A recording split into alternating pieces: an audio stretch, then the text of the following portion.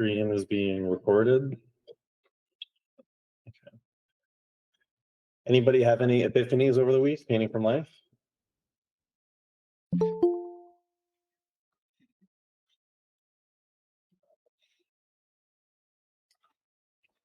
Art is indeed hard. But if it was too easy, we wouldn't care about it. We would lose something if it was very easy.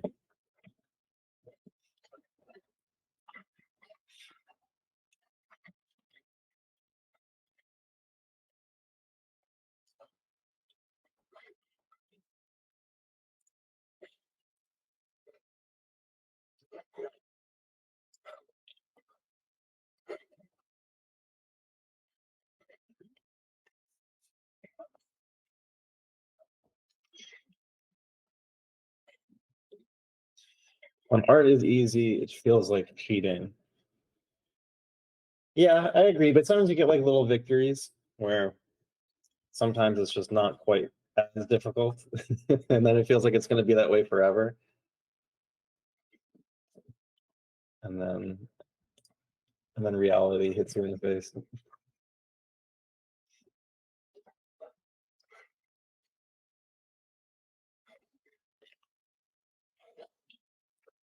I was drawing from life and I was so overwhelmed that I felt like I'm looking at abstract art instead of reality.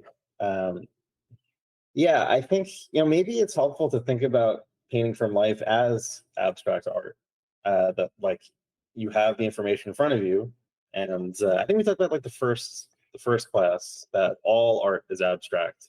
Some of it happens to be representational, and some of it doesn't. But the basis of it's always just a 2D surface that we're putting abstract brushstrokes on. Uh, yeah, some of that is based in kind of the relationship from reality, but not always.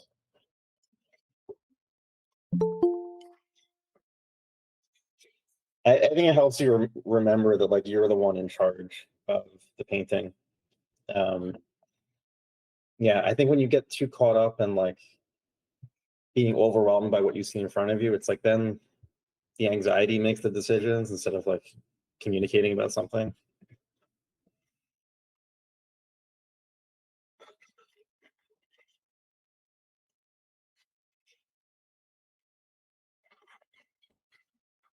The equivalent of saying the same word over and over again until it doesn't sound real.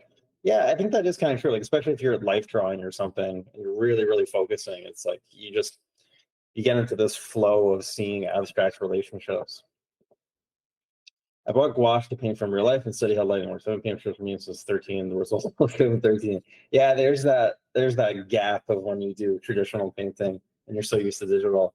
Uh, I want to get more into oil painting. I feel like I've hit my first kind of like plateau, like a foothold, like a good kind of plateau with it.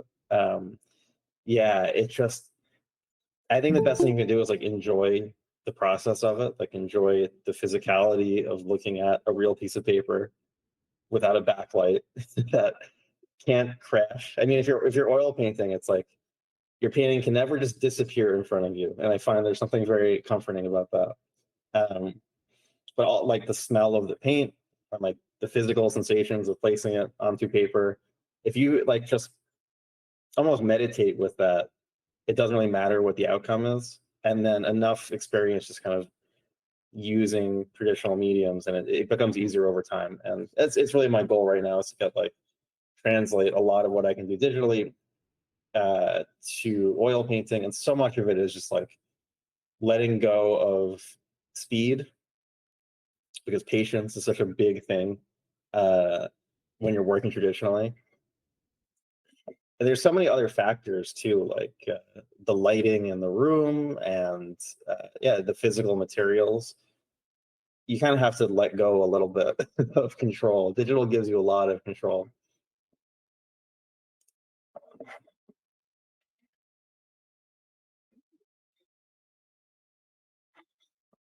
Okay, let's take a look at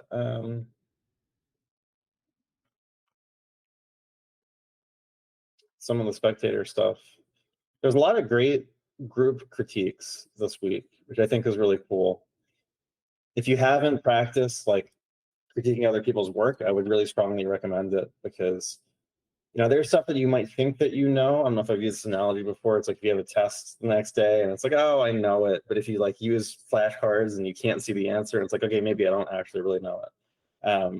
Critiquing other people's work really forces you to see if you can articulate your ideas.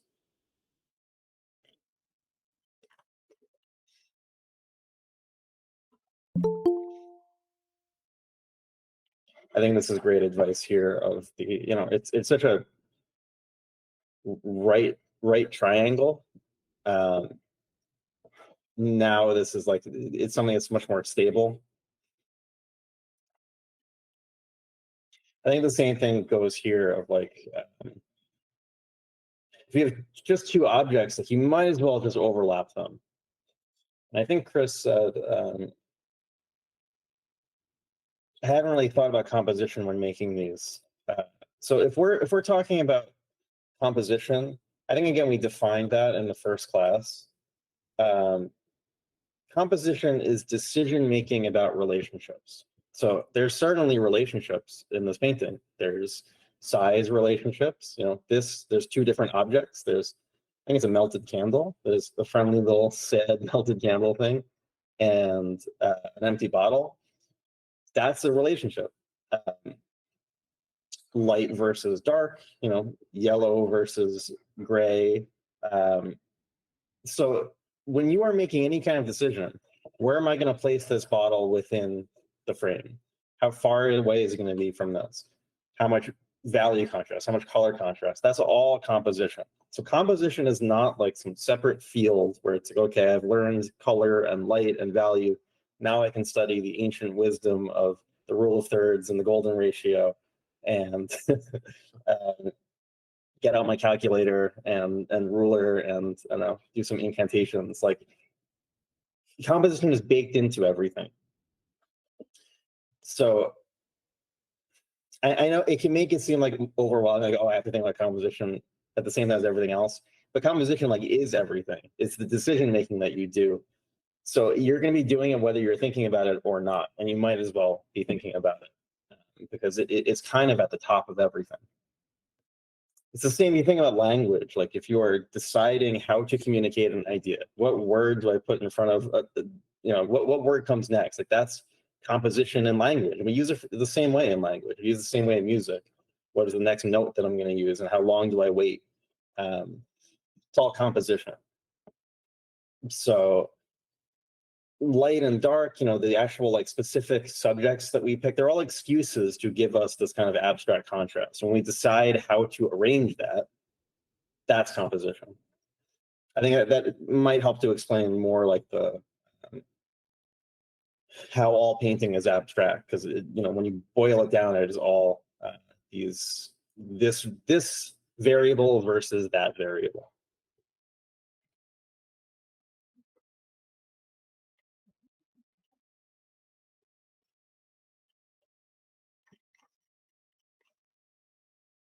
I really like the ambition of this one. I think we're going to talk about this a little bit more today when we go more into HDRIs, but you can see that this is a reflection of the environment. It's not really the same color temperature, but if you think of this as like pretty much a mirror image, we might want to get some more of that green into this reflection. But overall, I really like the ambition of this. That's it's really cool to see. Something like this, you're talking about matte engraving. So we went over roughness last time. This is all about roughness. And we talked about kind of, open that up. How to have an increasing amount of roughness. Well, you bring the lights down, you bring the darks up, and you blur them. So we could probably do the same thing here of like you make a selection, you reduce the contrast, and you blur it, and you're immediately going to have an area of greater roughness. And that's, I'm assuming how they actually did this engraving is that the surface is just physically a little bit more uneven than the rest of it. You're not kind of intrinsically changing anything about the material. We'll be talking about color a little bit more too today. I think that the red reflection here looks nice, but I think we're losing a little bit of the opportunity for that blue in here, and in the shadows also, I think we're losing with the saturation. But yeah, we'll go into that. Let's see.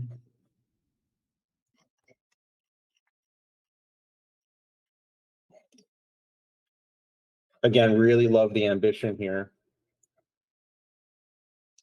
We have a nice skin cylinder, which is a sentence I never thought I was ever going to say in my life.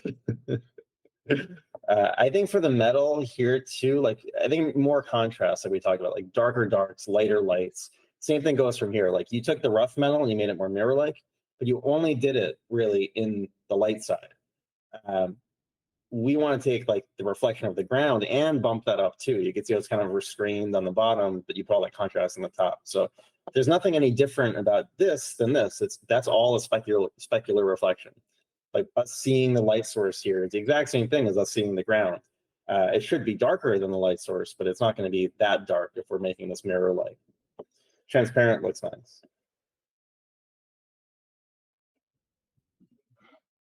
I think this metal reads a lot better because we're getting that really dark reflection of this plastic and the really bright reflection of looks like snow. And the glass looks great. I really love how you did that kind of cut area.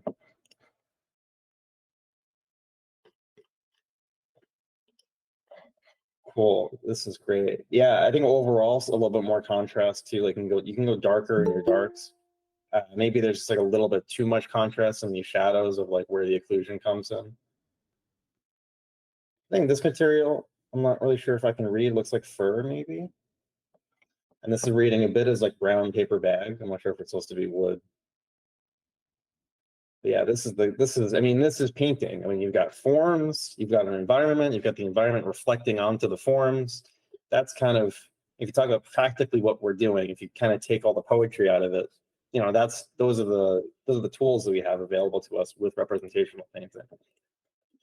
Talk about Colleen's turtle. I don't know what you mean by I cheated, but I guess we'll find out. Cool.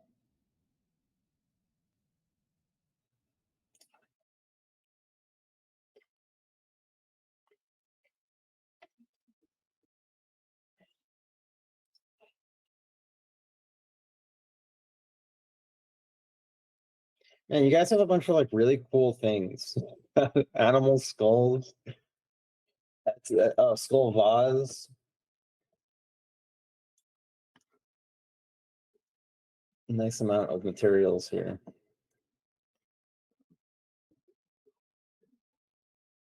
Yeah, I think same as the rest. Like we can go darker in the values. I think you're a little bit afraid of like below 30%. Whoa, look at those tomatoes. Those are reading as tomatoes. Definitely. That's great.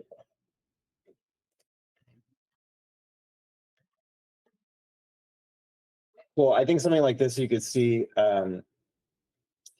maybe overdoing where we're putting the information. It's like we got two value groups in the light, two value groups in the shadow. But how much we see the eyes feels a bit like artificially bumped up, especially compared to everything else. So it feels like the exposure here is a little bit inconsistent. Like we have a bit of a double exposure. You can see the skin here is like not really reacting in the same way as the face also.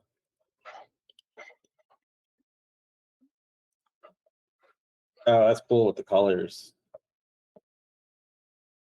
I like this. I like the way you set this up. I feel like the composition that you took with the photo feels nicer. This feels really nicely balanced, like this angle and that angle, and then it's all leading to this focal point and balanced out by this focal point.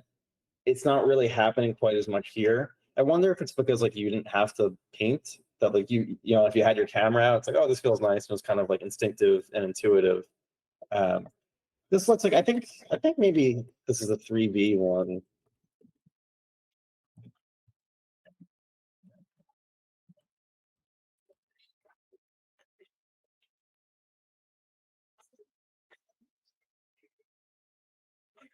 Looks like, I thought it might be this, but those colors are really vibrant. Yeah, it looks like it color codes the different bones.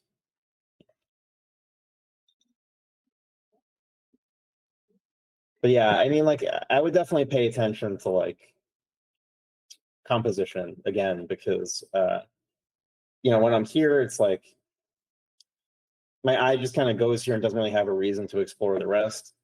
Here we've got really nice gestures leading us around. Um,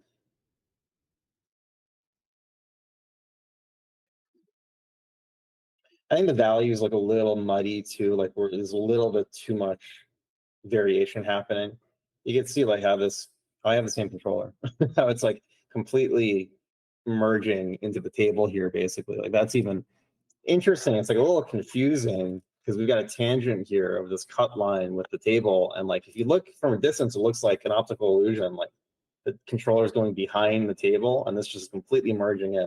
That's one of those areas where you can say, okay, that value is the same as that value. I'm going to paint them the same value. Now, how far away is something really different? How far away are these darks? That's a good way to kind of key a painting. I think you were looking a little bit too locally, and that's where that muddiness is coming in. If you're only kind of looking in here, you're going to see a lot of those big contrasts. But yeah, great. Oh, sweet. This is super cool.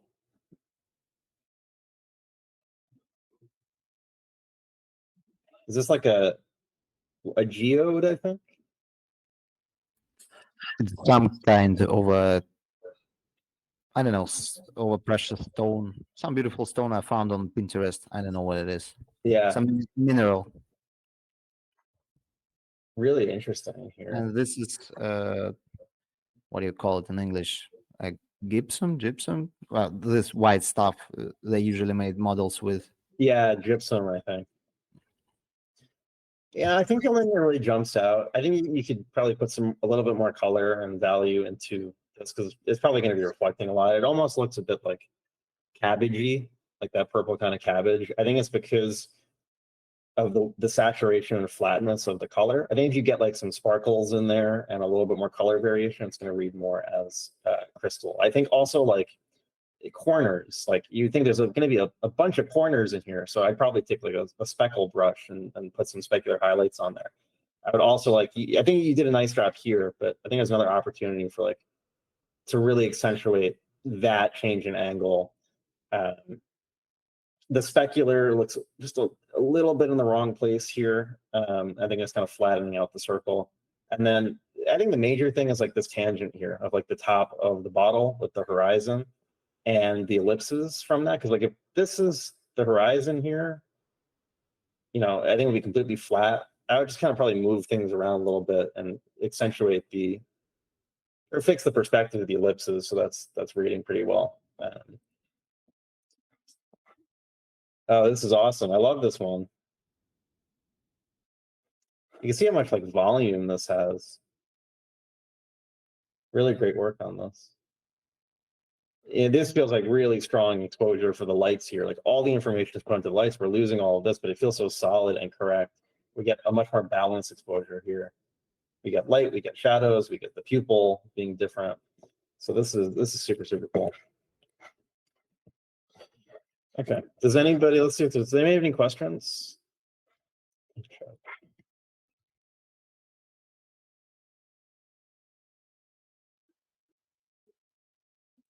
Actually using my brain. I think that's a good thing.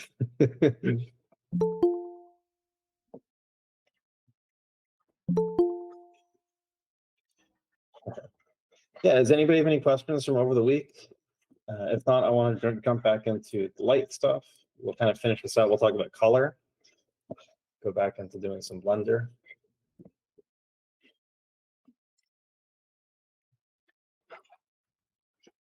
Make some room.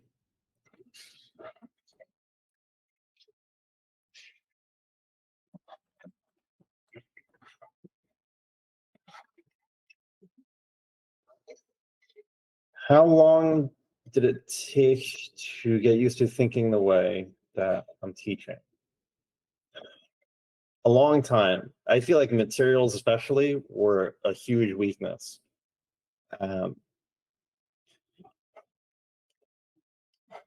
We talked about Daniel Chavez, I think. I got a portfolio review from him in 2013. He's really good at materials. Um, I remember it was a really encouraging portfolio review. He said something like, "Well, you know how to paint. I would really work on your materials." And I was like, "Damn, you're right," because I would really only paint things as like, I had this just like model in my head that was too simple. It was not characteristic enough. I think I was using mostly just like halfway to black for every material. Does everybody know what halfway to black is?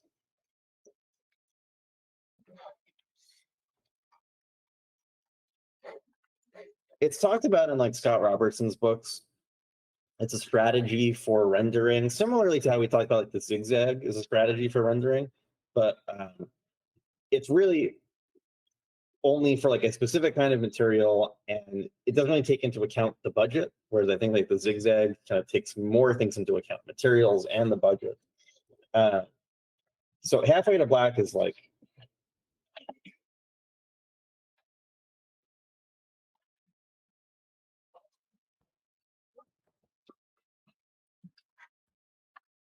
so if we had say a sphere that was this value, that's what I was taught in school too, but it's like a formula. Yeah, I think that this really held me back for a long time because when I learned it, I was like, oh, this is like the secret. Like, finally, I found the resource that tells me like this is how you render, and it's just this formula of like, okay, if this is this value, the shadow is going to be halfway to black. So here's black, here's halfway to black, here's our shadow.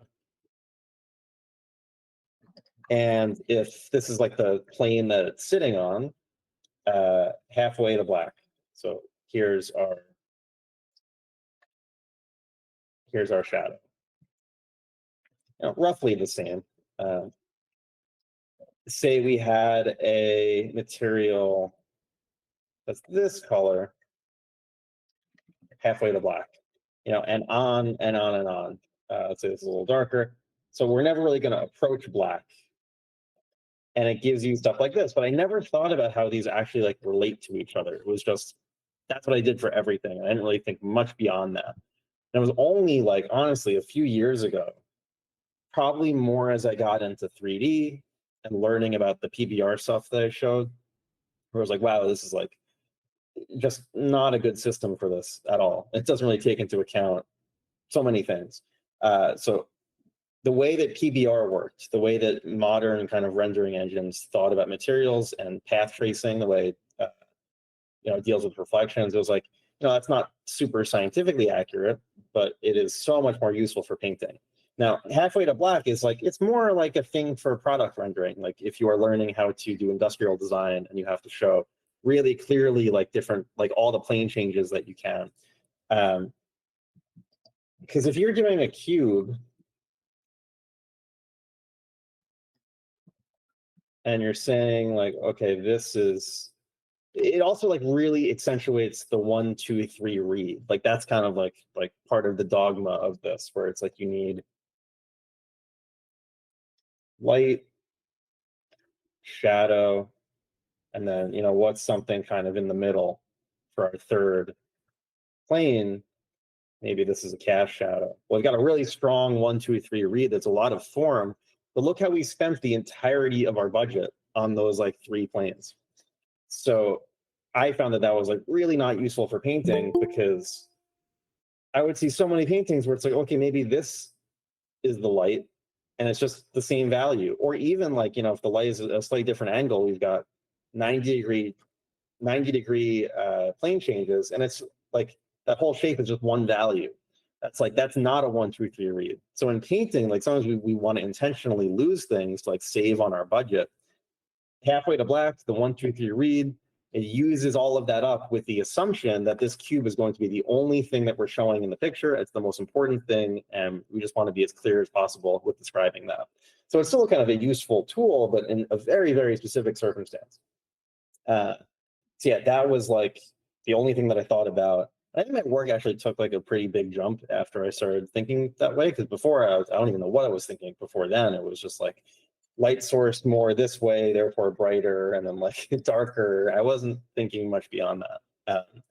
So yeah, 3D was super helpful.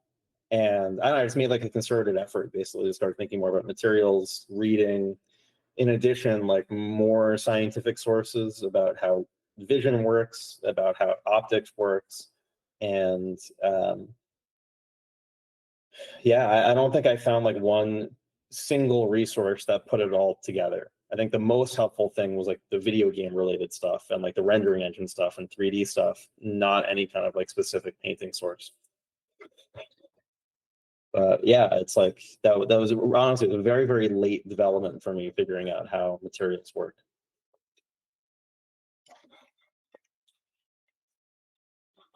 Because there's a feeling like I should learn all that just now. So it's kind of takes time. Yeah, there's there's stuff I still feel like I'm really putting off, especially like on the drawing side.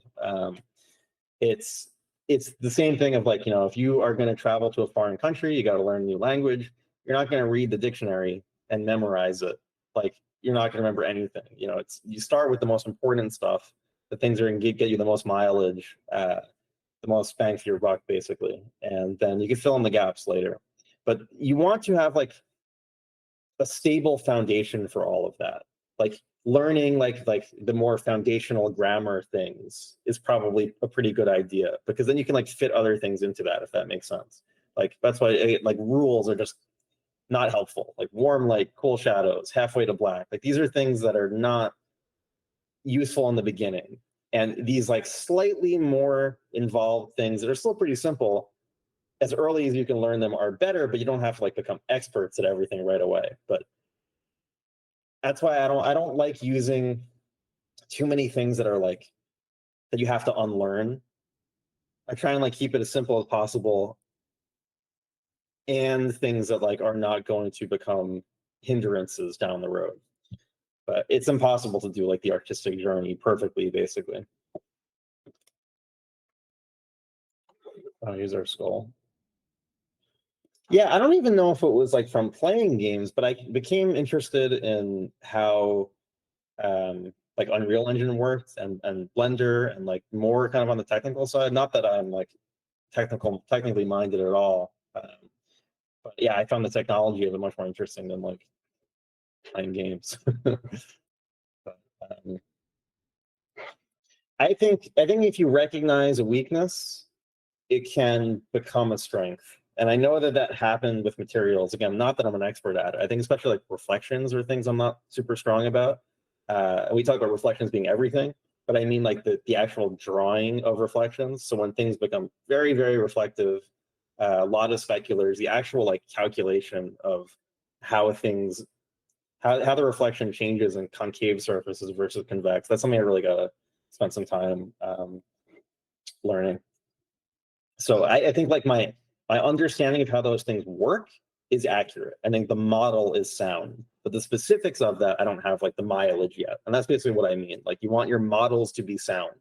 The more the kind of heuristics that you're using, I guess.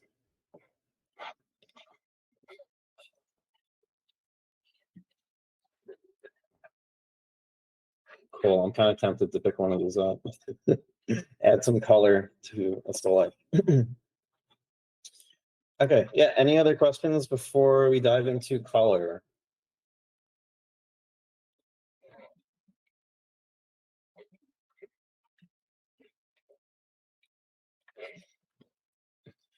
I think I'm just gonna go to the bathroom. I'll be back in a second.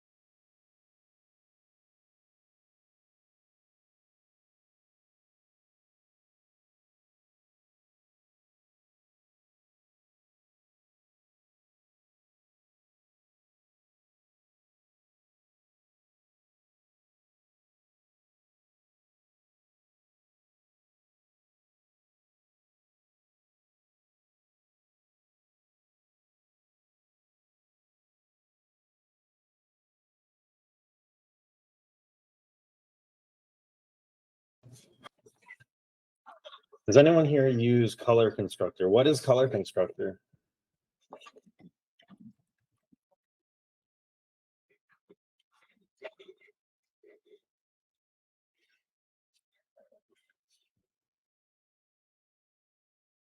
Huh.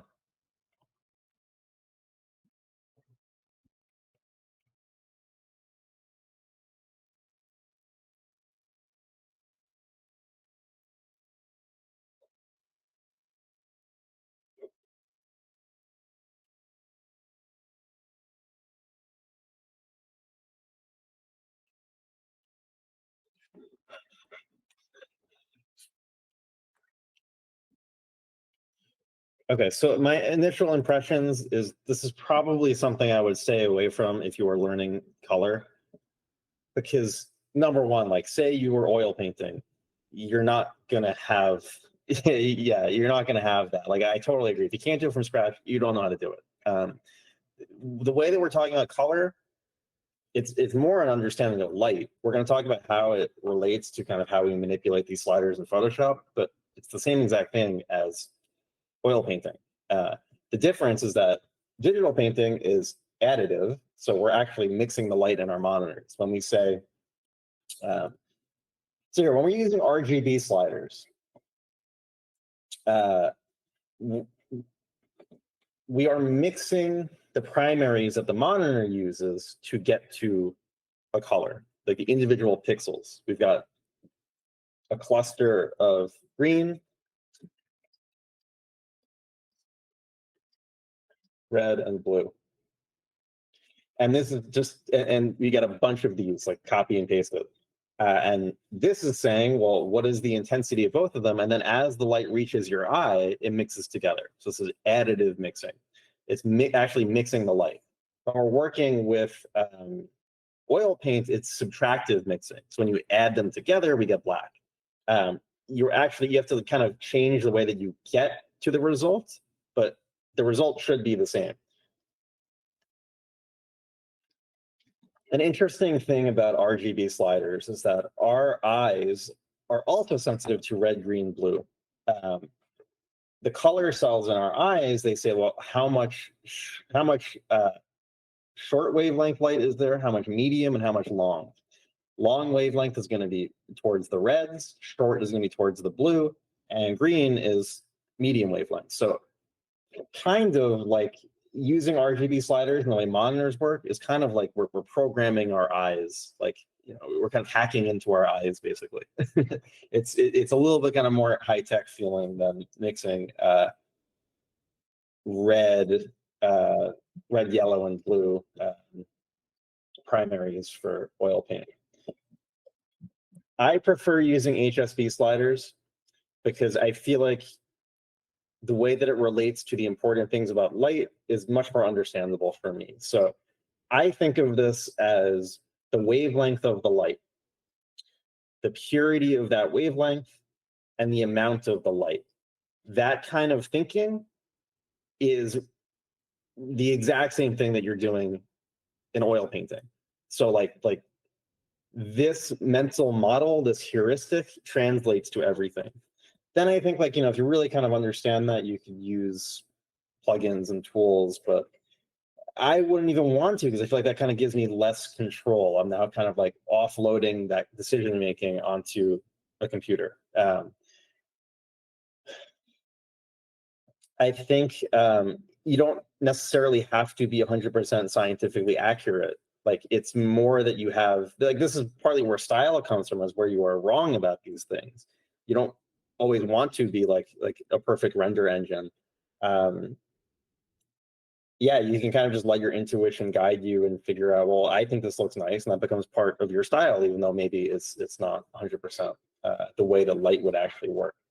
So yeah, we're going to be talking about these primarily as the wavelength of the light, the purity of that wavelength, and the amount of it. Now, last time we only talked about the amount of it. Really, this whole class so far has been like how much light reaches your eye. All of this lecture was about is it a lot of light, is a little bit of light, and how do we fit that light into our budget that we can show? Because obviously, like, there's going to be stuff beyond here and beyond here. So now we're adding this extra variable. And that's going to be these two sliders, wavelength and how many wavelengths are interfering with each other, basically. So very important concept being that white light has zero saturation, which means that white light has zero purity. It's all the wavelengths mixed together.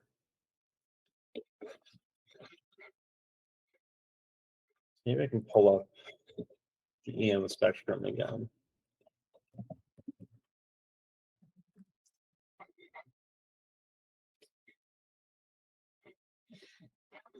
I think we talked about mantis shrimp being able to see, beyond this narrow band that we can. So the wavelength of the light here, you can see we've got slow. I think of it the other way. I think it's much easier to think of it reverse like this. So it's slow and getting fast. And right around here, we can start to see it as red, and then medium, we get green, and then really fast, you get blue, but then really, really, really fast, that stuff we can't see. Just this narrow little band. So yeah, like when you are changing this slider here, you're thinking, what is the predominant wavelength of the light? I think in order to get to purity, we can use an analogy. I think we can talk about, well, why is the sky blue? And why is sunlight not yellow? Like that's, I think, a pretty common beginner misconception that if you have things being lit by the sun, you're always kind of bumping it up into warmth, which is not the case. When you have white light, it reveals all the colors inherent in the objects. It is not adding yellow into it. So let's talk about first, why is the sky blue? And does anybody want... See, we need another happy sun. Does anybody want to tell me for extra credit, what is the scientific principle that explains why the sky is blue? If I remember it correctly, it's because the light goes through, it goes through the atmosphere, and the color of the atmosphere and of the sky depends on the majority of elements there. Like if we had more CO2, I don't remember what it's called, the sky would be orange then. So it strictly depends on that. We have, like, the majority of the elements is oxygen, I guess, or maybe it's because of the top layers of the atmosphere. So that's why it's blue, because it goes through white light. It's like a prism. Like the blue color is always what's left. Yes, that sounds good. I think let's try and keep this like as simple as we possibly can. Let's see what else in the chat.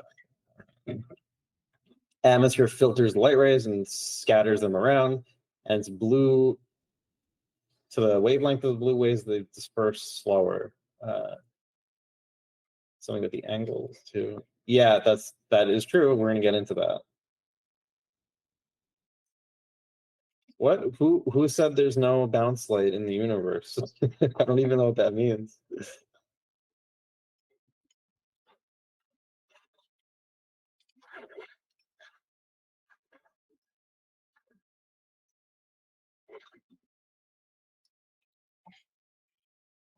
Okay, so let's say this is the surface of the Earth. So the principle we're talking about here is called Rayleigh scattering. The Rayleigh is not super important, but the scattering is very important. Sometimes if you have a clear sky and a sunset, you can almost see the whole light spectrum as a rainbow gradient. Yeah, there's actually, there's a Wikipedia article about like I think it's on black body radiation, where you can see that whole color temperature shift through the sky. Okay, so scattering is the really, really important thing here. We talked about scattering a bit last time. Light going off in different directions is scattering. And if this was like rice paper, then that's going to scatter all the light. But now we have wavelength to consider. So this is the surface of the Earth. Here we have the atmosphere. Now, here's my mental model of the way that this works as to why the sky is blue. We have white light. Now, is anybody a Pink Floyd fan? Because this is, again, probably the best way to remember this. That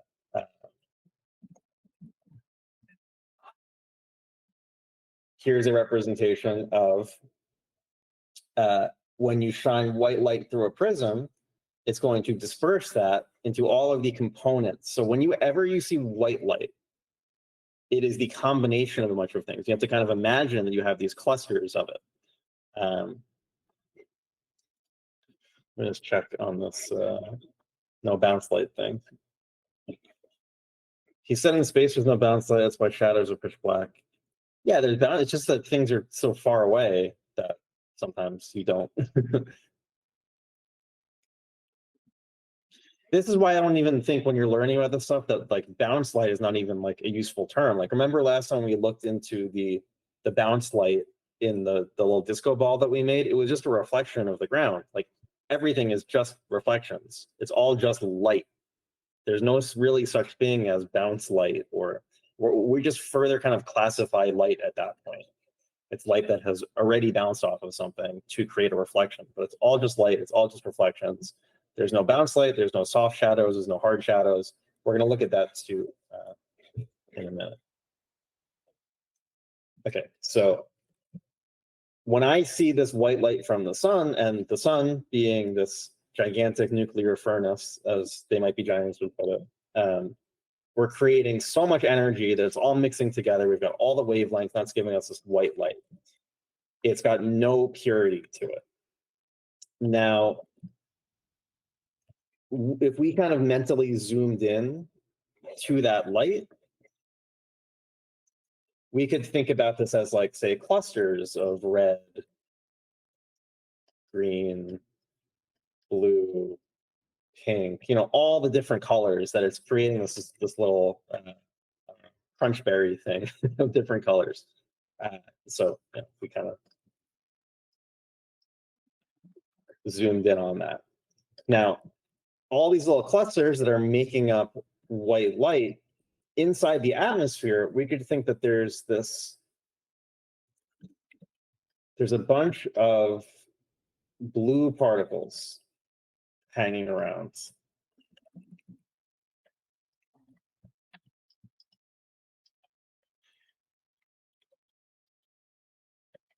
Now we can think of these blue particles as like a gang. This is like the blue gang, and they're mean. And as the light goes through the atmosphere, you've got all these little clusters that are happy hanging around.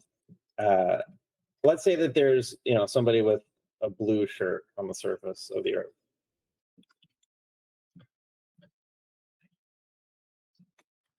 So the light from the sun, it's now traveling through space. It doesn't have a care in the world. All of a sudden, we get to the atmosphere, and now we run into some trouble because this blue gang wants to steal off the blue particles from the white light. So it's going to continue through, and some of these blue particles are going to get scattered off. That's going to create why the sky is blue. We're not seeing these. It's only until this bumps up against these and it loses the blue that it starts to fill the atmosphere with blue light. But we have such a short journey through the atmosphere that we still have plenty of blue left within this. So it's not really changing this away from white light. It's going to get through this journey pretty much unscathed. And when this hits the blue shirt, it's going to absorb all of the ones that are not blue and release off the blue, and it's going to reach our eye eventually.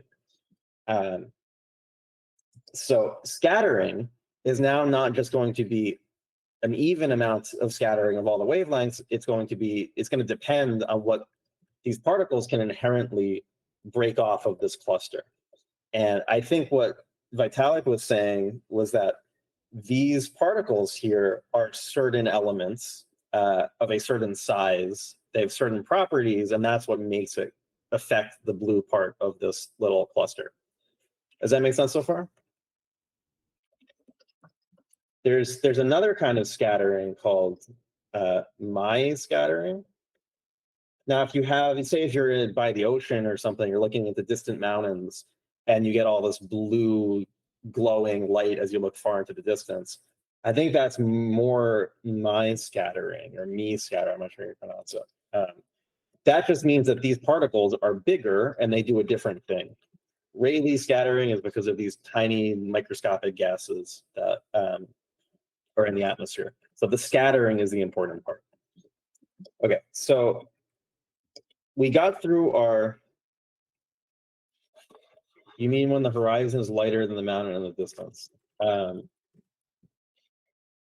Let's look it up.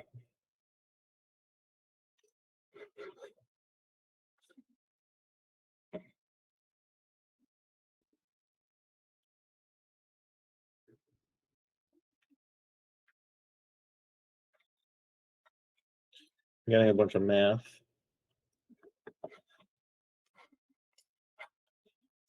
Apparently clouds are me or my scattering.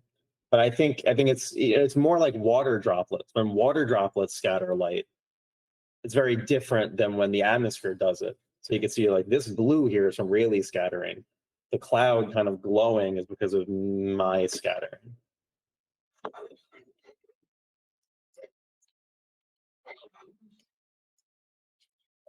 Okay, so we got through our noonday journey unscathed. Yes, Ava? Sorry, my question may be messy, but long time ago I saw a video related to morpho butterflies. That they are very blue. Yeah. But it's like just a trick, and because of the way their wings are constructed, and they just absorb the light the way you showed us with the blue shirt. But it says it doesn't have pigment. Yeah. And what is the difference between like having a pigment and having like a material that somehow absorbs other colors? So that's this part I don't understand, and I feel like it's related to what you are saying. Yeah. Also, like bird feathers have some structural differences to them.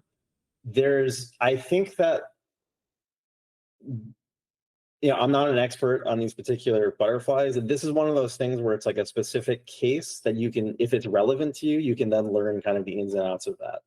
The vast majority of things work by kind of absorbing versus reflecting wavelengths.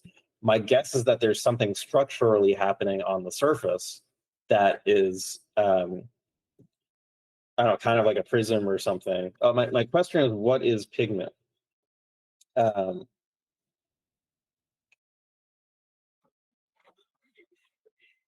If it doesn't have pigment, does it mean under a light that has no blue? Okay, so this is such a specific case. I usually get into like things like oil slicks, bird feathers, insects, because those are like very, very special, unique cases.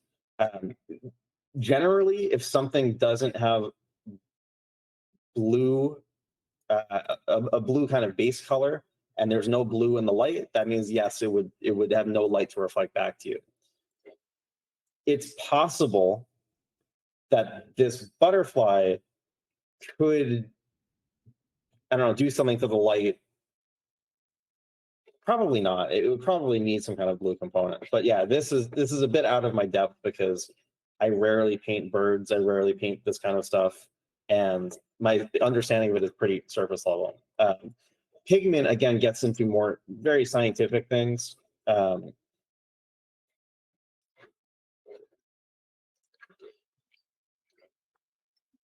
They have this kind of property of absorbing versus reflecting the light.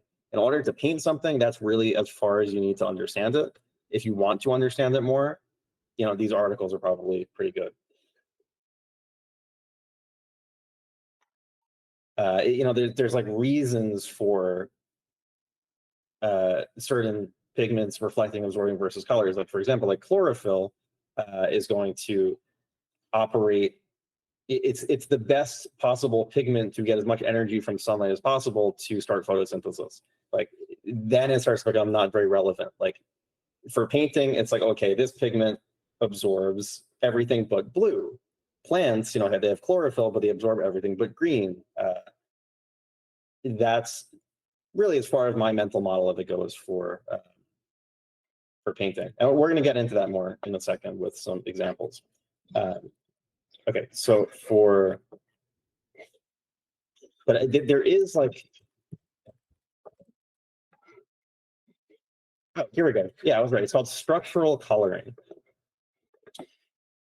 Production of color on microscopically structured surfaces fine enough to interfere visible light instead of pigments. So this is a very different process, and it's so specific to, you know, birds and butterflies. I think of it also in similar kind of category as iridescence.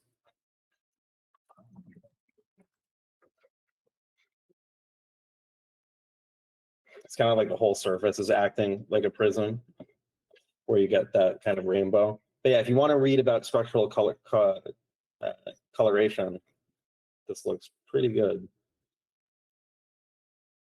See, this is like, I have not looked into this. I just know like this is a different process from the vast majority of things. And that's because of like the actual physical structure of the surface. You know, that's why like squids can change color and stuff. They're changing something microscopically as opposed to a pigment that either absorbs or reflects, because that's, I think, much harder to change. There's all sorts of different like evolutionary adaptations and different processes for those.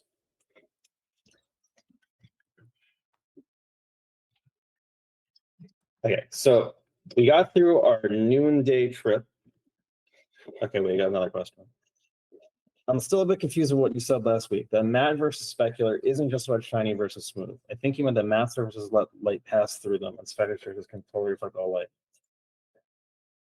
So not matte, diffuse versus metal. That's the important. Yeah. So that would be kind of a review of what we talked about last time, where diffuse materials let light onto the surface. And we're comparing diffuse versus metal. We're not comparing diffuse versus specular. When we're talking about materials, it's diffuse and metal. When we're talking about the behavior of a reflection, it's specular and diffuse. So a diffuse material, something that lets light inside of it, some of that light is going to give us a random diffuse reflection because of scattering. And some of it is going to give a more focused specular reflection, and that depends on the roughness of the surface. So there's two variables here that are really important.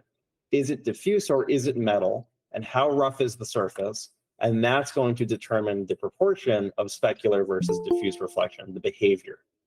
Does that make more sense?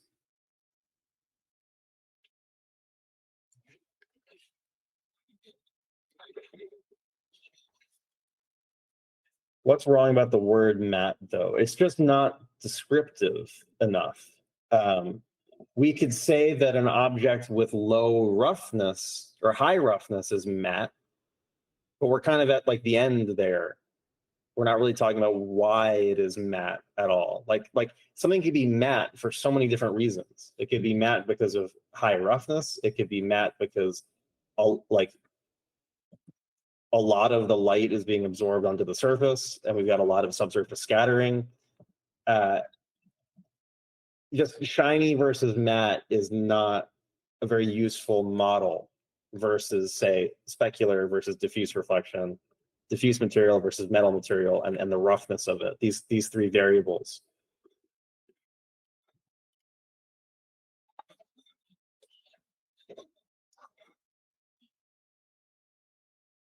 Okay. We'll go through more like still life painting examples when we're done with color. We can kind of review all of these.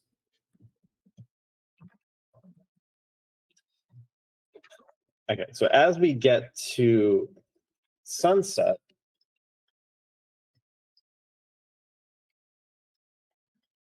now our sun is asleep.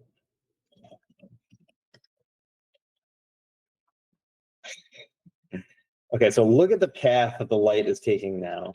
Let's compare the distance. So here we've got noon, and we're going through that bad part of town where Blue Gang is. Here we got to go through much, much longer. Sun, no, it's a sleeping hat. Like, what's his name? Ebenezer Scrooge. With the little thing for the candle. Okay, so here at sunset, this is the angle of the light.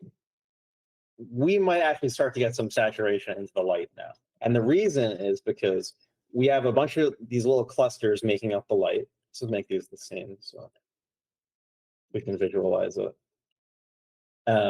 Now that we're just spending much longer on this journey, we're actually losing enough of the blue here where yellow and red are starting to take on greater importance. That means the longer we spend here, we actually start to get a little bit of saturation.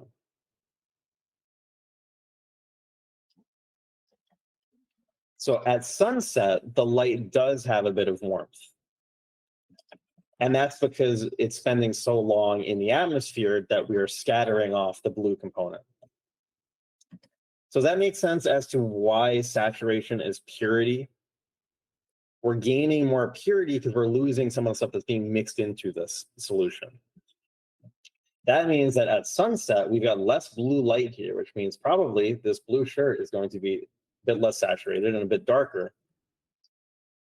And probably we'd see it a little bit more like this with a different light. So it's really important to know, what does our object reflect? What kind of pigments are in it? And what is the light available to us? And yeah, if there was no blue light in here, if it was purely saturated yellow light, then yeah, this is not going to have anything to reflect, and this would be black. Okay. Does that make sense to everybody?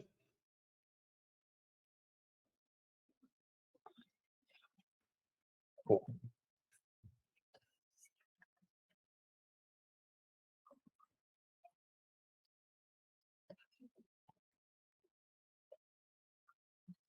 Let's do an example of, say, an object with red pigment.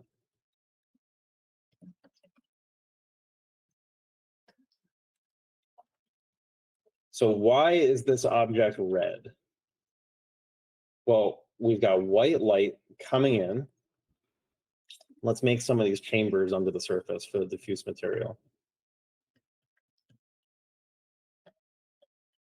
White light is coming in. It's going to go through the surface of the diffuse material. And every time it bounces on one of these, it's going to lose everything other than the red, which means that the subsurface scattering, and as it bounces out, that's what's going to give us our kind of red diffuse reflection, our random reflection, which means that in order to get a color, we really kind of need a diffuse material. We need to have the light bouncing onto the surface because that's what's going to give us this red diffuse reflection. If this were red plastic, but we'll talk about why this can't really work for metal in a second. So let's say in addition to this white light, we also had, so red metal wouldn't create red bounce light. Yeah, we'll talk about this in a second, but it's not, I think I just wouldn't call it bounce light here, that this is a diffuse reflection from a diffuse material. Diffuse material means that light is going beneath the surface, and because it's bouncing so much under here, that's creating the red that is coming out of it.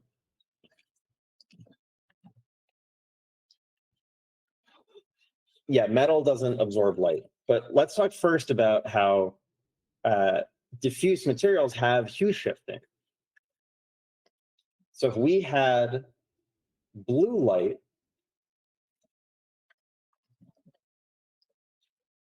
so again, some of this light is going to skip along the surface too. Like if this were a red sphere, and we'll draw it in a second, we're gonna get some of that light skipping, but the light that skips along the surface stays uncolored. So we get the base color from the light beneath the surface, and then we get hue shifting from the specular reflection. And if we had some more blue light like coming from the sky, well, that would interfere with this, and we're probably going to decrease the saturation of this, and decrease the purity of it as it's mixing, as the additive light reaches our eye. Let's draw this. sphere here. So let's say we have a red ball and we have a sun. Let's do this a little bit lower.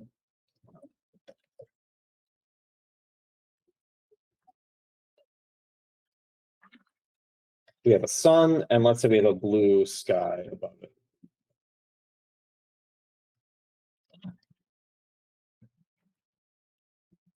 Okay, so this is if it were only being lit by the sun from all directions. But we have a...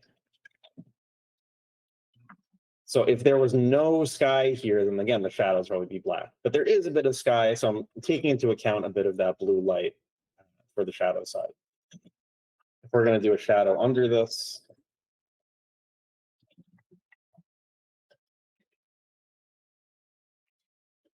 let's also, again, take into account the blue of the sky. Okay, so this is all of the diffuse component. I don't have any specular on here right now. I could trace, okay, this is, some of that light's going to skip off the surface towards our eye, and it's going to hue shift over to that specular highlight. Now, if it's a very sharp highlight, we might not be seeing like a lot of gradient, of the hue shift. It would have to maybe be a bit rougher for that to see how it's, changing color here. But we're going towards white, so it's really just desaturating. Now, this light from the sky, it's not only just influencing the shadow, it's influencing the light also. So now we can show that influence of the light from the sky interfering with all this and skipping towards our eye. I'm going to select the light side, desaturate it. I'm going to reduce the purity of this, shift it over a bit towards pink, and now here's a reflection of the sky above.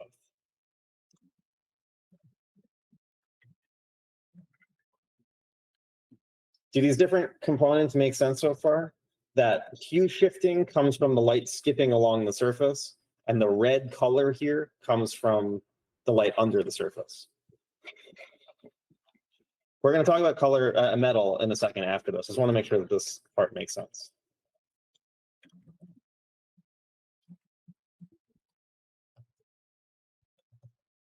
So this red is coming from light bouncing under the surface. It's just like we talked about before. We're just introducing color into this at the same time. This hue shift towards pink is because of the specular reflection. This is a specular reflection of the sun. This is a specular reflection of the sky. This is just a more kind of complete shift over to the picture of the sun because it's a lot brighter. We can also maybe put in a bit of Fresnel effect. So we've got like a gray background here. Let's maybe not take that into account. Let's just add some more pink. We can add some pink around the edges.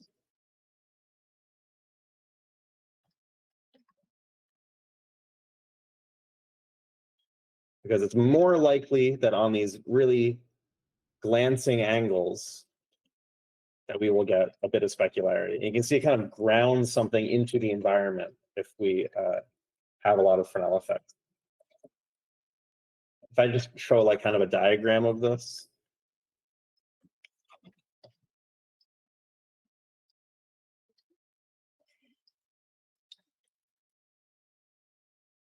As we shift over towards blue, that's a steeper path that the light needs to take to reach our eye. It's going to be skipping a stone across a lake versus here, that's where the light is going to splash because it's coming straight at us, basically. So anywhere that this soft kind of gradient where I want to put more of that Fresnel effect. Okay, so what if this red object here were just a perfectly chrome metal sphere? Well, then we'll probably get a much more complete kind of blue reflection of the sky. Maybe if there's trees on the horizon, we will be seeing that. If we're going to get the same kind of shadow, but that shadow is going to reflect back into this. We probably might even see reflection of this red sphere reflecting back. So this is going to be its own kind of mirror. We might get the reflection of the sky being more saturated towards, the zenith of the sky, the high parts of the sky. Basically just, painting a mirror. And we're going to get that reflection of the sun in there. Okay, so you can see that this pink here is the same reflection of the sky here, just kind of less complete. It's mixing and hue shifting with the surface of this. So all of the kind of complicated color shifts that happen are happening right at the surface as they're interfering with each other. The kind of main color of something is happening underneath the surface for the same reasons we talked about here, that all the other kind of clusters besides red, say yellow, green, blue, all those are being absorbed. They're all being released off as heat, and red is allowed to escape. That gives us our diffuse component of it. And then everything that's skipping along the surface gives us hue shifting. That makes sense to everybody so far?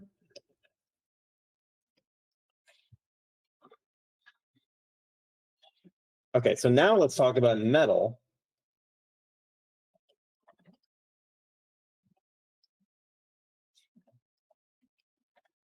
Is the problem clear that metal should remain uncolored? Like if we have, like how do we have gold? Because gold has like a yellow color to it. It's not like chrome. Because with chrome, all the white light is just bouncing off of the surface. Whatever light it is bouncing around the surface. It's staying unaffected. But what about gold? How does that work? Because we can't, let's say we have like, let's describe it with this. If we have white light coming in, it can't go under the surface.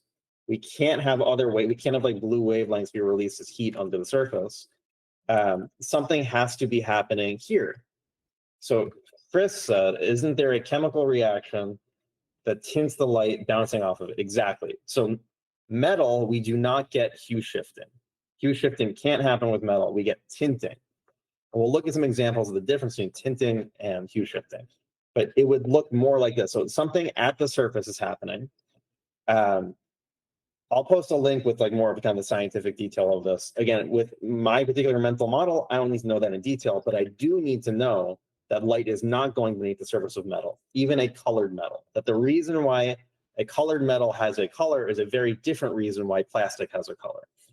So here, there's basically an uneven activation of the electrons happening at the surface, and it's tinting the color of the light to something different, as opposed to the hue shifting that's happening on diffuse materials. So if that were to be like this, it would look more like if we took a color layer and actually tinted this the color of gold. So our colored metal would be more like this. We're actually tinting the color of the sky, as opposed to, say, the shifting over towards pink. Now, in reality, you do get some hue shifting because not every metal is like pure. Like we get alloys, like mixtures of metal. Maybe it's just complicating things too much right now, but I'll show you.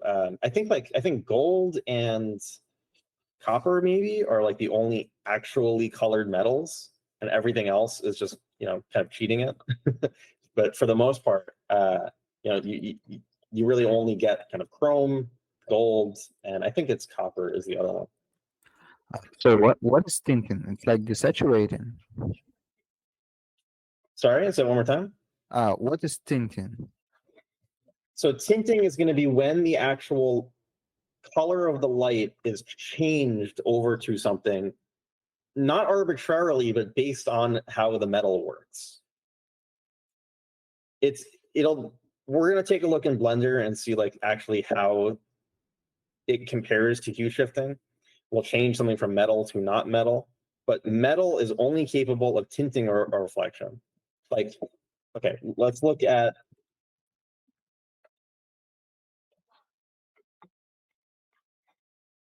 something like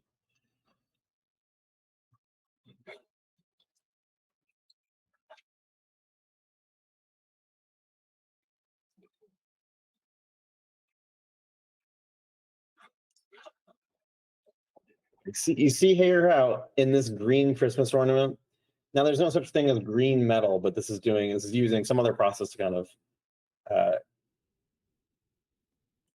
what's it called? Approximate this. It doesn't matter what the actual colors of the scene are. Once it gets to this green metal, it's going to tint it green. This is going to tint it, whatever color it's deciding, basically. If we look at gold, it doesn't matter what color the scene is, it's going to tint all the reflections. You see how it's tinting the reflection of the fingers here to yellow, to gold color. Whereas a diffuse material this reflection here would not be colored.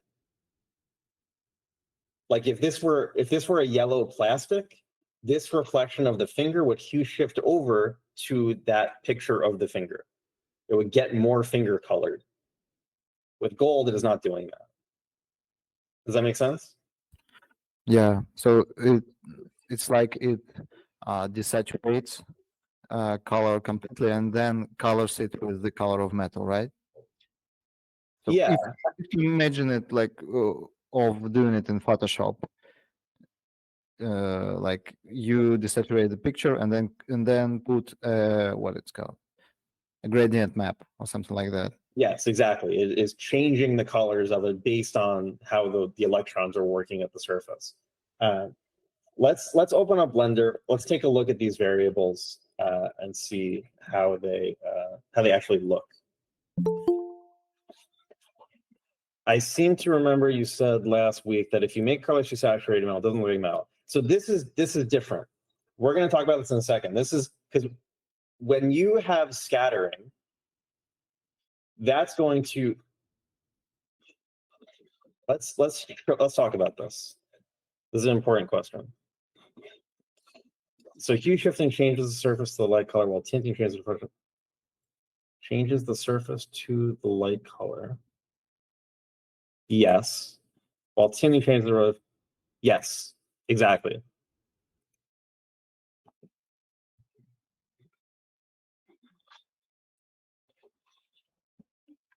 So like if we put a very blue sky over this metal, it's not going to say go like towards blue.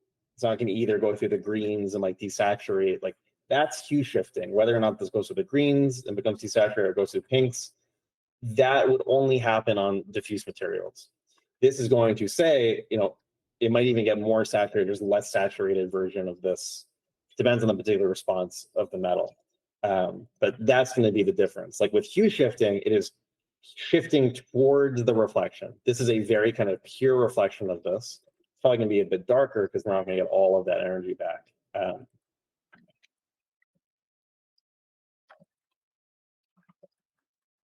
But, so this is red, it's going to shift to pink. Say this were a green material.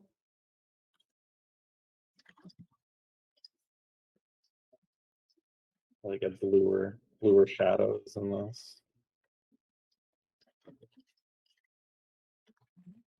If this were reflecting the sky, probably go into like the cyans. So it's going to shift towards that desaturate because it's mixing together. It's becoming less pure.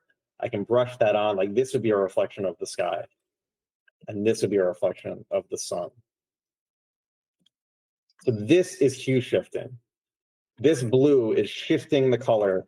You see, we're going from green through cyan to kind of get over to that blue. This is going through pink. It's going kind of around to pink. And to reach blue, the green is going, path of least resistance through the cyan to here. That's hue shifting. If this were metal, it's going to hijack that process and make it whatever color that metal is going to make it.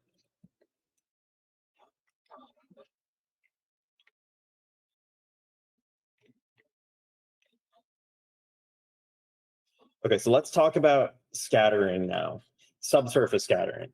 So remember when I said if we have white light in here, let's just do another one of these. We have white light in here. And white light is made up of, let's just simplify. So we've got red, we've got green, and we've got blue. Every time this little cluster bounces around beneath the surface, the green and the blue are absorbed, and the red bounces back out. Now, if there's a lot of subsurface scattering in here, if there's a lot of bouncing, we might still get a bunch of red bouncing beneath the surface here.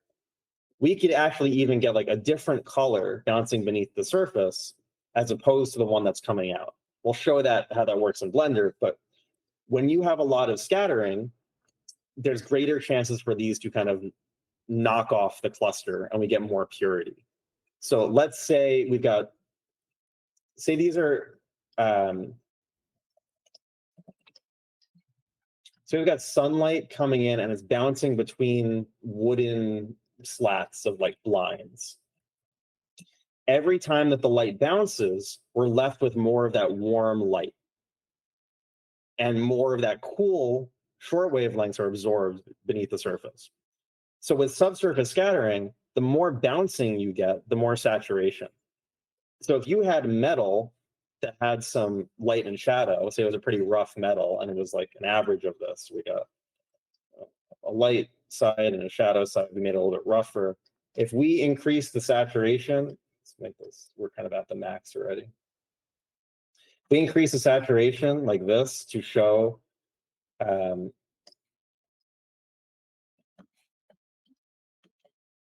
like this would be very wrong for metal because we're showing light bouncing under the surface. Whereas for skin, that might be something we want to do.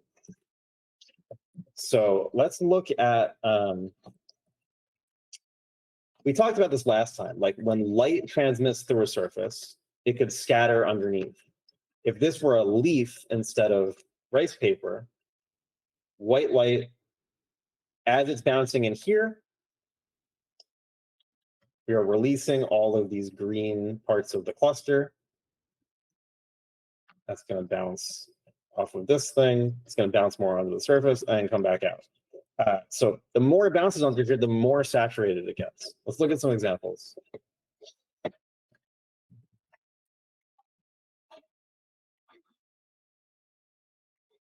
Let's say like,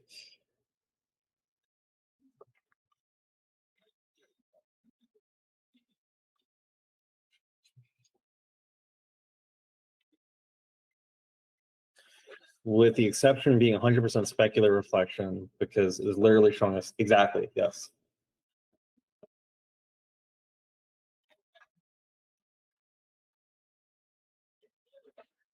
So someone shows it really clearly.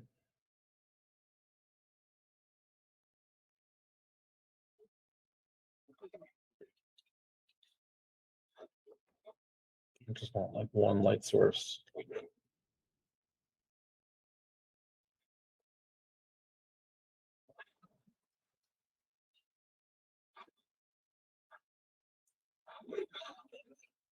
This can't be good. Okay, so in areas where light has more opportunity to bounce, so say like inside the ear, we could see the light's going to come in, it's bouncing like crazy in here, and every time it bounces, we're going to get more purity because it's absorbing more of those parts of the clusters.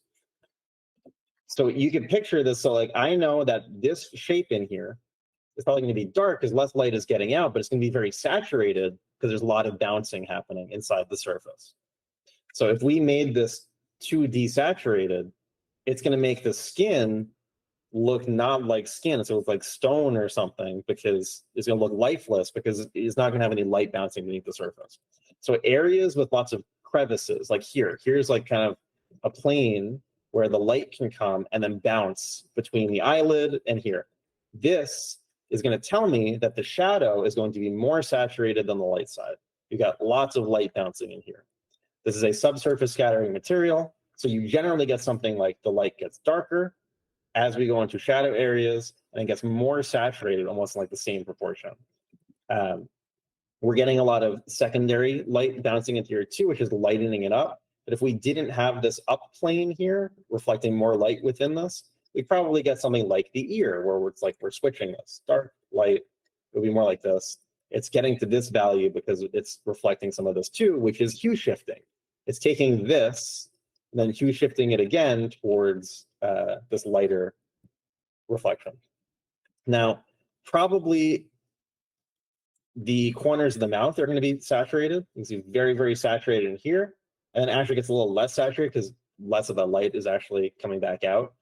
But yeah, areas like this, it's going to be more saturated than, so like here, lots of opportunity for light to bounce. Now, skin has warm wavelengths bounce onto the surface.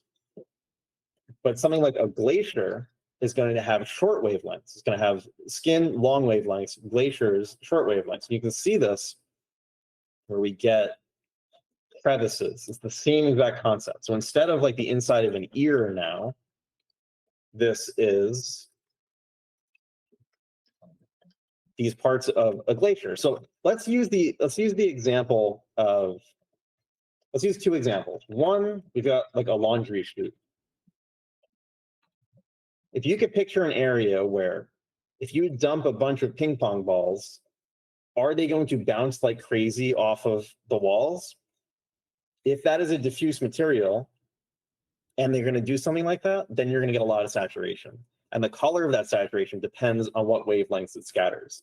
So for example, leaves, medium wavelength, glaciers, ice are going to be short wavelengths, skin going to be longer, warm wavelengths. So you can picture like, let's throw a bunch of ping pong balls down this laundry chute. Look how much they are bouncing. Every time they bounce, more and more blue shows up. If this were metal, it would not affect the saturation. It would just be the same reflection bouncing back and forth. It wouldn't be able to go under the surface and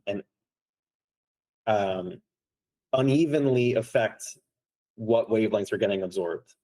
Unless it was a colored metal, then it would kind of tint that reflection. And you kind of do find out, like, if this were two pieces of gold, we'd probably get like very, very intense reds in here. But that's, again, a very different process. And it's very specific to gold. The other analogy is like, I don't know if you've ever played Mega Man, like the Mega Man X games, he gets the ability to wall jump. And if there's areas where you can wall jump, like in here, this would be great. You could wall jump up here and get all the way up to here. Inside here, you can see how saturated this is getting, like the max that we can show. Why does a piece of small device not get so blue? Not enough distance to scatter. Yeah, I think that this is like, there's just so much ice that it is, yeah, that it's, I think it's also the fact that it's like snow in here too. It's not just ice. It's a pretty like, it's not just transmission basically. I think like a small piece of ice is mostly transmission. So a lot of the light is like escaping, but this has like snow packed in it too. So it's just a lot like if you see snow in the shadows, it gets really, really blue, similarly to this.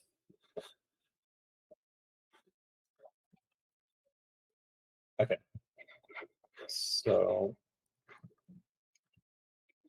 let's open up Blender and take a look at some of the stuff we just talked about.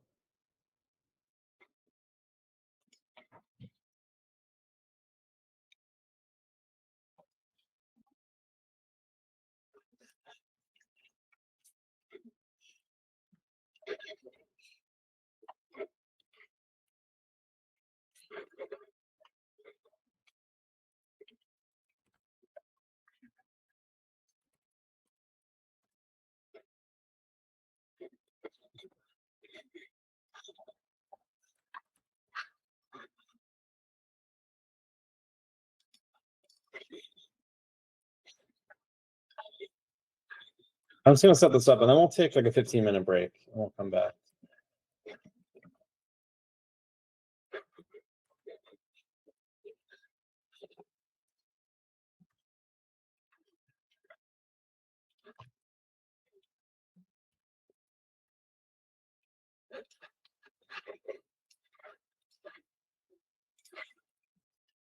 Okay.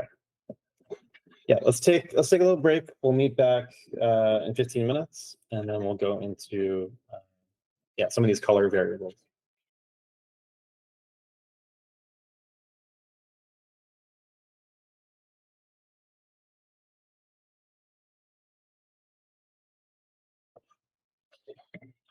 We would see the reflection of the color. What do you mean a chrome ball is not pure in chroma?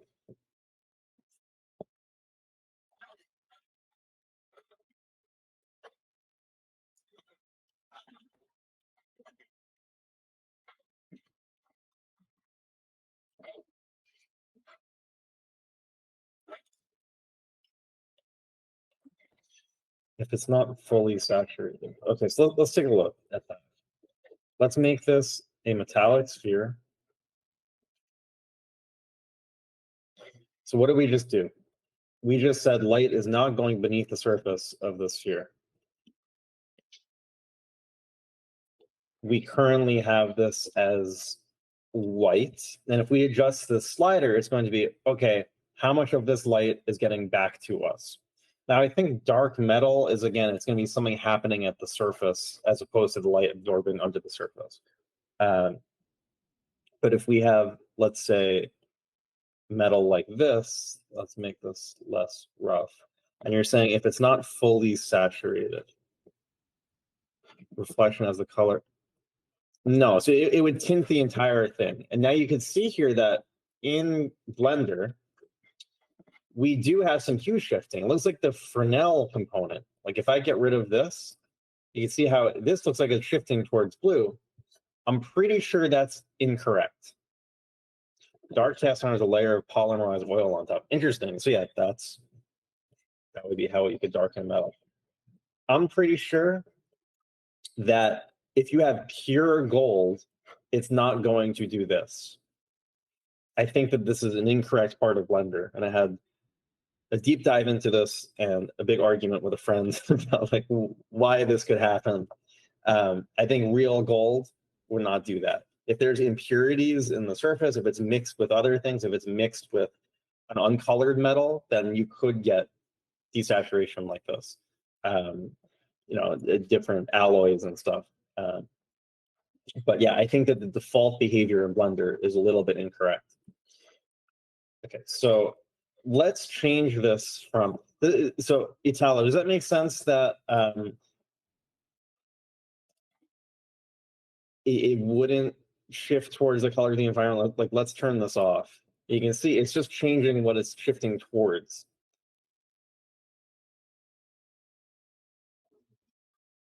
I guess if you're asking that, like, would it be closer to the color of the environment, then yes.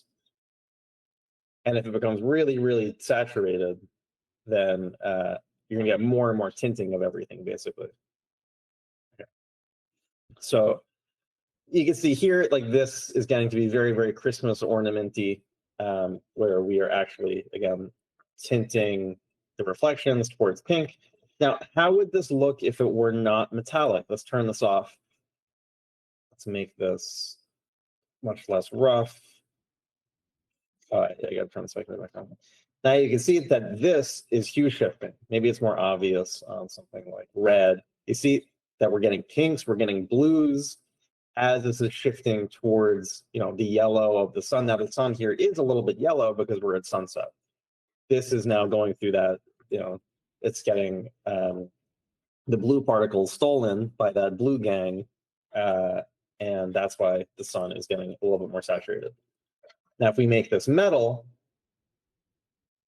you see how it's tinting everything?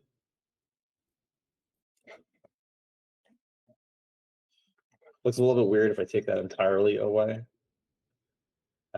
Again, because I think in order to make a Christmas ornament, I'm not sure exactly, again, the chemical process they would use to do this. It probably wouldn't be perfect. as opposed to like perfect gold. Let's make this blue. You see, we're actually tinting that yellow of the sun away from yellow. And if we make this plastic, it's now going towards yellow. What about metal surfaces that have pearl effect? That is introducing some iridescence into the surface. So you would get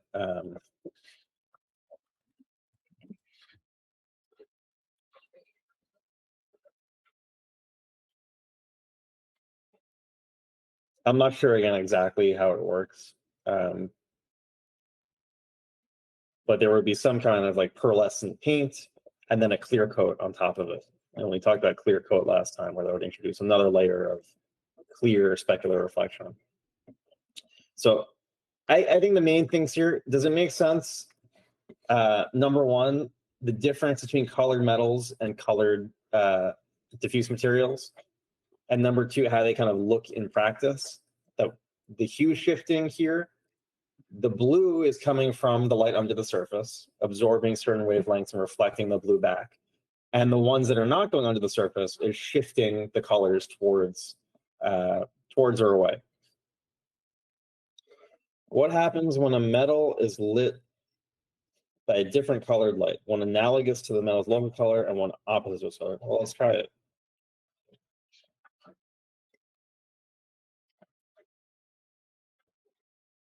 Let's say that we have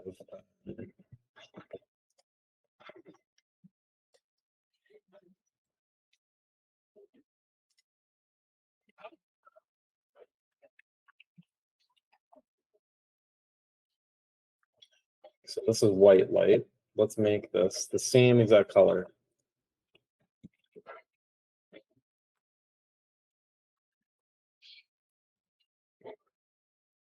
And let's go to the other side and we'll make it the opposite color.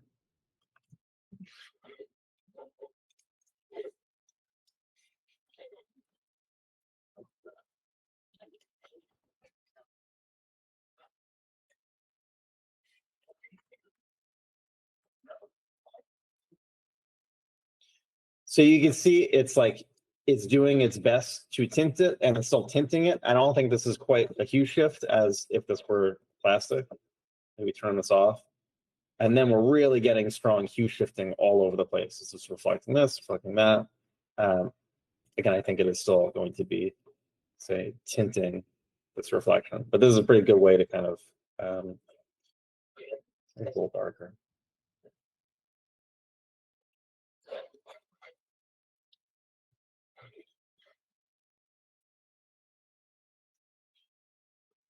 You could even like take this into Photoshop and see how it is affecting the hue that it's reflecting.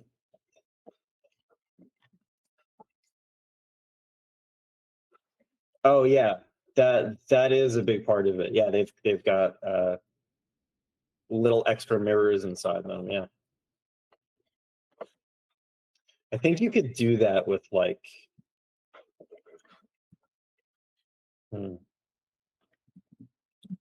If we plug a texture that looks like, no, I want Voronoi.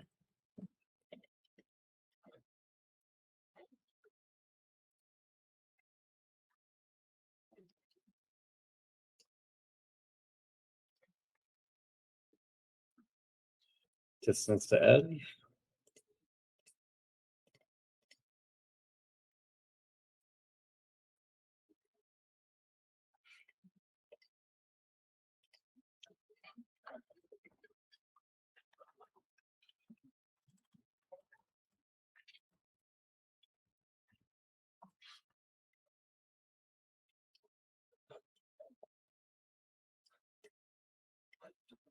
I don't think this is what I want.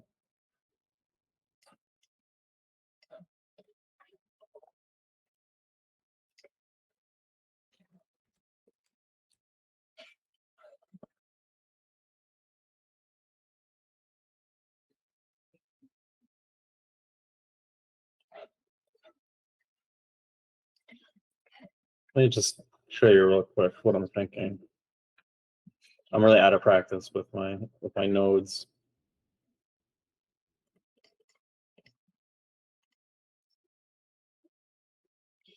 So if we plug just something into, say, like a normal,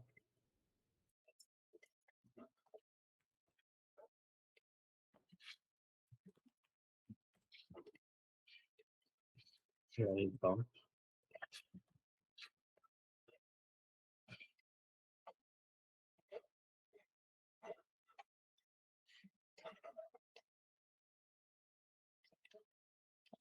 Man, I did this. I worked on a Lego game and I had to make sparkly plastic for it, and I did it perfectly. I cannot remember how I did it, but basically, oh wait, maybe I gotta plug this back in. Okay, so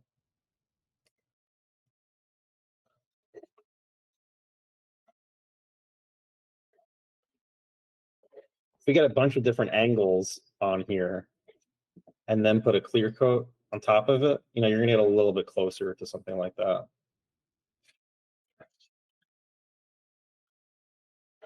But I used like the perfect texture for it, and it was affecting the normals in the perfect way. But yeah, I tried to like recreate the flakes beneath the surface basically. But yeah, so Blender is a great way to kind of test all this stuff. Again, I think like you can see as I reduce the specular here, it's getting less tinted. I don't think Blender is doing this perfectly scientifically. So even render engines like this are kind of faking it a little bit at some point because it would just be like too complicated to make it perfect without enough return.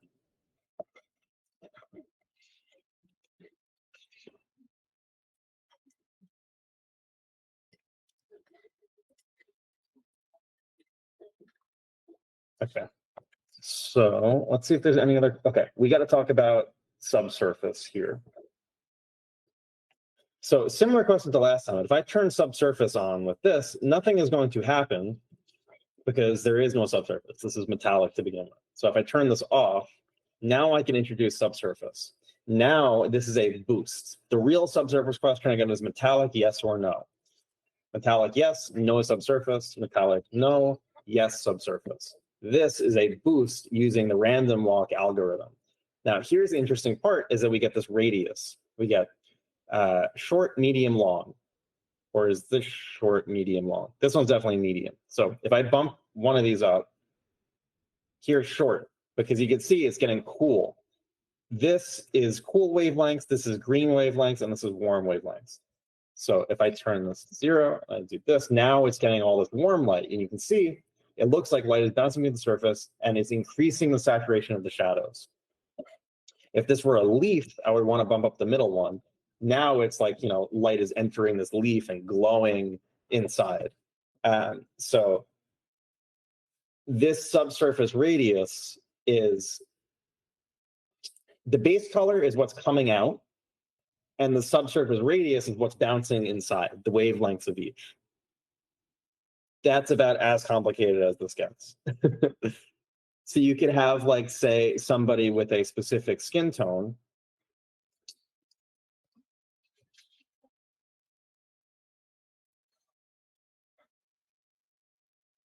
Somebody with a specific skin tone, and that's, it's absorbing everything except one or a few wavelengths. And then the radius is what you're going to have bouncing beneath, which is probably going to be the same regardless of the skin tone. You'll get lots of warm, red shadows, basically. A bit of these too. So yeah, does that make sense? Okay, cool. I think we've explored the vast majority of these variables here.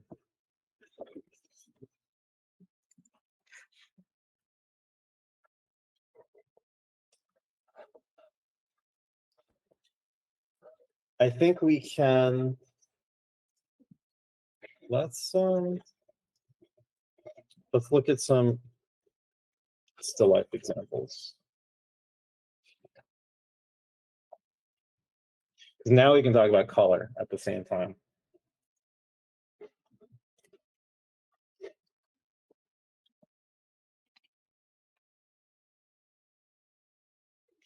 Now we're getting pretty impressionistic in some of this. But I think it's pretty clear that these green leaves are glowing with subsurface scattering. And we've got that middle slider probably bumped up pretty high. So light, probably mostly white light, is coming into the leaf, bouncing around inside. Every time it bounces, we're losing one of those green particles that's bouncing around inside the surface. And it's even going through a little bit because we got some transmission. So anywhere that we're kind of overlapping a little bit, anywhere it's getting a tiny bit darker, that would be because of transmission. Now, where we get cool reflections on the leaves, that's specular reflection. That's hue shifting. Remember, specular reflection gives us that hue shifting. So as this is shifting, desaturating towards blue, it's exactly what I did in that example where the green is going to cyan, desaturating. So we can see lots of different color things happening. But just this example of the leaves and how simple this kind of painting is that takes that into account.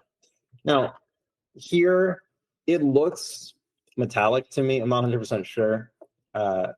This doesn't look metallic to me. This looks more like a colored vase, but this could be like copper or something. I just can't really tell. I think based on the shape of these reflections mostly,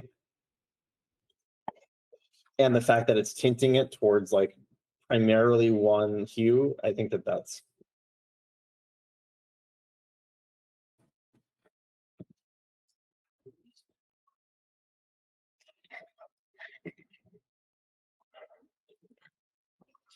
okay. So an object like this, red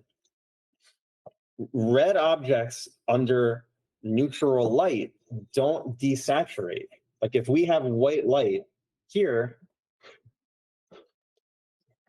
the white light, the red component of that is bouncing around inside, coming back out, and that's why it's going to look, the more white light we have, the more and more red it's going to look. If there's a specular reflection on that, that's when it would start to desaturate. But this is like a fuzzy kind of material, so we're probably not going to have that happen. That's why you don't want to have things like continually kind of going towards white if you're painting sunlight, and why you don't want to have them go towards yellow unless it's really far towards sunset. You want to have it reveal the base color of that object. So let's see.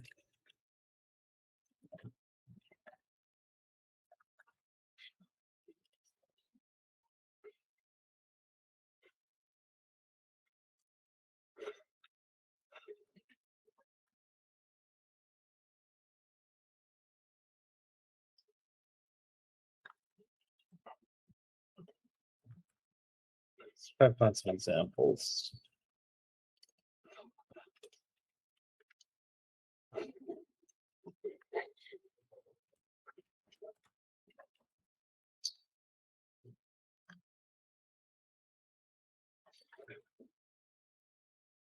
Okay. Anyone want to jump on the mic, volunteer? I can ask some questions about the classification of these materials. We can talk about cheese. So cheese lovers, welcome.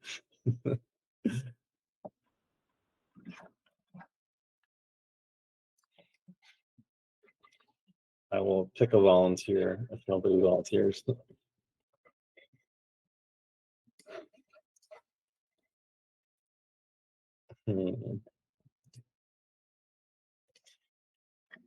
Colleen, are you here? Yeah. Okay.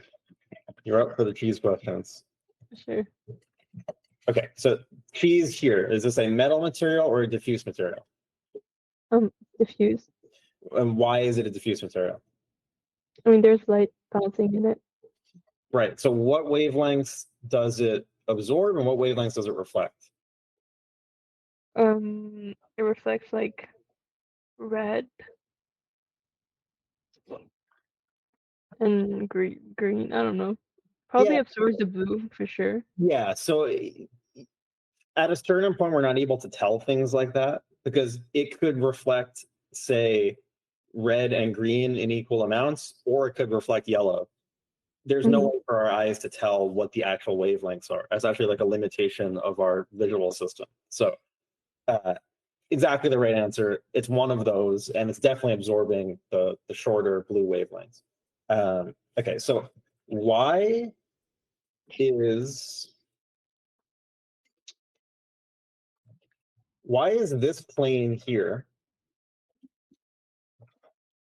more saturated compared to this one? See how we're going up in saturation? Yeah. Subsurface scattering? Yeah. So we're seeing more subsurface scattering on this plane. This one is it's angled towards the light in a certain way where it's reflecting maybe this white wall a bit. So we're getting specular reflection on this. That's why it's desaturating this yellow a little bit. Here we're seeing the light kind of come through the cheese, bounce around inside. And remember, the more Mega Man can jump around, the more saturated it's going to get. So that's why this shape here is, again, even more saturated than this. So we get least saturated, more saturated, even more saturated. Because in here, in this hole in the Swiss cheese, we're getting even more opportunities to kind of jump around. This is how you can, like, as you're painting, really confidently know, should I make this more or less saturated or keep it the same?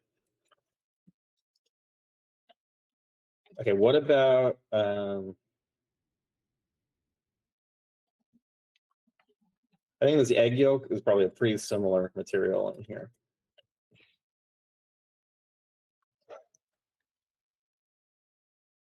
Okay, look at what happens to the flowers as we go into these deep crevices here. We are getting more saturation. You can see we're having that thing happen where we kind of switch the sliders. Darker, more saturated. That's going to show that these flowers are letting light inside of them. And if we made these shapes in here not saturated enough, it's going to look completely wrong. So, do you make the shadows more or less saturated? That is a question that is often answered by, is there subsurface scattering in this material? Okay, what about this glass here? Diffuse material, metal material? It's metal? No, so if this were metal, it would not let any light through. We would never be able to see what's inside of it. So Right. glass, I think, technically is a diffuse material, but with 100% transmission, which means that all the light or most of the light is getting through. It's also very, very smooth. There's not a lot of roughness, which means we get mostly specular reflection of the environment. But it's pretty much invisible except for the specular reflections.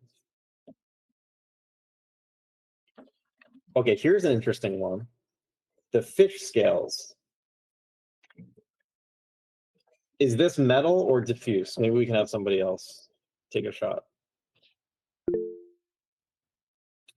Chris, yeah. It's diffuse. Yeah, so I'm pretty sure these fish scales are diffuse. I don't think they're actually made of metal. That would be weird. And I think that they exhibit some of that structural coloring that we talked about. I think it has this metallic look because of probably something to do with how those scales are on a microscopic level.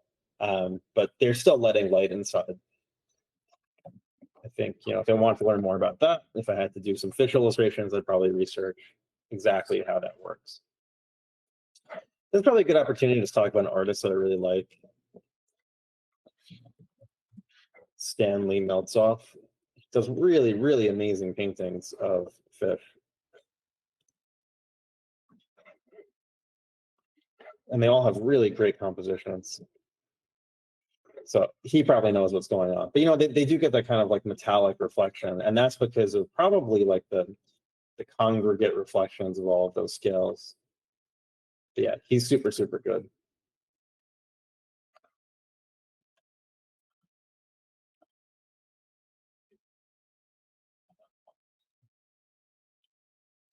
This painting is amazing. Like, this could easily be like spaceships or something, and then you would have a sci-fi painting.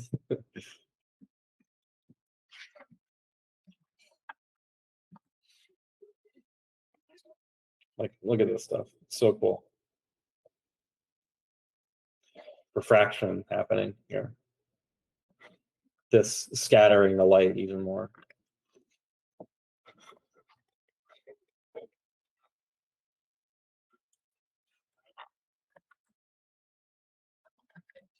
He's got a lot of illustrations, and they're really good. He's one of the most underrated artists. Stuff like this.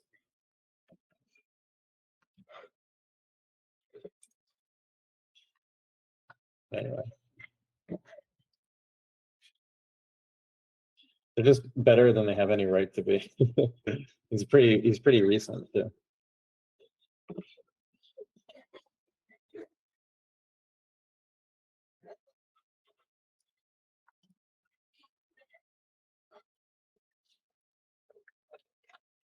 Okay, so as we get deeper into this tomato, we are getting more and more saturation.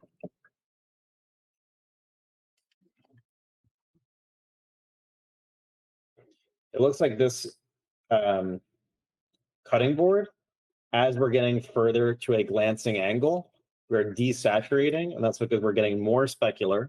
More specular means hue shifting, means interference, desaturation. So here, again, we're skipping the stone that's splashing into the water. At this angle, it is reflecting. Sorry, coming back to the cheese, I understand why there's more subscriptions, but why on the flat shadow plane? Okay, yeah, let's talk about that again.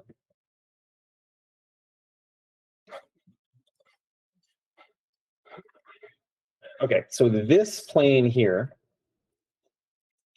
has more specular reflection. Like if we go into Blender, let me show this.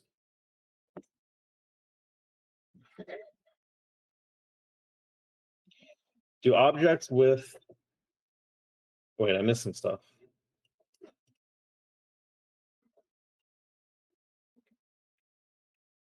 Do objects with gold leaf sheets on top behave like metal? Yes. They're blocking the light and it's not going inside. Okay, yeah, let's make a cheese slice.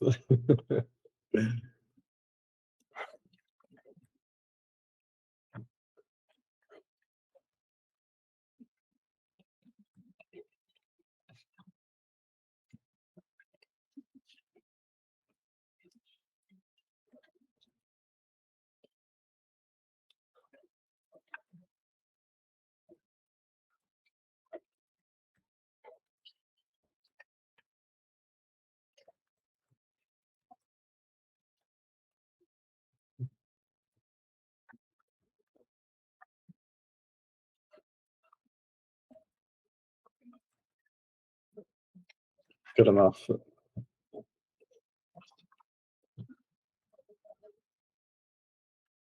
Let's start with this because I don't want to get too complex. I want to show the very simple kind of. Let's use a matcap, and you can see how we're getting like the reflection of whatever the light is here at a certain angle. We're getting more of it like right here, and this is maybe like where we're at with the cheese. So this is mostly just shadow. We're not really seeing that main light source. This is, so we're getting specular reflection, and it's kind of bleaching out the color of the cheese. It's interfering, it's hue shifting, and we're getting desaturation. We're getting like, if I can draw it, we're getting, here's the top surface of the cheese, white light coming in. Every time it bounces in these chambers, it's going to eventually turn completely into yellow and then come back out and give us our cheese color. That's our base color. If any of that light skips along the surface instead of going inside, it's going to interfere with these wavelengths, the ones from before, and they're going to mix together. And then when they get to our eye, they're going to desaturate to something like this. So that's why that plane is reading as less saturated, because it's getting more of the specular reflection from the light source. Is that this plane is at a glancing angle towards us. It's like the light can come in and then do a bank shot and come into our eye. Whereas this, it's going straight through. So yeah, if I make this into more of a cheese color, we can see.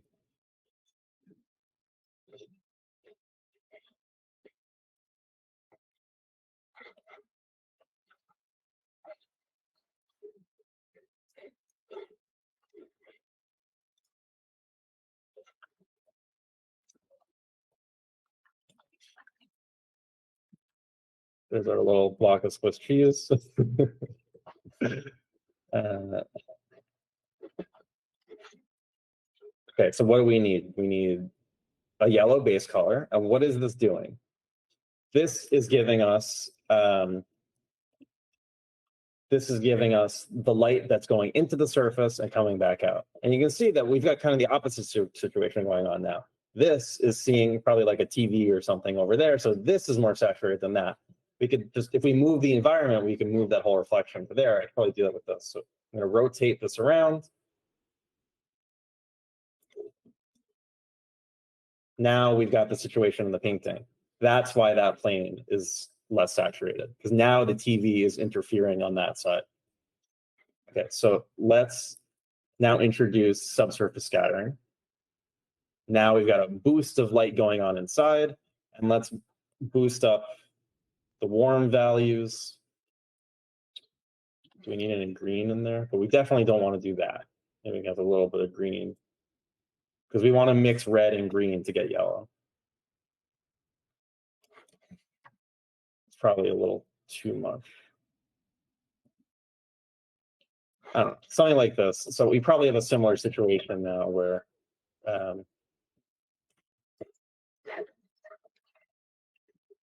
we're going from least saturated, more saturated, and then even more saturated. Because we got the most bouncing in here. Look, Mega Man would have a field day bouncing around inside of there. If he threw some ping pong balls, they bounce around like crazy. So yeah, if we made this metallic, look what's going to happen to the hue. It's going to now tint that reflection instead of hue shifting. Like this is like a blue TV, I think. We make it metal, it's going to do its own thing to that color. We're increasing the contrast also, because as I make this metallic, we're getting rid of all the subsurface scattering. The scattering is going to reduce the contrast because we are spreading that energy out across the surface. Fabled metallic cheese foretold in legends.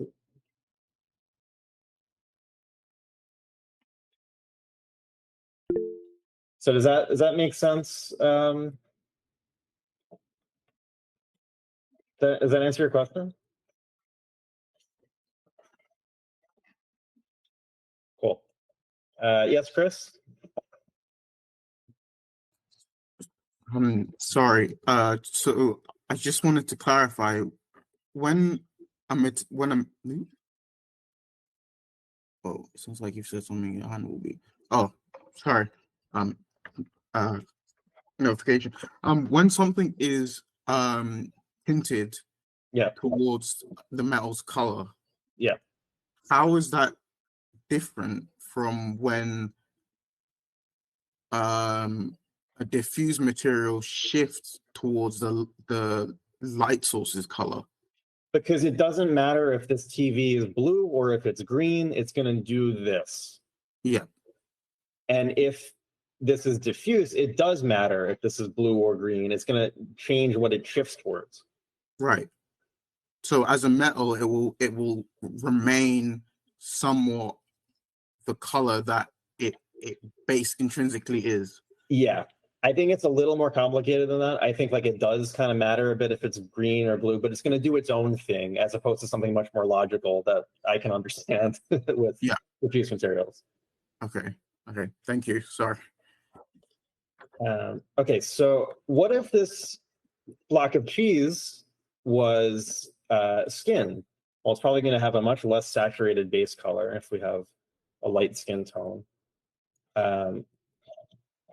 It's probably going to retain similar subsurface scattering. That's like probably all we have to do in here. You can see like how noisy it's getting too when we introduce subsurface. Like if we make it really high, look, it's actually like all these pixels are, we have a bunch of different light scattering inside of there. Yeah, skinny cheese now. If we have a darker skin tone, look at how much more the reflections show up. So you can see on darker skin tones, we'll get more obvious hue shifting because we have like the room for that to show. Let's make this glaciery. I want to answer that question of like, why are ice cubes, why wouldn't they have that kind of intense blue saturation? I'm thinking that it's because, let's make this all 0.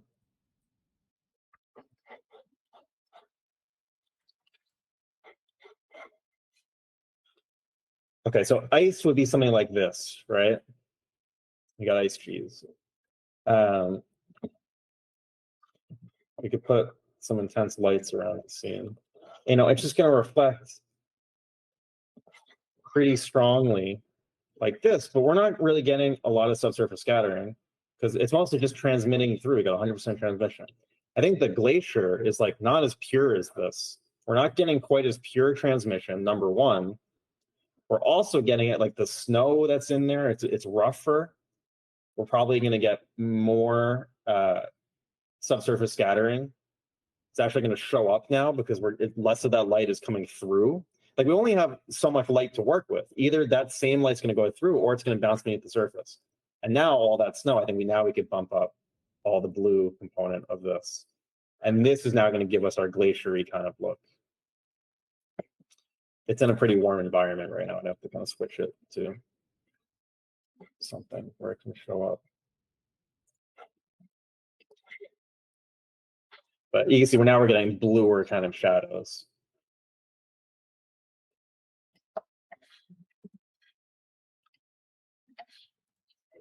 It's not looking as glaciery as I want. That's better. Okay, so does that make sense, all these variables? Also, like, let's say that let's go back to ice. Now, I think ice is going to scatter the light more towards the center. So that means we want to increase the transmission roughness, but only in the center of the ice. I think the way that I could do it, maybe with a Fresnel node.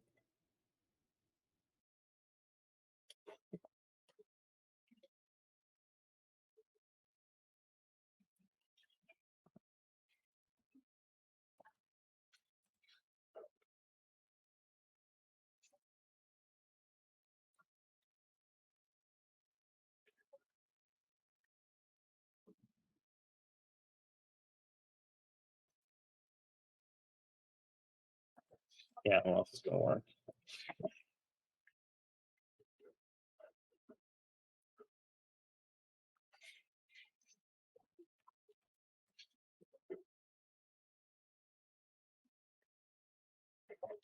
It's not doing it in 3D. Yeah, I don't remember materials well enough to do that on the fly. But yeah, I think less of that light is going to get through the deeper it's getting into the material. So like through the edges, it's thinner, more light's going to get through. But it's going to scatter mostly white light. So it's ice versus like all that glaciery packed snow. I think it's like that's more of a complex material versus just ice or glass or something like that.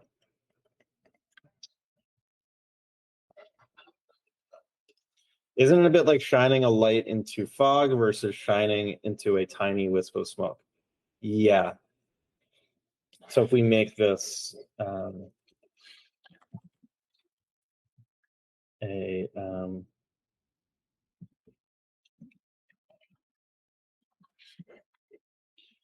we make this volumetric.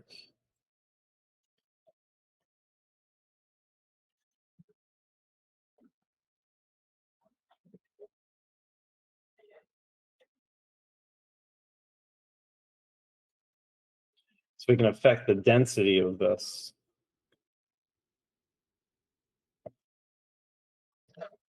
And we can change how much absorption there is.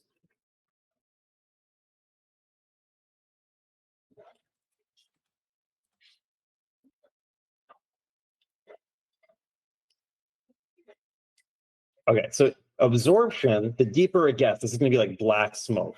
The deeper the light gets, the more it's going to get absorbed. It's going to pass through in the thinner areas. This is the opposite, where it's getting lighter, it's actually scattering more in the center. So fog versus smoke, it's going to behave very, very differently. Smoke is going to have absorption. Water is also going to have absorption. The deeper it gets, the darker it's going to get because it's going to get absorbed. So clouds, smoke, that's going to be, you can see as in these thinner areas, it's more of the background showing through.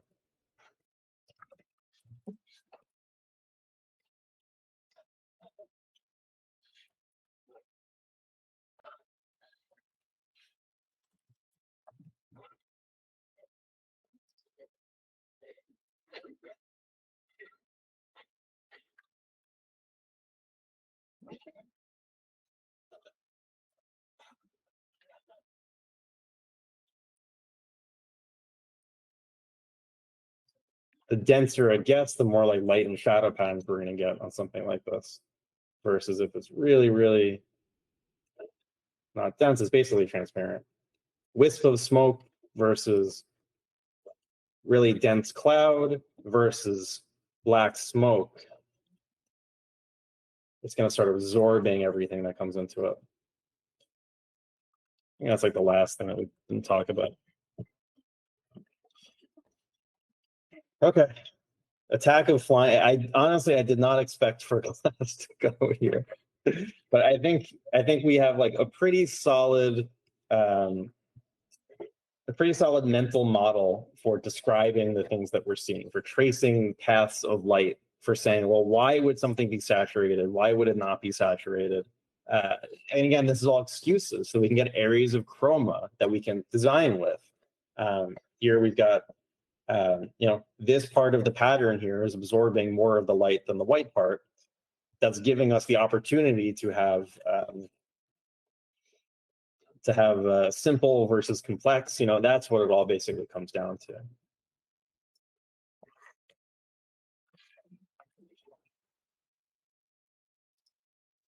Okay. Does anybody have any questions? If not, we can go take a look at the homework.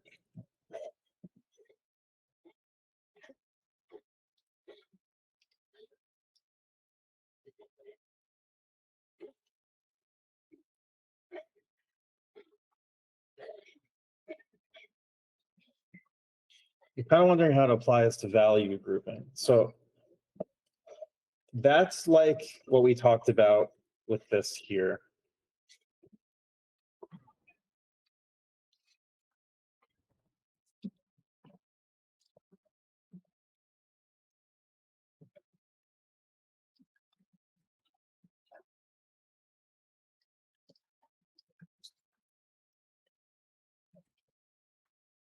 Okay, so let's kind of remake this, but now let's have this be chrome, same thing, but with colored lights around it.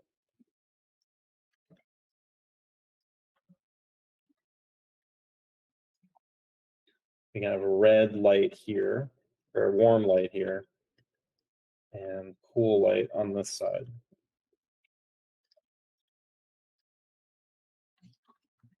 And let's say we've just got kind of an average environment.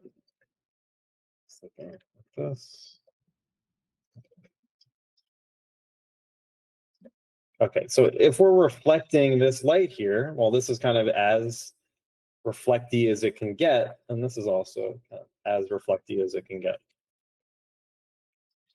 And if there's any other kind of environmental light, maybe that would kind of show up in the Fresnel-y kind of areas.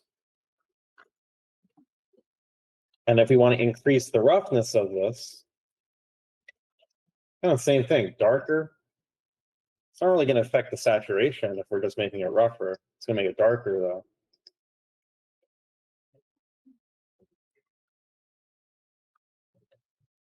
And same thing, it's going to meet kind of towards the middle.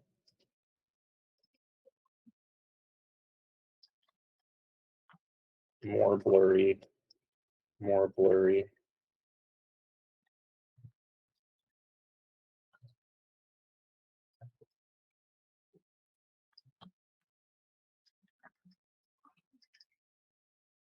So yeah, for this kind of metal. Now, if we have I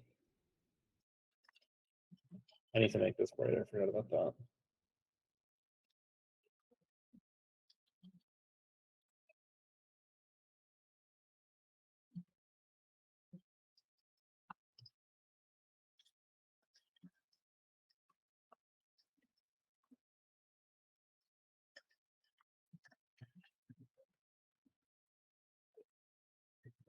Yeah, something like this, I think.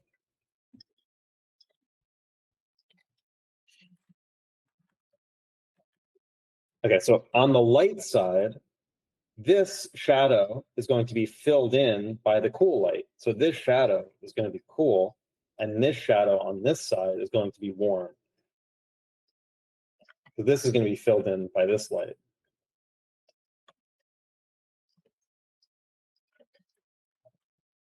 Does that make sense?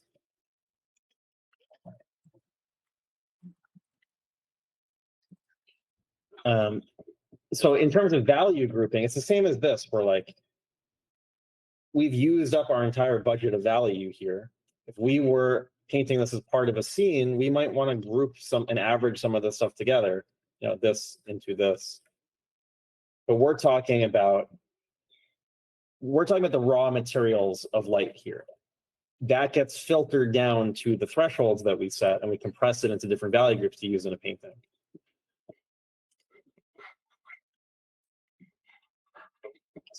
Can you recommend any resources that explain the difference between diffuse and metal as we discussed when it comes to color? Those same PBR resources also talk about color. It's the same, it should be the same resources.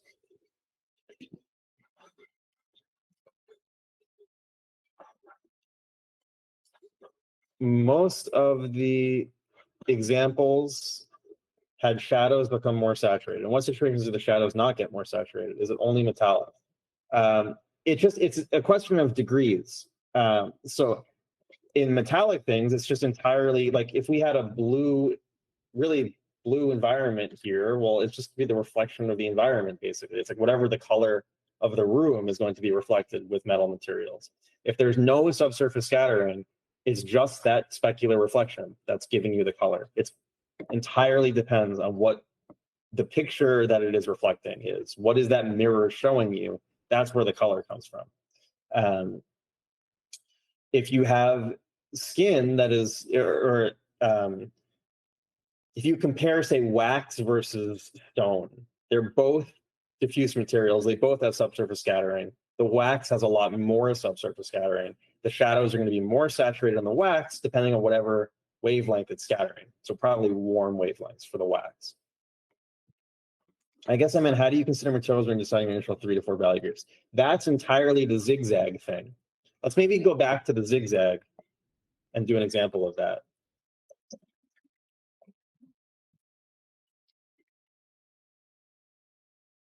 I think we looked at this painting. Let's do this again. Okay, so we've got mostly diffuse materials in here with one metal material. Diffuse materials are going to be like, let's make a thing off to the side. Value in the light, value in the shadow.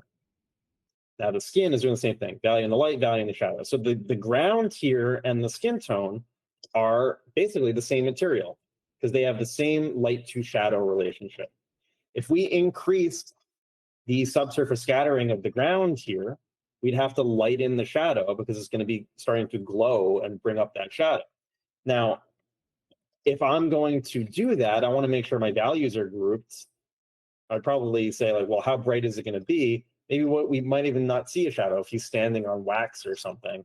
I'd probably group it like this together with the light skin tone. Then maybe if it's a little bit darker, I could go on and add the smaller variations later. This hat here, this is in the light, and this is the average of the shadow. Let's actually start with this material here. You know, it's pretty loose and rough, but we have to kind of average out all of this. This in the light going to this in the shadow.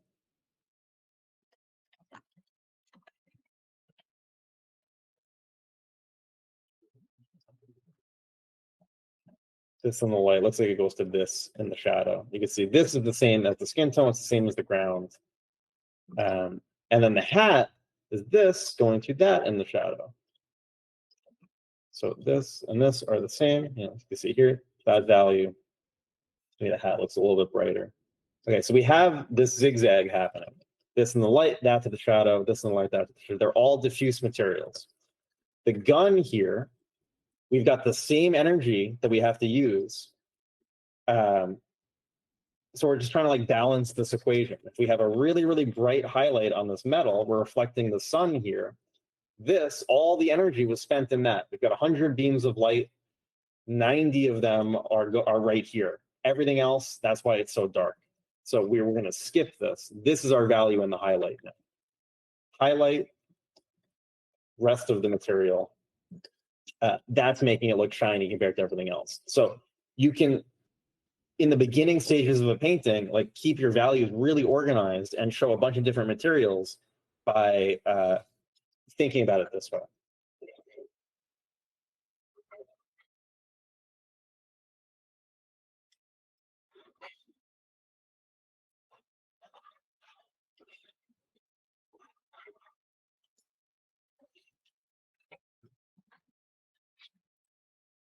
Let's try this one.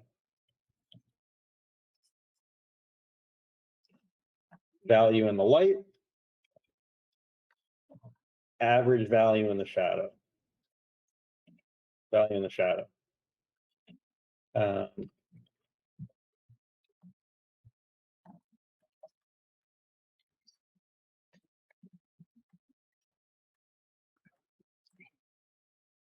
Now we get a really like, this is reflective.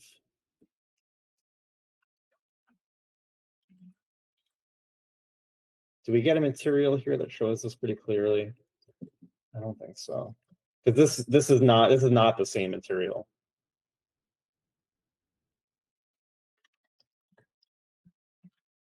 This, you see here how this is like a gold transmission. We've got like, it looks like netting. So we're seeing through this, there's transmission. But it looks like these fibers are kind of metallic. And it's only where it's catching the light and tinting that reflection. So this here, let's change this painting a little bit. Like, let's say she was wearing something that wasn't quite such an interesting material. Let's say this in the light, and it went to something darker in the shadow.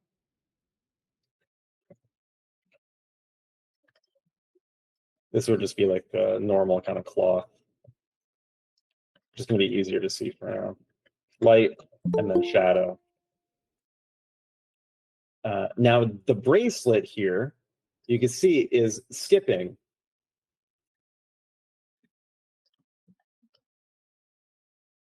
And that's why it looks so different compared to everything else.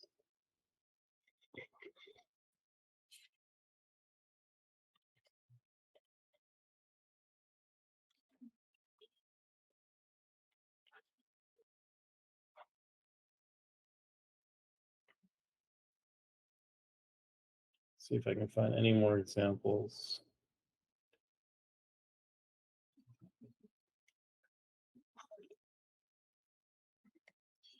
Yeah, it's skipping the zigzag. So like, instead of the reflection here being like this, it's going all the way up, like much higher.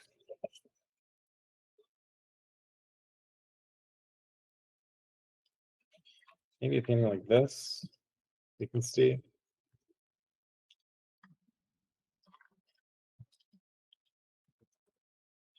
Okay, so the wall here and the light is going to this value in the shadow. This cloth on the ground is that in the light going to this value in the shadow. Now, this metallic tinted reflection, it's a colored metal.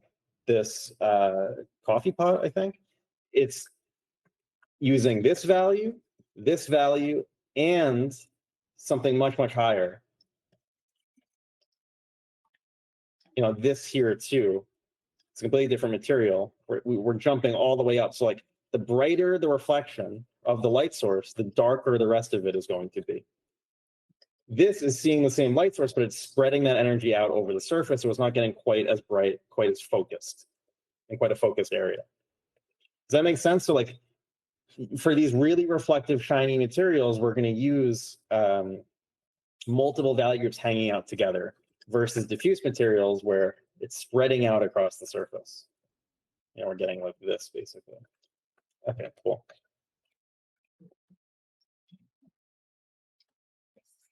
You know, if we wanted to make this really shiny here, we'd have to find these specular highlights. And then I'd probably use this value here, but we would take this for the shadow, then have some reflections of this coming into here, and then I'd probably use this for the midtones also. So now this head is like very, very reflective, very, very shiny.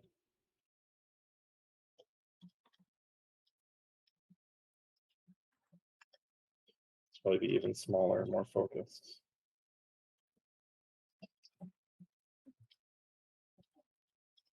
That's how we can like switch the materials and use the same groups.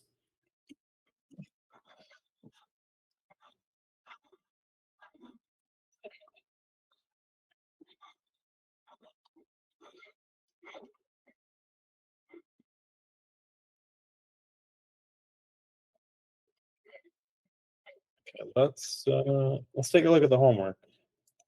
I'll take a 10-minute break and then we'll come back and look at the homework. Less about capturing the exact values, more about getting the big relationships. Then you can find the smaller relationships later.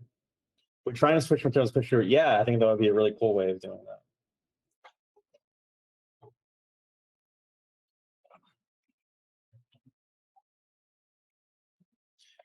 So, if we were going to have this be much shinier here, we're probably going to get brighter highlights, but we're going to have to darken the rest of it. And we can maybe even use this other value group here as like,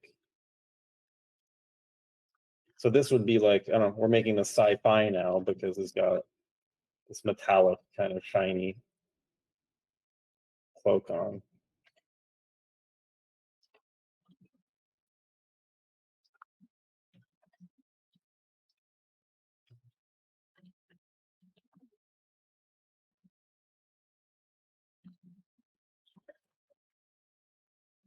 Versus if we were going to make this kind of transparent, we would see this coming through beneath, and I would probably use like a speckly kind of brush to get those more like sequin-like reflections. We would see underneath this too.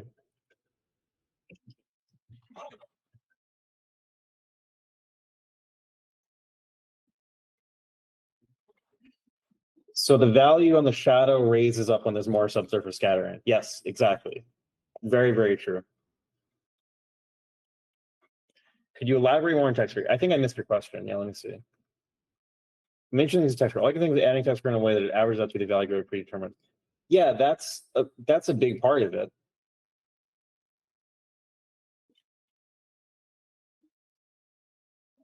Yeah. Let's define texture a little bit better. Like are we trying to describe the texture of a material, or is it more kind of abstract texture?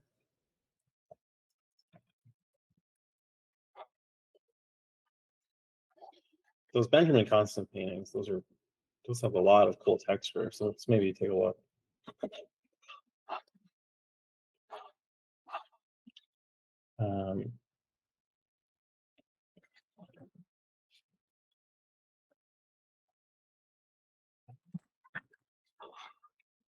Wait, I think I can maybe find. Here's some actual pictures of one.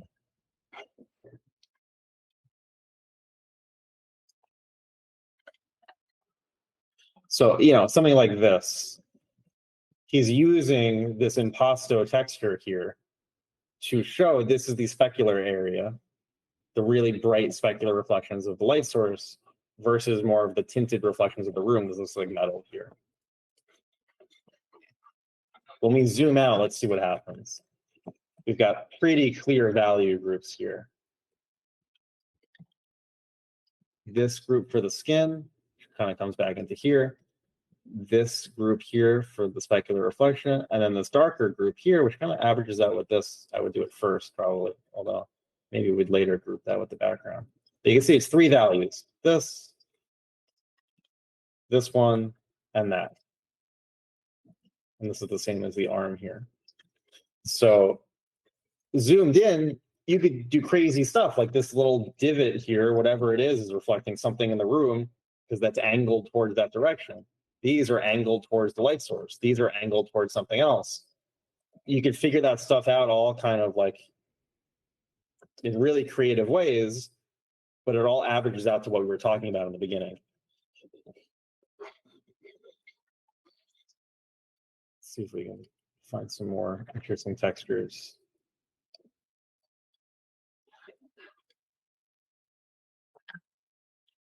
Like, how would you, like, even the frame, even not even talking about the painting, you see we've got three values in here. If we were zoomed out, like, how would we paint this? To figure out the values of this painting, you'd average all this stuff out, and it's going to still read as metal. We don't need all that texture. But we can show all of that like by either carefully drawing all of this ornamentation, or we can more impressionistically show it with like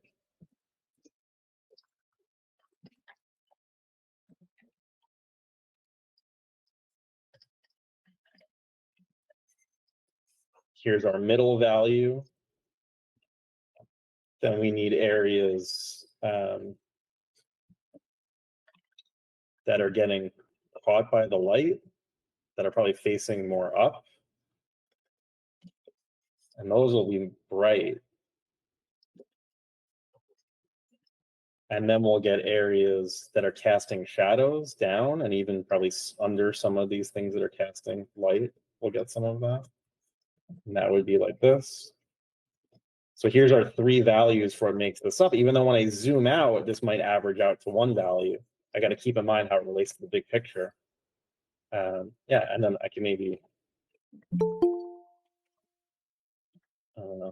use some texture to make this even more. But in this middle one, there's also temperature changes happening, because this is not pure gold. We're getting some hue shifting happening as this is getting bluer. It also happened as part of the gold. It's just desaturating a bit. So this middle section here is going to be more, it's going to be cooler, like a gradient. Actually, I'm probably not going to want to hue shift it much. I just want to desaturate it. So I'm just trying to analyze what I see here of like middle value that is cooler on the top planes. Then we get the bright specular reflections that is showing up as these kind of hits of white. And then we've got these very saturated shadows.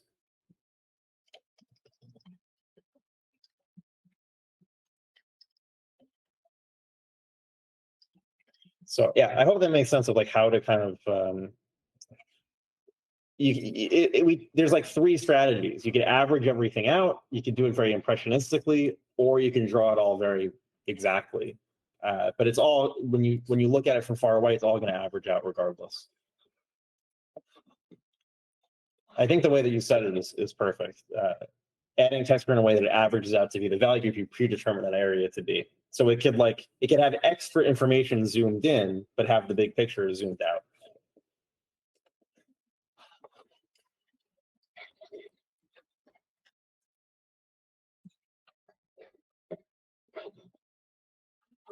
Okay. Yeah, let's take 10 minutes and then we'll come back and start with the homework.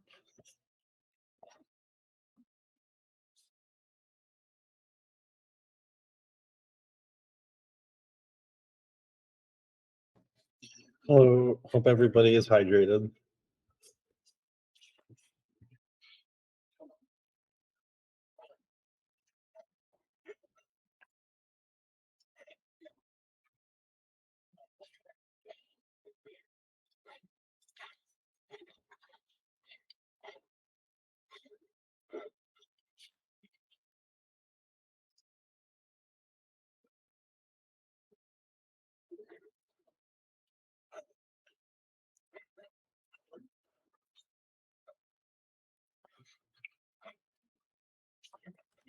Okay, Russell, are you here? Not sure if Russell's here.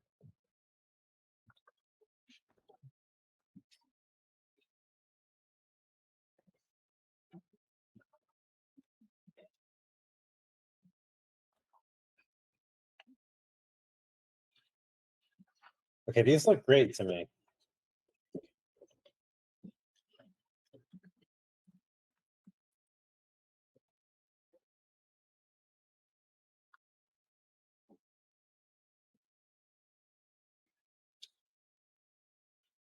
Yeah, so you've got hue shifting happening. It looks like it's reflecting in the sky. We've got probably a bluish sky here. We've got really nice control of these values. The brighter the highlight, the darker the rest of the metal is getting. This looks really good to me. I'd maybe bump up the saturation in here a little bit depending on what that material is.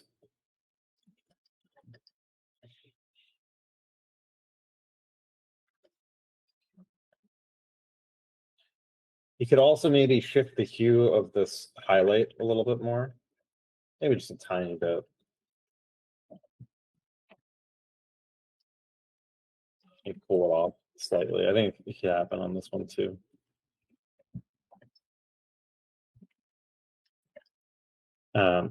I think something about the reflection of the ground plane looks a little weird. I think I'd have to check it in Blender.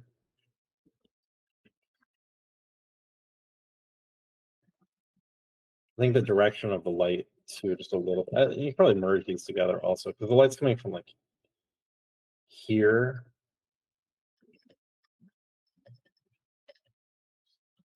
Adjust the shadows slightly.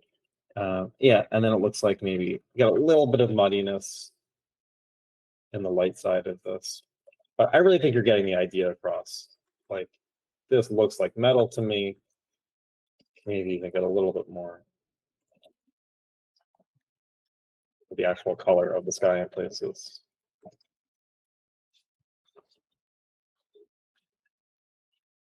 This definitely looks like cloth.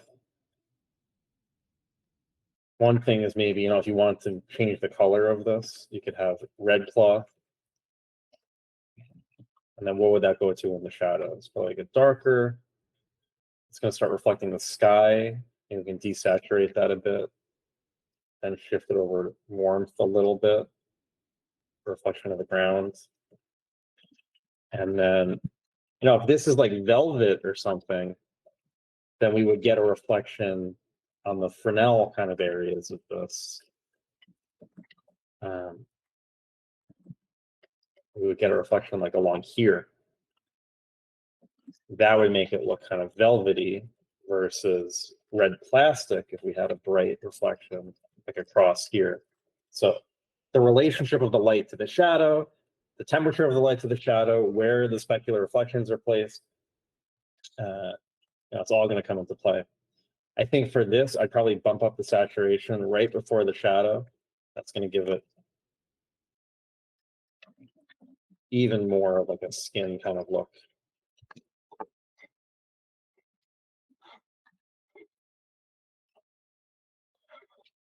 Overall, it's really great.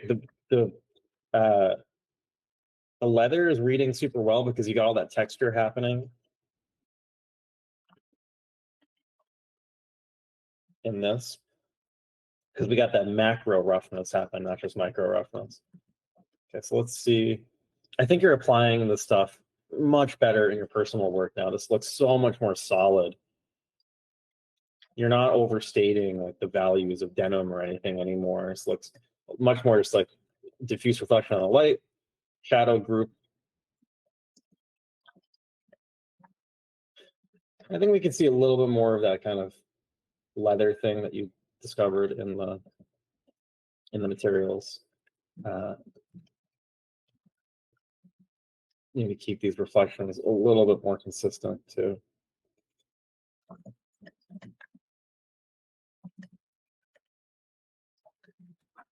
Like, I don't know why this would be so much darker than that. I think we can keep these pretty bright. It's going to make it look a lot more like metal. Yeah, we can have that saturation happening before the shadow too. So it depends on what color is going to be reflected under here. Maybe you would look pretty alien if you get a bunch of blue.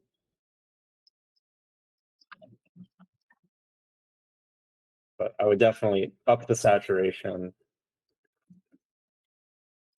or up the warmth as we're kind of transitioning into the shadows. Like this area in here, like that looks good, how saturated that is. I think I would carry that through into areas like this. Like you see, you're going, it's not saturating much. I would really bump up that saturation.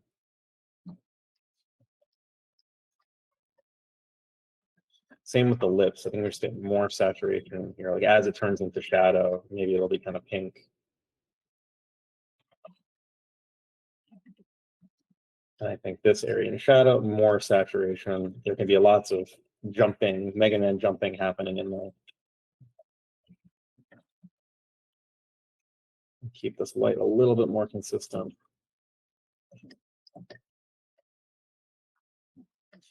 But really nice overall. I can really see the changes happening.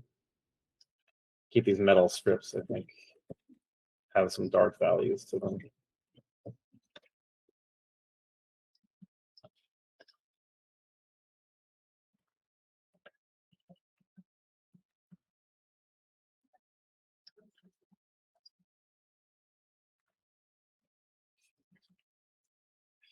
Cool. Yeah, I think you're definitely getting closer. Yep, totally agree. Exactly the same analysis.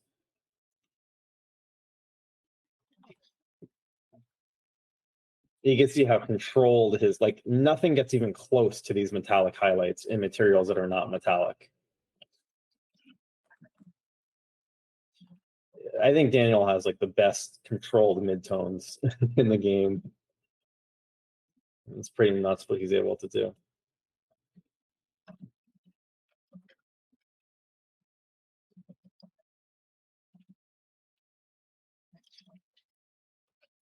But for example, like, you can keep the value of the eye much closer together, and then that highlight's going to read even more. Like, you're still kind of getting like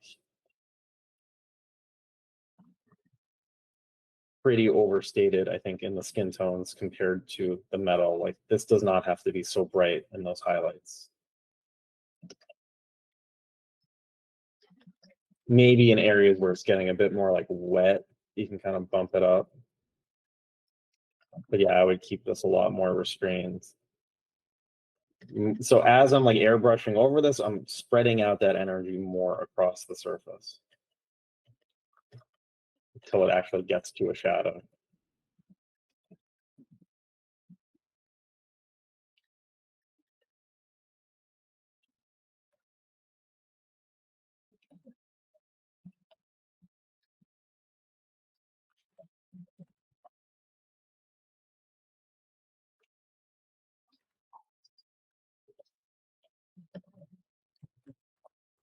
Then if you want highlights, like, you need to have those be identifiably different.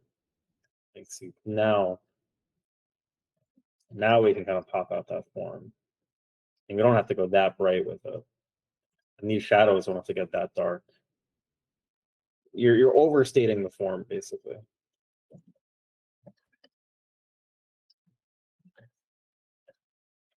See that? Like, I can still do it.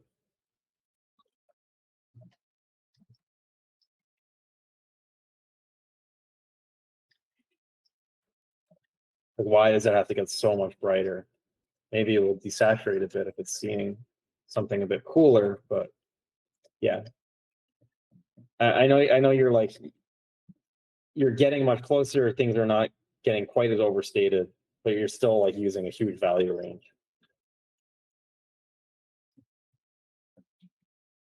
Like this cloth in here, like there's lots of values going on in there.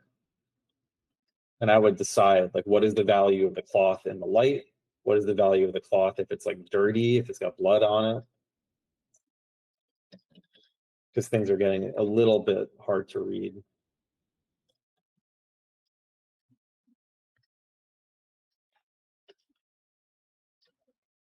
Like, I don't think that the skin has to get so dark in there.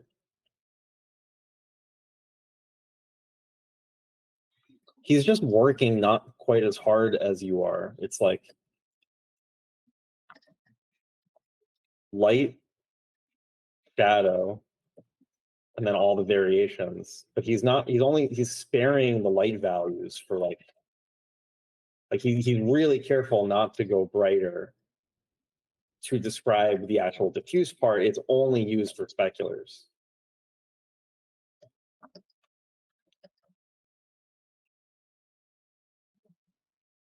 You could probably darken down all the midtones too.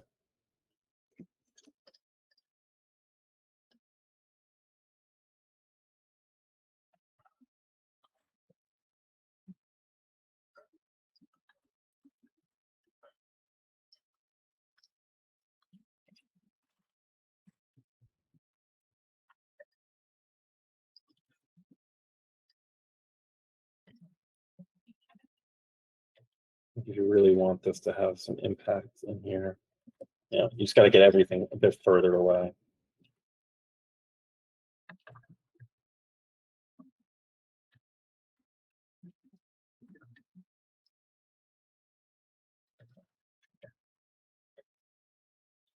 Yeah. That's why it's looking so cartoony, I think.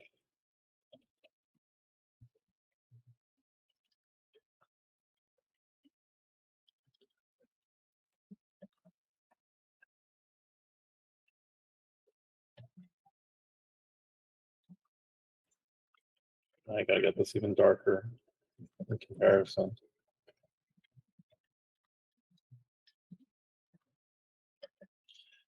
Okay.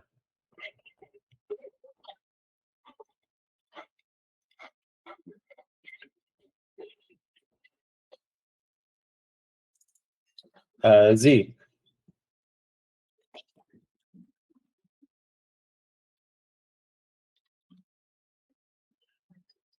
Are we here? Yes. Hi. How'd this go? I think I struggled with like the quarter, and I guess also saturation. Yeah. This portrait, was this from imagination? It was a friend. From life? Yes. It doesn't look like him, but Yeah, I don't think we need to go like again like so bright at first. I think a lot of this stuff can be like more temperature based. I think some of this light is getting very overstated. Okay. And then into here, yeah, I want to increase some of that saturation. Because remember, we can get light bouncing in there. It's a bit more red.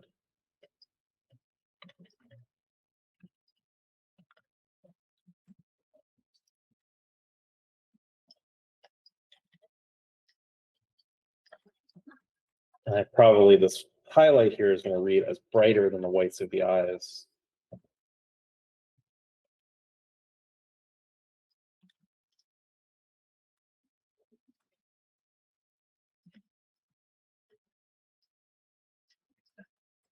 Yeah, I'm basically reducing the contrast of everything. okay. Oh, makes sense. And then maybe now we can focus a little bit more on the speculars. Since, yeah, it's still they're not going to be nearly as bright as they were before.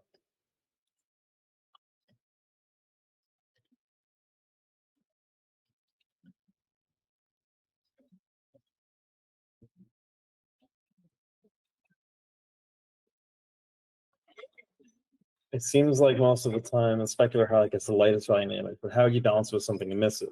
Well, if you have something where you're actually showing something emitting light in an image, everything else is going to have to get so dark that it clips, or you're going to have to reduce the contrast of the whole image so much to be able to fit all that information in. Like the wider the range of information you want to show, the more you're going to have to either reduce the contrast or make sacrifices with clipping. Like here, it's like, well, if there's like candles behind him, it's probably just going to clip to like white based on all these other things in the image. In order to show any kind of saturation or like color of the light, we'd have to do it with the edges as like comes back into the budget that we have. I think I'd also just be careful of the areas like this where it's like you can't tell what value group it is. I would, yeah, just be more confident in like it's either one or the other.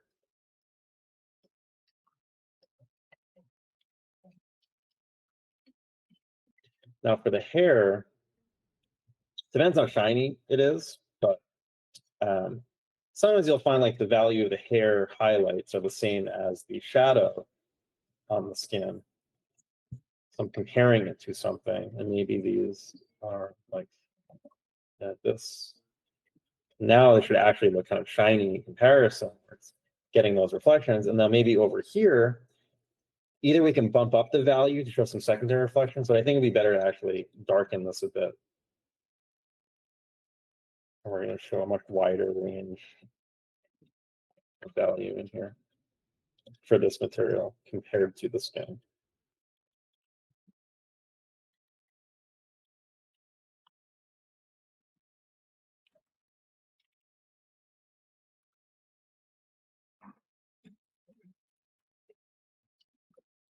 Maybe make this cooler back here. I'm assuming his shirt is also a lot cooler. So I want to push the temperatures a little bit. And now this shirt in the shadow is probably not quite as dark as here. So maybe it could be like this value.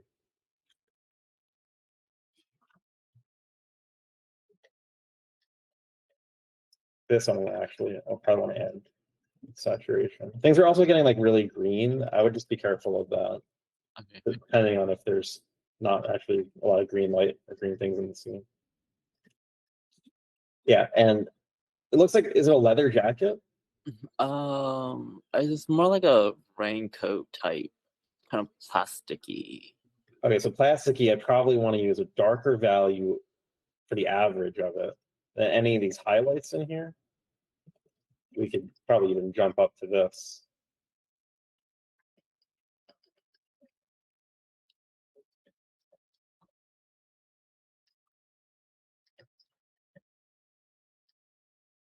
So really need to get stuff like far enough away to read as different materials.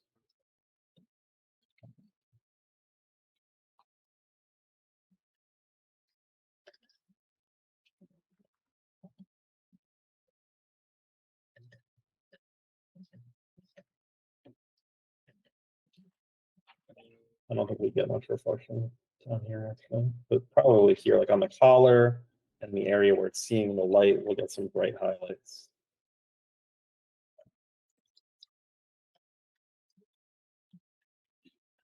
I'm actually thinking like this could be darker than everything else. This is shinier than the hair too.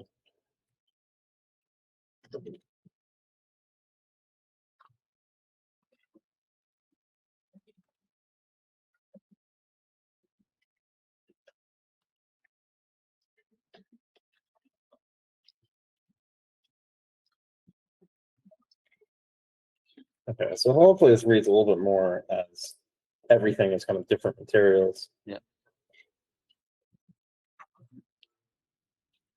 You know, once you have all this stuff related to each other, then you can come in and like maybe blend between these groups.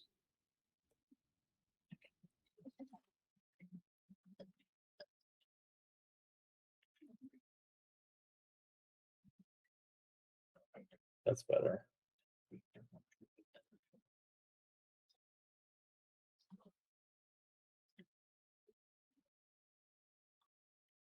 Maybe this could even go to that value in the light.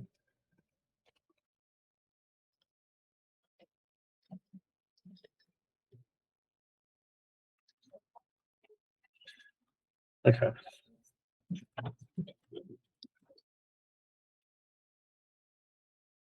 Yeah, I think I would pay more attention to the colors that you're seeing. I feel like this probably wasn't so noticeably blue, just judging by the photo. Like this is, what is it? It's like a clear plastic. It's a cologne bottle, so it's Oh. like clear grayish. Okay, yeah, and we're seeing through to like a pretty warm, dark table. So I'm assuming like it just probably wasn't looking this blue. We wanted to actually relate to what's behind it, because that's going to give us our like transmission kind of look. So it should be roughly what's behind it. And really it's just going to like pop itself out in the highlights like, as we get to these areas. So I think that looks good, but yeah, it's mostly the color. I think it's a little bit off. Oh, okay. Yeah, in terms of the quarter, like Yeah. we're getting like an incomplete specular on the top of this. It's like a little bit of a gradient, and then it's the same thing. You need to have like contrast in the values. So in order to have this look shiny, this needs to be brighter than everything else. Like bright reflection, and then darker. It's starting to look a little bit like metal. So it's mostly, I have to bump this up, and then I'm trying to picture it's like a mirror. Like if I tilted it forward a bit more, like if it was angled this way, then this would all be really, really bright. But it's like we're tilting it towards here, so it's like starting to show up on this plane, but not all the way. I like how you did the plant. I think that the photo, the colors definitely don't seem accurate, so I'm trying not to go too much based on it. I think the only thing is areas like this. Instead, like this looks good that you're kind of desaturating this, pushing us towards blue. You know, maybe actually not in this case because it's seeing or it looks like a warm incandescent bulb or a warm LED in comparison. So if this were like outside, that would definitely look good. But in this indoor lighting situation, it's probably again not even getting that cool. It seems like you're blocking things in with like a very cool value, but I would maybe keep it a bit warmer because we're inside and kind of modulate from there. But here,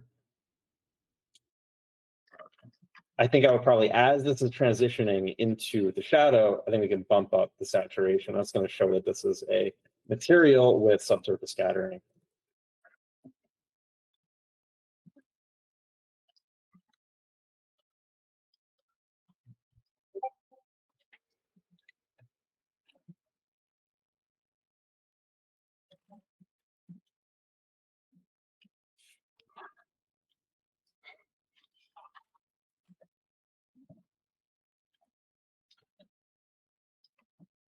The only other thing I can say is I think like just make sure you kind of fill in some of these noisy areas.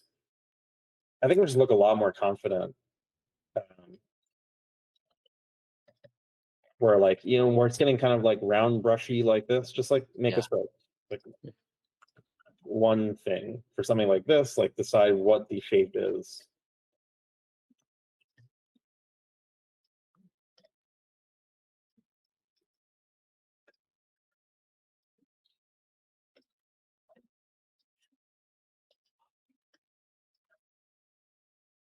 Yeah, this is getting like really, really blue. I just don't see a reason why it would be like reflecting that much blue in there.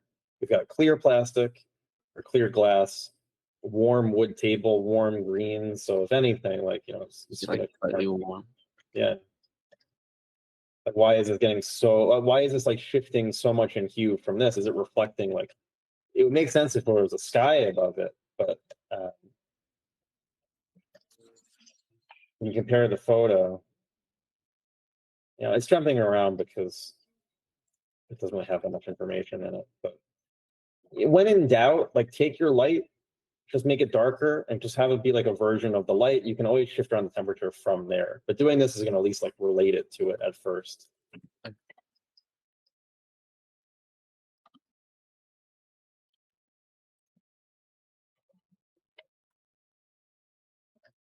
The photo has a lot more contrast too. So, again, I'm not sure exactly what you were seeing, but it's kind of nice. Do you have any questions? Not at this moment. Cool. Thank you. Thank you.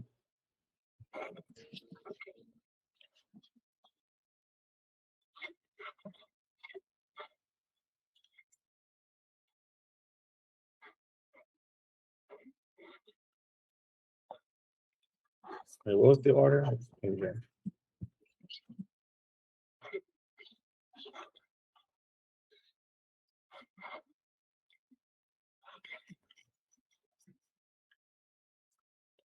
Kai.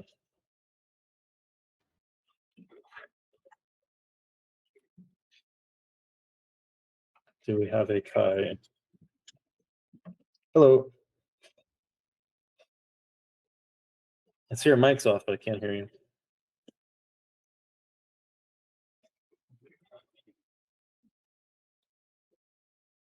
Hello? Hello? There you go.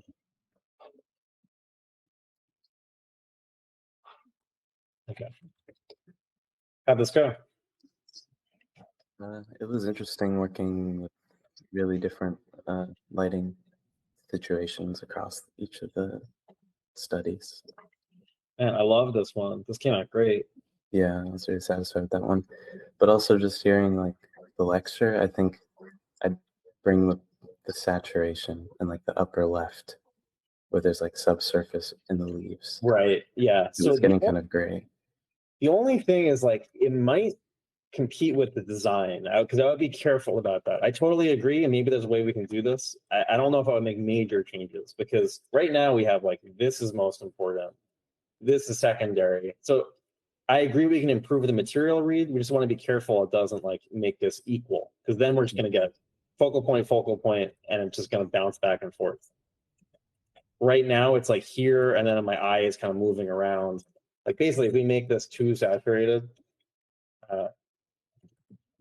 actually it is kind of cool. We could even get like some really saturated shadows in here, and that's going to show the subsurface scattering. I actually kind of like it. It's pretty neat. Yeah, I think especially with the shadows is where it needs the most saturation. I thought it really wasn't going to work, but yeah, it's pretty cool. Yeah, so I agree. I think you identified like the places where we can really introduce some of that. Probably as this is, in these areas too, have a bit of saturation. Yeah, and for those leaves below, like the fronds, I had a hard time trying to like summarize them and have them feel like they're receding in space without using too much. Yeah, the way that's going to happen is if you're more consistent with your darks. Like it would be taking, it's this value. Like as these are receding, we need to flatten this. So any of these shapes, they just need to be flat and recede into like darkness. Like whatever you decided darkness is, that's like what we need to bring into here. Okay.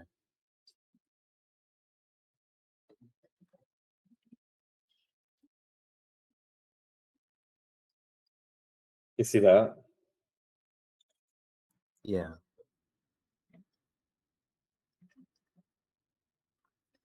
So we can have lots of variation, like based on the distance of the camera of what's getting hit by light, but everything outside of here is just enveloped in kind of the same darkness. It's about just organizing, like, what is this reflection of kind of the roughness of the window? The shadow looks like the same kind of darkness as in the outside. But yeah, we need to have everything just emerge out of this one value, basically. And if there's too much variation in the shadows, that's what's killing the effect. We need to make sure like this area too is reading as being on the window. I think the number one way of doing that is again just kind of unifying the darks here. You really want to have like clear, readable shapes. I think that's kind of the main thing that you can improve in all of these as you go forward, is like making sure your shapes stay really readable. Like same as in here too. Like it's getting a little bit muddy, and I think we can really kind of punch out these dark areas.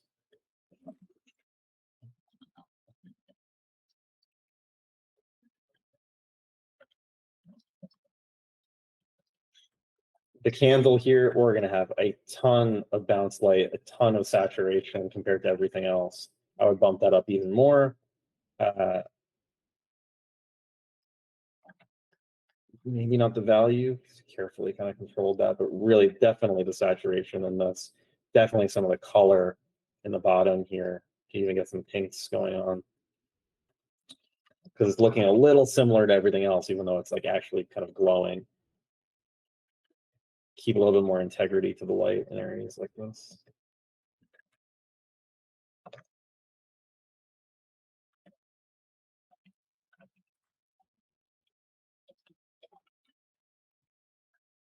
I also find it hard to get like the differences between like hard and soft edges and like the reflections on the metal without distracting from the rest of the image too much. Yeah, you can see it's distracting even in the photo. So that, I think that's more of a composition thing than materials. That's probably like, I would move this like physically. Yeah, okay. Because yeah, I think you changed the material basically. You made it just a lot more rough. Really like the brighter, more obvious reflections, that's the kind of stuff where you want to have these hard edges, but you're right, it takes away. So I think it would just, you probably just move it like behind this.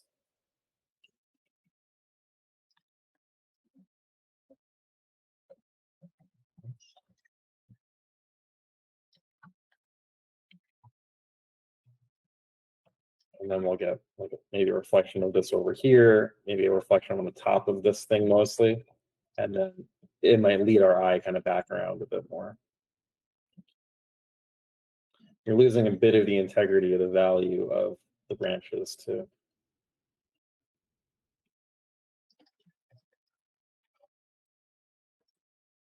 Maybe they like pop out against this. You can get some interesting texture.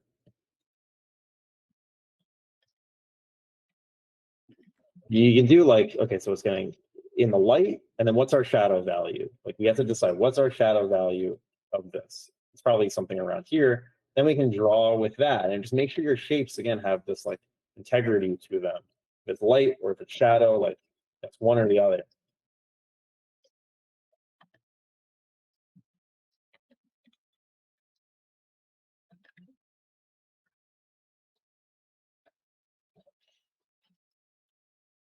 So this is totally from imagination, this one? Yeah. I think in this one there's two things that are jumping out to me. One is that everything is starting to look like the same material. I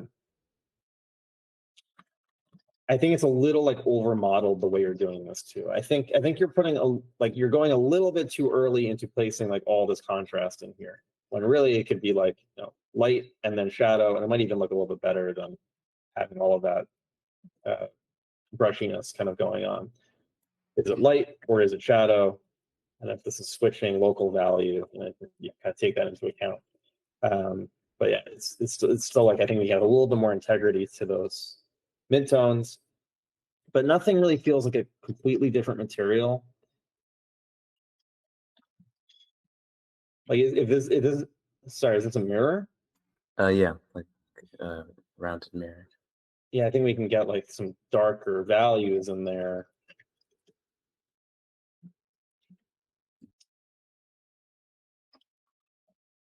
I think that this is in the wrong place too. Like if this is reflecting here. Yeah, I was just thinking that that might be something off camera because the background is fairly simple. So. Yeah. Also, like this square part here, it feels like it's going against the roundness. Like it doesn't feel like it's on the surface. Yeah. So that's drawing stuff. Or if it's kind of confusing that. It's also like we don't get any kind of rest areas. Like everything's very separate. Like this and then this and this, and then it's going to here. It just feels like the thoughts aren't like connected. Yeah, I was focusing more on the discrete like object. Yeah, so I think one, it's like that. Two, yeah, even something like this, like just keeping that light more consistent until it gets into shadow, keeping the shadow more consistent.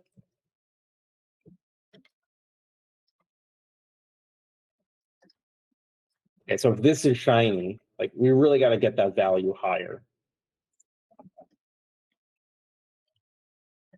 And get some more reflection into here. Now I think like that would look like a different material. But I would keep all this again closer. I think it's just like the over modeling thing is coming into play.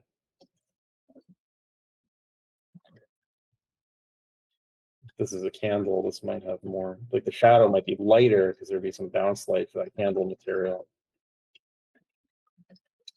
And wherever the light source is for this, probably it would show up in that mirror as like really bright. And this crystal, might get some of that also. Yeah, I was wondering also where the horizon would be on the reflective surface. On this one right here? Yeah, I just don't know how to think about like where the horizon would be relative to like different objects. It looks like, so we've got a table here. I feel like the table would like continue behind these objects. Like the eye level, so like something feels weird about where the eye level is. Oh, I was thinking of the eye level as actually maybe think it's the white and the gray. So here. Yeah. Yeah, that feels right. But if this is like is this on a table? I was thinking of that as fabric, the blue, like the gray blue. Yeah, it feels like these objects are like right on the edge of that fabric, and like Okay. like it should be falling off almost, like it's on the corner. That's why I think this should go behind a little bit Yeah. for these objects to actually be sitting on something.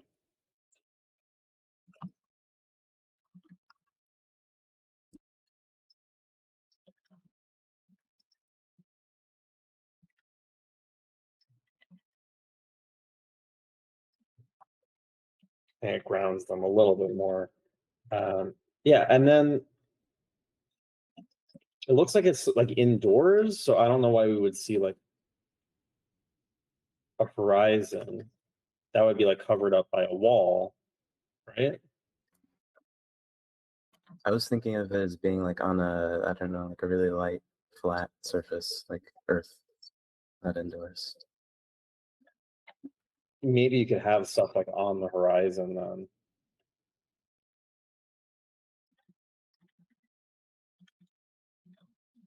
And I would probably want like, yeah, some more stuff overlapping that. And then is this like sky or is it clouds? I was thinking like, yeah, clouded sky. I think there would probably be more scattering from the clouds, probably be a bit brighter back here to make this look like it's actually outside.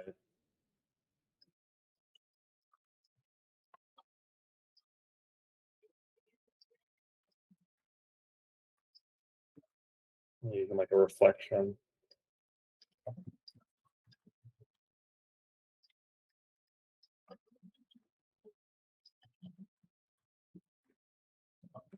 So yeah, this is a lot to balance. Stuff like this, it's like very, very even.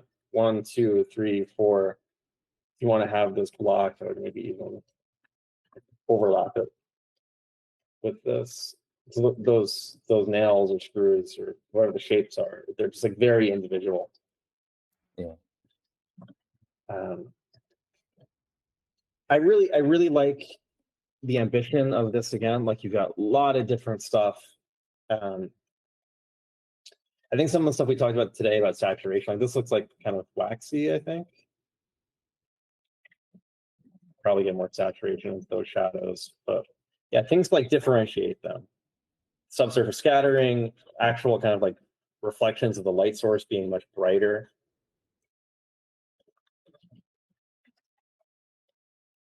If these are grapes or something, we probably get a little bit of chroma in there because it looks like there's like fog. There's probably a lot of wavelengths available in this light. Yeah, I was going for like flower petals. Yeah, But either it way, also have subsurface, yeah. they probably even have more color to them. But yeah, say these are grapes, I mean, then you would get like little individual reflections in here too. You would probably get some desaturation in parts of them. So yeah, you see, I'm trying to like just have things separate a little bit in terms of material.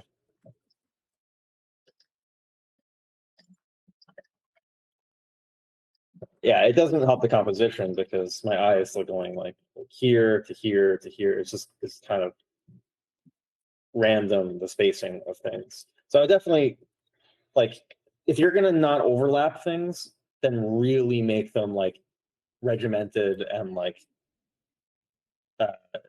make it look really on purpose. Yeah, that makes sense. But I think you've got a lot of successes in here. I'm assuming this looked a lot different than what I'm seeing in the photo. I don't know if I could quite. Yeah, Um, it's a little bit earlier. I feel like this would be a little brighter. I think like the light in general will probably be brighter in value than what I'm seeing right here. But yeah, it's kind of hard to imagine.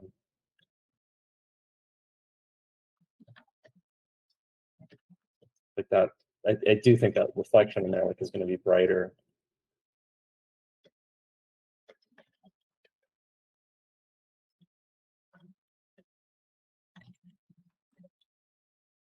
Great work overall. I think this painting is super, super cool. Really like awesome texture stuff happening. Thank you. Do you have any questions? I think you answered most of them. Yeah, Cool. Yeah, thank you, Kai. thanks.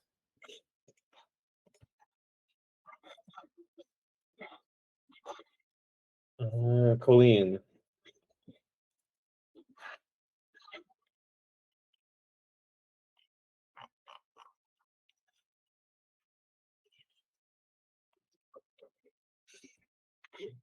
Hello? Oh, okay. No mic. Okay, so tell me about why this turtle is cheating.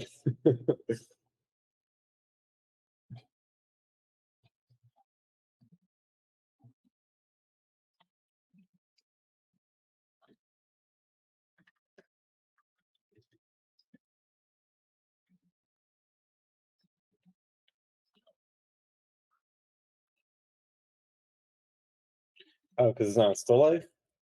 I think yeah, because he's moving. I think we can forgive you for this. So I think a lot of this is like, it's just instinct. I'm gonna have to think about why I'm doing what I'm doing. Like, I would be careful with glass not to have the edge of the material be light. Like, get some reflection of the sky in there for like the edge of it, and then have the reflection of the sun be in the middle of the form. You know, we want to have the highlights like inside the form. Maybe it's easier to see just visually. I think it works now, right? Oh, cool. Yeah, I can hear you. Like, yeah. And then under the water, I think I want to have like a little bit more absorption. We talked about absorption a little bit. So keeping this darker, a little flatter. And I think this yellow flower, it feels a little too saturated to me compared to everything else. Maybe the shadows in here could get like really saturated, and we get some saturation in there from that.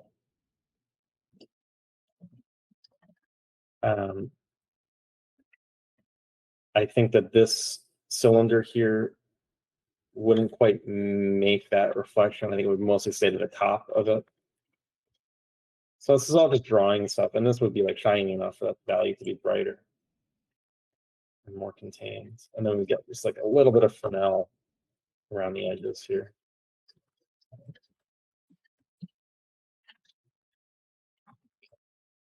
Inside these shadows, you know, nitpicky, but it's maybe a little bit of softness.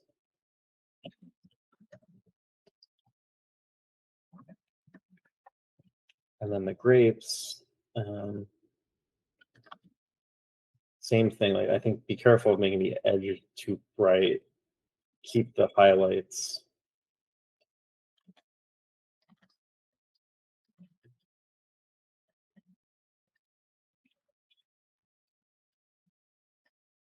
I think your value is just going a little bit too bright in the shadows. Then we can get, there's probably gonna be reflections. Bounce light in there.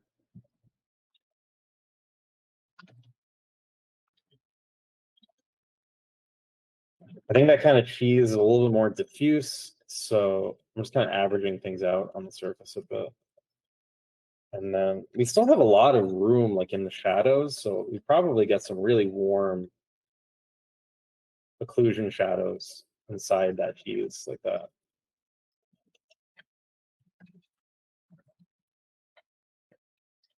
Nice job with the metal.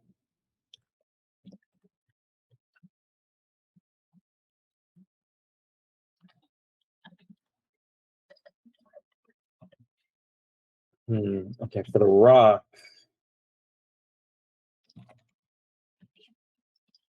I think the shadows are too light for the rock. It's what's making it look like waxy, because there's not, it's making it look like it has a lot of subsurface scattering, which it's not going to. And also the angle of the sun, it would just be kind of grazing across the rock.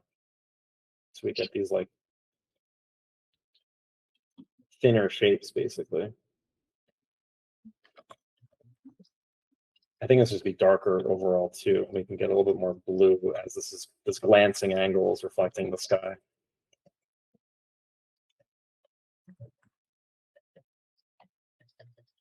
And then the shapes of the grass, these feel again a little individual. I would like think about mostly the edges first. I think it's making it look just a little bit too cartoony. Okay, and then yeah, the shadows in here, like let's keep some integrity to those values.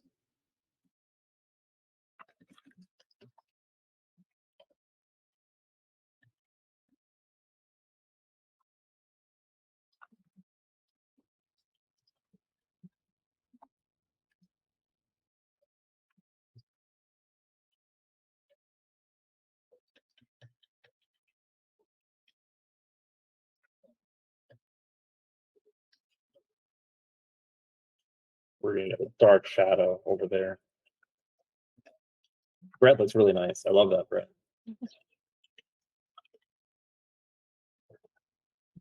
But you did it nicely here. I just want to do it here also. That feels like a nice amount of contrast between those groups.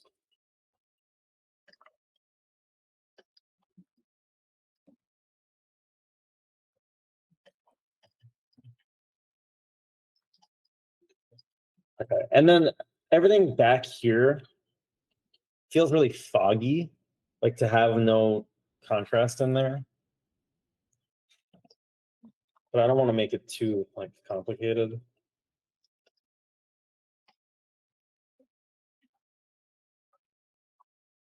But I feel like we would need like light and shadow in there.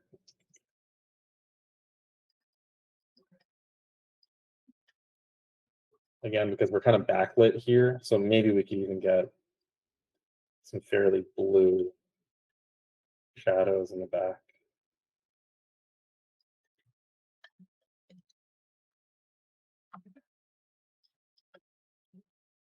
Even a bit brighter because the sky is really bright. But yeah, that's a drawing thing of like if we're backlit, we're gonna get those kind of shapes happening. We've got to figure out how to kind of integrate that. It's the same thing that happened with the rocks. Yeah. Might even get some specular highlights in parts of the rock there.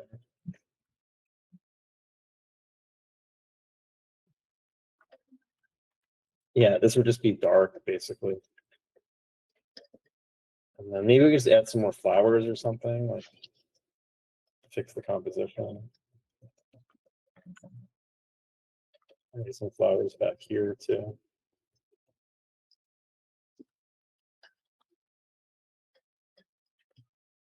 But yeah, that something about that like foggy kind of look we kind of fix. Okay. Turtle eye, yeah, we're in the shadow, so I think it's just gonna make it look kind of cartoony if it's too bright. I really like this. That looks great. It's the same thing I tried to do with the rocks. Then once we're in here, we can also do that with temperature.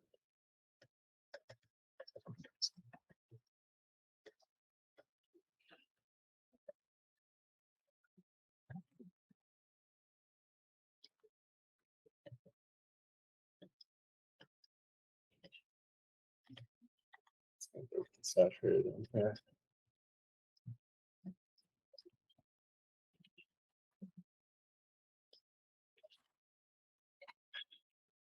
And you know, we've got one turtle. Actually, yeah, I would also just like make sure you soften things inside the shadow, so it's not too much of a value difference. And stuff like this, like we're inside the shadow, let's soften some of these edges a little bit. This too, like I want to make sure this stuff is softer than compared to the light. Then I can bump up the hardness of some of these edges.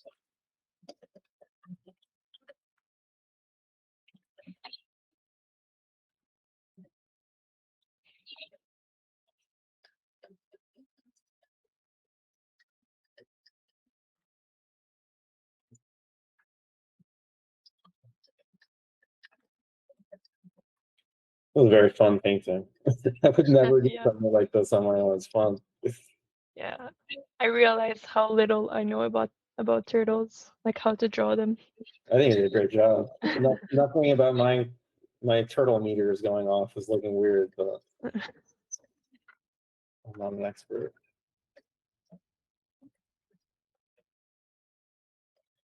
It depends on the water. Like I'm not sure if it would look if you just get kind of this dark reflection here, and then like where it's kind of getting picked up over here. I think because we're getting such a strong Fresnel effect going on that yeah, maybe we'll get something like this. But that's starting to confuse me too. I'm not actually 100% sure how that would look. Maybe go with more color, like here.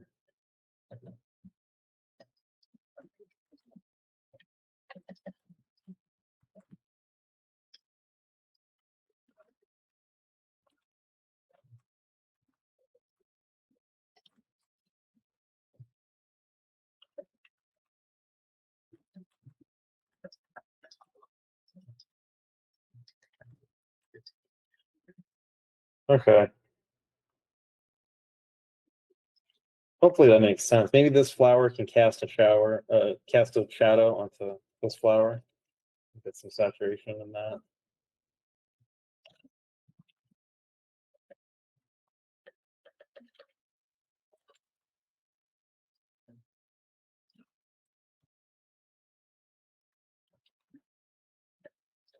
This is at a glancing angle. Maybe it's a bit cooler, that top of the wood. Maybe this one is actually a little more saturated.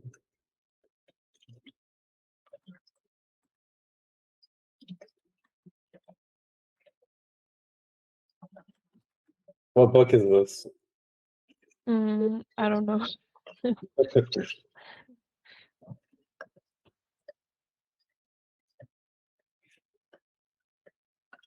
Maybe some of these leaves in here are like at different angles that they could be cool.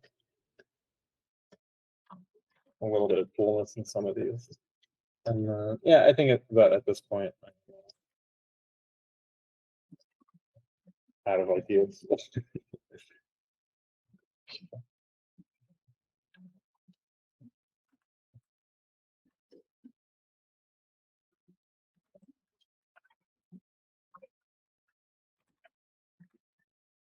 Okay, cool. Yeah, do you have any questions? No, that's great. Thanks. Thank you. This is awesome. I love it.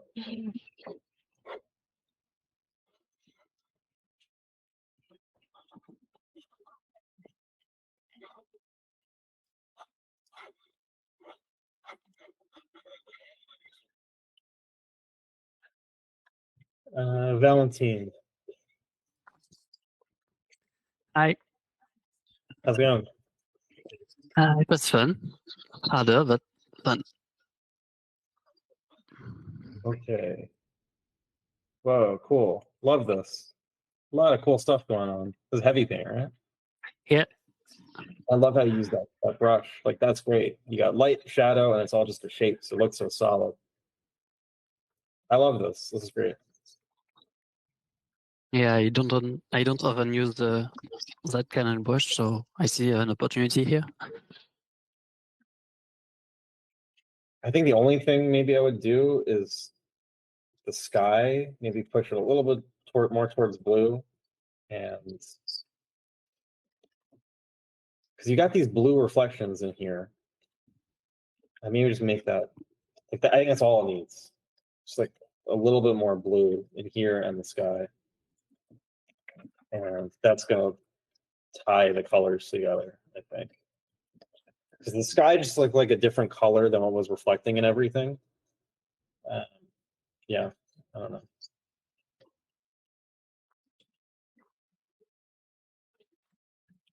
I think with this kind of thing, you could be more ambitious with the difference in angle. Yeah, I made the right one at the beginning.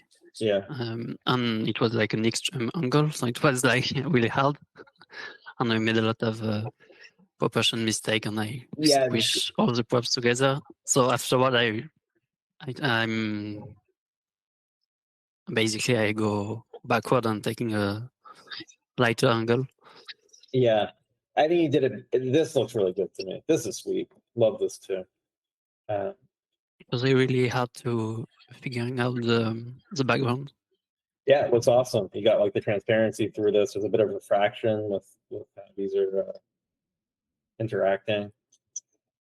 The reflection of the glass too, it was kind of super hard. I think I'd just reduce some of the contrast in here. We could do that more with temperature again, like get the values a bit flatter and do that instead with, let's shift the hue towards the sky. You see, you can do that with temperature instead of color. Okay. Value, I mean. If you start doing that in more places, yeah, you'll kind of maximize the power of this stuff.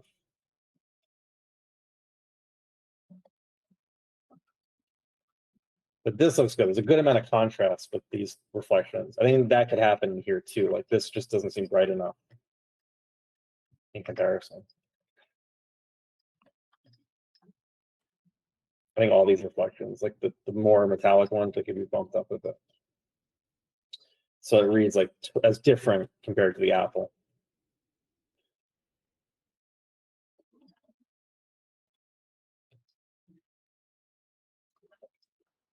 So these two, like they're fairly specular on there, but really cool. These are great. I can really see your improvement. Thanks.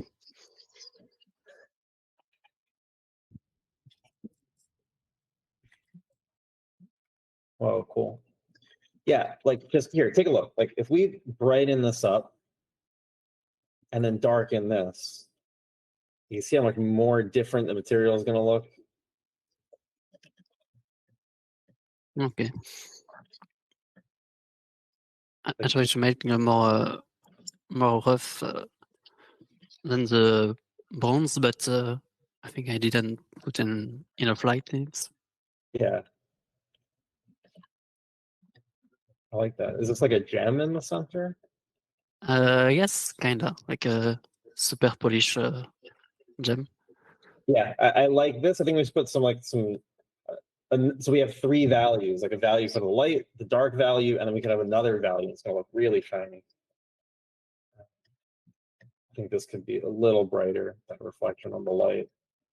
And then same here, like this all looks like one material, which I think you were going for, but if you want to make it even shinier, we could just darken up these areas. So these shapes could be just a little darker. It's going to make it look a little more like metal.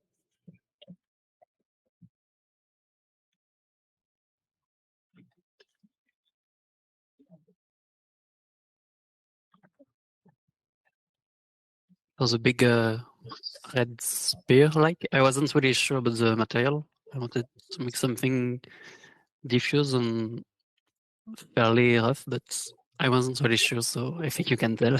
Is that this, like this material?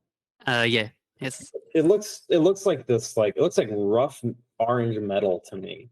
And I think it's because it looks like it's tinting the reflection. If you want to have this be more diffuse, then like do a little bit more hue shifting on it. It'll make it look more like, I guess, like plastic or something. But yeah, I think it's just, I'm not sure what material it's supposed to be either. I don't know if I could like, I'd have to figure that out. But I think the shadow just looks a little too bright.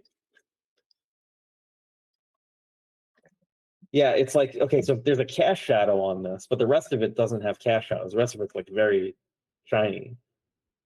The shinier something is, the less like cast shadows it's going to have.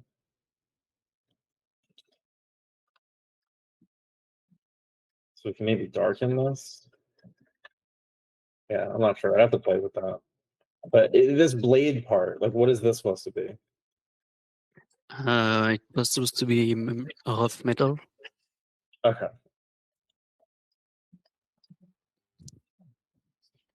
Yeah, I think it's reading.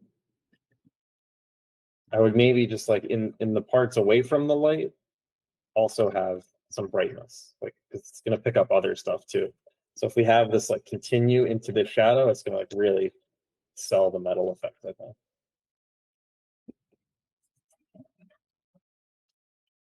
I wasn't sure if I could put a big reflection on the blade.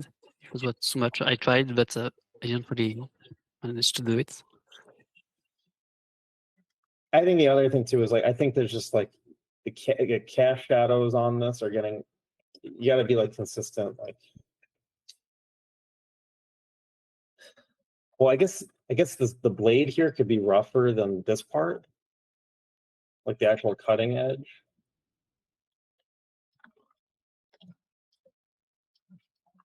Like, is this rougher than this part? Yeah. Yeah, then I guess it does make sense. But then I would get rid of it here. So like as the shadow crosses that, get rid of it. Okay. Yeah, and that's supposed to be rougher. And this would, like, if this is shiny, it doesn't matter if there's a shadow on it. That's going to pick up that light. So little stuff, but it all adds up. I think especially like this here is an opportunity. And the wall, like this is, let's keep this wall pretty flat because otherwise we're just reducing what we can do elsewhere.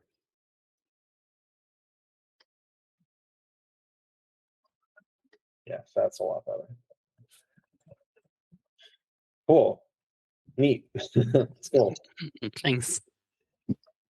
For the yes, this one it was supposed to be bone, but I didn't know how bone was Yeah, affecting the lights. it I looks, wasn't sure it looked looks like bone enough. it looks like bone to me, and I think one of the ways to do that is to get the shadow of the bone very close to the light because there's going to be a lot of subsurface scattering. I think you did that. You can maybe even push it even more. So like, you know, the light and the shadows are going to be really close, and you can more have this be shown with like specular highlights. Okay. Depending on how Some, tiny it is, I don't think I would even bump it up that much. for the two super polished sphere in the center, when do you do things like that? Do you try to make a reflection that looks okay, or do you try to make it like super precise, and if it looks okay, it's good for you? Are you talking about these? No, the dark one. These. Yes. Oh yeah. So like, okay, so this is reflecting into a convex thing, which means that the reflection of this is going to be small. Like it's going to be even smaller. Okay. So I think things aren't quite like distorting enough in the reflection. That's something I would like use Blender for, like set up stuff like this and just look for trends. And you could even use Sketchbook. Like that's drawing, so we don't really need values might even get in the way of thinking about that. But yeah, these kind of shapes, like I think I said earlier in the class, like I need to study this too. But one thing I know is that like this looked wrong because it was the same size. If you make it smaller, it's going to look more like it's reflecting into a sphere. Okay. But like it's a whole other kind of separate thing you can study. Like that's why I also use lines that go across this way for this, because I think it got across the anisotropic nature of this a little bit better than it depends. Like if this was a reflection, yeah, like this looks good because it's going.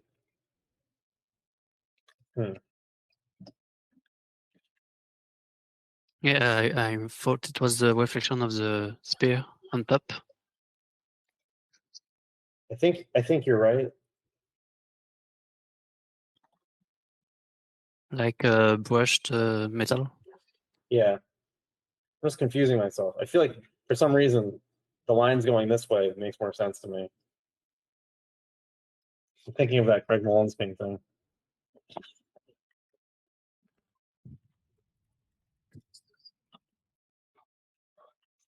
Do this one. Like you see how they're going like this? Okay. I think that's what I was thinking of. Okay, the reason why is because if it's conical, that's going to distort the reflections like a cone. And the shield to me feels, yeah, slightly conical. Yes. So I think it's kind of the same stuff as we're talking about here. It's just, you know, the shape of reflections. And again, something about this cast shadow here feels a little weird. Yeah, I wasn't sure about the cast shadow on almost all the objects.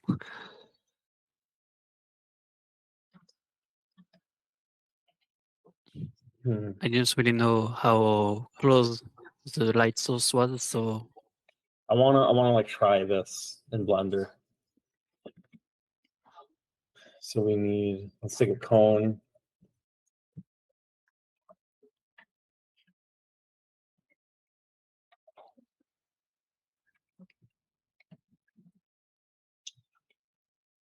Actually, let's take the cylinder.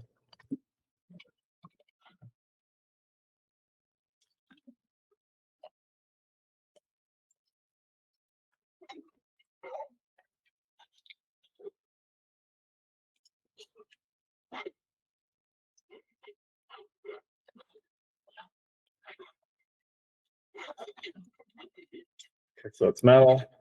Let's do an environment. Just kind of warm inside. It's metal, and let's do like 3 different roughnesses. So let's make this even shinier. No. Assign metal. Okay, so see, like that's what I was trying to do. okay. And now let's see what happens when we cast a shadow onto this.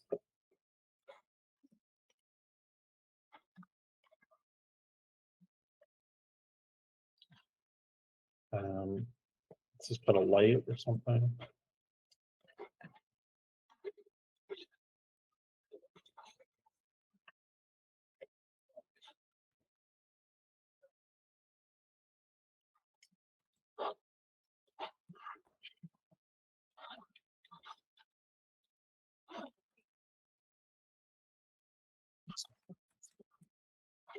Like it's not showing up because I think it's most like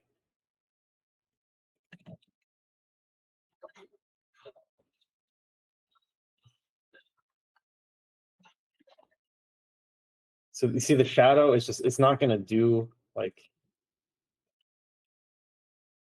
it's not gonna show up on the really shiny metal. If we roughen this up, I mean with this one, then it's gonna show up more. See now it shows up. It needs to be rougher for shadows, for cast shadows to show up on it. Okay. Does that make sense why or no? I'm not super sure because I'm a bit tired, but Maybe just after some rest it'll make more sense. yeah. But like But I the, have looked in the at the Blender for some of these things to be useful. yeah, like let's get rid of these. Let's replace it. Like here now the cast shadow is going to show up, but if we make this into Chrome, I think it'll show why. You see, we're not going to see any cast shadow on that. Okay. Like Chrome will not have cast shadows unless it's sufficiently rough. And what about the two super reflective polish sphere? Those will because those are non-metallic. Those are diffuse. They're just really shiny. So if we make it like that, it's dark. See, now we get both because remember, diffuse materials get both a diffuse component and a specular component. Okay. So this makes sense, and I do see like a little bit of a cast shadow here. Like Yeah, I tried, but I wasn't really sure how it will affect yeah, but the reflection. that's why this just doesn't really make sense. Okay. But yeah, this is super tricky. The fact that our brains all hurt is a good thing. Okay. Do you have any other questions? No, thanks a lot. Well, thank you. Naima.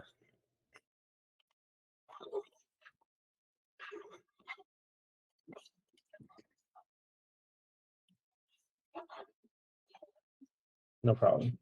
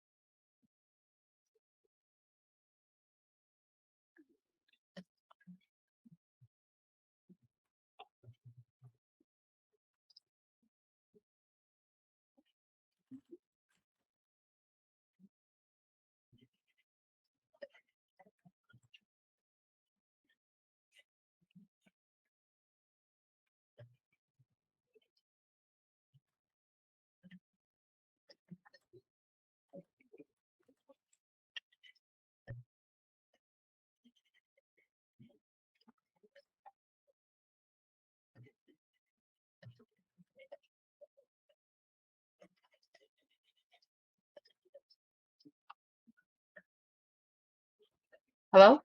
Hey, how's it going? Hello? Hi, can you hear me? Is it not working? I can hear you. Wait, I can't hear you. Hello, hello. Hi, hi. Can you hear me now? Yes, I can hear you. Can you? Okay. Yes. Okay. How Sorry this- for that difficulties. how'd this go? Okay.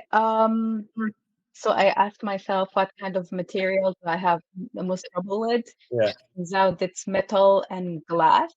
I tend to overshine the shiny. Right. Okay. Yeah. So wait, let me just double check. So you said, is this from a different angle? Did you try and like change the drawing? Yes, but the picture, well, my attention was to draw from this angle. So I Yeah. took the picture and then I moved. Wait, I'm confused. Did this happen after the painting? That happened before. And then I moved a bit to the right and Okay. up. So yeah, I think I think if the goal is to kind of practice that really tough exercise, I would be even more ambitious with the change in angle, because we have like almost iridescent reflections here on this plastic. Like if we change it more, we're gonna get rid of all of those. Like I'm trying to, like, if you were at a top view, we wouldn't see any of these. So I want to like change the view enough where you have to calculate reflections. Okay. However, I think if your goal seems to be that you overstate. What did you say it was, that you make things over shiny? Yeah, I overshine the shiny. Then that's probably too much to tackle on top of, like, you know, changing the whole angle. Also, like, yeah. So I think, like, you know, it's probably fine not to be overly ambitious on this, but I think things like, especially this, like, that looks great. Like this feels like a diffuse material to me. Maybe the shadow here is a little bit too dark, but Okay. like where you put that hard edge, we get like a soft edge here, and then a hard edge, and then like that just looks super strong to me. And the values look really good too. Like I love how this is merging in with this.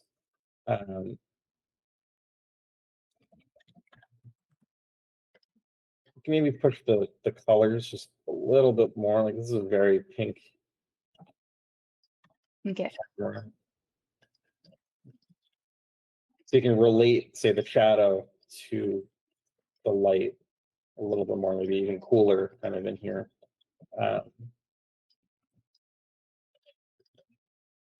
These new reflections have some more color to them.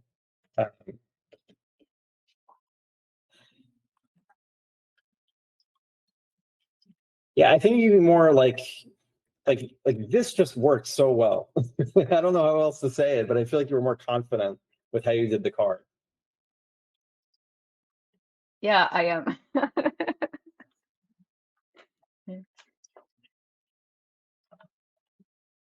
And like how you're kind of blocking in the metal here, it would take away with you made it super contrasty, but maybe we can like show, okay, there would be a highlight here, there would be a shadow on this side.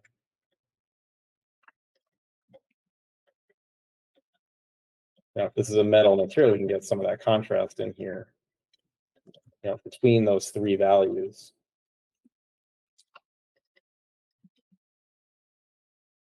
So yeah, I think there's a little bit more confidence like in the values and the colors, but there's really Okay. cool stuff happening. Like that's perfect. The values here are great. I like how you blocked in the chess pieces. Really great example of transmission roughness versus no transmission roughness. We get this kind of frosted look in here. So yeah, I really like this. I mean, do you have any questions? No, I thought that I bit more than I could chew with the glasses of the chess board. But yeah, I think I'll just do a solo study instead of tackling all of them. Yeah, I think you just, you know, it was just biting off a little bit too much. Mhm. But yeah, I- I'm happy that like I kind of got it, kind of understand, and that my reasoning and my logic is on track. I think you totally got it. Like it's like this car, especially such cool stuff happening in here. I can tell like you've constructed that car, you didn't copy it. So great. Same thing with this. Like yeah, there's really great thought processes happening. Awesome. The color looks so confident on this. Maybe like you could look for the light here is cooler in comparison. Hmm. The shadows in here, then maybe you can get some more of that color stuff happening across the image. But overall, that's all I could think of. Like I'm impressed. I think it looks really good. Awesome. Well, thank you, Naima. Thank you. Last one, Myra. Hello.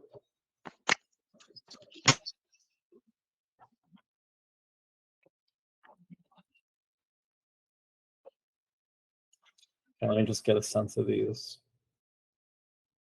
Cool. And look at that wood. How'd you do that wood? I did it just in a separate layer. The texture. Wait, your volume is pretty low. Oh. Can you hear me? Yeah, that's a lot better. Okay. So, yeah, for the wood, I painted in a different layer the texture, you know.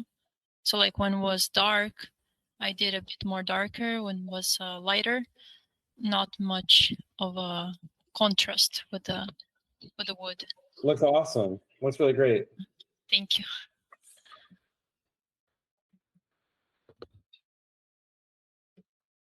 Just want to see maybe like a little bit more coolness in some of this because outside it looks cooler than inside. So this reflection is a reflection of outside and it's not metal. So we're hue shifting towards it. So you can see cooling it off, I think makes it look a little bit more like it's reflecting the world. Mhm. Same thing here. Like this actually looks a little bit better, but maybe even get some color like reflecting back into there.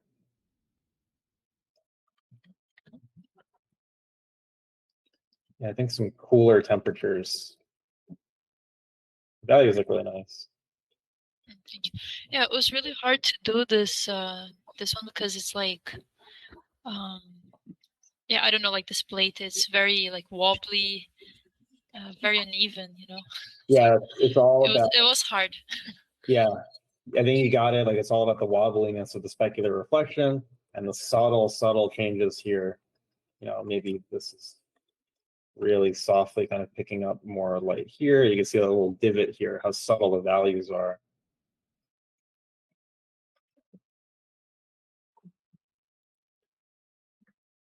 But I think you did a great job describing it. I think it reads really well. Cool.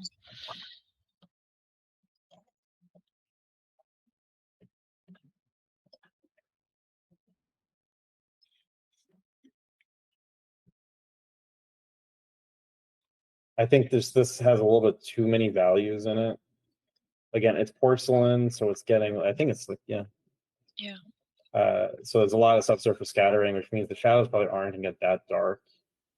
We can more do that with like reflections here.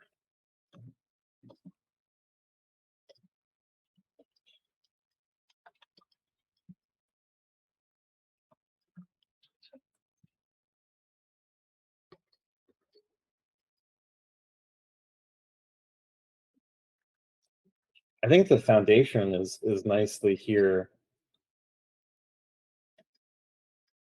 You know, you could, this is being backlit, so you can show like hard edges here, like that. And specular reflection, soft on this side. And we're seeing through this, so we probably want to start introducing this color a little bit like into this shape. It looks a little too saturated. That's why it looks like solid. Like we're gonna see through this, so it'll probably desaturate a bit. And then again, like this is looking like metal, because it's tinting the reflections. But this is not metal, this is plastic, so I need to desaturate these highlights. Does that make sense? Yeah. This is reflecting a warm environment on this very cool thing. If this were metal, it would be exactly like that. But we want to have plastic, so we want to shift it towards the color of the environment. Now this, I feel like the opposite, like, well, not the opposite, but there's three things. Like, this is that base color, this is the shadow, this is the specular highlight. So I want to have those things read. Base color is fairly saturated, and then as it turns into the shadow, it gets even more saturated. And we get that band of dark saturation. That's the core shadow happening here. And the specular highlight, read as something separate from all of that.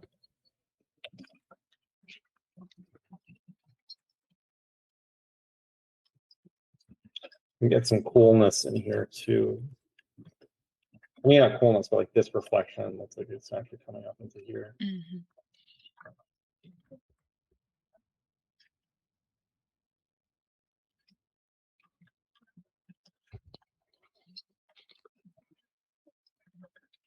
Yeah, I think this looks good. I think it's worth, like, looks like you did it in this. I think it's just not taken as far, but it's the little details I think that would take this further. Like the overall setup looks good. I think it was just that the color of the reflections mainly that was making that look metallic and not seeing through this enough. But yeah, you can maybe even get like these tiny shapes in here, like warp it, kind of like the care that you put into this. I think that'll be kind of the next step. Was this one from Life too? Yeah. Awesome. Yeah, I finished at home because I'm not very good yet on Procreate. So, but the foundation I did from Life. Looks great. I think maybe the effect of the light bulb on this red shirt would not be so strong. It's just like, I don't know, intuition, but like, look at those different materials in here. It looks great.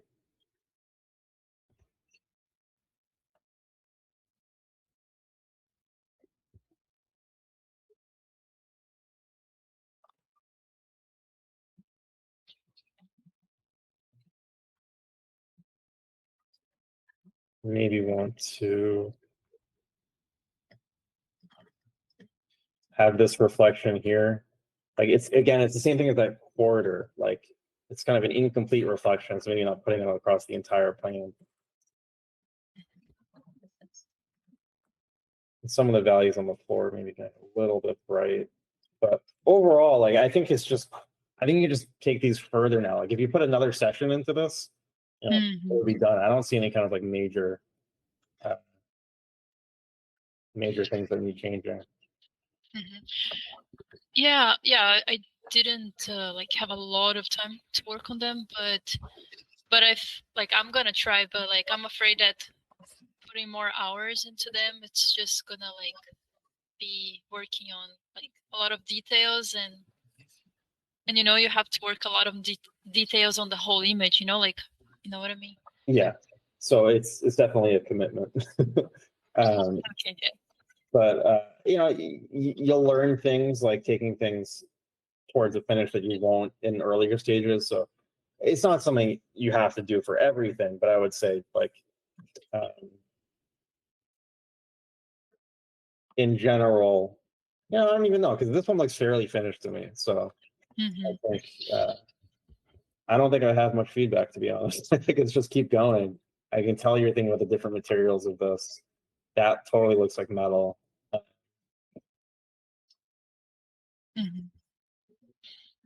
The only thing, so we've got a lot of blue on this side of the image, and it looks like over here, this front-facing plane of these pillars pick up some of the blue from outside. So maybe you want to balance all the blue on that side of the image. We could introduce some of that here too. Like, could this be an opportunity for that?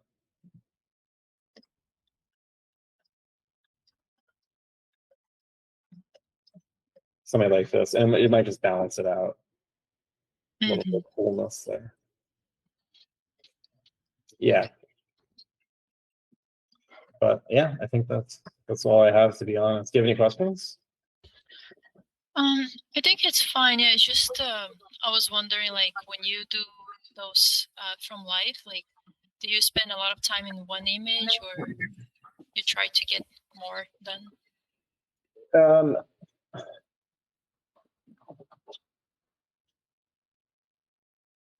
I'm trying to think. In your case, I think you struck the right balance here of like one that's more finished and then a few other sketches. I would say at this point, it's up to you. It was like if something really grabs you and you want to finish it, I would just make sure to like not only be doing loose sketches. Like it's a good exercise to take something, maybe put like 2 or 3 days more into something that you would normally, because that's gonna like level you up basically. Okay. If you just find yourself like really never taking things past a certain point, that's the time where I would maybe like put extra time into it, especially from life. I feel like from a photo here, it's just going to start looking more like the photo, but like in a more controlled setup, yeah, you could try like just spending much longer on something than you would normally. Especially from imagination too. Oh, I missed this painting here. Yeah, this is like an edge thing. Looks a lot more accurate than last time.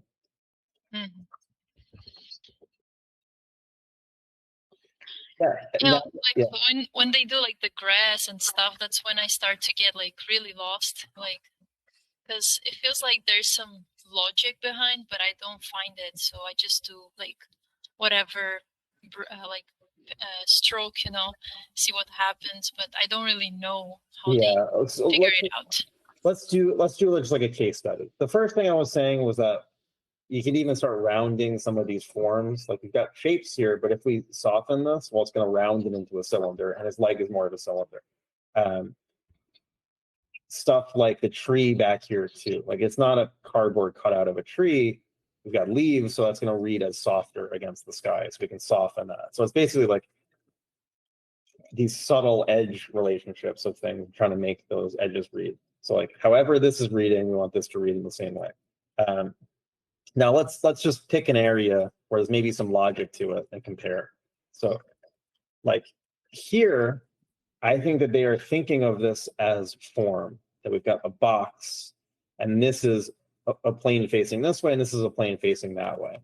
This plane here is darker and colder. So instead of like seeing all the brush strokes here, you can think of the same logic of like, I'm trying to picture these as forms with front planes, side planes, maybe a little bit of a top plane here. So up, you see that? And now for the shadow side, again, it's going towards like pink, a little bit more saturated. So I'm keeping this in mind. And I can maybe use that color here to accentuate these side planes. And anywhere I put this is where a plane is facing this way. If I keep that logic in mind, it's going to get me further than looking at the brushstrokes here. It's playing also too. So we're getting like cool reflections of the sky, but incompletely. That's why we're getting all this pink. So for example, here, like it looks like a rock maybe with like grass in front of it. So it's roughly the value of this. And you have a different value, but let's just continue with this logic. That we've got this value for that. Then we've got grass in front of it. And then that edge of the grass is going to read as softer against that hard rock. So I'm always thinking about this stuff. And like, okay, so this, if it's like pallets or no, it would be like rocks, like a stacked rocks or something. Where it meets the ground, there's going to be a bunch of grass there. So this is probably going to be softer in comparison, and we're not going to have that super hard edge there.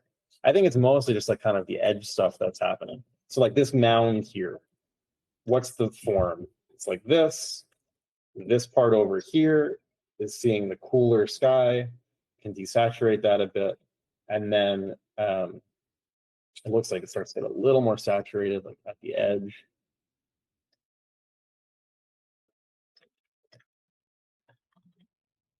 I'm gonna try and render it as like a cylinder first. At least think about it that way. All this grass in here is like getting a bit more light from outside. This stuff is really saturated too because that dirt has a lot of bounce light. I think the more you paint from life, like you've been doing, the more you're going to understand the logic of what you're seeing in these paintings. It's like a back and forth. Hmm. I hope that helps. Yeah. Yeah, I think that's all I have. Do you have any other questions? No, that's it. Cool. Thank you, Myra. Thank you. Okay, I think we are at the end of the homework. Okay, so let's talk about, we've got one more week left. The homework is going to be, I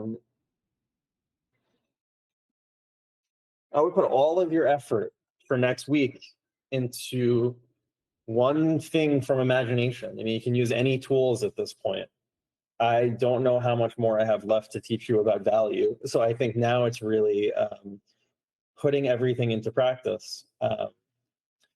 If you did something from imagination that you feel like is exciting to you and worth taking further, I would try and finish as best as you can an image for next week using everything that we've talked about. You can use reference. I mean, this is not like a pure from imagination kind of thing. You can use any tools for this. But basically try and get yourself excited about painting. Try and make something ambitious, something you would like to see somebody paint. And yeah, for the critique next week, we'll review basically everything and feeling a bit scattered under my surface. I think that's a good thing. But yeah, so basically go crazy for next week. It's going to be kind of the final spectacular failure. Yeah, we're on the 7th class today.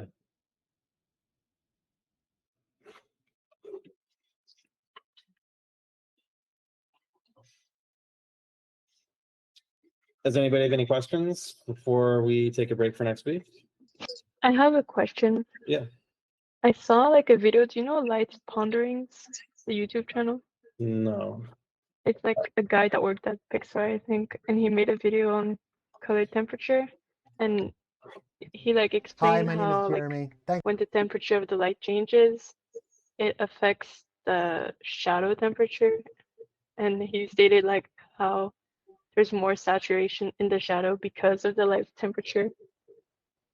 So I got confused because it's slightly different from your explanations. Do you remember what video it is? Is it this? Yeah, it's the temperature one. Yeah. This one? Hi, my name is. That range of a sunset, red, orange to yellow to white. Do you remember what part? Well, it's the second part is the through the demo, rainbow, so it's and this like is the the whole idea. beginning. Facing So this part in the the beginning. least amount Yeah. of saturation. And is he talking about like And like the Lego example is like in the shadow, it's The more idea saturated is- because the light temperature shifts. Okay, so like shadow like this here? Yeah. As you go into the shadow, the amount of saturation right here, like you're Okay, wait, let me listen to this. Yeah. Oh, wait, it's echoing. Wait, let me mute this thing. this is kind of a mid yellow, and then it goes orange, and then it goes red, and it gets more saturated as it goes into the shadows. See that? See how, look at the color wheel off to the right of how it's changing its saturation, and it's getting, darker red, and then goes to this lighter desaturated when it's bright, super saturated when it's dark. This is a magic tool. This is an amazing thing you can apply to your art right now. So if I look at the color wheel, it's very interesting that the color always shifts with more temperature. It follows that Kelvin scale and will shift more towards, it'll shift towards white, or when it gets hotter, and then it will. Oh, okay. Wait, okay, yeah, can you hear me? Yep. Yeah, I think this is ridiculous. I don't think this is true. That color temperature applies to different things, not like plastic like that.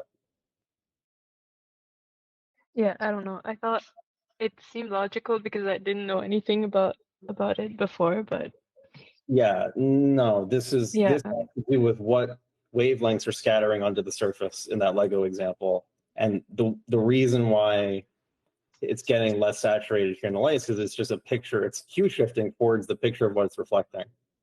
When you talk about color temperature like that, it has more to do with black body radiation.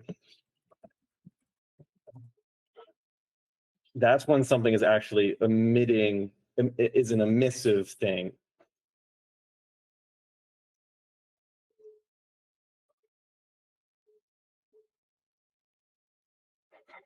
I have to look into it more, but I think that it's coming across as very rural-y to me.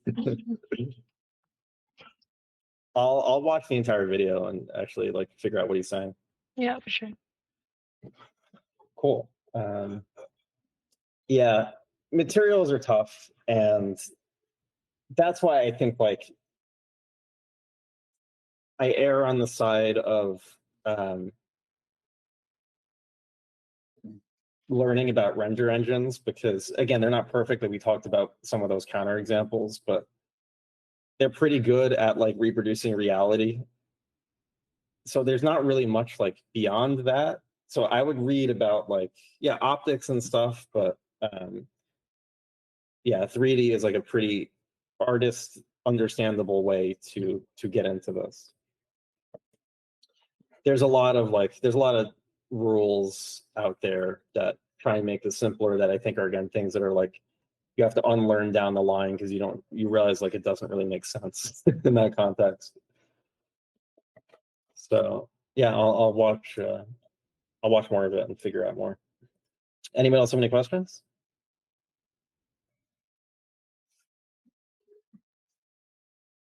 Thank you guys. Take care.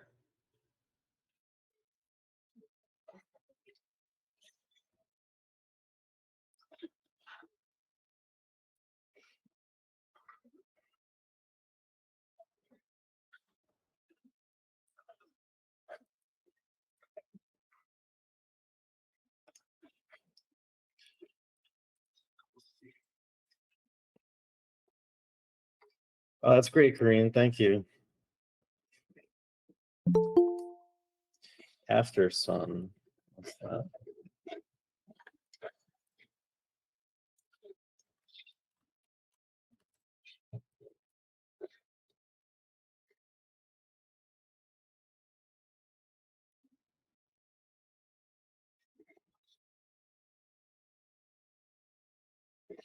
Seems very emotional. Perfect emotional movie for an emotional last class. Is anybody playing the Resident Evil 4 remake?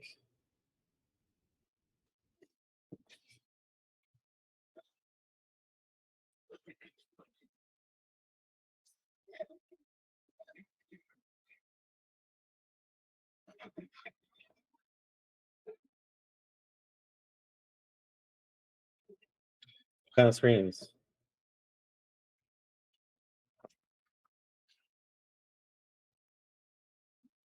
Oh, screens of the game. Sorry, I'm slow.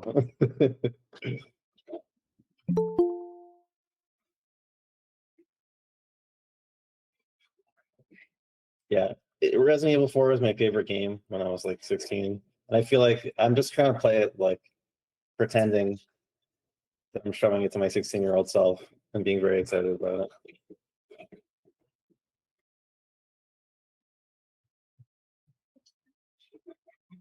Oh, playing the original. Yeah, it's still really, yeah, speaking for myself, exactly. The original still holds up. I played it last year maybe, and I was like, oh, I'm just gonna play the first level and like get some nostalgia. But then I just couldn't stop, and I beat the whole thing in like 2 sittings. I still think it's the best game ever made.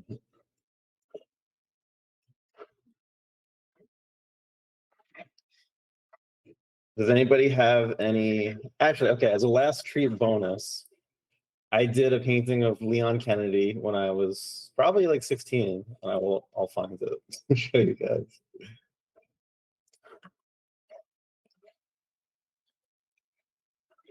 Did you get trapped in the first trap?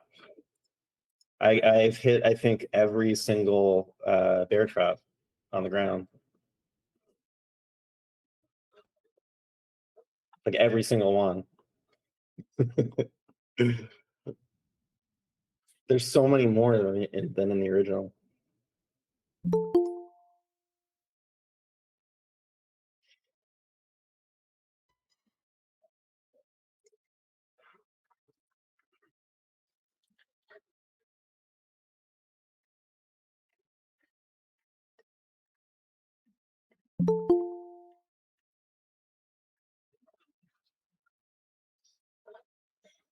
Okay, here it is.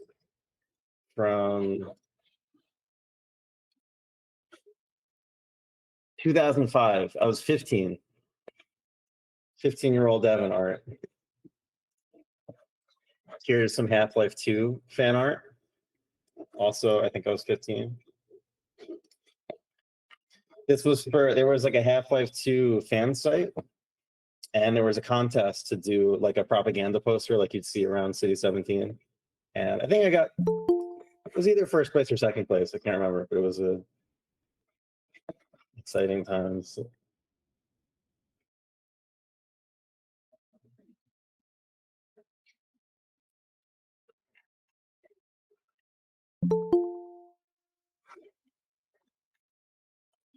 Yeah, 2 decades ago. I still got all this stuff because I started digitally painting a long time ago. So, you know, it's still, it's on like an external drive. And some random old stuff to take a look at. Here's a zombie. Self-portrait. Really long face. I think this is one of like my first self-portrait. I think I was like, it must have been like 13 or 14 when I did this one. Did you start painting with a tablet or with a mouse? With a tablet. So my older brother is a graphic designer, and he always had like an Intuos lying around. So he set me up with a copy of Photoshop. Actually, Illustrator first. Illustrator was the first thing that I learned. Yeah, Illustrator and the tablet.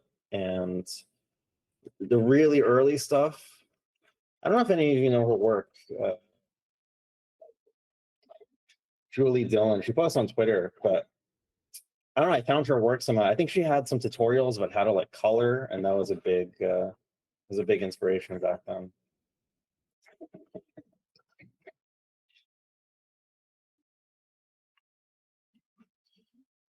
I think this is like Jason Lee or something.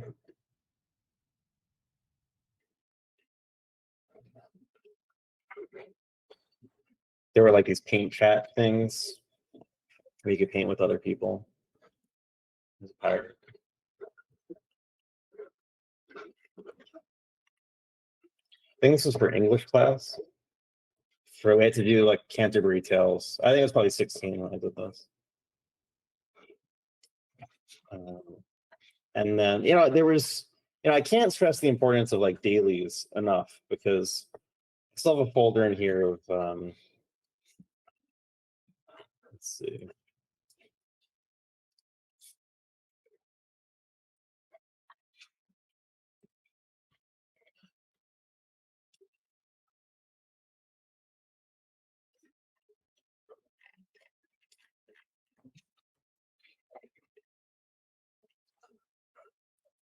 Oh, here's some mechs. You know, I never do stuff like this anymore.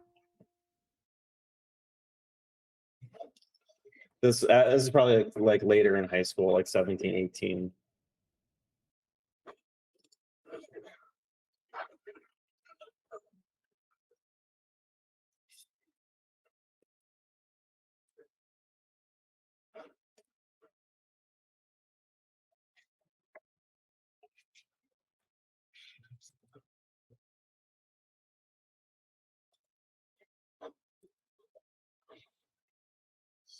Where did I put this? Oh, here we go.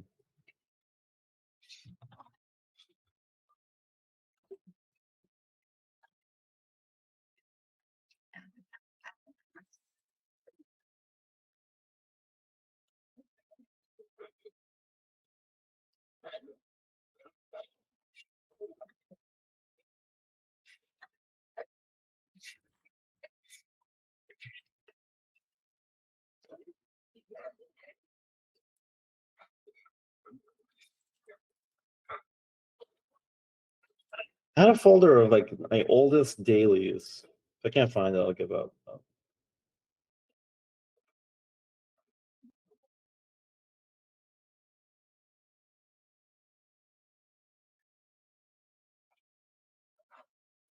Oh, here we go.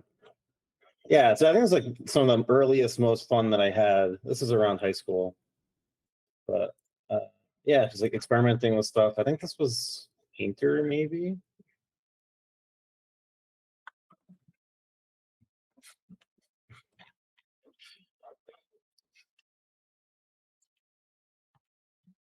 Some weird stuff. I remember I showed this to my high school art teacher, and she was like, "You didn't do that." And I was like, "Yeah, I did." And she's like, "No, you didn't," and walked away from me. The memory is still very vivid.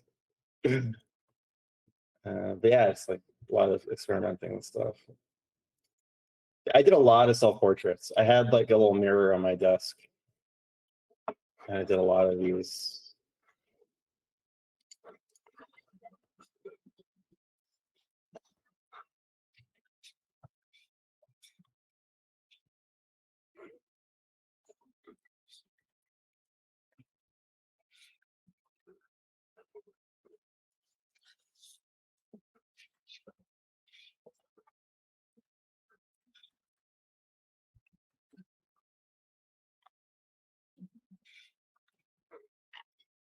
Okay. Anyway, trip down memory lane. Okay, so what would you tell 16-year-old Evan? I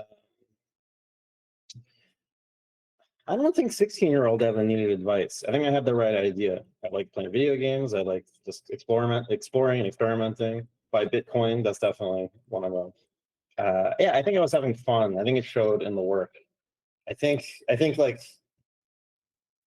20-year-old Devin needs more advice, because that's when I was like, oh, I don't know if I can make art a career. And I was like, I got to think of a backup plan. And I started to just get less confident in my work.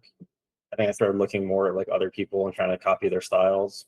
So I think that was the phase where I needed some encouragement to say like, no, you can be yourself, and it'll work out better if you be yourself. You don't need a backup plan. You just need to put everything into the thing that you care most about. I think backup plans are they take effort, they take time and attention and passion away from whatever you're mainly interested in.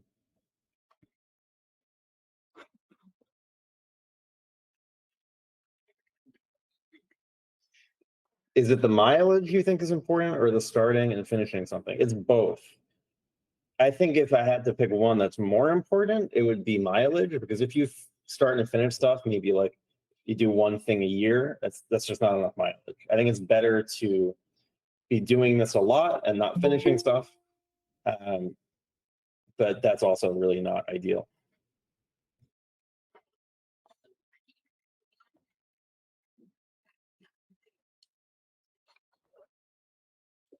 Does anybody have any questions about stuff over the week? Any art-related questions?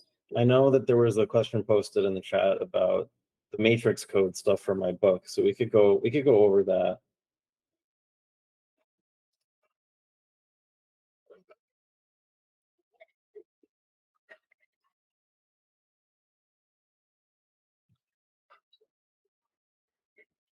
And looking at it here, it really looks completely unintelligible. If anybody did understand what I'm talking about here, hats off to you.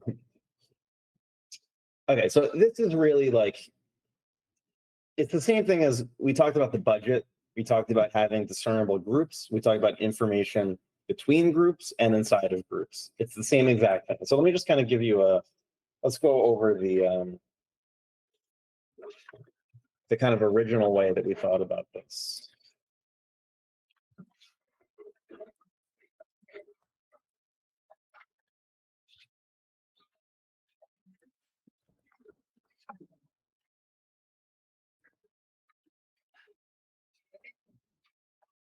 You don't look much older. Oh, thank you. You've made my day.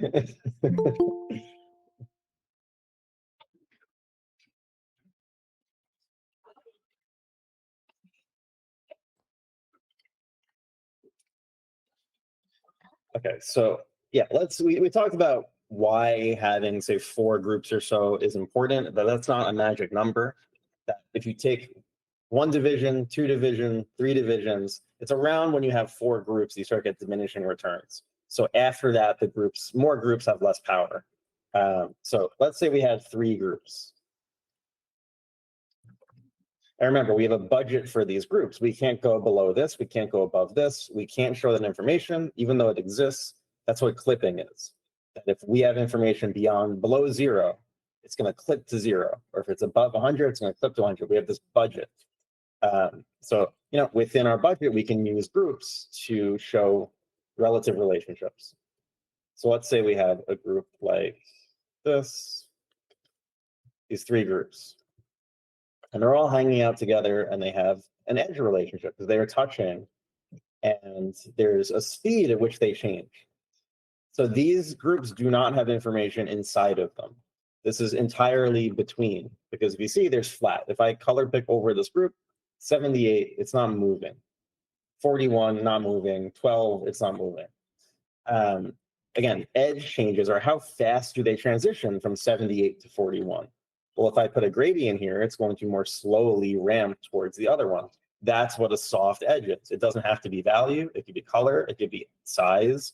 It could be literally any variable. It's about how fast if we had circle groups, how fast does the circle group turn into a square group? Does it happen immediately, or do these circles get a little bit more square-like before they turn into squares? Any variable you can think of. So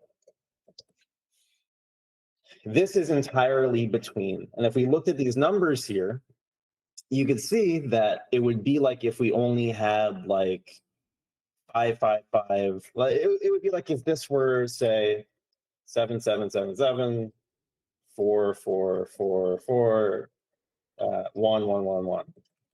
There's no variation inside these numbers. But if we started to add, say, 8, 6, 5, 3, 2, that would look something like this. Just a little bit of jitter in there where the information is not so completely flat. But you can see that these numbers are not expanding so much where we lose the differences between the groups. Because if we push that too far,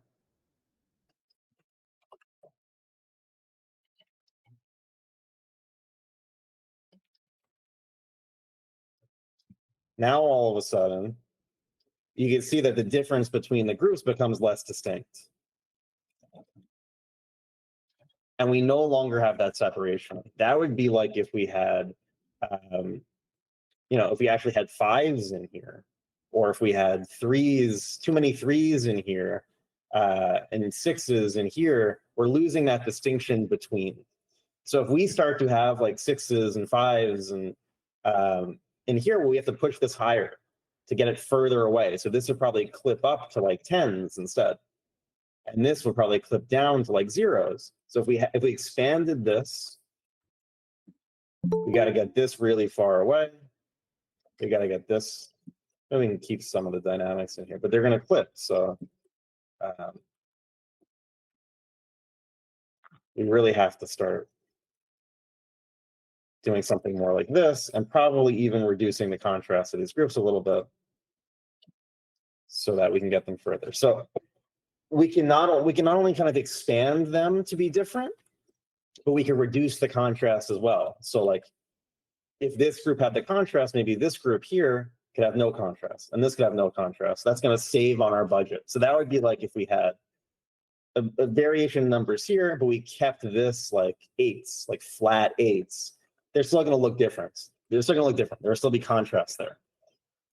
So yeah, this is the concept of the information that you place inside of groups. It has a relationship of the between groups. And 4 is kind of this magic number just because of getting diminishing returns after that. You can have 2 groups, you can have 3 groups, you can have 4, you can have 5, you can have 6. But as you get to more and more groups, the harder it is to tell the difference between them and the less range you're going to have available. Because again, we only have 0 to 10. That's all the numbers we have to work with. And you can see how difficult it would be to get those groups to read as distinct within that budget. Does that make sense to everybody so far? I think it was Italo had the question. Okay, cool. So, we've done this before, but a practical example of this is that plane changes. Plane changes are really the thing where you can understate them, you can overstate them. So, if we have light coming from here and these 2 planes are seeing the light, we've talked about how everything is reflections now. If these 2 planes were seeing the light source and this plane was not, well, how big is kind of the angle difference? How much more is this plane seeing it versus that one? And they're probably going to be more similar than different. And if you don't overstate this difference, you're going to keep a lot of budget for other things like cast shadows or other planes. Because if we did this, if we overexpanded this, then you can see we'd have to start going through the floor for other stuff. So really what I want you to try doing, especially from life is like the playground where you can experiment with this stuff, is to see a relationship and say, I'm going to say it's this. And then for the next decision, you relate it to that. When you think that way, relatively, you start naturally clipping stuff.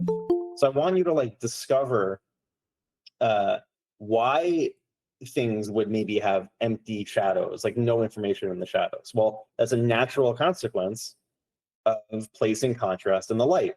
It's not like some arbitrary rule. It's just a natural consequence of relative comparison. And when you start like discovering the results of having groups based on the decisions, that's when you really kind of understand it. I don't want you guys to think that like this is like a stylistic thing. Like, oh, I'm just going to kind of randomly place values in the light and have nothing in the shadows, or have stuff in the shadows and clip all the lights. Like if you can make a decision and trace all your decision making and find that the result is just a natural consequence of comparison, you're gonna be much better off, and you're gonna have an actual understanding as opposed to like this becoming any kind of arbitrary rule for like making something look stylish, or to really like have a personal relationship to these principles through exploration from working from life, especially, and then testing that from imagination. Okay, so yeah, review of some of these big principles. Does anybody have any questions? We can go on to the homework. Does it mean that the group in the dark is not following the overall rule, though? What do you mean? And you can hop on the mic if it's easier to ask a question. I don't know if it's easier, but I can try. Sorry, my English is not my main language. Though, oh, great. Yeah, I mean, if you expand so much, like I'm not sure if I'm using the right words though, so bear with me on this. If you try to expand like so much the contrast between like the planes, and you can see all this contrast in the light because you chose to do that as a yes. Okay. I mean, yes, the contrast itself is so big, so there's no let's say no space in the shadow for adding more different tones of contrast, right? More or less.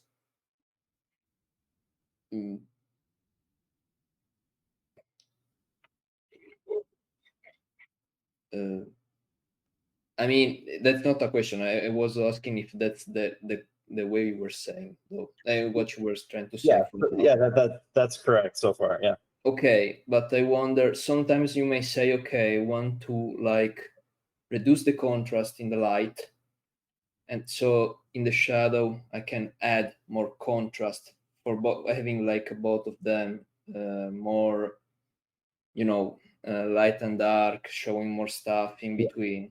Okay, but that, I mean, I notice sometimes that you can see that like the dark thing is not following like the rule of the light. Like, you know, maybe you can see that the light part is more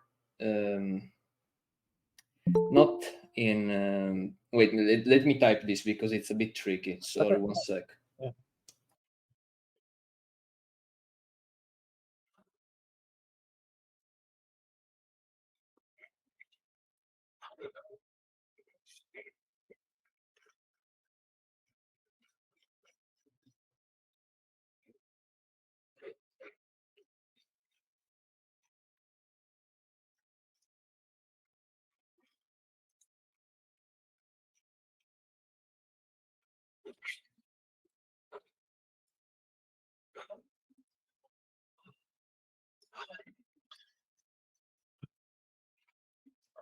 Just gotta read your question in Korean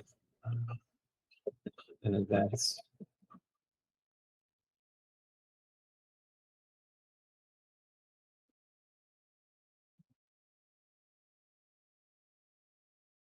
Oh yeah, we'll get to this right after.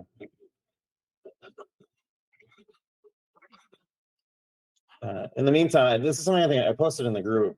You can see this is a Sargent study of Velasquez, and you can learn so much from this. Of like here, he's really reducing contrast inside of groups to find the between. He's really kind of just averaging everything, and hopefully you can kind of see the thought process that we're working on in these Sargent studies. Like especially if you look at this in grayscale. He's finding these big differences between the value groups.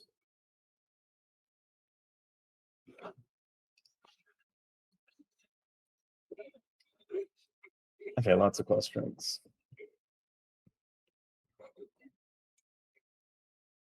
Yeah, you can go with those if you want. I'm still typing, sorry. Okay, yeah, take your time. I have an extra question to add.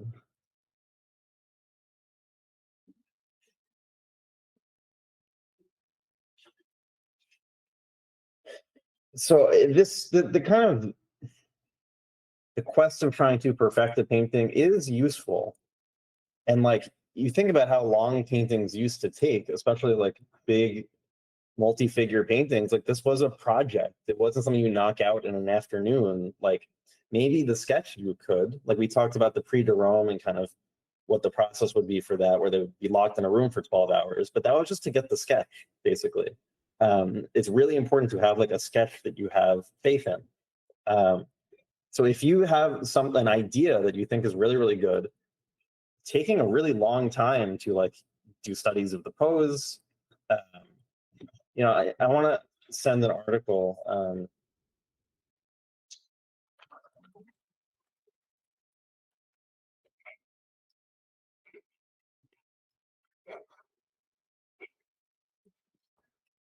I can't remember if we talked about this, but this article is from 1901. It talks about why studies are important, studies being like in service of a larger painting. And you can see the kind of studies that artists used to do, working out every detail after they already have the sketch.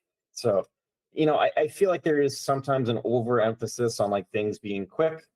And I think like attention spans have gotten a lot shorter. I know that mine has suffered significantly, like with social media and everything. And I think it's just something to like work against. I mean, like this is just like probably a small part of a larger mural or something. And you know, there's a lot of work and effort put into this. This is like, again, it's like a logo design. Like each figure is a design as part of a larger design. So yeah, I would think, isn't that the opposite of mileage? Well, I talked about why like mileage is important, but also it's the difference between practice and effective practice. You want the mileage so that you have a consistency of practice, that you have a continuity of practice. Because if you don't do that, you're not going to improve. Like if you finish one painting a year and you only work on that painting for like a month out of 12 months, like you're not going to improve that much. At the same time, if you draw every single day, you're not thinking of what you're doing, you're not pushing yourself, you're not kind of sweating to improve, you're probably going to improve a little bit, but it's going to be really, really slow.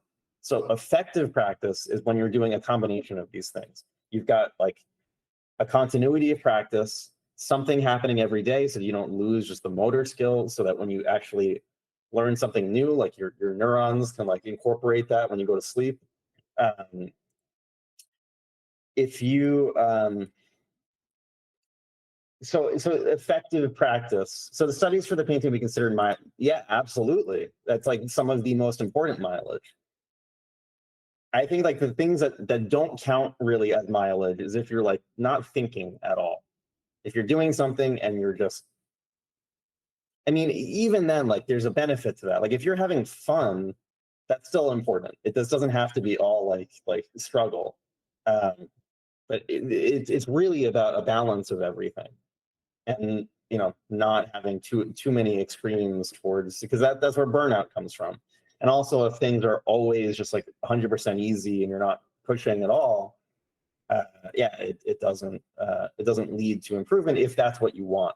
If you're perfectly happy just kind of doing the same thing, it depends on your goals.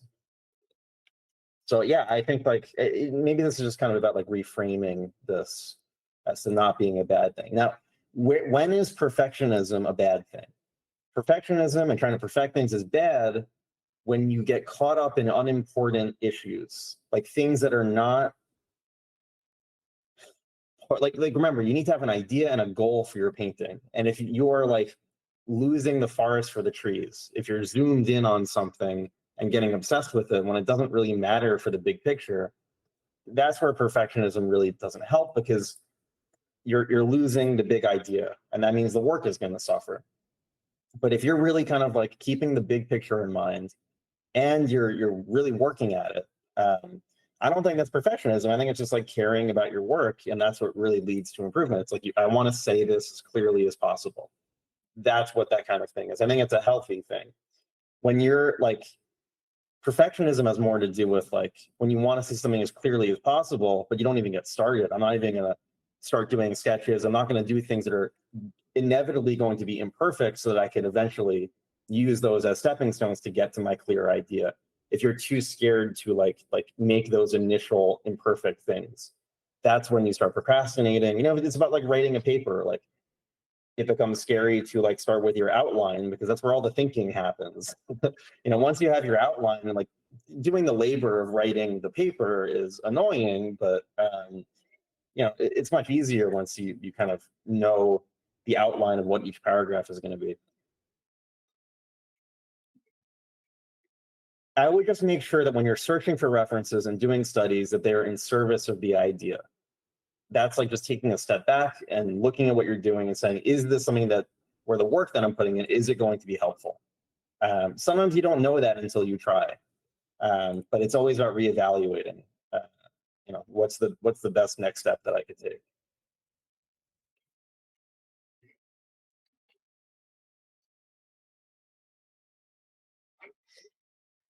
The painting on the 4th week, the girl. Which painting are you talking about? I don't remember the name, sorry, of the artist. It was the girl, the nude, was like a high key image. Was it this, the Zorn painting? Yes, this one. Yes. Okay. Sorry. So I still don't get how the artist decision made him to see those kinds of values. You probably didn't see like that in real life. Bright values are just one group of dark shadow. Yes, because that seems like the rules that you make. So I think this painting is following the rules. Like what about this is wrong in terms of the relationships?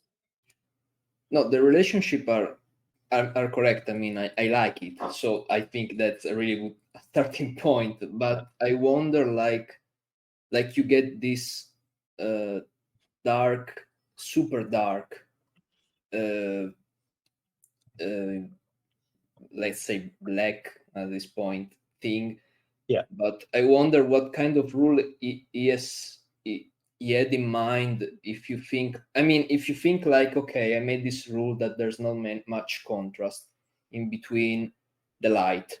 Yeah. But at the same time, I'm seeing these black that are so strong.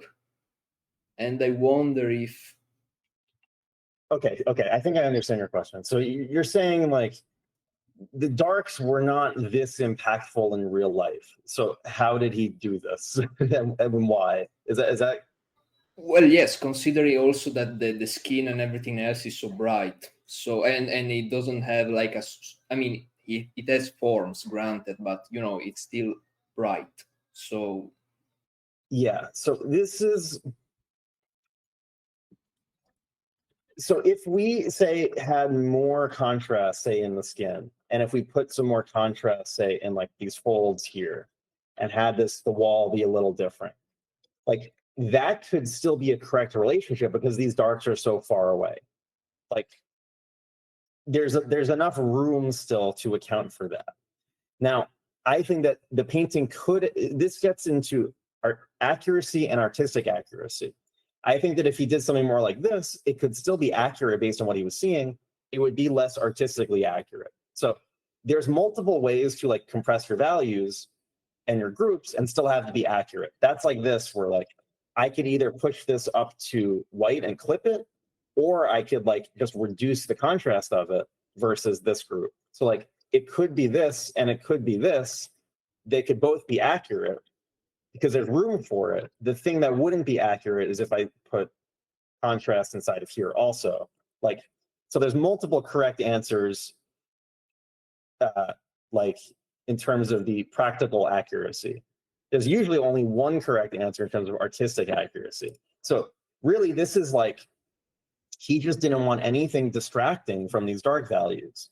I'm trying to think of an example, but it's like, I don't know, a weird example. First thing that's coming to my mind, if you're taking a picture of like a bushel of tomatoes, that's really weird, and you have, I don't know, you have some apples in this basket too, and you only want to show tomatoes, you just take out the apples and it's only tomatoes. You don't have anything distracting from that. What he's doing is just reducing the contrast between the lights, leaving as much room as possible while still having it be accurate in terms of the physical relationships, so that this is just as far away as possible and has the most design impact.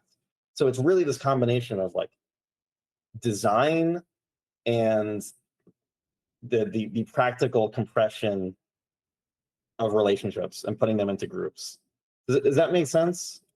Yeah, actually it is. It was more like a question. Yes, it makes sense. Thank you.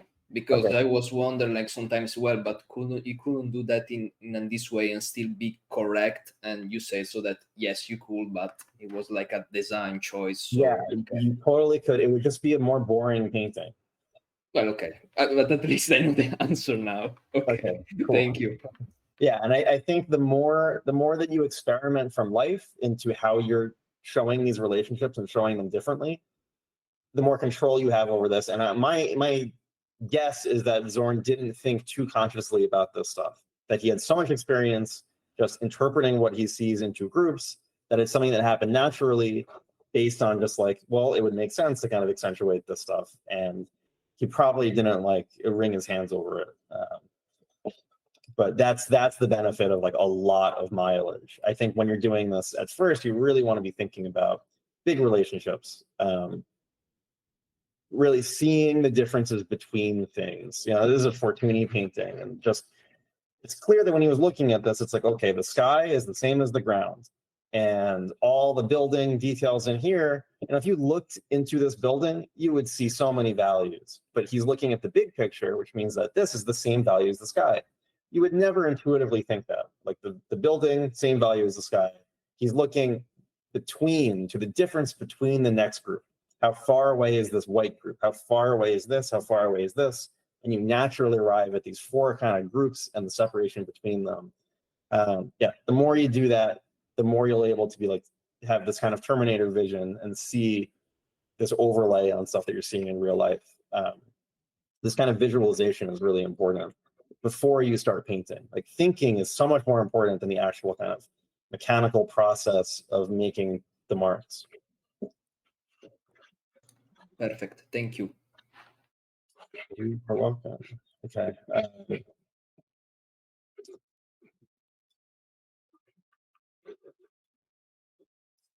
To paint with more groups and less contrast within, I could start with the same res and subdivide them in halves.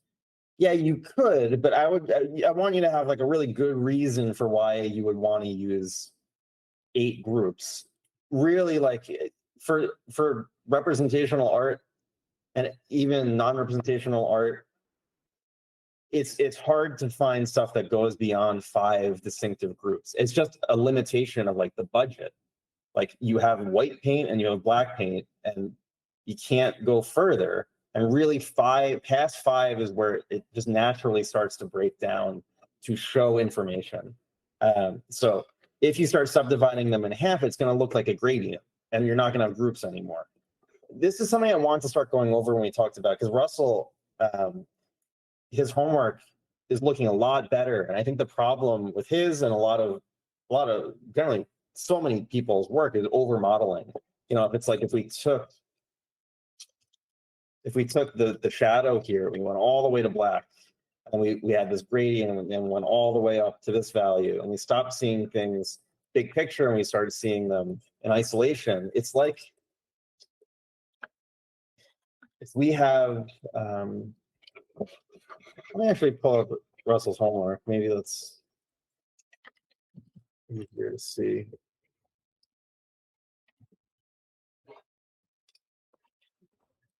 I can remember what I'm talking about.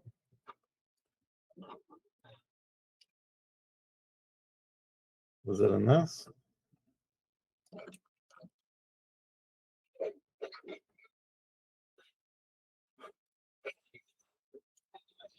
All right, let me see.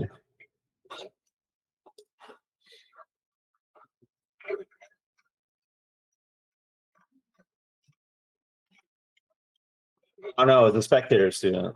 I mean, we can take a look.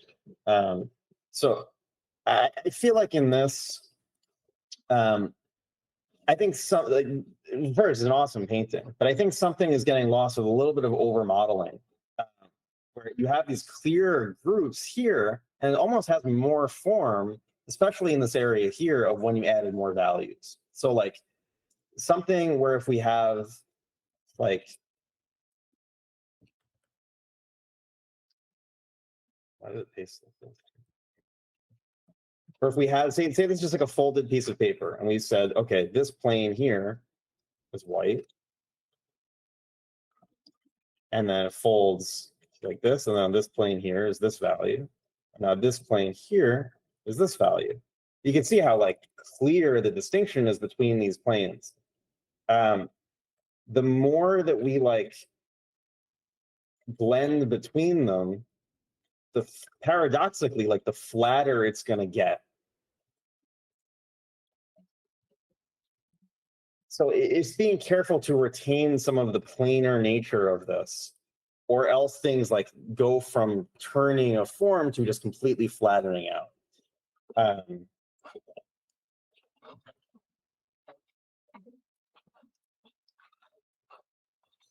Let's see what the question was.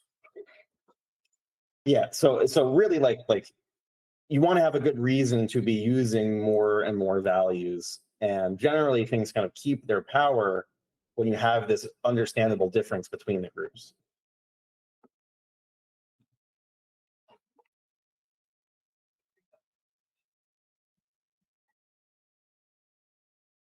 That's very cool.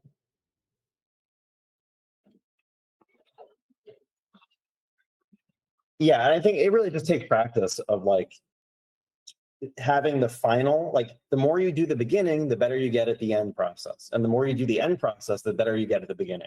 So that's again where kind of mileage comes in, where the more you try and finish paintings, it's going to inform how you start them. And the more you practice starting them, it's going to inform how you finish them.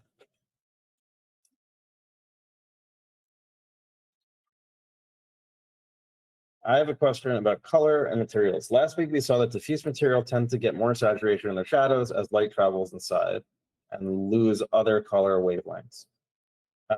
So this would be because of subsurface scattering, where a diffuse material is going to scatter a certain color of wavelength. Maybe I can go over this again, but let me read the next question. Does it mean shadows always get more saturation? No, it depends. The answer is really always going to be it depends. Anytime it's like, does it always? No. Or is it just a case of specific sunlight and it might change it? Exactly, yes. So say a material scatters long wavelengths onto the surface, long wavelengths being orange, red, the warm ones. And let's say you shine a blue with only blue wavelengths, there's not going to be any long wavelengths to scatter onto the surface. It's not going to get more saturated. So it always depends on the environment. It always depends on the light available. So two things, the light available and what the material is going to do with that. And you need to have those two things in mind to inform your mental model of how light works. Let's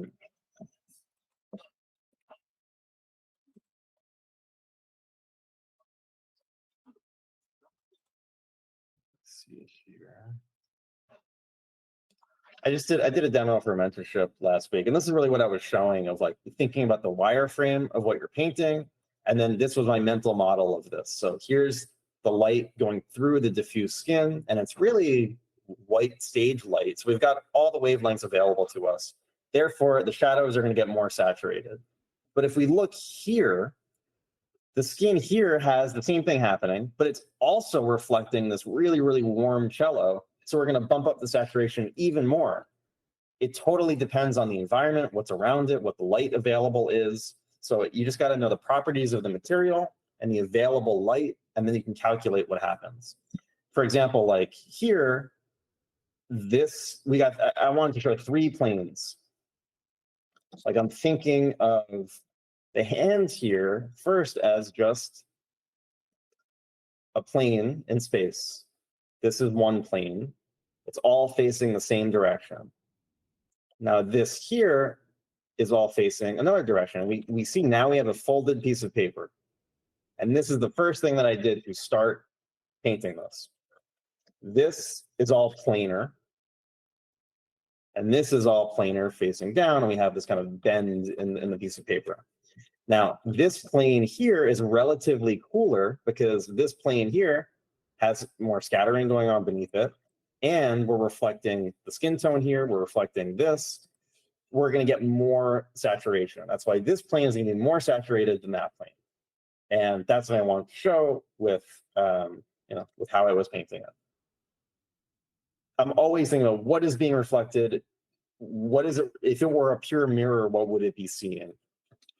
And yeah, so anytime you think like, well, is something always going to happen? Generally, the answer is no. Like these are the same value mostly, like the suit and the shadow side of the cello, but they're such extremely different temperatures because here we have this like really saturated wood and with a lot of scattering. And you can see it gets really saturated in the shadows here until it starts reflecting the suit, which is really cool and blue. And it doesn't have nearly the same degree of subsurface scattering as the skin, even though it's a diffuse material. So this is reflecting that. So we're getting these big jumps of saturation here. Like you see, there's like really cool ones, and then it gets like 100% right in here. That's because, well, this is reflecting the suit, and this is like that Mega Man thing. We got lots of wall jumping happening here, and the light scattering, and that's scattering warm wavelengths. So you have to really be a path tracer. You have to be a rendering engine in a very simplified way while you're painting. And you simplify the form, say, complicated hand into 2 planes. And then I took just this part of the plane here, and then I bent it one more time. And now we have 3 planes. So now this is going this way. And you can see, look at the original, top plane, 1 plane, and then this is bending in again. And every time you have a value change, you have a plane change.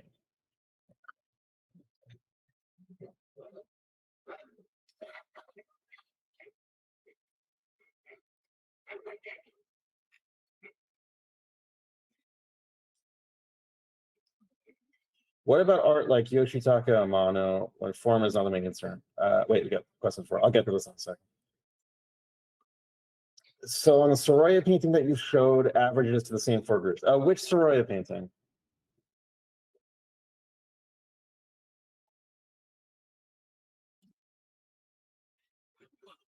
Really, when you zoom out far enough, it's mostly 3 groups that you see in most images. You can really get away with, like, unless something is very heavily compressed, you might even see 2 values, but 3 is really like all you need to make some major decisions about an image.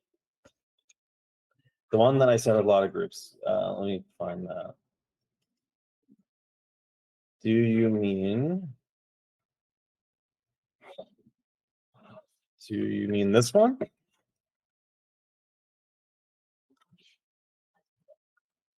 Yeah, so this has a lot of groups when you're zoomed in, but when you zoom out, it's really like, let's look at this. I see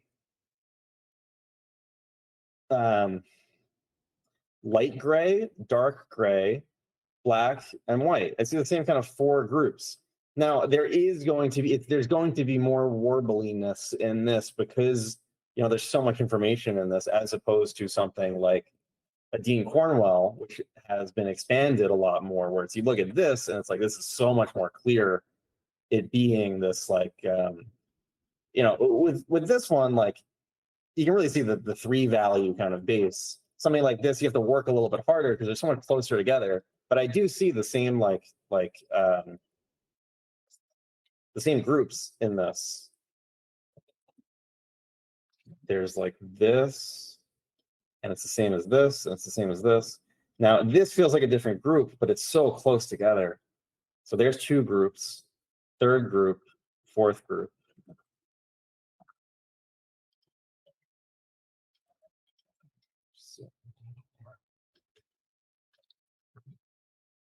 We start to get our actual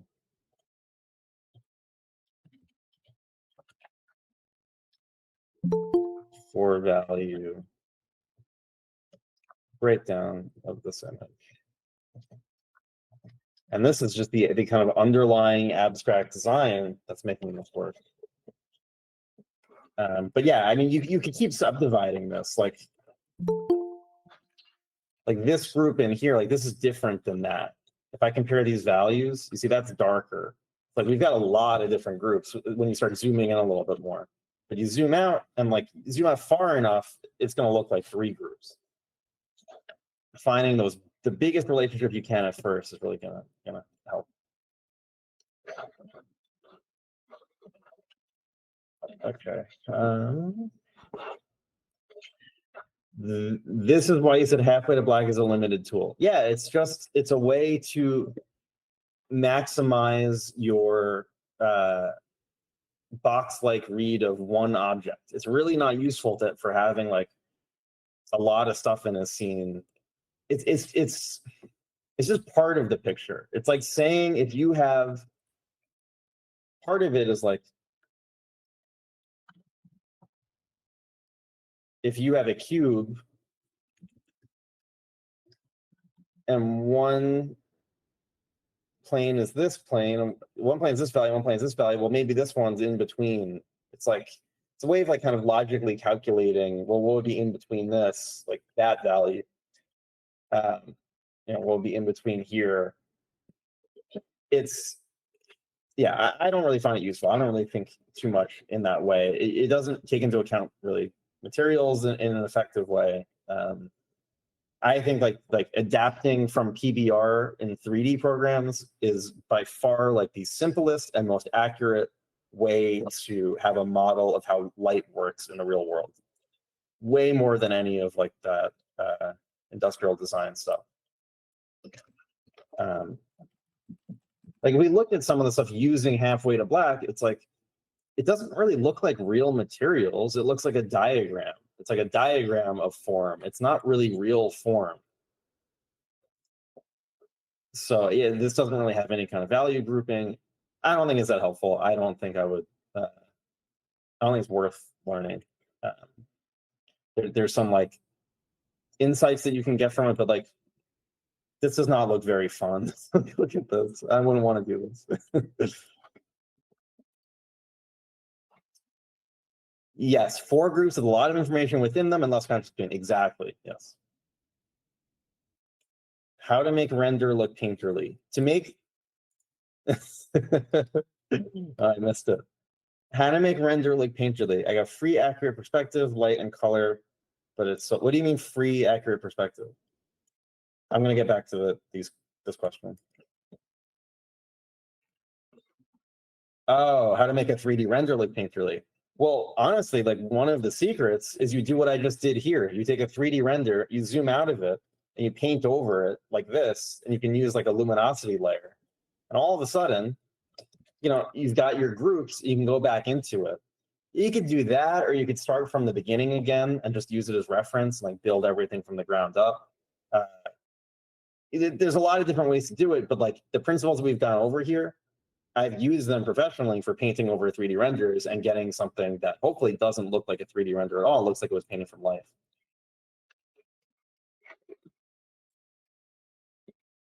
It's really about throwing out information. It goes back to that Zorn one too. Like when Zorn was painting this image, he was throwing out information so that we don't get distracted from what he wants us to see, which is these accents.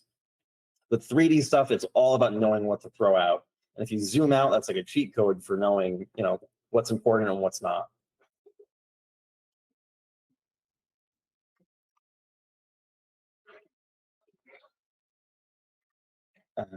Yoshitaka Amano. Okay. What about art like his, where form is not the main concern? Yeah, a lot of art form is not the main concern. So this is why I want to like kind of stress that this is about variables. You pick whatever variables you want. We take information, generally if it's representational, it's from the real world and how we experience the real world with our senses. We take that raw information, we compress it into groups, and we design something with those groups. He's not interested in communicating form. He's using other flatter things, pattern, sizes, like he's just picking different variables. He's generally not going to do something of like one area looks like it has form and other parts fall into more abstraction or have looser relationships.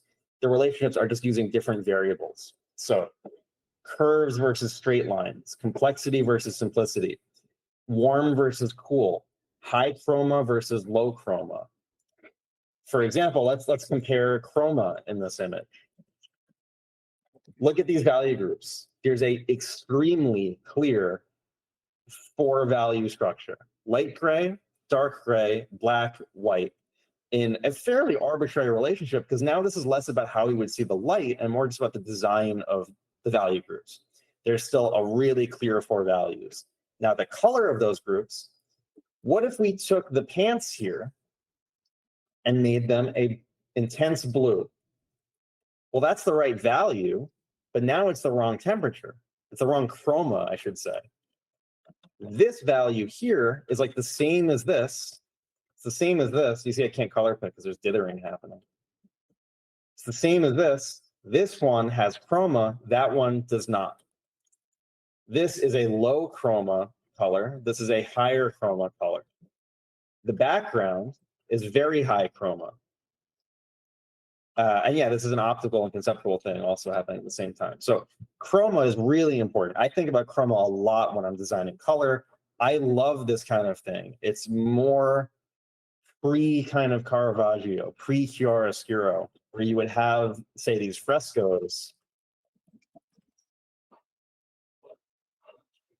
or even Japanese woodblock prints, which I'm sure are more of an influence for this. But stuff like this is not interrupted by strong light and shade. We get these distinct chromatic colors versus areas of low chroma. Chroma, low chroma. I think it's called like naive coloring or something, which is a ridiculous name for it. But this kind of stuff, you don't get intense light and shade that is detracting from this. Intense light and shade gives you form. Now, these paintings have a ton of form. They have a ton of you know, things fall into flat darkness versus the revealing of form, the revealing of material. It's a completely different thing. If we look at woodblock prints, This is much more on the conceptual side of things, not the optical side. Things like this, again, it's using distinct, clear value groups, but it's using different variables. And so, you know, that's what his work is doing. That's why you can analyze any kind of style of work using these principles. It's style agnostic. There's nothing about any of this that tells you have to do things in any kind of particular certain way. It's just as easy to analyze an image like this as a Caravaggio or whatever it is. I want to look at more of his work because it's great. Big versus small, chroma versus low chroma. You know, chroma is really important to his work. Clear 4-value structures. The movement, like gesture. Gesture is something that we're going to talk about here as much as we would talk about in anything else, where this can be compressed into this flow. Just like we analyze those pre to Rome compositions, it's the same exact thing where we get like curves versus straight lines, and we get some focal points over here to balance this out. Like, this is an amazing abstract painting. You know, if we just had like kind of these relationships without any of the representational stuff, it would still be an amazing piece of art. It would still be an amazing design, an amazing composition.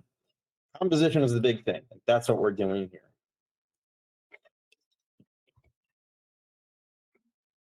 Chroma is not just saturation.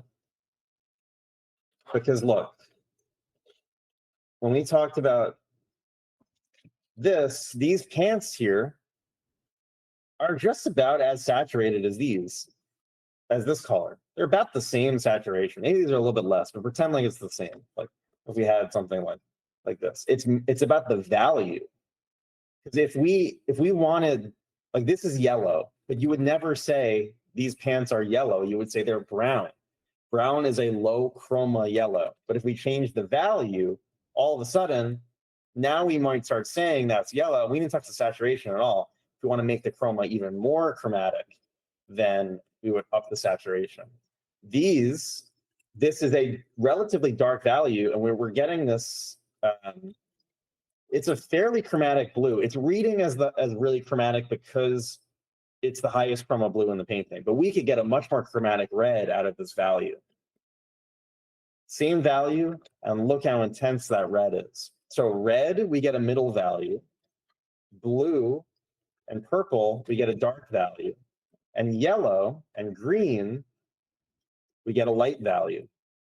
So this is how you can choose to apply different chromas to your existing value groups and use them in a design kind of way.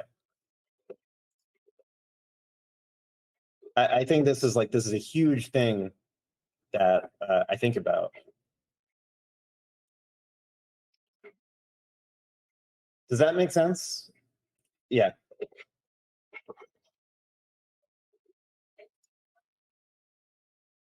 Really that thing of like blue and purple dark, red middle, yellow, green, light. Like look at this. Like if I just change the hue here, red, like if it's like this, every color is going to be really chromatic. Like we're up max saturation, max brightness.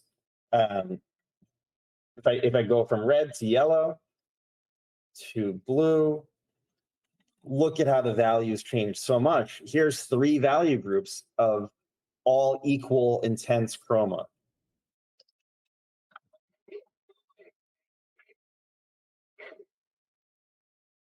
It's about how different colors have different chroma at different values. If we had a yellow at this value of the blue, that's now brown, that's not yellow. If we took this blue and we made it the same value as the yellow, that's now a pastel blue. It's not chromatic. We took this red, we made it the value of the blue. Red has a little bit more flexibility. But yeah, even like that, like that's not a chromatic red. That's a chromatic red. Does that make sense?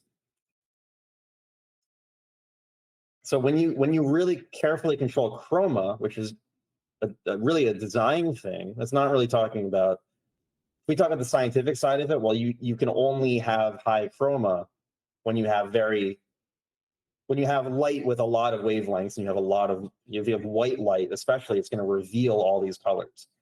white light reveals colors. Sunlight reveals the color of what it's reflecting.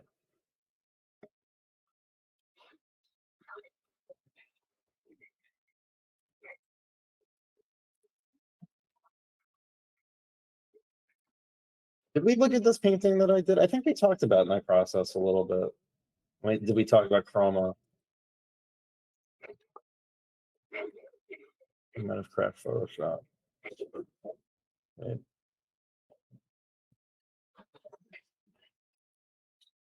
Like this painting here, I am thinking primarily about chroma. Like, where do I want the intensity of color? Well, I want it here. Like, I could have easily taken this group and made this area of it. If I made this a blue thing at that value, I go way lighter. Like, this would be pastel.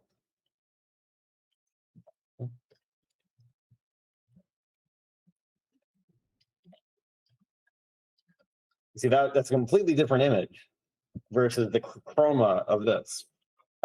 Like in this painting, you can see this is the exact same value as the stairs, but this has chroma and the stairs do not. They're exactly the same value. This is how you can add an entire extra new layer of information onto your painting.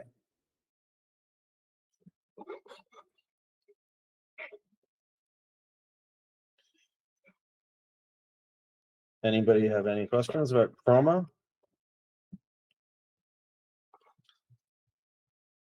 Let's look at more chroma things.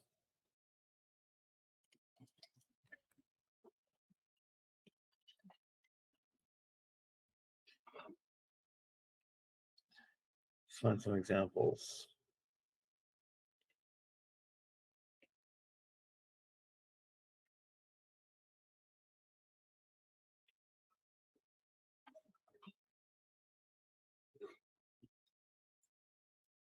Yeah, I would think of it less like saturation is a factor, but it's really how identifiable a color is.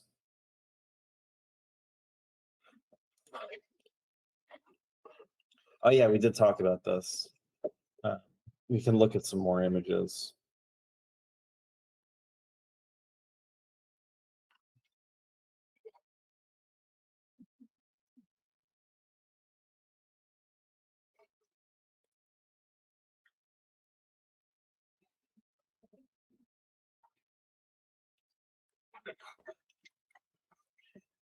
Okay, so this painting is called Lady in Red Coat. The background is pretty high chroma yellow. The coat here is high chroma red, and look, it's a middle gray value. Everything else, low chroma. This is a low chroma, so bluish, almost purple. This is low chroma because this value here is the same value as the background. In order to get a high chroma blue, we need that to be darker. And yeah, we do have to increase the saturation relative to the rest of this painting.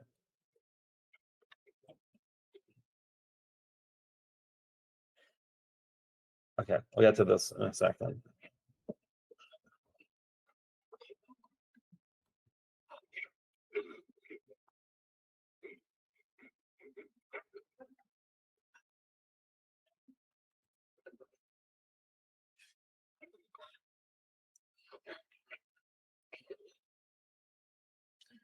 I had an example of chroma, let me find it.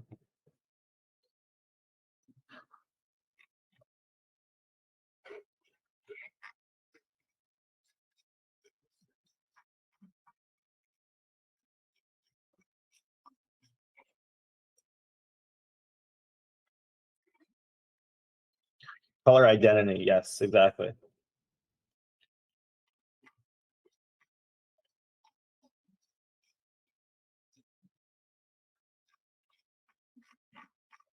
I have this perfect example, and I make notes for myself, and then I lose them. I can never find what I wanted.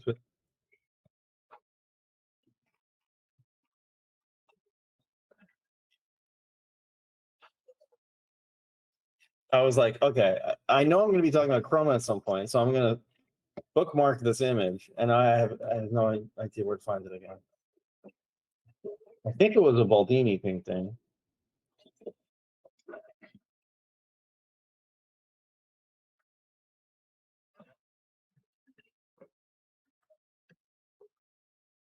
He's got these paintings with like dresses. You know, here's, you see, look, you got some blue dark value, yellow light value, relative to everything else. Everything else, this does not have chroma. This could have been, look, we could have done this if the light allows it. This light doesn't necessarily allow it. Yeah, it kind of does actually. We could have done this and then related the shadows to it. And like, it's a very different image. It still works in my opinion. So, you know, I just changed the chroma, didn't change anything else.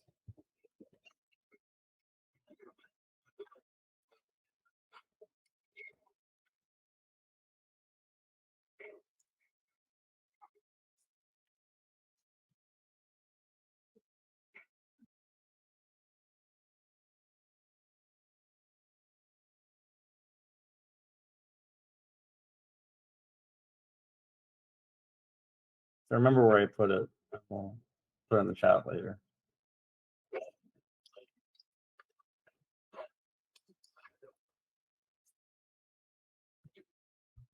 But it's a way of drawing, of moving the eye around on a layer on top of the value.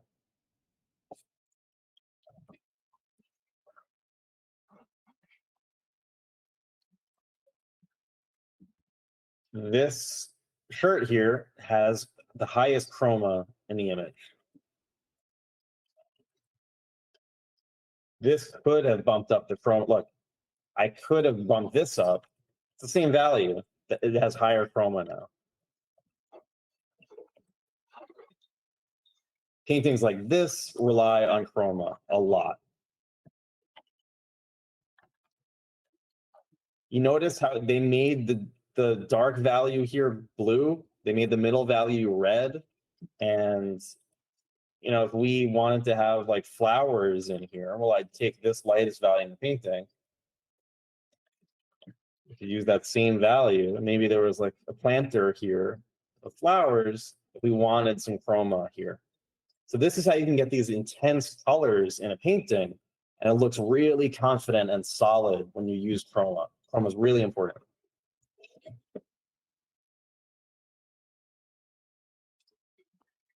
And stuff like this, well, the sky and the mountains in the back where the scattering is have the highest chroma.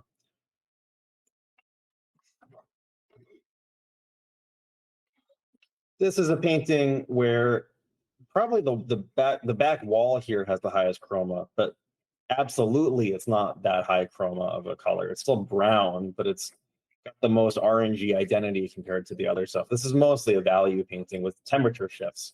This relies much more on temperature than it does chroma. This is cooler compared to this. That's really what's it's working on. So each chroma is like a level of how much the color leans towards the clean color. Yeah, so would you call this color blue? Absolutely. It's super, super blue. Well, in comparison with other colors here, yes. Yeah, exactly. It's all relative. So we have a budget too. Like we have a max chroma for everything that we can place in our budget, just like value. So here, like you see this value here is the same value as this group. Same thing. This has significantly higher chroma in this value group than this. What if we switched it? What if we took the water here, we reduced its chroma, and we bumped up the chroma of these greens? Totally different painting. This is a way, again, to play with design in your images on top of value.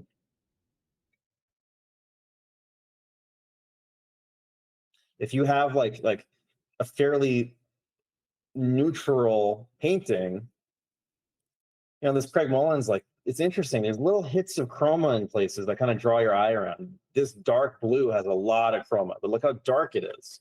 Very, very chromatic blue, very dark value. We don't even have to bump up the saturation too much in comparison. This yellow here, high chroma, at around the middle value. Things kind of bleach out over here. This is low chroma when it just gets to white.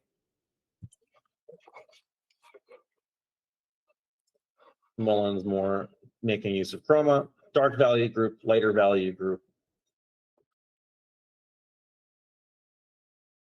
But if you have like an even kind of field of say neutral kind of colors, well, if we took something like this and started bumping up some of the chroma here, you know, it's a way to like really kind of push where we're drawing the eye. And now this is making it out of key, but it shows that if you have a field of kind of grays, you don't have to go very far for this to look extremely chromatic. And look, we're barely using any saturation.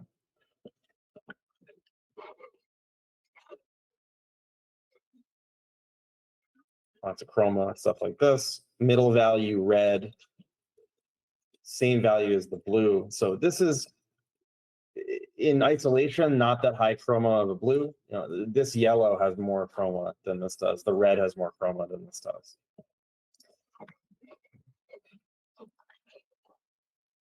I wish I could find that one that I wanted. Really high chroma red, obviously the highest chroma in the painting, and it's the same value group as elsewhere. Like her lips here are lower chroma red than the velvet, but they're fairly similar. It's an identical value. So yeah, like look how much more information there is in the color as I flip back and forth. It's like that's contained here in the value.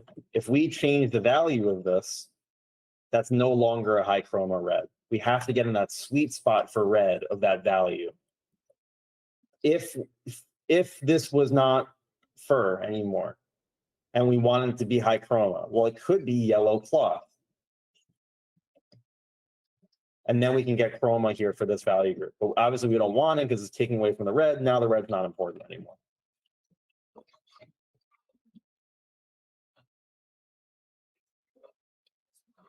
Hits of chroma in this painting, dark value group, we're getting a relatively, you know, in another context, this blue would not be a high chroma blue. In this context, it is. If we wanted to kind of maximize the chroma of this blue, we'd have to darken the value a lot.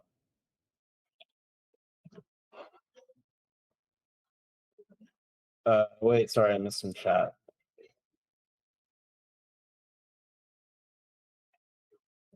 A red looks most red. Yes, yes, that's true.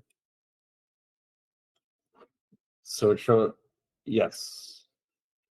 Which painting were you referring to?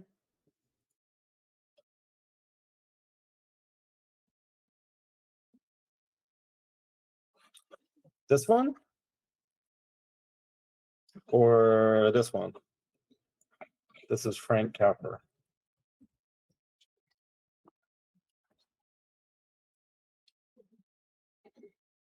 He did this painting too. He was like a very late pre-Raphaelite, like maybe even questionable if that term applies, but he was one of the latest members of that group.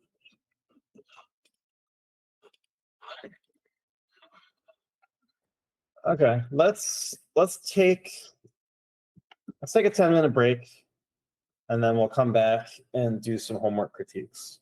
And if anybody has any questions, you can put it in the chat over the break, and we can I can answer them when we get back.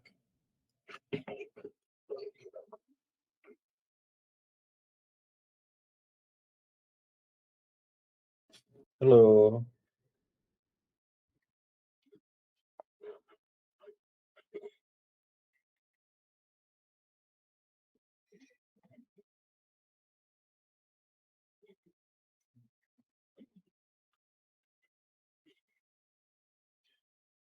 Thank you. How's everybody's break? How does it compare to all the other breaks that we've had on a scale from 1 to 10?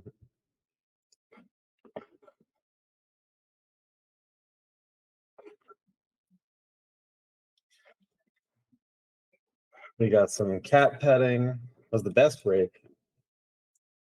Brain's not on break. Is everybody hydrated?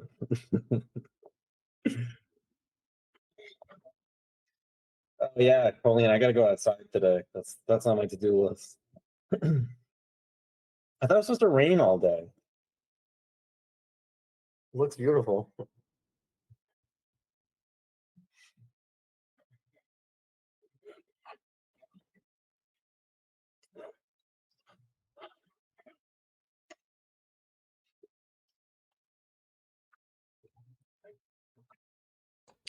Hey, I had a great break, and I wanted to ask you about how did you search for so many great artists? Like you have a huge collection of art that you shared with us. Mm. And, what did you do? You searched them intently, or is it just the result of many years of, of painting and being an artist? Many years of opening tabs. Many tabs have been opened. Okay. So yeah, it's not something that happened overnight. There's a few particular sources. So like number one was just like reading books, like reading Harold Speed's book, reading Solomon J. Solomon's book, like period books that talk about other artists. And then you look up the name of those artists and you see what other artists they link to on Wikipedia. Just research like that. So that's the main one, is like reading period instructional books. You can search for stuff on like Google Scholar and things, and other articles will come up. But yeah, like these books, in the back of them, they have like, it's mostly Renaissance art that they really love. So they talk about kind of the history of that stuff, and a lot of names get dropped. Then some specific sources that I would just browse through. Let me see if I can find some of these.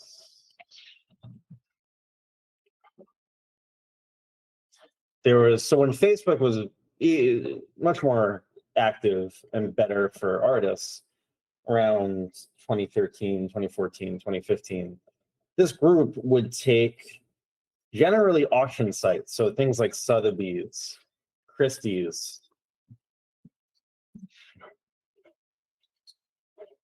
then there's some more specialized ones that I can't remember right now, but there's a bunch of like auction sites.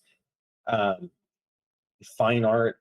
There's like an illustration one for more like golden age illustration stuff. And on these sites, they will sometimes have themed collections. So say like Orientalist paintings, maybe there'll be like a whole group of them as part of a thing. And generally it's not easy to download the images, but sometimes they generally have the best, highest resolution things because people are going to be buying these. So for example, stuff like if I go into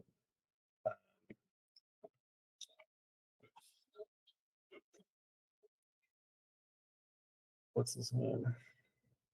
My memory is like terrible too. Pacini. I've got a folder in it called Christie's. These are ones that I found on Christie's that are super high resolution. So yeah, these are really nice to kind of zoom in and look at.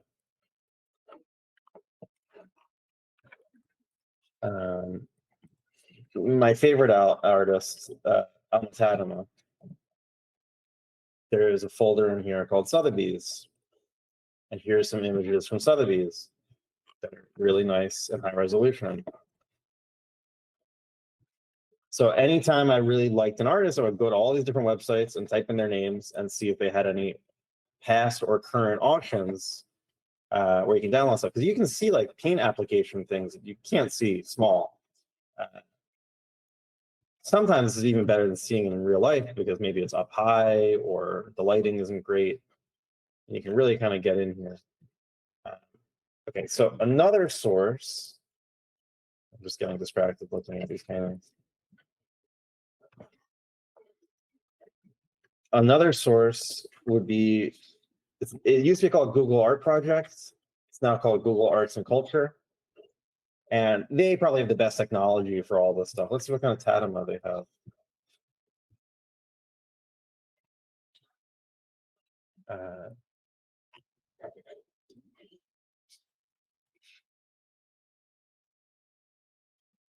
Ooh, I got a picture of this. So it's not only paintings here. This is a, I don't know. This is, I think his daughter did watercolor.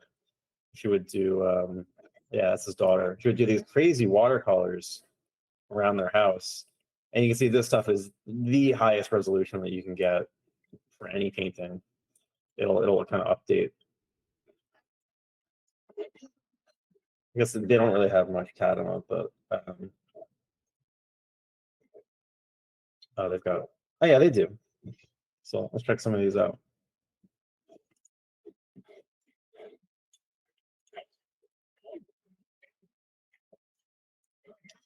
I don't remember how to download these. I think you can download them. Oh, they've got like annotations on this. It's kind of annoying.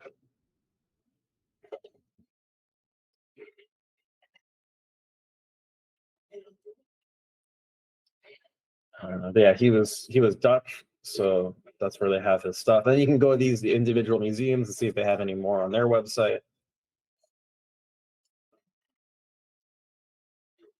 You get the nice context of the frame here, but yeah, you can zoom in and you can really see it's going to update. Yeah, that's some nice high resolution. I don't think I've ever seen this one in high resolution. Really, really cool stuff.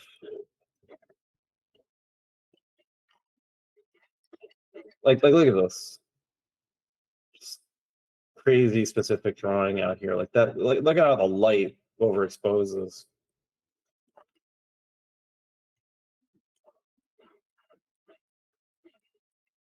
It's such a like complicated composition.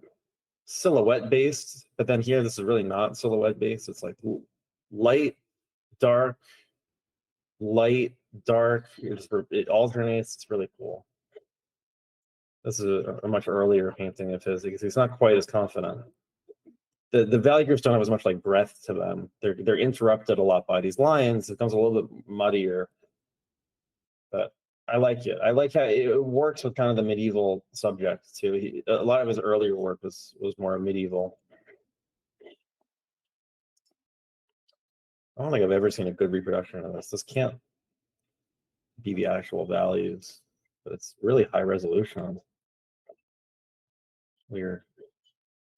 So yeah, I think if there's anything else, then there's sites like WikiArt, which have lots of images. Sometimes you like find one that looks okay, and then another thing you can do is you can type on Google Images and then search for advanced and go to high resolution. You might have to now have an extension to do that. They've made all this stuff like more and more difficult over time. But I hope does that answer the question? Yeah, thanks a lot. By the way, just a little advice: if anyone saves pictures from other sites, you can take them out directly from Pages Code, from like in Google Chrome. It's really easy to do most of the time. If there is no option to save it, yeah, sometimes it's kind of prohibited. You can do it anyway. Yeah, so it's usually, I don't know if sometimes they change it and make it more difficult, but sometimes you can go to inspect, or you can go to the HTML and just look for a JPEG, and you can usually find the highest resolution one. Sometimes they like change the URL and you gotta like type in a different URL to get the high resolution one. Sometimes it's very frustrating. Like I was looking for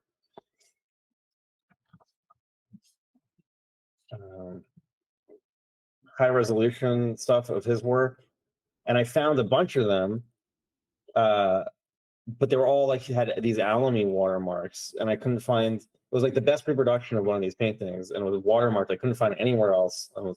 It's annoying when you have to give up, but sometimes, short of going to a place and bringing a camera,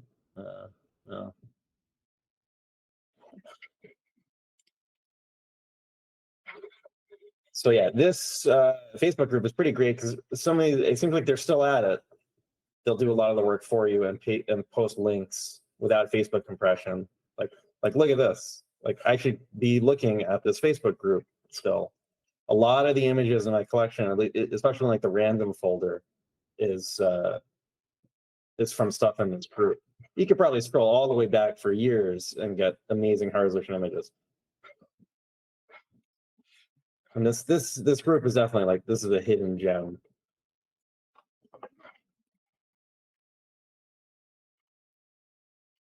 What is this Baldini?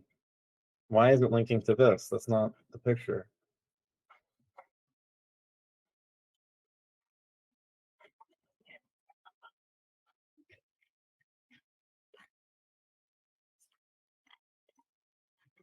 Man, Soroya was so much better at this. Sorry. Oh, weird painting.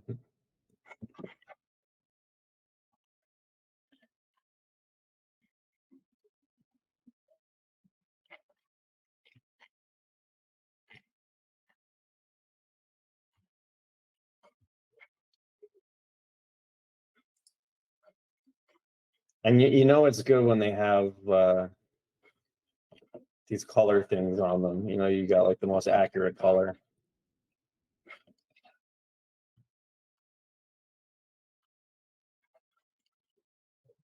Really, like sometimes you see a painting and it's low resolution, you're like, yeah, it's okay. And then you see one that's high resolution and it's like, or you see it in person, I mean, even better. And it's like, wow, it's a completely different image. But yeah, this group, if you're just gonna like scroll in one place, this is the place to do it. Look at the chroma in this painting. Here we got lots of chroma in this carpet, but all kind of averages out. This is like broken color, like we've talked about broken value. Much more solid area of chroma here for the red. And look, it just happens to be right under her face where we want the viewer to look. And why do we have yellow here? Can anybody tell me why he made, like, this pillow could have been anything. Why did we put high chroma blue next to high chroma yellow right here? Anybody have a guess?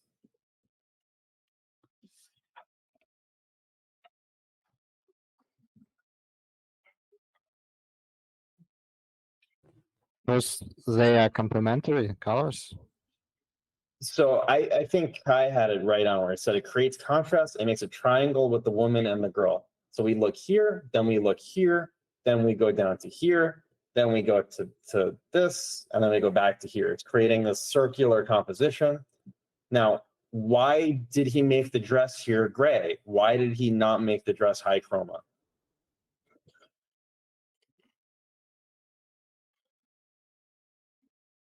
Well, if he did, it would ruin the path of the circular motion that we're taking. Yeah, it would distract. So this painting could have a really intense red dress here, and maybe she was wearing it. Maybe it would have been accurate. It would not have been artistically accurate. Here we get the couch and the dress. You see how these values merge here. This fades into the background in comparison to these hits of chroma happening around the picture. You can see where things get lost and where things get found. That's composition, deciding where these things happen. Composition is about decisions. We also have this really nice empty wall up here to contrast against all the complexity down here. So honestly, like a really great art education is just scrolling through these high resolution images, looking at them, trying to figure out why these paintings work. And yeah, it's a big part of, I think, how I figured out a lot of this stuff, just by looking at images.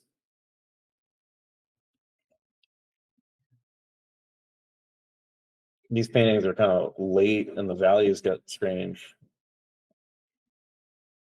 Leyendecker. Okay. I think there was another question.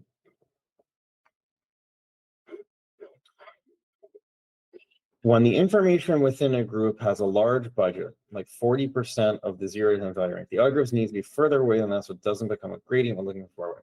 Or is it okay if the groups get closer? Yeah, so like think about that Soroya with the small gaps between them. If the groups are going to be closer together, you need to reduce the contrast inside of them so that they still read. It's a judgment call. If you look at it and you say it looks muddy, that's a problem. If you look at it and you say that looks good, then it's working. It's really like it becomes an intuitive thing at a certain point where it's like, yeah, it's an instinctive thing, knowing if it works or not. Really, it's you got to trust yourself and think, is it muddy or is it not muddy? And muddiness means that the differences aren't reading.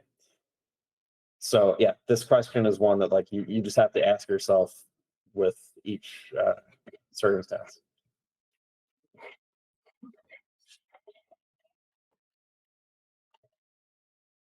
Okay, let's look at the homework. So,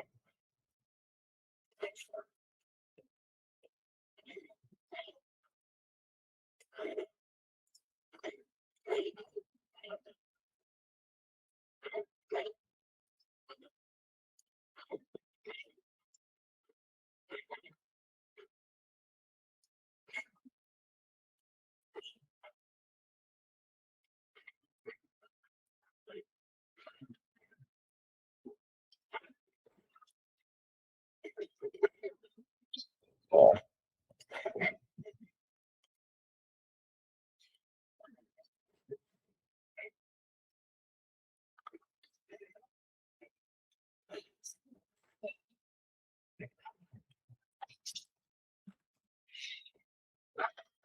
Okay, I think Russell's up first. I'm just gonna go to the bathroom. I'll be right back.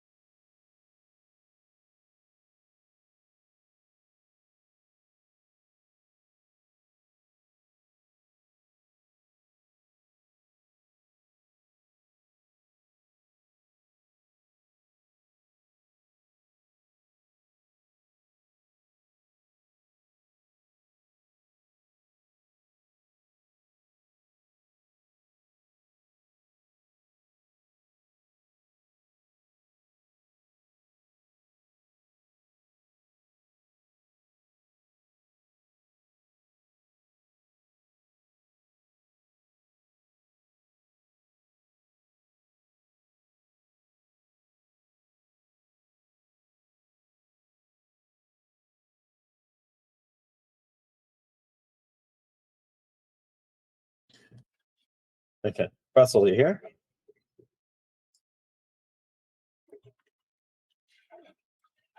Do we have a Russell? I don't think so. Okay. I don't really have a lot of critiques on this anyway, because I think there's huge improvement.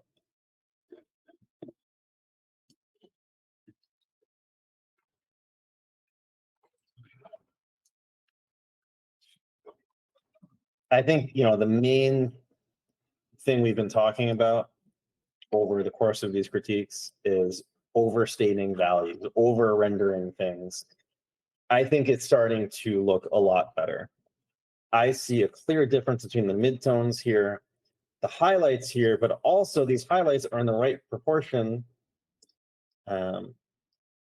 compared to the metal here. Like you're not, like before you would have done this, and there would have been not any kind of difference between the highlights and the skin versus this, the materials would have been different.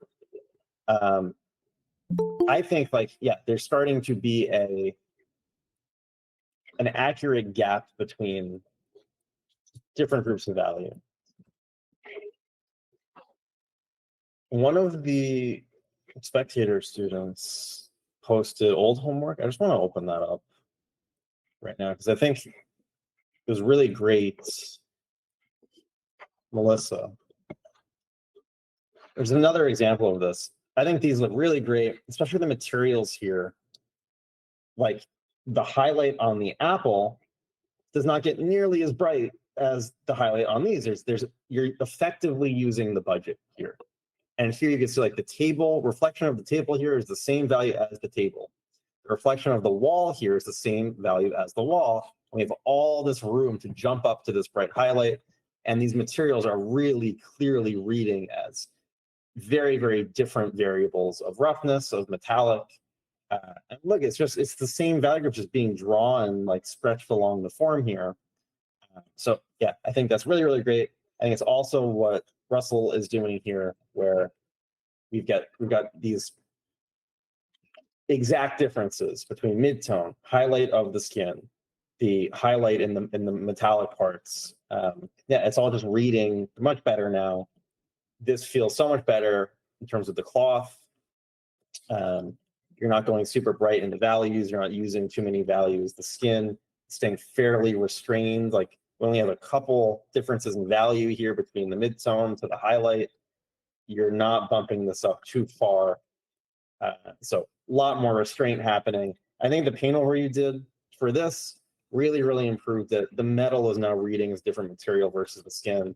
Everything feels a lot more solid. I really think you're starting to get more of that Daniel thing happening in the rendering. Like the metal looks awesome. I think this is really cool. I think the more you do this, like I think if Daniel were doing this, I think even still this would have been like flatter than you have it. Maybe we can just do a little Daniel appreciation thing.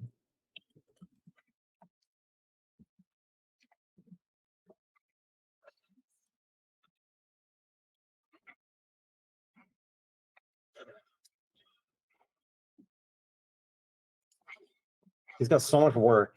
There's like one I'm thinking of. I don't think I'll even be able to find it.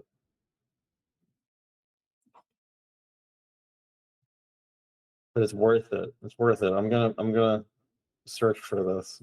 I hope it's in the folder.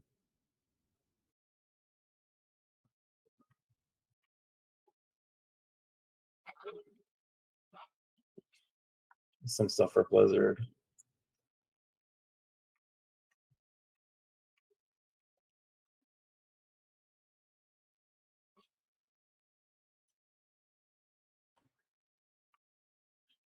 I hope I can find it.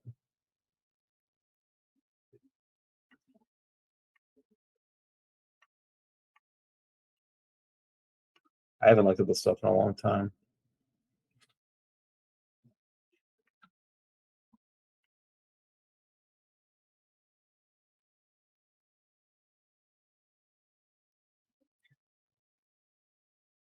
Wish I could just like conjure up an image that I think of, and I don't have to look for it. Yeah, I don't know if I'll be able to. I should have put it in here.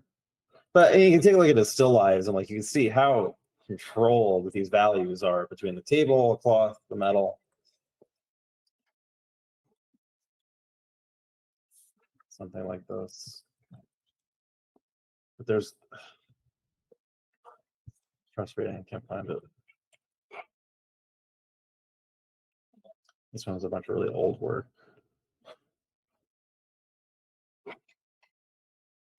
I think it's all taken offline too now, mostly.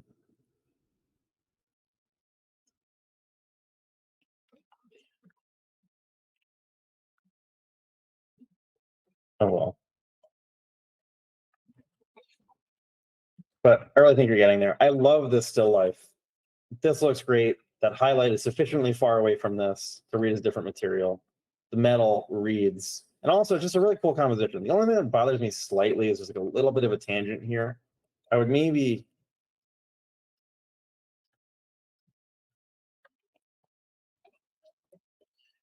just, expand that maybe a little bit more. This is a tricky one. Like to get that, I think just that is maybe enough for me. It's really nitpicky, but just to make it not feel like enough of a tangent. But I love the composition, like the way that you simplified everything going on back here. Looks great. Like that's effective controlling of information and spending your budget in certain places that are necessary. So it feels like fairly nice breakthrough with the still life. We've got different materials, we've got different colors, different compression strategies, and my eye is like led around in this nice, interesting circle. It's not too boring. You know, you got a little straight line here, and then it kind of comes like this. It's cool. I like it. I brought my midtones down. The concept of the right, I'm working tightening dotting ranges. It definitely shows. I had to go back and forth a bit because it was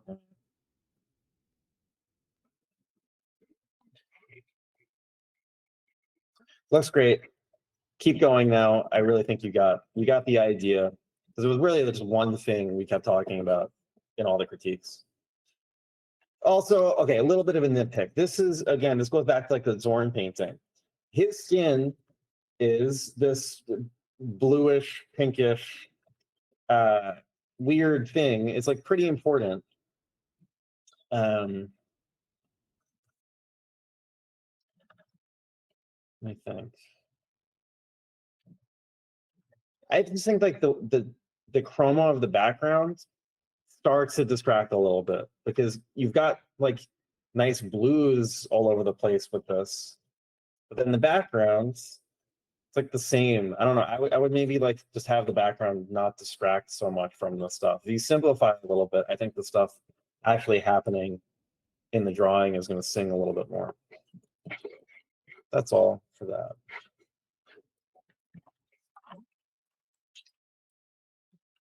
Who posted next? I'm going to go in order.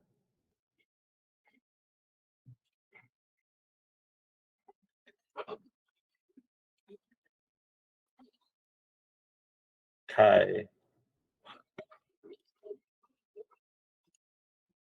don't think I really did any paint over on this. Okay, Kai, you here? Yeah. How's it going? It's going good. Okay, so tell me about the how this went. Tell me about the difference between these. Yeah. Well, for the process, it was pretty interesting because I could I felt like I had a bit more understanding of things that didn't work out. Yeah. And could sort of shift between different models, whether it was like stuff that's more abstract or stuff that's like more about like the light and materials. But for the clouds, I guess the bottom one was the one I had first. Okay. But I found that it doesn't really make much sense, like where the like where clouds come from. And the second one, I'm sort of trying to adjust that. Yet it and sort of the how the clouds recede into the distance and how I can feel that a lot more. But it feels a little bit muddy in the distance, and maybe that's just like with the leaves earlier, like bringing them all to the same value. Yeah. A lot. Like, I think I'm going to design that shape of the cloud. I think like more integrity to these values, so they can't tell like, is this a tree? Is it clouds? I'm trying to lose kind of what's happening here. So I think, honestly, I think that's kind of the stuff, the value stuff. Like this is a major difference. Like here, I think I would keep more integrity to these groups and just figure out what the shape should be. I think honestly the real issue is less the values and more the drawing and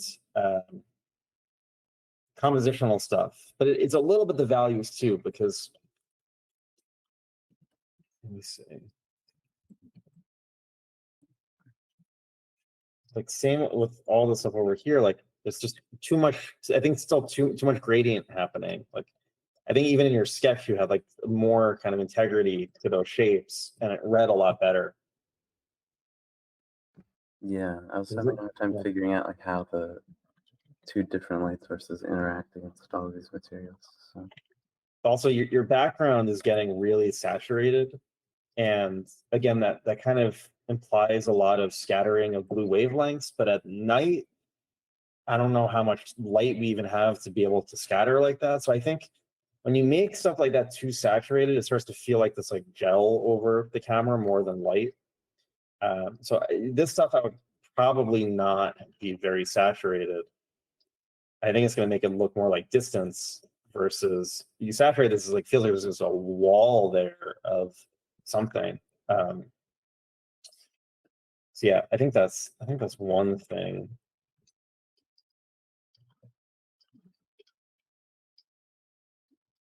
Yeah, I'm not sure like how cool that really is going to get.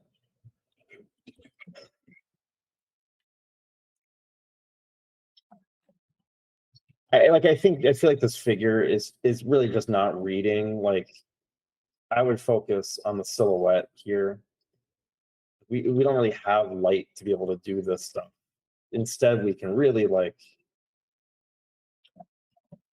if there were clouds behind him, we can actually get like the silhouette of that figure to read. Yeah. It's something I would like look at photography for. Like,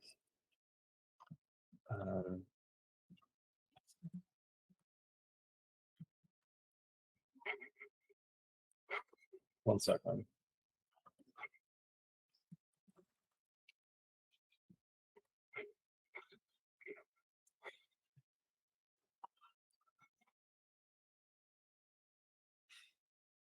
I really like Alex Webb, and you'll see like really effective uses of where silhouette is found and lost. Ways of composing an image, like with like stuff like this. Like, this is really what I was thinking. Like, it wouldn't be effective to just like throw a light on here. Here we get like form revealed and lost form, but like form in the background. It's like very entertaining when you switch this stuff up. So I feel like things can happen like more like that. I think photography is like really inspiring for this stuff. I think Alex Webb is like the best at this. He's like the Craig Mullins of photography. This stuff is ridiculous. Things like this, like the way that shapes are lost and found, and they all have, like light against dark, dark against light. It like keeps switching, and we get faces in 3/4, we get faces in profile, we get faces straight on. You get like every variety of things, and that's where I think like a lot of this is kind of falling flat. Where like we get, I think this helped, but it's hard to kind of see him. And I think where we are is like, well, this is interesting, and it's again still all kind of like evenly spaced, and we're just kind of going a straight line across. That's why, like, I agree that the new clouds added more depth, but this had at least kind of like a curve element versus a straight line here. So I think some of the issues with this are just further back in the process. Does that make sense? Yeah, that makes sense. Like, I don't even know, like, things seem to be like they're getting artificially bright because you need to describe them. Really, the only way to do that at night is like more with silhouette. I think his shirt could even be darker here. But I think you're on the right track with all of this.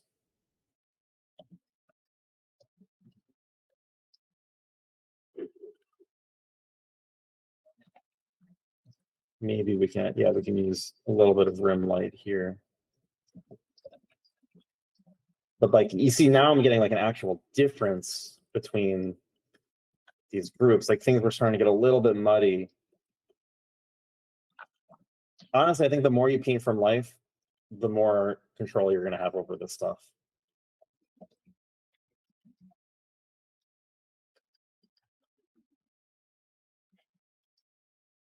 So painting from life is what I would suggest for sure.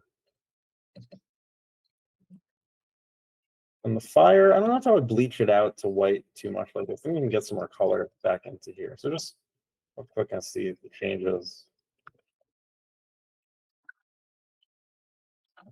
I don't even know kind of how it would make the value stuff here work entirely yet. But yeah, I think it'd be fine if we just kind of lost his face even more into the background. Yeah, and had more integrity against like kind of the light in the foreground.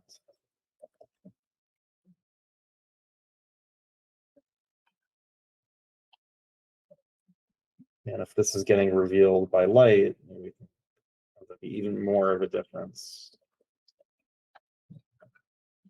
More, yeah, your groups are just somehow, they're starting to get muddy. You need more of the separation between groups.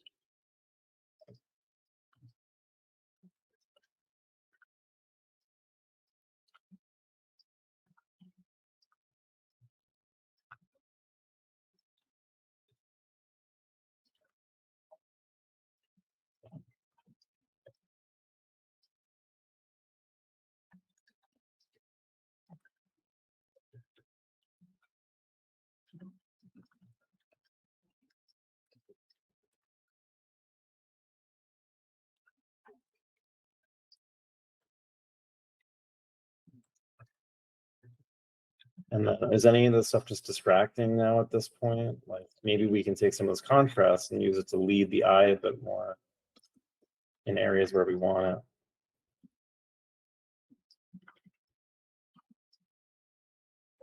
And then here's another opportunity for like silhouettes of trees back here too. So yeah, I would definitely take a look at like Alex Webb, do some studies of his photos maybe, and see how much you can get away with just shapes. And I think you're over relying on like rendering. I think you're working too hard. Okay.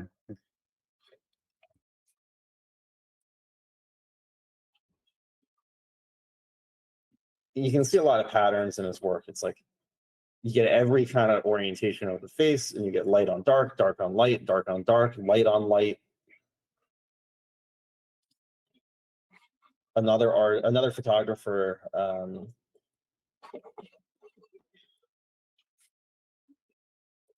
Greg Girard. He's maybe not quite as good as Alex Webb, but lots of cool stuff too. You can really see how you can play with sizes of things, because photography is so difficult because you don't have that much control doing street photography. Like you have to work with what is there, and yeah, certain variables of like I said, like light on dark, dark on light, light on light, dark on dark, simple, complex, big, small, the orientation of faces. These are all grouped. And it's exceptionally difficult doing this kind of thing spontaneously. But yeah, Alex Webb is, again, he's the greatest. Do you have any questions? That makes sense. There's another thing. I feel like the perspective feels like a little bit like a few different views that are slightly like different areas feel like they have different perspectives to them. And I was wondering how I should go about trying to set up a painting or studying perspective. Yeah, I think Horizon Line feels like it's about here. Feels like you fixed some of that from last time. The perspective definitely feels better, but it feels a little bit like it's leaning down to the right. Wasn't it like this figure? Like if they're sitting, it's kind of going through their waist, but he's on the ground, so it's going through his head. If he's sitting on something, maybe his head would either be lower or a little bit higher. It doesn't bother me too much, the perspective.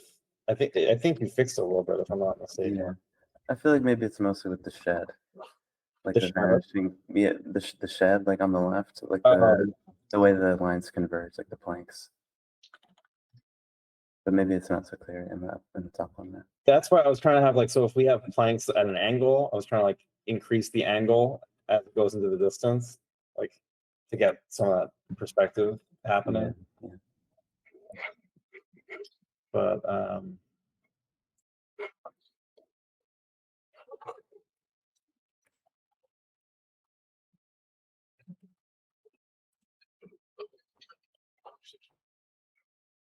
this blog post, he posts some stuff from Loomis's books. I think Loomis has some of the best stuff about practical perspective in illustrations, about where you hang things on the horizon line. There's more of these, it's in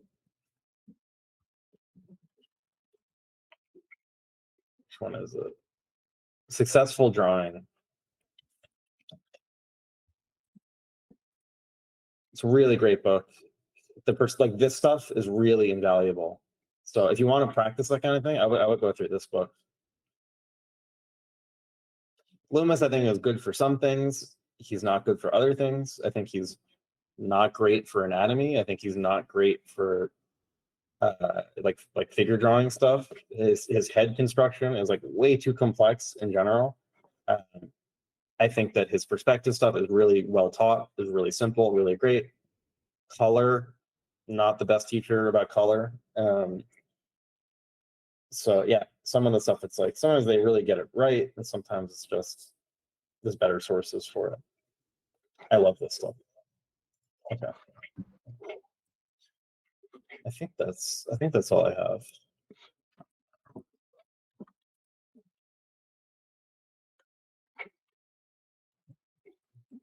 Yeah, I think you can really kind of see the difference of what I'm getting at. It's like more between. Yeah. Okay. Yeah. Do you have any other questions? No, thank you. Well, thanks, Kai.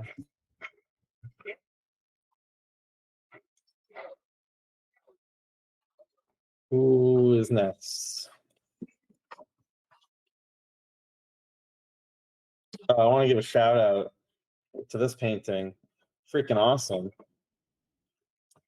Look how cool this is.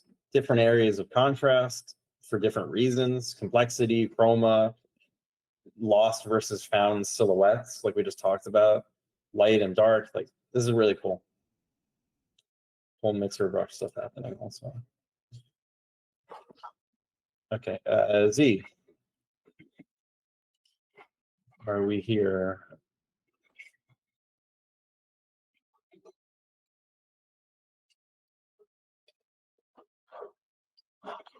Don't think so. Okay, I think that these still lives, I think the main thing still again is just the number one, they feel a little bit washed out. And when things are washed out, it means the differences between your groups are not accurate. So it's hard to say exactly how to fix it because there's multiple ways to fix it. The only thing washed out means is that your relationships are wrong. So one way I could probably solve this is going darker with the shadows. Now all of a sudden it's not so washed out. I could probably even take this light group here, just bump it up slightly, and it's like, okay, much better. Maybe not for these areas.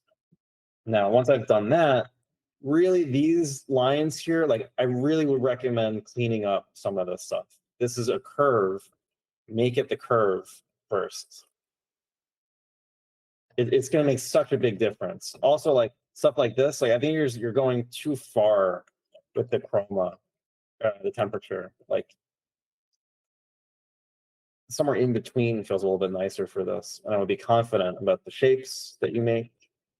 See, these are drawing cues. You want to have really clear, effective drawing cues. Like the orange overlaps the shadow that is casting onto the ground, and it's getting more saturated because this cloth has subsurface scattering.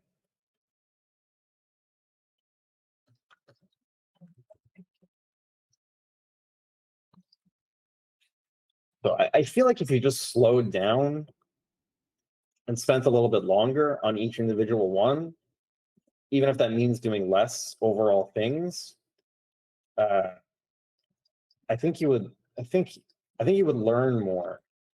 I feel like we talked about practice versus effective practice. I feel like if you slowed down, the practice would get more effective. If you just really took more time looking and less time painting. We really want these to relate. Like, I know they're completely different colors here, but like it doesn't really feel like it's in shadow even. So I really want to darken that plane. And here's a great opportunity for chroma in the flower. The flowers, that is like the classic chroma example. Maybe I should have shown some of those. So this is going to be much more like here, subsurface scattering material. Look at the relationship your sliders are doing. You're going down, down. That means that this is not scattering light. In order to show that it's scattering light, we need to go down and then up. And then is that the right value? Maybe. Maybe it needs to be brighter because we've got glowing underneath the surface. I think there was a question I missed about sliders. Did anybody ask me about HSB sliders before? If you did, you can repost your question.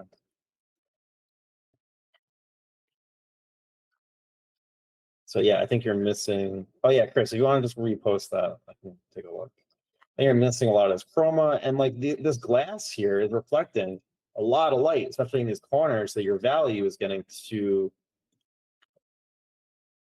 It's not getting bright enough. Slow down, like trust what you're seeing a lot more. I think you're kind of over relying on this process that we went over. Really trust your eyes, trust what you're seeing. Go more slowly. It kind of goes back to what I was talking about in the beginning of like, instead of having the process give it to you, I want you to stumble upon this process yourself through the principles. Do you mind if I ask how you control your values in the HSB selection? How do you know when you're making the right step in contrast when you put a new value in?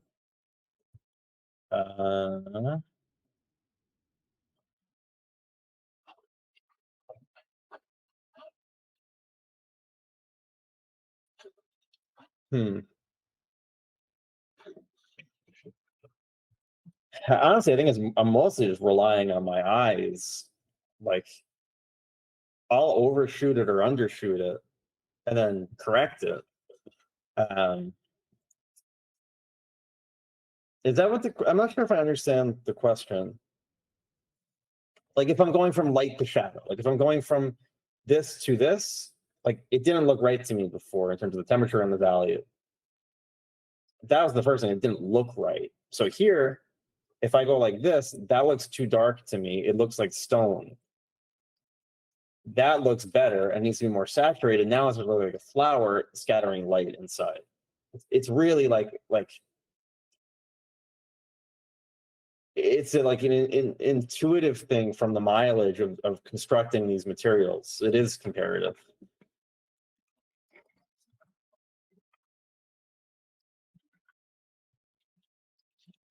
I really like relating things. So here we have a plane. Remember we talked about the hands of Yo-Yo Ma? Here's a plane, all facing one direction. Now, this is facing the other direction. So we have a plane change right here, a corner. I want to take this, and if it's the same material, well, is it going to go darker, and how much? How much more saturated? Maybe I need to compensate for the value a little bit. Now we've got that other plane. So yeah, this kind of like more constructive based thinking where you are thinking about the wireframe of the planes and what's happening with this and constructing the light based on the properties of that material.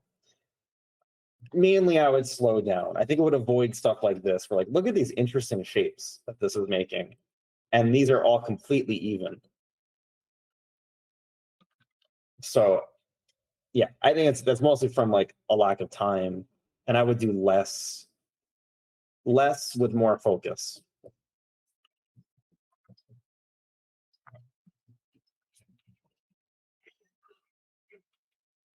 Okay. Who's next?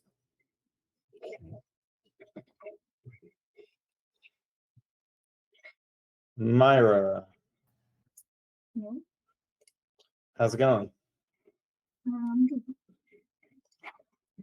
Your mic's a little bit low. I can't hear you that well.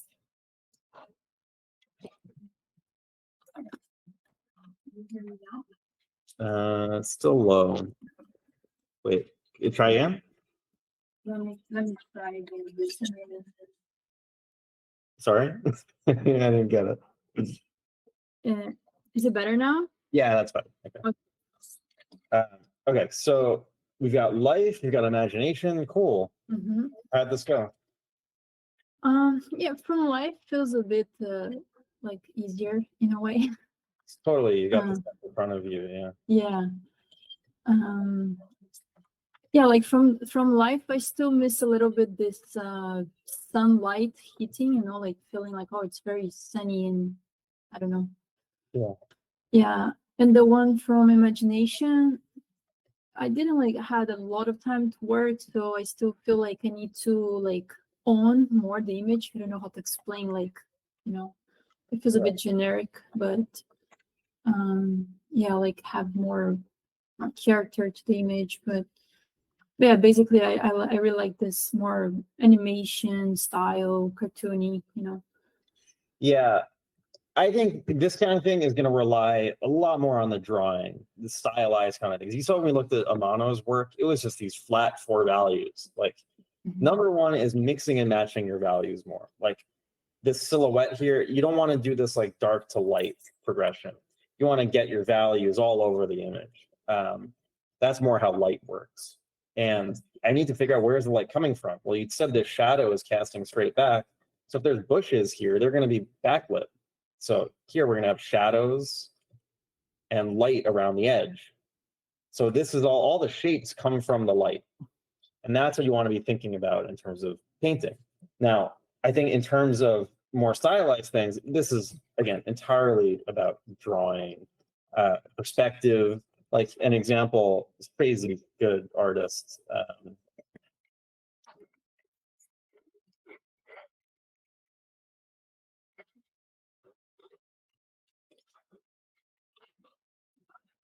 Alarico, his stuff is, he's just so good at drawing perspective. Like look how like we've got this roof receding and then these lines get really close together and then we have a huge building. So like the scale is a drawing cue. We can tell what's happening.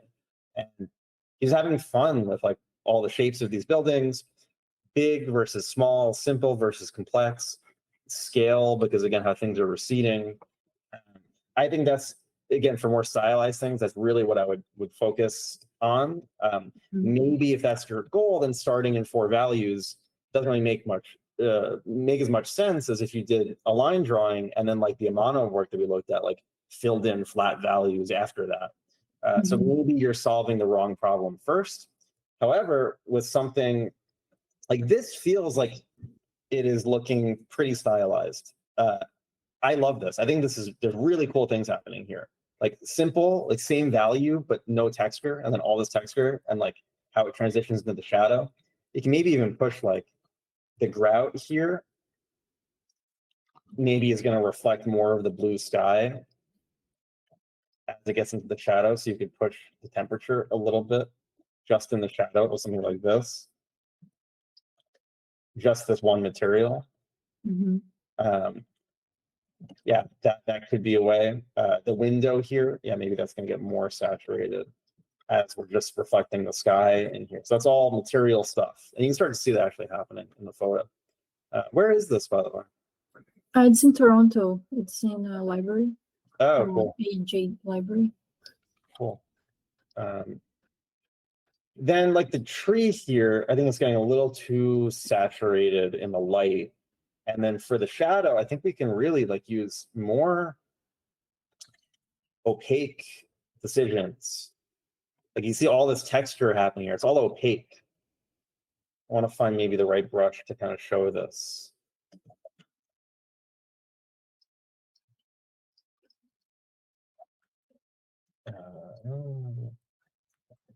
Also, the shadows are getting a lot cooler, kind of blue, because it's reflecting the sky. I think it's something you're missing in this is like the influence of the blue sky. But all that texture is like right around where it transitions from light to shadow. And you don't need a gradient to show that. You need like, you see how it's either shadow or it isn't. Like these are flat shapes that are on top of this. I think you did that really well in this. Like you could even take some of these bricks and as it's getting to like where they might even cast some shadows of their own as like, because they're round. So you could even like, depends how far you want to take this, but you could find some volume of some of these. I really like this. I think I would do a lot more of this because you're onto something here. Here we have an opportunity like for bounce light inside of here. Got some temperature going on these down planes, maybe some of them facing up are a bit cooler. So yeah, there's lots of opportunities here, but you're really like bridging this gap from life to imagination is going to be practice. Like drawing, especially because I think you're having trouble constructing the form primarily in this, like the perspective, the shapes. So probably lines are a really good thing to spend a lot of attention on as you're out in the world, like lots of sketches, and then maybe draw a scene like this and then look the other direction and draw from imagination. See if you can reproduce this architecture of the window from your head. You can always turn back around and see what you got wrong. Like that's the kind of practice that's really going to help bridge that gap.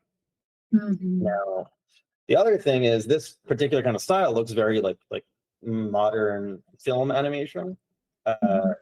Kellen's class is entirely about that. He's way better at this than I am. He's got a lot of insights about it. In the next few classes, he's bringing in art directors on the new Ninja Turtles movie and Spider-Man people, and they're giving like guest critiques. It's crazy. I can't believe how cool the class is. So if you're interested in like that kind of style of animation, his class is crazy useful. What's the name of the teacher? What's that? What's the name of the teacher? I'll show you. Kellen Jett. He worked on Spider-Man and is on the Ninja Turtles movie. The class is this one. Is bad stuff. I think this kind of thing would be like really helpful for you. Yeah, it's awesome. So yeah, just a suggestion because I think he knows a lot more about that style than I do. But yeah, all this stuff applies. I think like again, this is style agnostic, so it's about kind of applying these things to any particular use of this. I definitely think the tree, like you're over modeling it basically, when really all you need is that separation between the big difference between light and shadow, and all the texture is going to be here. It's like if you are painting the moon, all the craters. Let's say it's just a flat cue ball. But there's going to be craters. So some of the craters here are going to cast shadows this way.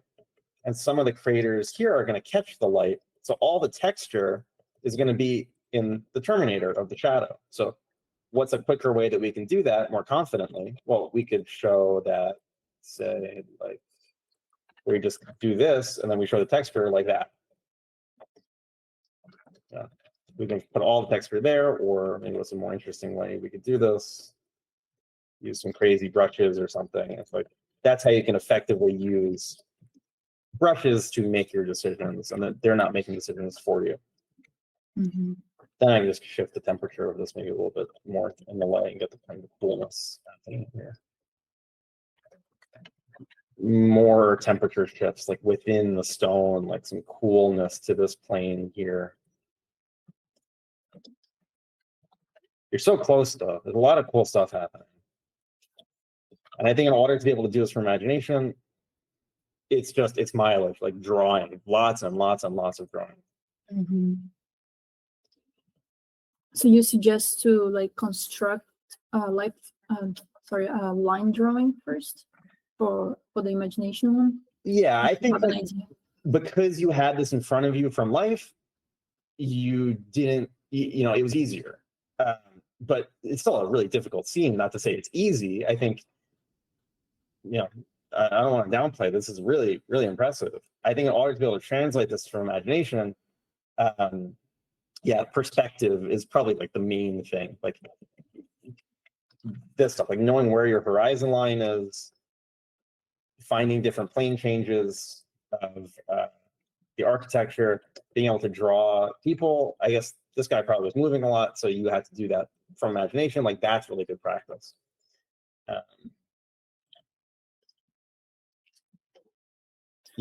It's because I know like there's so many really advanced things happening in this. It's really just a matter of practice getting that to happen in here, and don't rely on any kind of like rules like this getting lighter into the foreground thing. Like maybe bring that value into the front. Because like look at this, like from life, these values are all over the place, like, and they're really interesting. I don't know. I think I'm running out of different ways to say the same thing. Yeah, I have a question. For example, the one from imagination. Yeah. Like I just find really hard to to like break apart, like for example, the foreground, like you have this big rock, this kind of grassy thing going on, and yeah, I wanted to do some very like organic, kind of random that happens in nature, but I just don't know how to do. So, Yeah, so I mean, like, you need to know how it's all the material stuff that we talked about. Light, how is it going to react to these materials? This photo is very HDR, but like, maybe it would be good to have some kind of like I think, the from imagination thing at this point, like, we're not going to be dogmatic about it. If you need to look at something to have your brain remember what castles and ground looks like, have a couple of them off to the side. Just don't copy what you see. Just use them as as reference, really. So I'll just have a couple of these off to the side. And you got to think like, well, like this has actual light here. Like if I were to do this in 2 values, well, I mean, I like the finished one because this really feels like it's more in the distance. But what if we had like, yeah, light. So this would make sense if the light were coming from here. Well, then this could all be in shadow. So here's our shadow value. Maybe we got to bleach out the light a little bit. But now if there's little cylinders here, they're going to catch the light on the left side.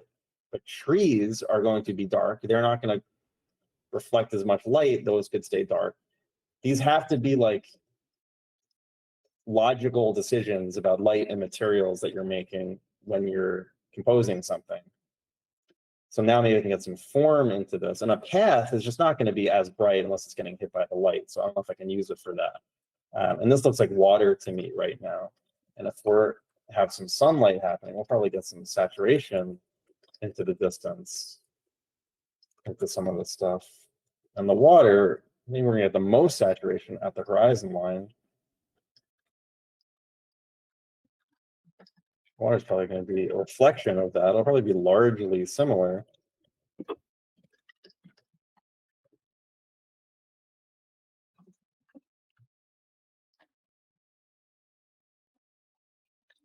I think this maybe has a bit too much green in it for it to be too much warmth in it to be in the distance. But if this is, again, if the light's coming from here, remember, we're going to get some saturation into the light, like we talked about in that lecture. This might be in shadow. Now, all of this I probably want to put into shadow. Like, I'm probably going to have to get rid of some of this. Like, if this is shadow, then maybe this is all like this. But we can have more influence of the blue sky happening in here. This is facing down, probably need a less light overall here. So, there's no kind of like trick to this. mm-hmm. If this is a beach, maybe make this just. And shadows in here might get fairly blue. So, yeah, there's no real like step-by-step to make this stuff happen automatically. It's painting from life, learning from what you see, trying to reproduce it from imagination. Still using, like, I have some reference off to the side I'm looking at. I'm not being like dogmatic about it. I can only use my head, but I'm not copying anything I see. It just helps to kind of look at, well, if I'm painting a castle, it helps to look at what a real castle looks like.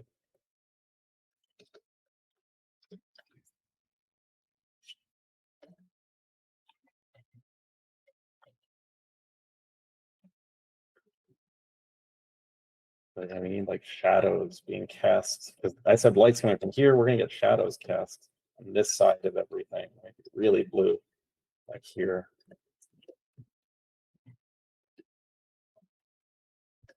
If these are cylinders, we can soften some of these edges to show those wrapping around there. And it's like a massive rock. Maybe there's some like moss creeping up. What's happening in there? So yeah, it's hard to say like one thing to do. It's practice everything, and over time, you're going to get more of a foothold on this. Does that make sense? Yeah. Okay. I think that's all I have. I'm really impressed by this painting. It looks really great. Thank And you. like, you're doing it. So I think it's probably there's a confidence thing going on of like, yeah, I think having some kind of reference up while you're maybe working from imagination is going to give you just a little bit more confidence versus it completely being invented. So we tried that as like an exercise for really thinking about design and abstraction, but in the real world, you can use some more tools available to you because you're really doing cool stuff here. Have the confidence to know that you can do that also from your head. Mhm. Do you have any other questions? No, that's it. Well, thank you so much. Again, really, really awesome work on this. Thank you.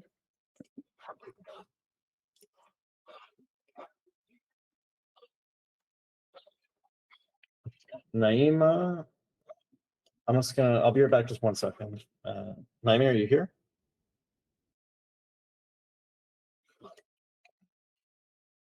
Okay, yeah, I'll be back in 2 seconds.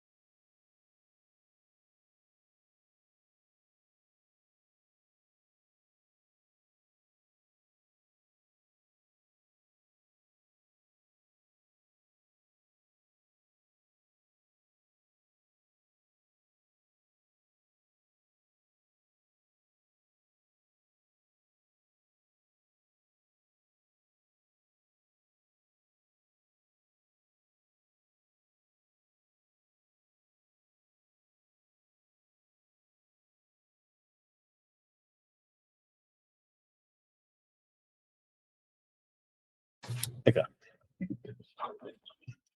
Okay, tell me about how this went.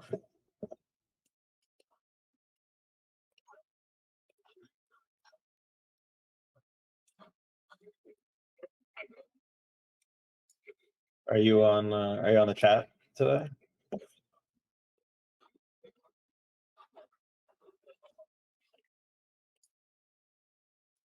Yeah, no problem.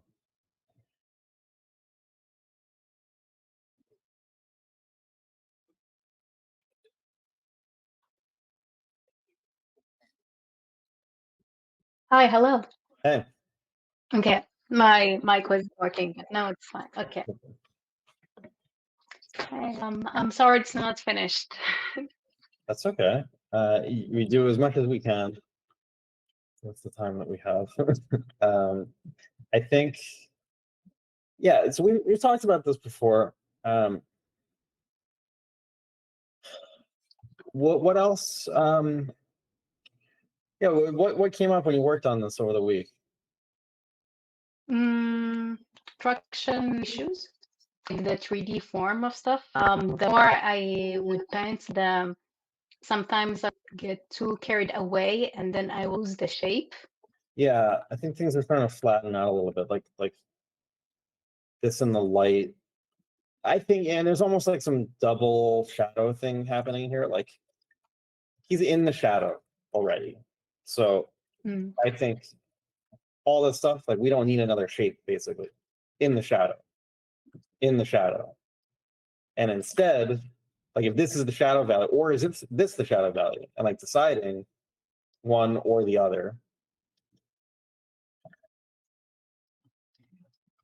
And then this, I think, can be a little darker. So I think things got expanded like a little bit too much. And then inside of here, we'll just get softness.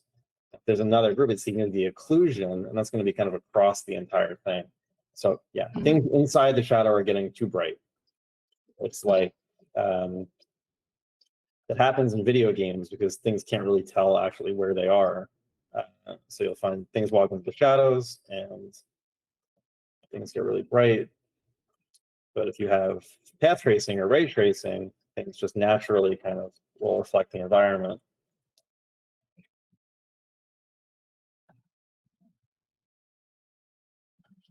So his face is really the same thing of like maybe a little bit of light is getting into there, but you're getting almost like white here. And I think again, like a lot of this would be in shadow, but maybe we can get away with it.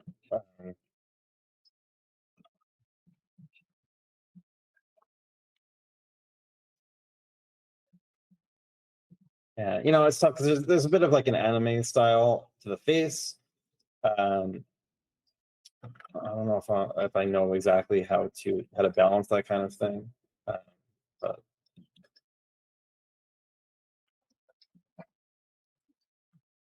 yeah, like areas like this get a little bit muddy. Like, is this light or is this shadow? I think this is shadow.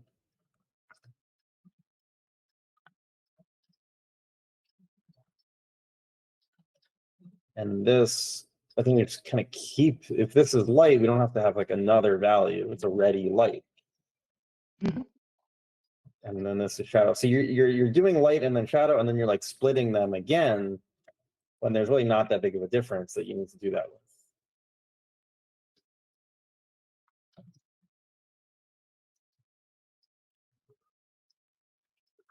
So this is the value in the shadow. Maybe we get a little more saturation.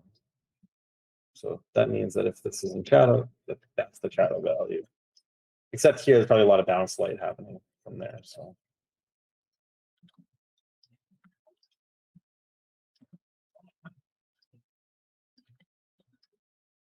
and then if this is light, we need to have a good reason for changing any of these values.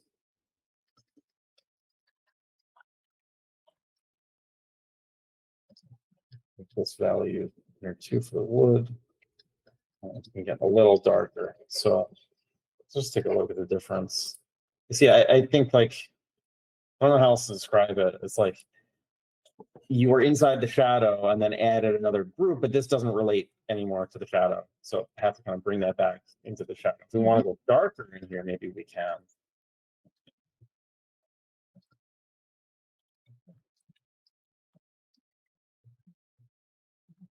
Yeah, there we go. Like that's in light. So we can use this light value in here. Okay. You know what I would really, really recommend for this?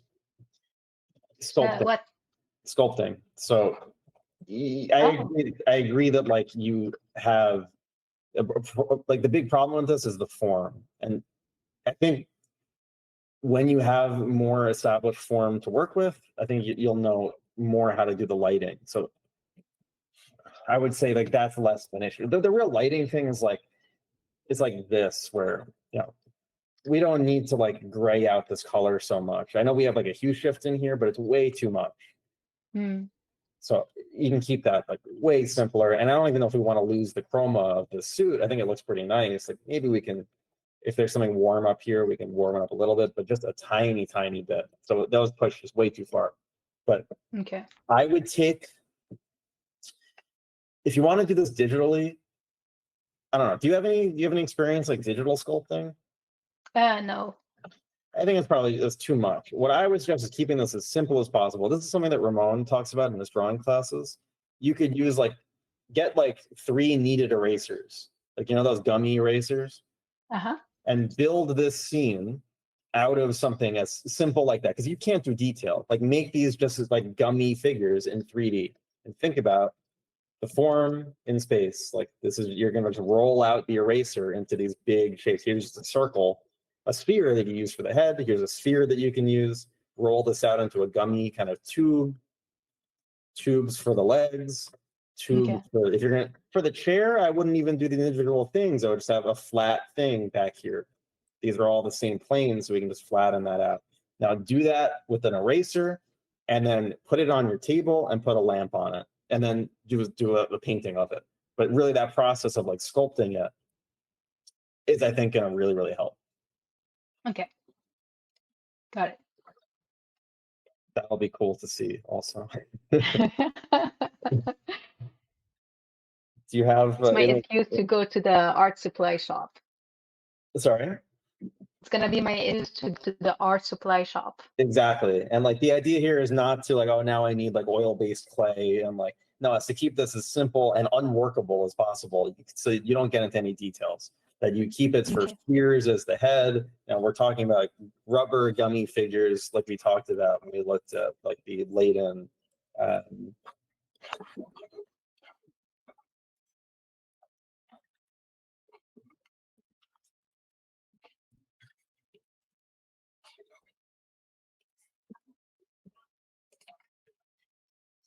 Where is this? Here we go. When we talk about this stuff, we want like if there's any too complicated. It's complicated. Yeah, here's good gummy figures. Like this level of complexity. It's just you can roll this out, out of a gummy eraser. Hmm. And yeah, because that's drawing. A big part of drawing is sculpting. And if you don't know kind of what the form is, you're not going to be able to tell how the light is going to fall across that form. True. Okay, yeah. So I think that's what I have for this. And yeah, I know you don't have a lot of time over the week, but I think overall, it's been really cool seeing you explore the stuff in your work, and I think you should keep going. Okay, thank you. Thank you so much.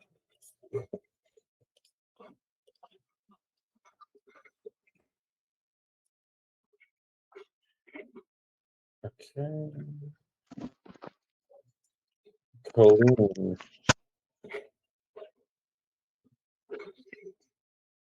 Colleen is up.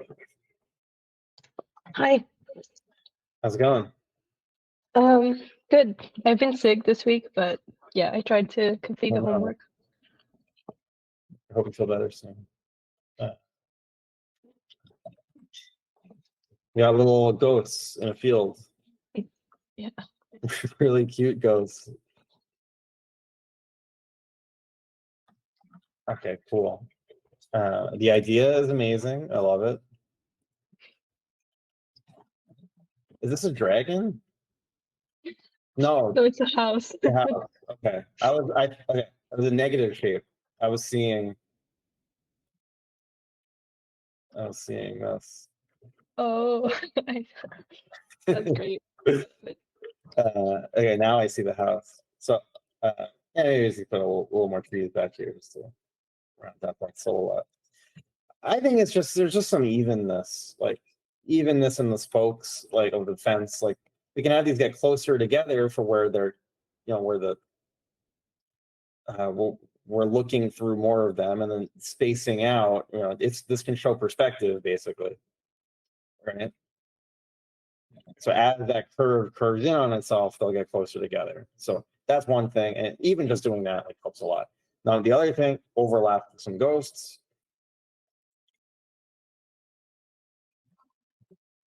Overlapping perspective, just drawing cues. Then the other thing is, well, do we need a few more houses back here? And the other thing is just we've got some pinching shapes in the clouds. Like they're a little even. I just want to adjust this a little bit, where maybe this swoops down even more, and we get a more dramatic swoop of this cloud. We get big, small, and it comes back to medium.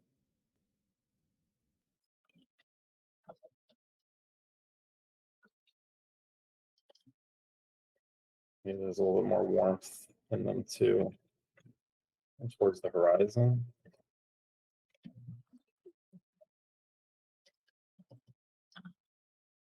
Yeah, I think just these shapes could be more interesting. And yeah, more overlapping with these guys. They merge their shapes together.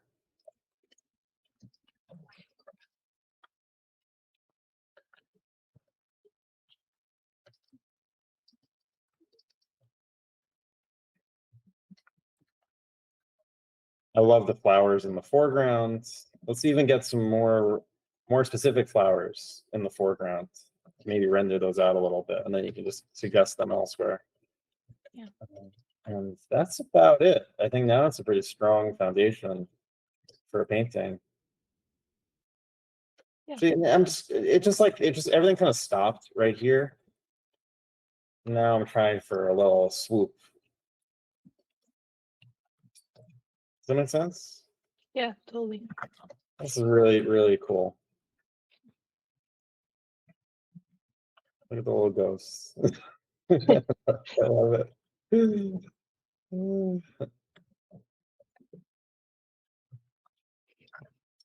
You've made me smile. You've melted my icy heart.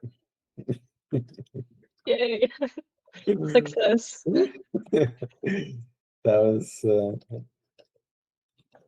That was the whole point of the class all along.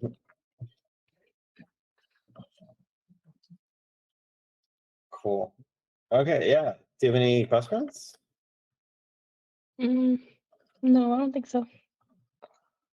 Maybe like tips in general for like the future.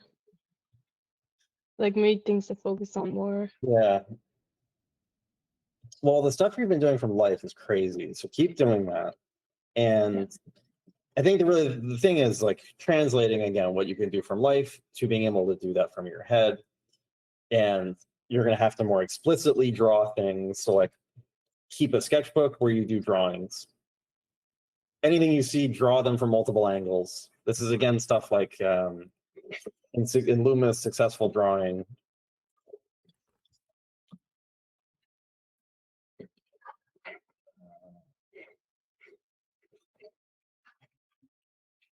You know, he talks about fundamentals of drawing, not this stuff. We've talked about all that.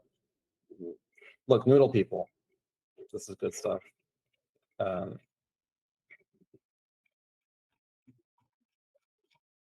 Stuff like this, like, you know, keep a sketchbook and anything you see, just draw it in multiple perspectives, fit them into boxes and cubes.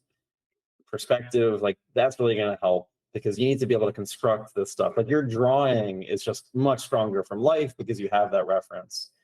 Focus on your drawing. This is going to be a big theme. Like as you guys start to get better at materials and values and composition, the limiting factor is going to be your ability to draw, to place form in space. That's going to determine how much you can really do. So I think it's a good sign when it starts to become, you know, when I start recommending drawing, it's a good sign. Beyond that, mileage and going out of your comfort zone, and when you feel like things aren't working, sitting with it for a few more days and trying to figure out a solution instead of letting it go.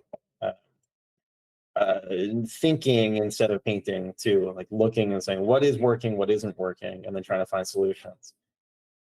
I think you're doing a lot of this stuff, so I think it is more just time than anything. So there's nothing I think that I would say stop doing this or, yeah. Okay. Thank you.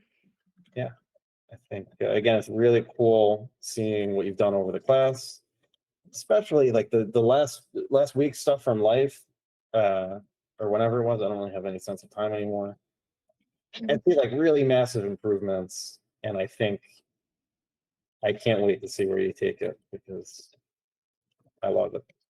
Here I'm just thinking, you know, we've got like we can get some form into the clouds. These are big puffy clouds, so we can maybe even have some like light and shadow shapes on them.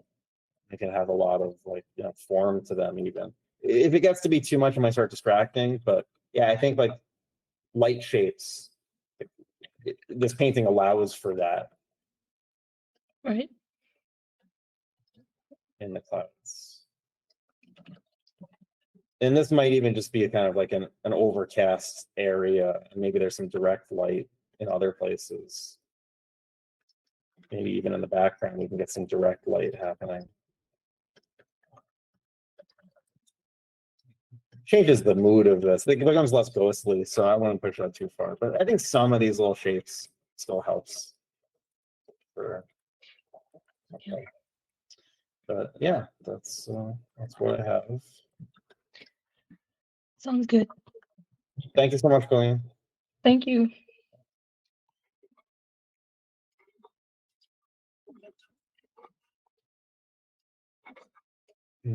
Azel.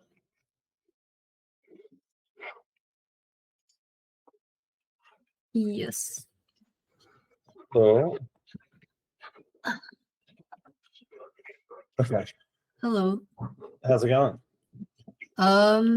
It's going good. The the ones from Imagination are like really hard, Mm-hmm.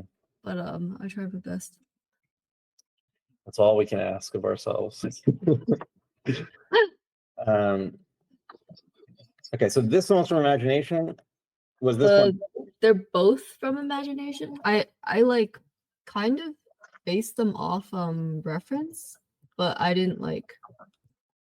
But I like rotated it and then I changed the lighting and then I added some like objects, so they're like mostly based on Imagination.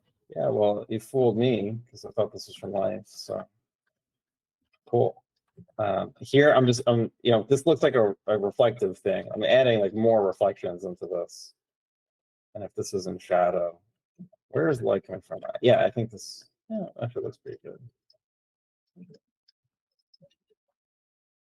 And then might get some more reflection of that paper into there. So I think you're losing a little bit of form on, are they grapes? Yeah. I think the color feels a little bit more cherry tomato to me. Maybe they are tomatoes. So do people put tomatoes in a little jug like this? These are the big questions. Yeah. But I think it's because the highlights are touching the edge. Number one, I think they're desaturating a little bit too much. And two, we want these more in the interior of the form. And we could even maybe have some like shifting of the hue in certain places, like cooling it off a little bit. And this maybe really get more saturation. Because there's, grape or tomato, we're going to get scattering inside.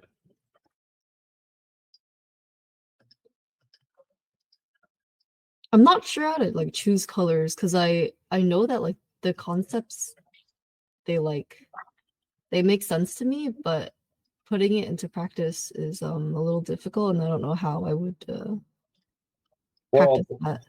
Is it just doing stuff like this? Yeah, like here, how do I know to make this more saturated? Well, because I want this to look more like it's bouncing inside the surface. It's just like, I don't know, it didn't scream fruit to me, so I want to change something. Yeah, and just based on experience of my mental model of light and from painting things, that's where I kind of found those decisions. Here, I feel like I like your light to shadow relationship of the stem. So I think this is fine. You see how like you're going from light and then you go straight down to shadow? That's a fine place to start. Then from that, it's like, well, maybe this is reflecting a bit of red. So take that, shift it towards red, desaturate it a bit, and we can maybe get some coolness right there. Maybe this here gets more saturated and more towards red because we're getting lots of light kind of bouncing into here. For the light side, I'm just adding maybe a little bit more of this getting hit by light. Here it feels like it's not telling me this is in shadow. So I want to go darker here. Like that's getting too bright, I think. So it's darken that a little bit. And if this is in light, and do we have, how shiny is this? Do we have like a reflection? That's too much.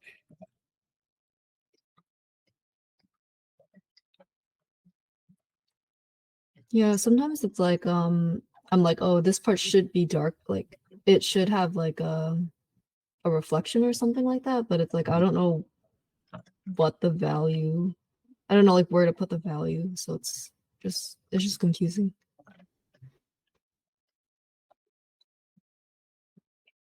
This confusion, I think, is good because now that you've done these, now do some directly from reference, like from stuff in front of you, and really spend the time trying to get the colors and the values exactly how you see them. It's important to have that kind of like back and forth. I think something like this, we could have like the hue isn't really shifting at all across this. I think we can shift the hue at the same time a little bit. I might add a little bit more complexity to these materials. So like here, well, this top plane is seeing the red wall here. So maybe we get this value, the darker, as the top plane of this metal, as it's seeing that wall there.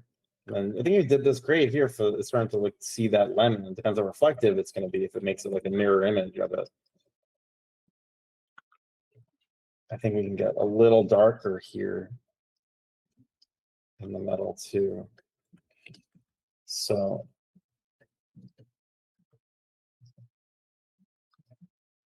yeah, I think now like more painting from life at the same time as you're doing this, it's a process of improvement. Okay, how would you recommend like self-critiquing? Yeah. Like kind of catching your own mistakes for this sort of stuff. Okay, yeah. Let's talk about it in a second. First, is this like a candle? Yeah, yeah. Cool. Yeah, so it's like glowing from the inside. I think it looks really neat.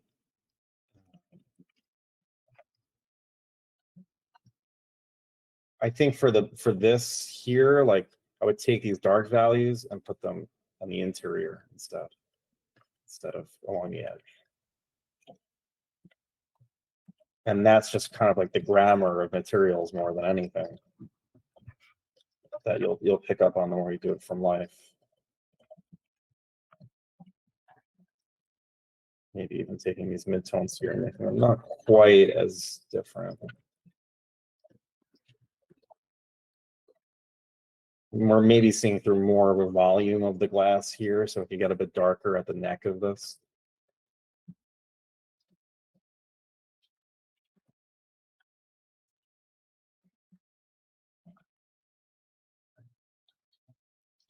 And this shadow, it feels really cold, I think, in comparison to this. Like, I'm going to take the table and relate the shadow to the table.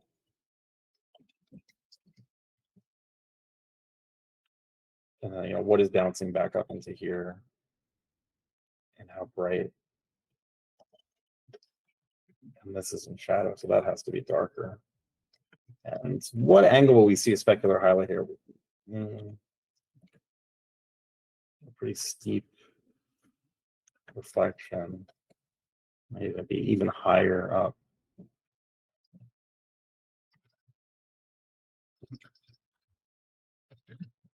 So I got your question in a second. I have to kind of like calculate stuff. Now the ellipse of the table, I think, you know, if this is light, you know, it's not gonna just stop being light.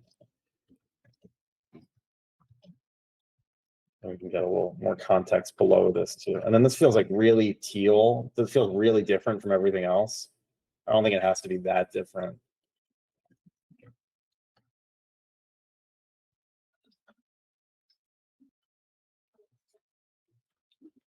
And how big would, you know, reflections in a sphere like this are going to make light sources or anything look even smaller. So the size of these reflections are also going to tell us things about the light source.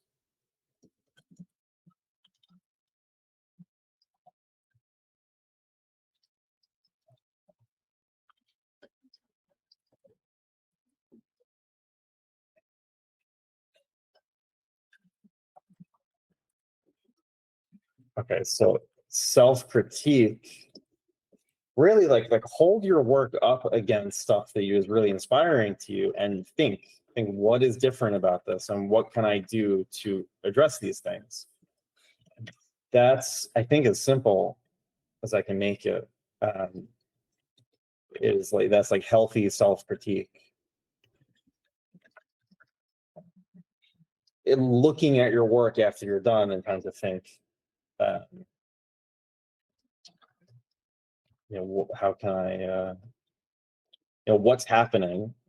And if it's something I don't like, how could I do something to target that?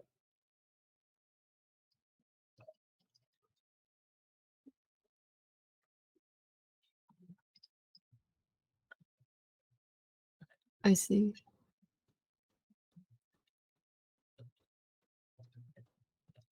Really, I just can't understate the importance of like staring at your own work. Just looking and thinking. Not all the time, obviously you need to paint and draw, but it's a really important aspect of it.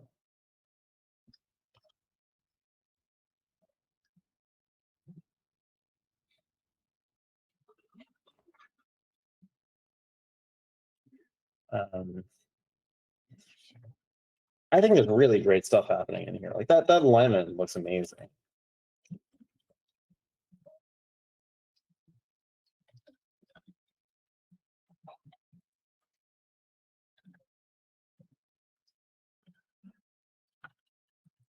Yeah, I really think this is going to be like a back and forth between attempting things, then looking at your work, analyzing what it's doing, holding it up to work that you really like, and trying to think of what is different. Mm-hmm. Are you mainly using intuition when it's kind of like when you're doing these like corrections? You're like, oh, this part doesn't feel light enough, and then you're like, oh, okay, this is because this reflects this, or it's like, yeah. So it's first is what looks weird. Things that immediately jump out to me. This looks weird because it should be in. Wait, let me stop. Actually, it's first is what looks weird. My brain said, this looks weird. This looks weird. This looks weird. This color looks weird on the sharp edge here. The lack of anything below the table. Now the candle, that looks really good to me. Something about this really is convincing. What looks weird is that some of the edges are really sharp and it looks a little cut out. So this looks weird. So then it's like, well, what can I do differently? Well, we have dark things on the edges. So I'll put them instead of the edges inside the form. Now that's partly just, I'm going to do the opposite of what looks weird. And part, I need to logically think about why it could help.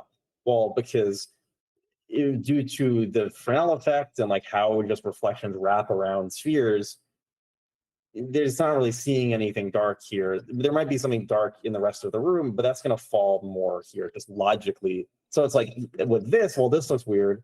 How can I fix it? Well, I can make it darker or lighter. Lighter doesn't make sense. Darker does make sense because it's supposed to be in the shadow, and it's going to make it look more like it's in the shadow. This looks too bright.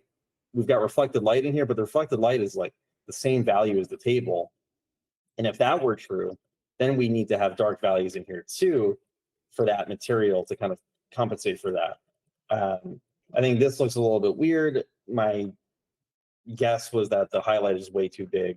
I mean, I can use some more values in here also, but it's really like all of this stuff starts with just looking and thinking what isn't working and what can I do differently and why, and then figuring out kind of the more scientific side of stuff.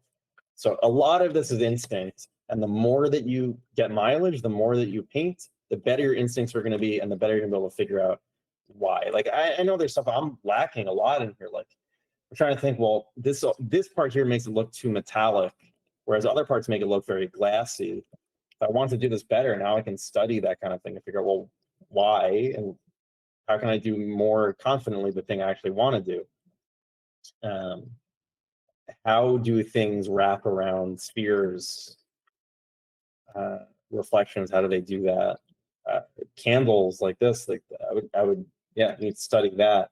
But there's other things like this, these really sharp edges, like this was kind of getting darker because we're seeing through more of this, and this is in shadow, so I really want to like kind of soften up this edge so it doesn't feel like it's kind of pasted and cut out. I'm sorry I can't make that simpler. yeah, no, it's like it like feels wrong, but like logically I'm like going through my checklist and I'm like, okay, I accounted for my lighting and then all the reflective surfaces of like all the other things in the scene, and I'm like I don't know where to go from there, you know? That's where It that's feels when wrong. you, I don't know how to fix it. when you get stuck. That's when you do 100 more still lives over the next few months, and then you try this again, and it's going to be better. Oh man, yeah. Yeah, I can't understate the importance of like mileage here. And I think what you just said to me of that mental checklist that you're doing sounds exactly right. And you're just going to have a better, more effective checklist the more that you practice. Okay, gotcha. So mileage. Yeah, because the more you paint from the real world and then attempt to recreate that, just it's iterative. Those iterations are going to get better and better.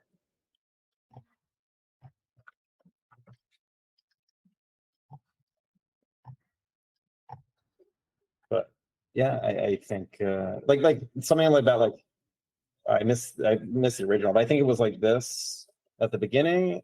And I think you were painting this kind of diffusely, but because I've kind of, oh, maybe not enough, but starting to try and think more about metal materials, you know, I think we might get some more brightness here. And I feel like that could reinforce kind of the form of this. So I was like, oh, maybe I'll put that there and get some reflection.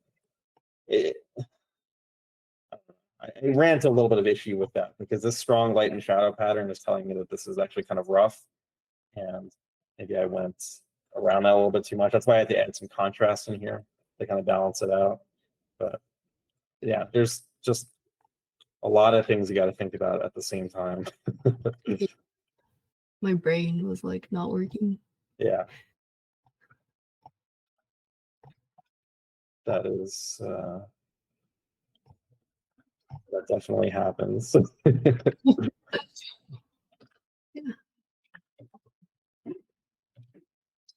And I think overall, like keep going with the compositional stuff because there's some really cool, inspiring stuff that you did with that. I really loved those paintings that you did. Here I'm thinking, oh, maybe some Fresnel effect. It's like, yeah, that kind of helps. I forgot about Fresnel. See, now you can add it to your checklist.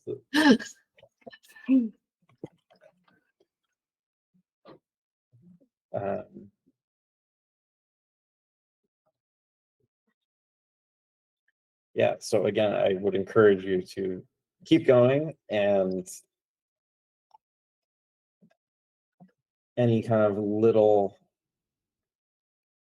frustrations, don't let that knock you off of the big continuity of practice. Because Okay. I really like the stuff that you're getting at. All right, do you have any other questions? Yeah, like for when you're studying something, for example, if you're doing a still life from life, yeah, where would you like stop? Like how do you know you've gotten what you kind of like want out of it basically, to where you can like stop it and like move on to the next one? Ideally, when you're doing a still life, there's something you find interesting about it, like, and you're not just like randomly doing something. Even like I had this idea for an exercise of like you set a timer and every 2 hours, whatever you happen to be looking at, you paint. But in that first moment of looking at it, you try and find something interesting about it, whatever it is. Then if you feel like, so that's your idea. This goes back to the first lesson of like, we are using contrast to communicate an idea. With any kind of painting, you want to be communicating something. And it could be as abstract as like, you know, compare these two materials and look how they differently reflect light. Like if that's, it just totally depends on what you want to get out of it is what idea you want to communicate. And I try and be very intuitive about it. Like whatever I feel is interesting in that particular moment, that's what I'm trying to get.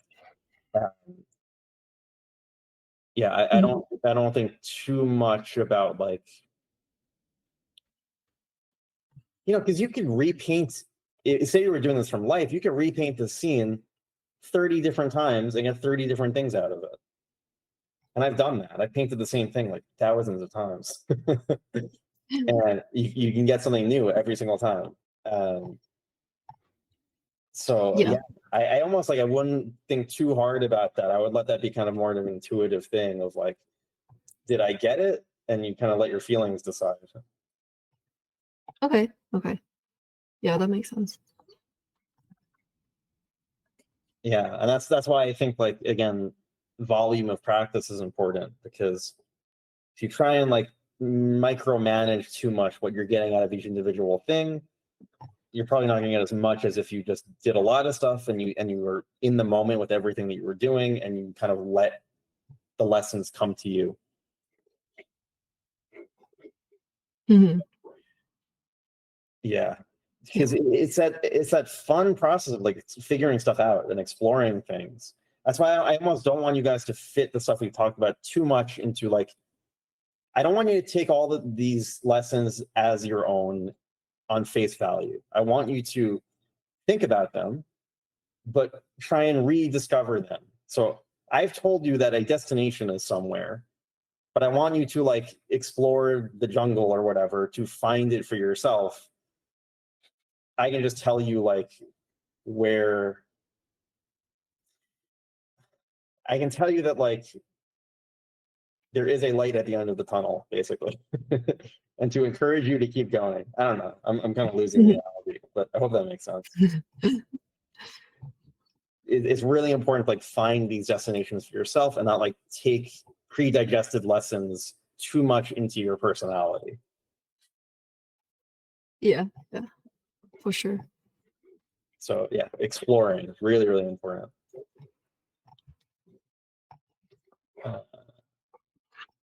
Let's check the chat. Who else? Scott Robertson's good for perspective. I just talked about Loomis. Loomis is great for that stuff. There's also, there's a lot of good perspective books. There's more good perspective books than there are bad ones. So honestly, like you can't really go wrong. Like Marshall Vandruff has a whole series on it. There's books like Perspective Made Easy. I like the Loomis stuff for like the kind of multi-figure painting that I do. Krenz has good stuff. Oh yeah, you mentioned this. Yeah, I think that is a good starting point. There's Romaine. There was some like Thomas Romaine. There's like this whole series that he did of like just tips. Again, and then there's like this hand print site that has a lot of cool stuff about perspective. And then there's this, it talks about like, it is a cool thing to read. He's pretty nerdy. You get stuff like, I wouldn't get intimidated by this stuff, so it's probably not a good place to totally start, but it's worth reading. There's this really cool academic book about the history of perspective in art. Definitely worth reading. Not really a practical guide, again, but really, really interesting. It's really important to stay interested in this stuff. There's no like, perspective is a little bit easier because again, there's more good stuff than bad stuff out there. Unlike values and a lot of other stuff in painting where, you can get kind of sidetracked by really bad resources, but you don't have to worry so much with perspective.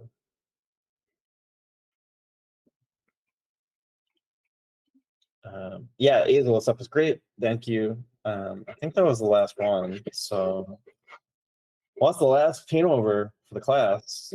Oh my God. I think what we'll do for the next little bit, because we go till 5, 2, 3. It's a good thing I don't teach math. I think we have a little bit more time. So I think that there was like,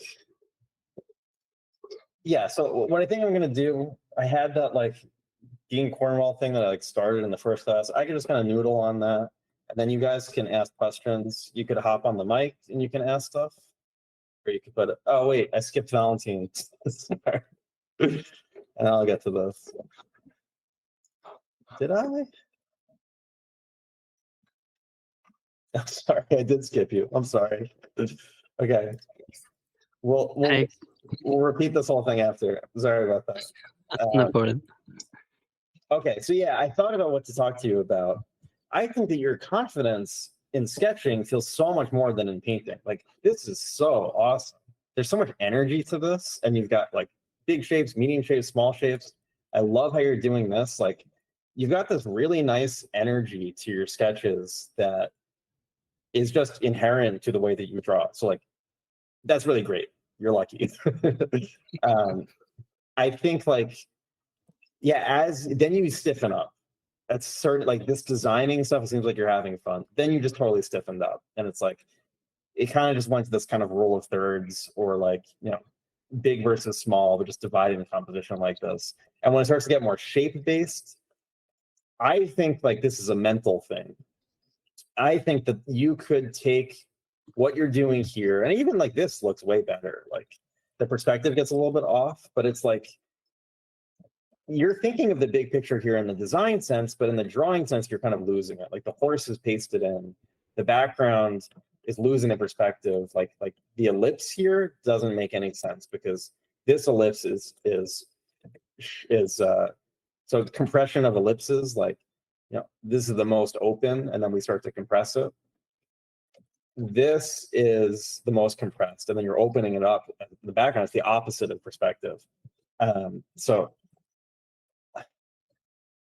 like you suggested this cast shadow here, like why not have that as like your starting point? This is working. Like even take this whole gray here, and that could be your midtone.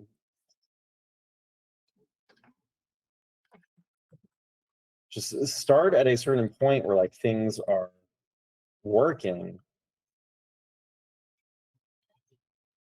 Flat, even value, and temperature. Okay, what's going to be different? Well, this cast shadow is awesome. The spherical nature of this. Let's just start here where things are working. We've got cast shadows. Now we can start our two value based on this. And how far away are these shadows going to be? Well, it depends on the exposure. It depends on the light. But we can just do this in two values now. Like, is this going to cast shadows, and where? This horse who can maybe have be a silhouette. And really, like the rest of this could be really simple. Maybe we can have some detail happening back here, but it's like so much of this was already working. Maybe this back here can be light on dark. This thing back here can be dark. I would look at those Alex Webb photos also for you.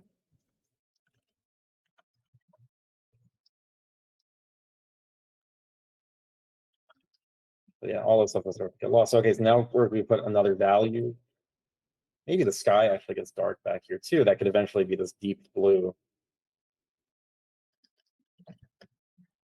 So the sky could eventually be like this. And maybe this is even sky back here. And then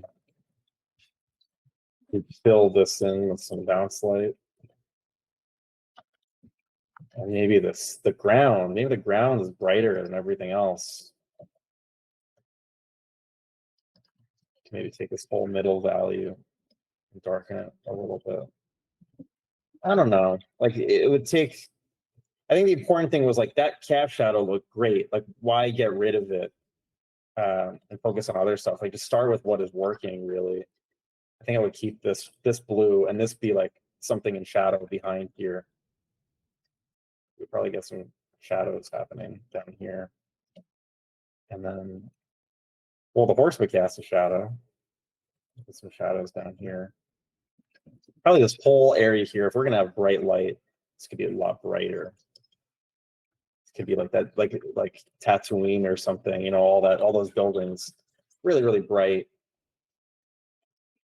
Now we can maybe have another value to some of this stuff.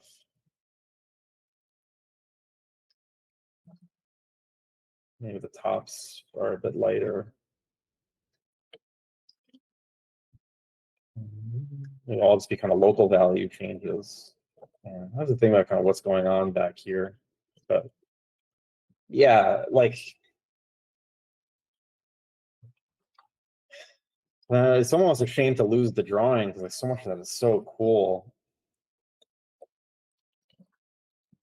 Yeah, it's way easier for me to do on paper, and when I put it back in Photoshop, sometimes I try to do on top, but the drawing is way less cooler. It's super sloppy, and and it doesn't have the energy. Yeah, almost like I think this is even cooler. Like maybe we just cool off the top planes of this stuff. Like that's all it needs. And then we can get some warmth in here. It's like we're just gonna use the paper tone to have some kind of strength here to begin with. And then we got these blue shadows. I'm just exploring right now. Like how can I not ruin what's already working? Maybe that's some chroma to whatever these things are. So much of that is like already there.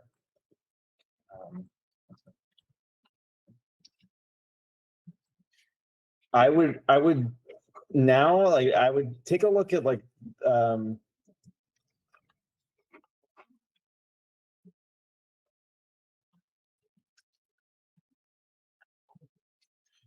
paintings like this. Like you're a drawing guy, and it seems like Vereshchagin was also. And look how like the values and colors here are like not getting in the way of the drawing. I would really focus on your drawing and let the values be secondary to how you construct the light on these forms. Stuff like this. Look at Vereshchagin. He's got another painting that I think would is kind of what I'm talking about.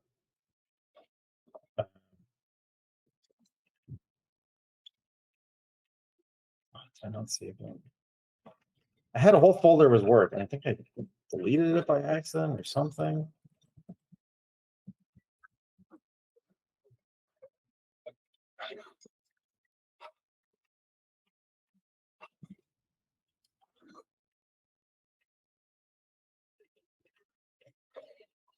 He's got one more that's like where you can see the stuff like this.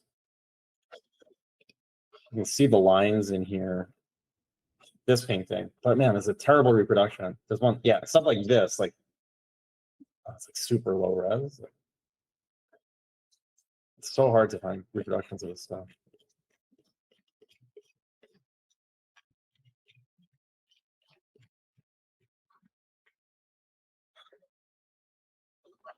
Interesting. It's like a flash slideshow or something. Yeah, here. Yeah, this is what I was thinking of too. Like, see, we're not having heavy shadows here to get rid of the drawing. And look how bright this is. This is like light stone or whatever it is that's reflecting the light back so much. Everything's getting filled with light. Like that's what this is suggesting to me. I would just, and it feels that way because the paper is doing that. Is you're acting as your midtones in the sketchbook. And when you're doing these value ones, you're just way overdoing it. Where like you just needed the breadth of these midtones, like this has. So I would take a look at this kind of stuff. I would take a look at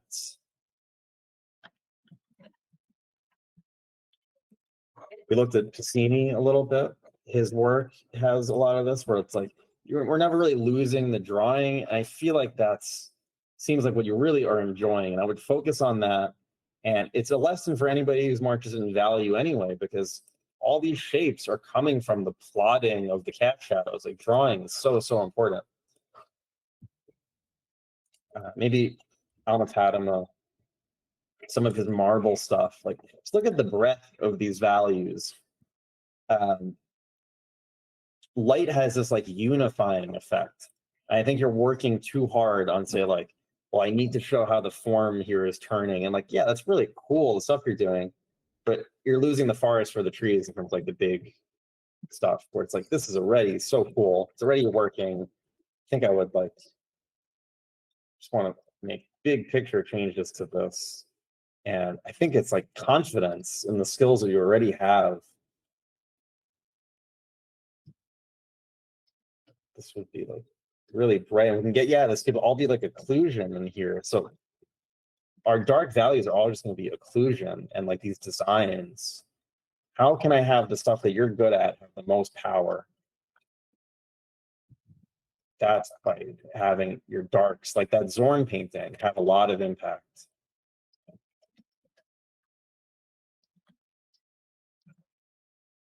Does that make sense? Yeah, a lot. I never thought it like that, but it's nice. That is starting to get a little bit of what I liked about the sketch into painting form.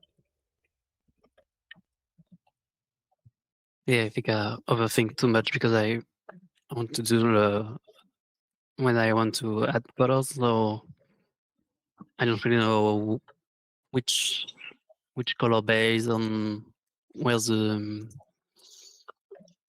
where it's setting, like it's in the desert or it's not really clear in my mind, so I don't have a precise Yeah. ID. Yeah, this is about figuring that stuff out.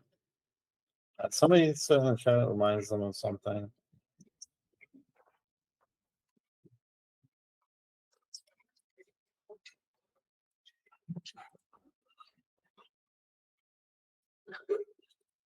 Cool. Yeah, awesome drawings.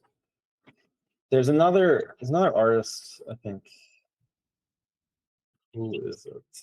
I don't even know much about them. Some random stuff I found, but it reminds me of it. I can remember. Would you suggest to draw more when I do some still life? Because actually I didn't do a line art, or I tried to do directly in shapes. Like that that Loomis stuff that we looked at, like constructing boxes, constructing stuff in space.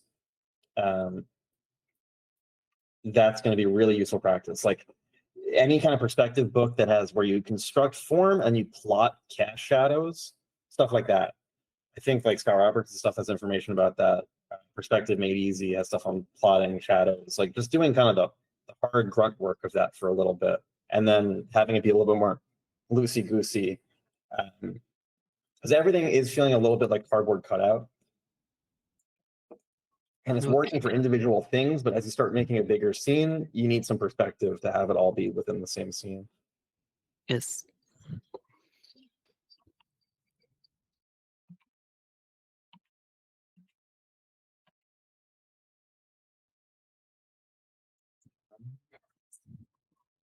So these guys.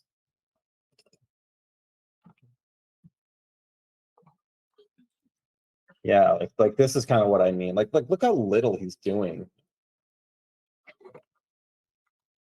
This is kind of the vibe that your stuff is giving me.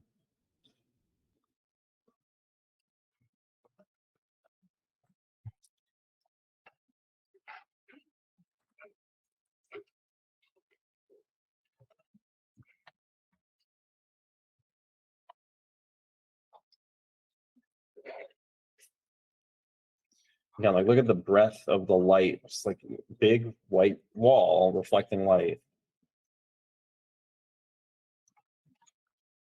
But yeah, I think that's all I can think of. And yeah, I get a little bit of like Teo Prinz from some of the drawing stuff like this. But like this is the stuff I practice, like, you know, like perspective, like vanishing point, constructing things in space. This doesn't have any, this is really overcast, but also kind of practicing plotting, cast shadows. So you can really draw. Loomis has a lot of that stuff also. Okay. But yeah, like here, like I think this is a little bit later when he's getting better at light. Like it feels like it's reflecting light. We get a few value groups he's putting in here, but yeah, really, really cool stuff. It's really unique. I mean, it's not really like Matteo. Like I really love the stuff that you're doing here. And again, anything we're talking about, I want that to be in service of the strengths you're already doing. I don't want you to like fit it into some kind of mold. And I think that's what's happening, is that you're just kind of getting away from your natural strengths. Yeah. Yeah, this is starting to look just like bland, like concept art stuff, and it's like you don't have to do that. You don't need these like swoopy kind of shapes. Like this stuff is awesome.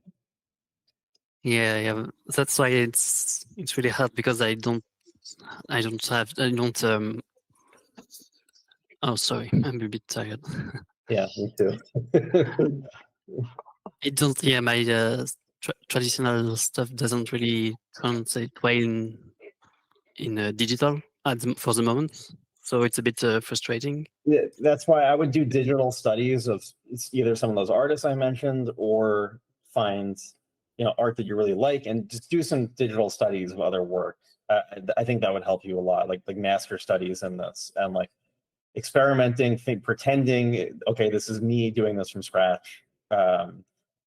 Starting as kind of like an ideation phase and figuring out how to do it. But yeah, like copying stuff, I think copying master stuff is going to help with that. Okay, thanks. No problem. You have any other questions? It's all good. Thanks a lot. Yeah, of course. Okay, so now we are at the end. Pretend like I said everything I did a few minutes ago. Pretend I'm saying it now. So I think I'm going to, yeah, Mobius, another big one. I think I'm going to just kind of do more missed homework. What did I miss? Are you tricking me?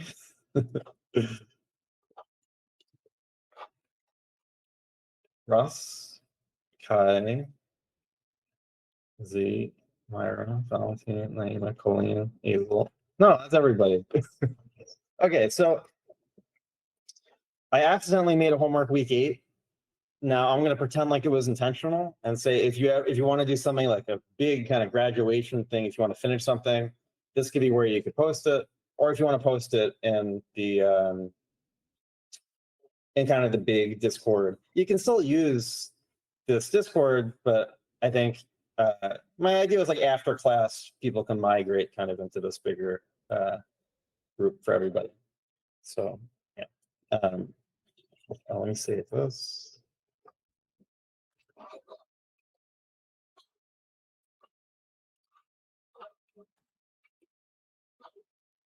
This is saved.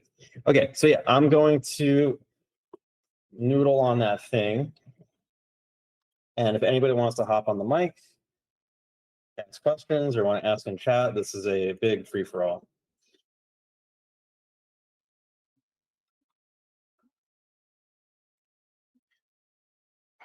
Have you talked about double shadow before? Yeah, so double shadow is when you, if we have a shadow, let me think.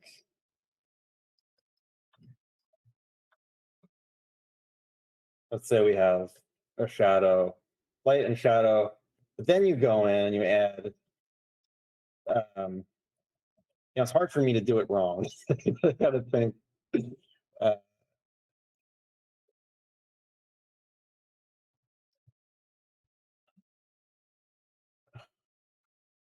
Okay, so maybe the shadow, the shadow is going to be a little longer coming from here.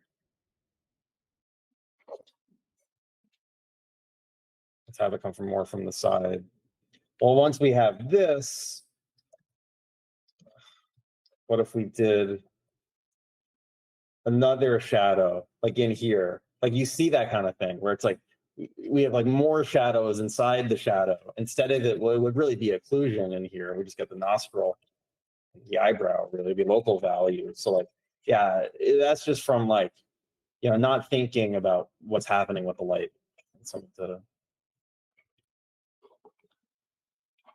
We had a question, worst advice you've heard and best advice you have. Worst advice I've ever heard.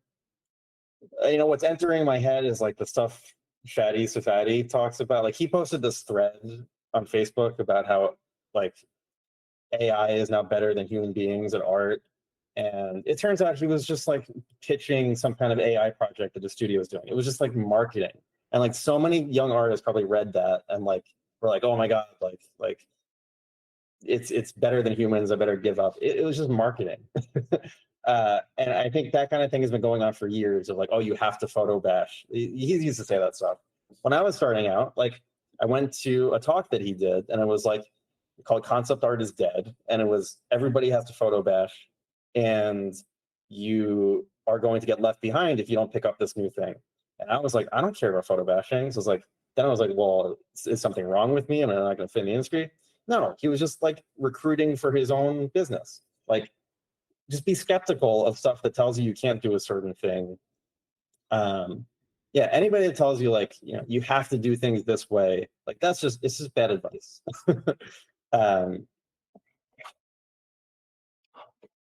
He runs the One Pixel Brush studio, and I think overall that kind of advice has had a really, really negative impact on the industry, and it's just not true. And I learned over time not to take it seriously because there's ulterior motives involved. So I think that kind of stuff is the worst advice. Best advice.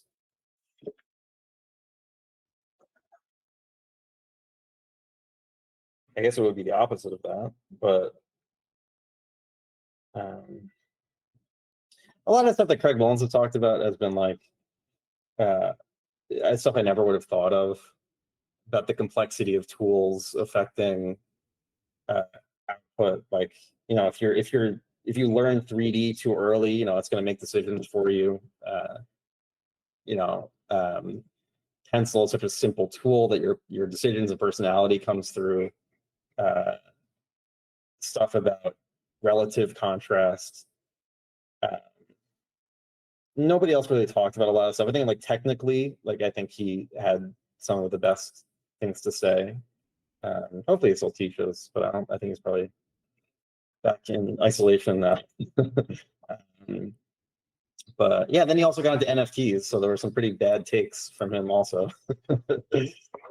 So yeah, it's like you really gotta like have your own opinions about things. Like, nobody's right about everything, and trust your gut and your feelings. Art is such like an intuitive thing that if something doesn't feel right, I guess it's like life advice also. If something doesn't feel right, take it seriously. Like, your gut feeling is not something to ignore.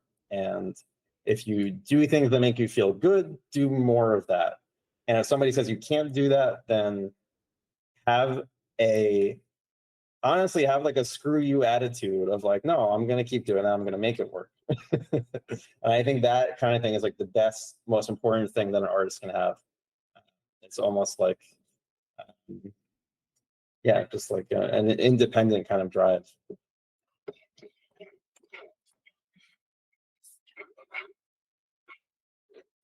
Let me pull up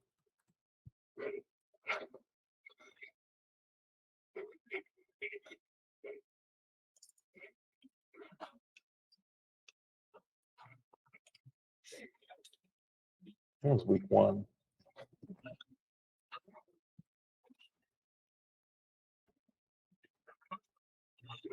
My final words here to take to the future. Well, I think what I just said was pretty good, and I talked about it in the Discord. You know, one thing, it's like, you know, relative relationships between versus within groups, and maybe it's cliche, but like, you know, have fun with it. Like, be present when you're painting and try and just enjoy the process of like, I don't know, making things. The more you just enjoy what you're doing, the more you're going to do it. And you know, so finding ways to really have fun. It should not be miserable. Okay, wait, more bad advice. It was a really big thing when I was starting to like not have fun. It was like the same reason, like anxiety is. Like, if you have too much fun, somebody else is going to work harder than you. Or if you take breaks, somebody else is going to work harder than you, and you're never going to make it. It was like really negative. Feng Zhu would post threads about like tables. He would have tables and say, if you work this many hours per week, you will be able to do this junior job in the industry. And if you work this many hours per week, like, I don't know, like 90 hours a week or whatever, you are going to make this mid-level job. Completely ridiculous. It's completely ridiculous. So that definitely goes on like worst advice. Yeah.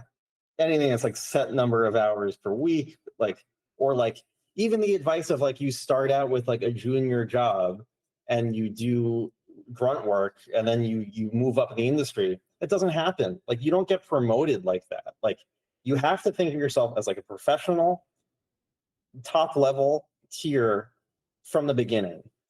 And if you work hard enough on like the way you're expressing stuff, like, you skip all of that. And it's really easy to get stuck in these jobs that don't go anywhere. And then like, it leads to just bad stuff. So like, confidence is really, really important. And yeah, pain is not a good thing. And if it's painful, like, I don't know, that's not to say like that there isn't like anxiety that goes into this stuff. It's about managing that anxiety and like doing it anyway. It's not always going to be like totally enjoyable. There's going to be times where it's terrifying and scary, and like, It's about recognizing that it's okay to feel that way, and that if you need to, you can take a break, and it doesn't matter what other people are doing. You don't need to compare yourself, because everybody is on their own individual journey, and you really, really can't compare. Yeah, I really think there's been a lot of harm. It makes me mad because I know how much it affected me. I went on like off on the wrong path thinking I need to impress people like Shadi, and you really don't. Like, there's no arbiter of the industry. If you do something you think is interesting, you're going to find other people who agree with you, and you can make your own thing. If you feel like, if in the future a job is like, oh, you have to use AI or you have to do photo bashing, you say no, and you can do your own thing. I really think that's what's going to happen. Is that, yeah, I don't think we have to like kind of like acquiesce into whatever the trend of the day is. Enough people are going to be interested in whatever kind of niche thing that you're talking that you're interested in, that you can make it work. So don't like sacrifice the stuff that you're interested in. Really have faith in the fact that it's a unique thing, and it's worth exploring.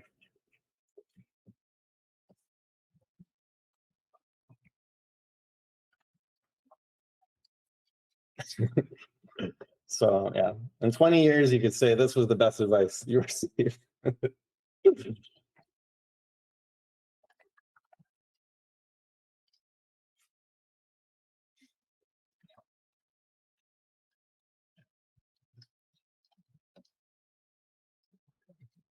Okay, well, we only have 10 minutes. I mean, I'll just kind of take my time on this. Yeah, and if anybody is, oh wait, for people with limited time due to school or work, would it be better to lean towards mileage studies or finishing things? Yeah, it's really hard to say. Of like I think I said before, I would lean towards mileage, but you really need both on some level. I think if I had to pick one, it would be mileage.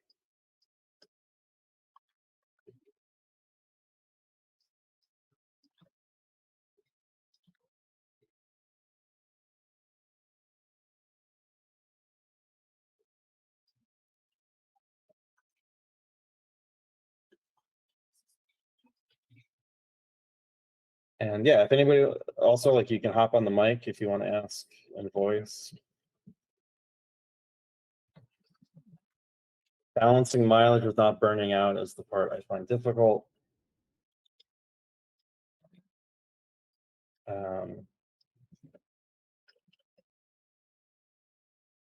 Yeah, it's about like taking care of yourself.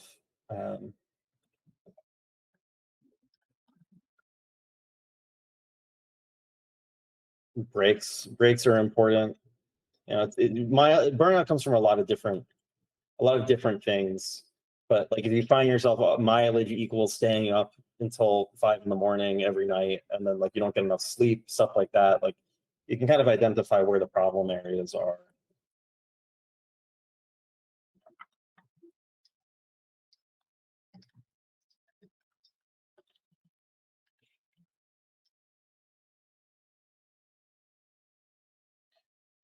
Like I was saying, that's about the culture of no breaks. You must work every day or aren't good enough kind of thing. Yeah. So, on some level, like I am encouraging working every day. I've talked about like mileage, doing things daily, a continuity of practice, but it does not mean working 12 hours every single day. Some of those days you can do a 15-minute thing, and you can always find some time in a day. And if you do it that way, I find it's refreshing and it makes you feel better instead of leading to burnout. So there can be kind of like subtle distinctions between this stuff. And yeah, some days like you do something for 5 minutes and it still just activates your brain enough where you don't lose the progress. Like it's maintenance more than anything. That maintenance is fine.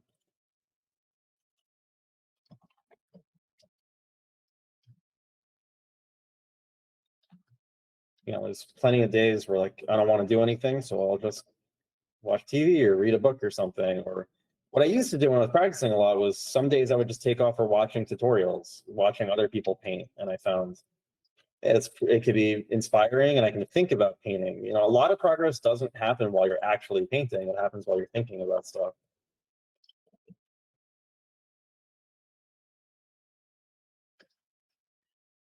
Do you rather work with a tablet instead of a Cintiq? I ask because I feel a lot of backing for Cintiq. Yeah, I don't like Cintiqs. I much prefer working with an Intuos because you can sit back from the screen. You can focus on having okay posture.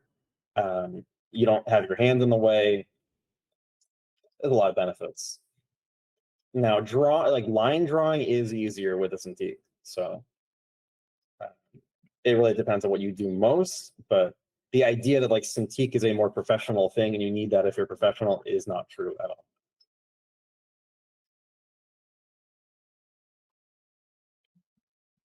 I really don't like using a Cintiq. It's better for your eyes too. Yeah, it's really not good to like be staring at a light bulb all day, right up against your face.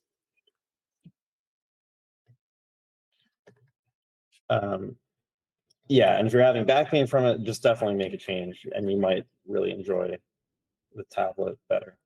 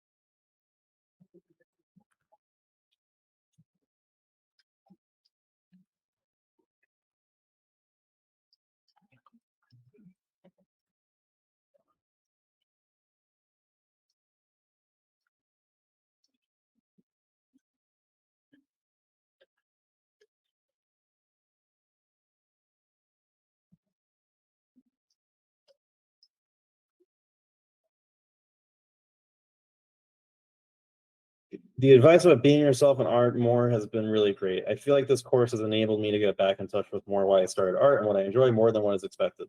That's great. And yeah, I think that's really not generally the mainstream advice about just be yourself. And I think that's one of the things I wish that I heard more when I was starting. That it's not only possible, but better to do that in every single way.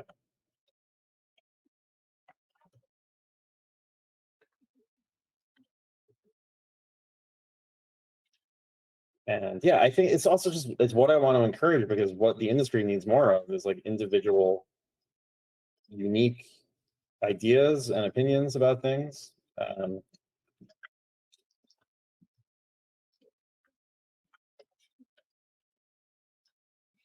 Just art, not even the industry, just like humanity in general could use some more of that.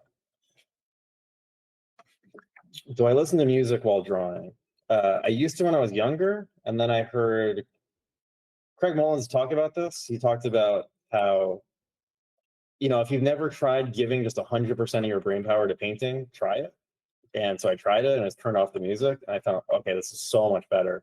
Like, if you get like takeout or something and you eat it while you're watching TV, it's like you taste it less. If you just like don't distract yourself from things, you unlock so much more brain power.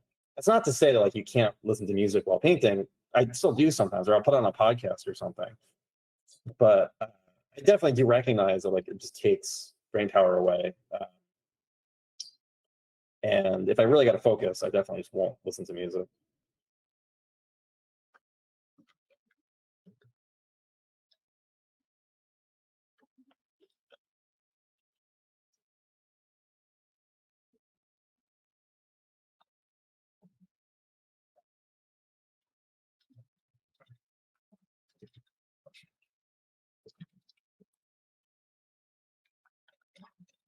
So if you haven't tried it, I would suggest it, but everybody's different.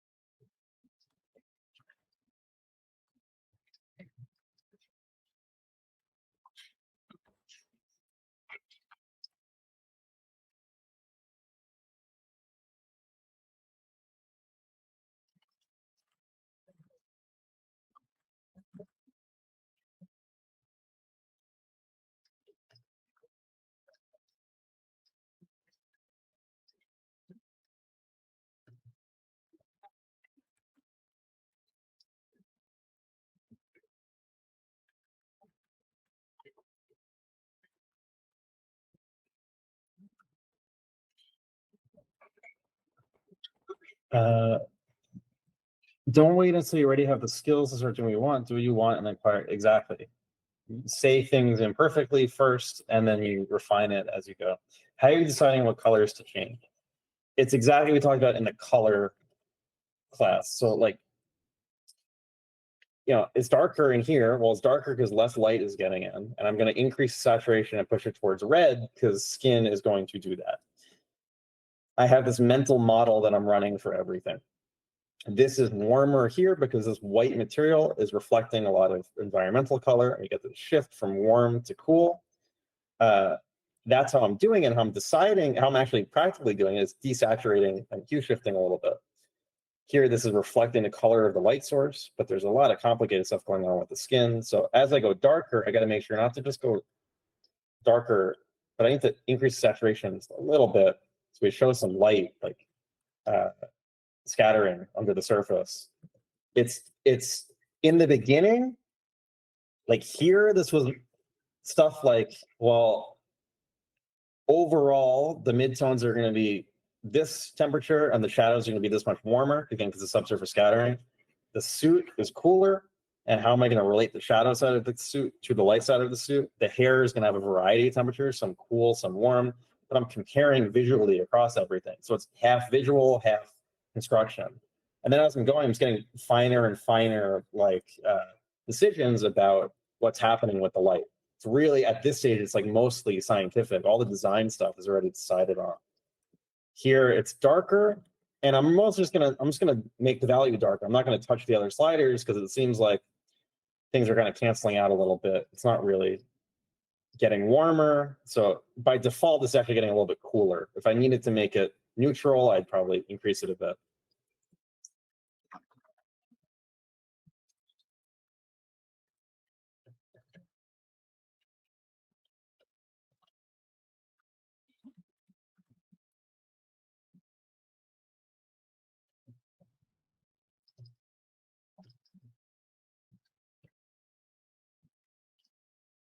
I don't really like that. So say we master what you've been teaching here with value and religious esteem things. Where'd you go from there? What would be your next focus? Yeah, it's totally about that. Like, really, like I'm trying to teach you the grammar of things. Like, it's totally up to you as to what you want to do with it. And that's like just about what you like in your life. Like, what things make you want to paint. That's the stuff to focus on. And really, it should be through exploring that you master these principles. Not that you ever will master them, but again, it's not that you master them first and then do your own thing. You do your own thing, and then through the process of doing that, you get better at this stuff. Again, at the atelier, they were like, well, now that you've graduated school, the real work begins. And it's like, well, what were we just doing? Again, like I could add a lot of bad advice into that question from the stuff I learned at the atelier. Like that's why for homework, I left it so open-ended of like, really think about what excites you about work and try and make it. So there isn't the separation between, well, we're only learning the fundamentals here, and then you have to go off and do your own thing. That process should be from the very beginning, and it should be merged in with the learning of the fundamentals as you are attempting to express yourself.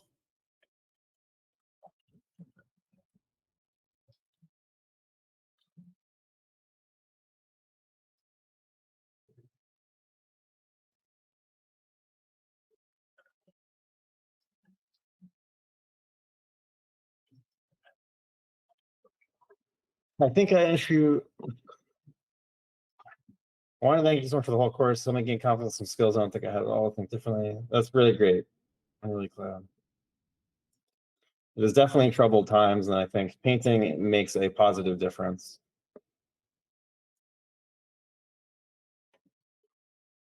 Yeah, so you're not going to improve your technique unless you practice expressing things.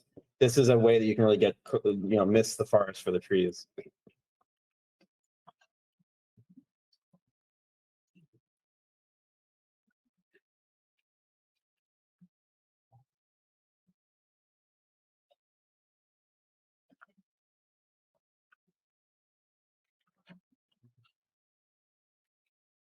Oops.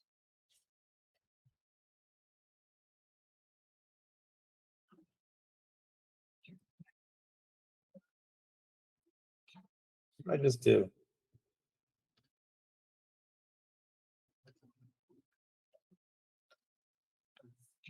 Here. I have to say, you need to look for the value glasses. That's great. Yeah, and it's not goodbye. We have the big Discord. I'm going to be posting in there. I think as you guys continue to practice, I want to make that group active with like people posting work from their journey, and hopefully have some informed critiques that everybody. Let me post. If anybody's not in there, I'll post a link in the chat right now. It's in the value Discord, but I'll just post it here again. Also, it's in announcements. So. Yeah, here's an invite. Yeah, and for now, don't invite anybody because I'm keeping it just for now for people who've taken classes at the school. I'm hoping that helps with the getting overwhelmed thing, because my idea is to have all these classes have a similar perspective. I mean, a similar philosophy, and I think we just talked about. So hopefully everybody's kind of coming at things from a similar place. And so far, I've seen like the work that gets posted and the critiques that other students are giving is really good and useful. I think if you do feel overwhelmed by posting in front of a lot of people, I think it's a good opportunity to practice it, because again, talking about confidence as an artist, like being able to show your work to other people and like have confidence in what you're doing, and that what other people think is not going to like shake you from that foundation. Okay, well, maybe this is for somebody else.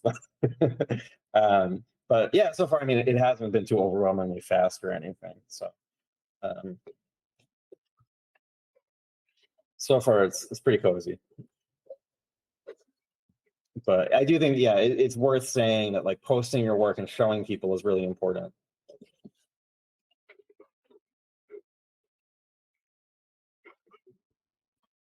You're welcome, Ava. Thank you for having your cat be part of the class. Class mascot.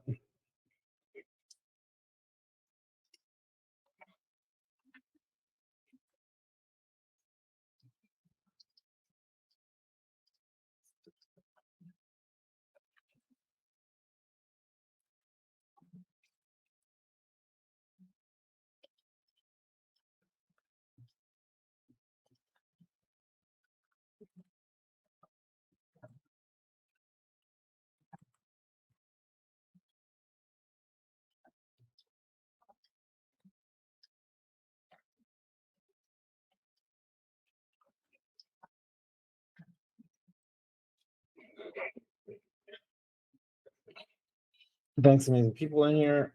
Yeah, it was a really, really great group. Thank you, Martin.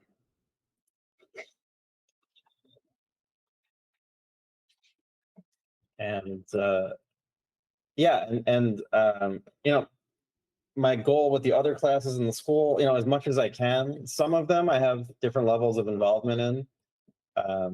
But generally for like the first few classes, I'm a part of them, and some of the ones coming up, I'll probably have a much larger role. I want to have like some like joint classes, like, because we talked a lot about like value and obviously, but like you can't separate a lot of this stuff. So we talk about drawing, we talk about perspective. So I think like, and let me know what you guys think about stuff like this, but having a class say like this, but maybe I got like Ramon in for half the class, or somebody who is really an expert in drawing, and we focused on like we dove deeper into some of the other aspects. I think it would be like a complete art education, because some of that stuff I'm just not as confident about teaching. And if there was like basically a class that went over like, you know, here's all the fundamentals that you would ever need, and you can kind of have that as a reference.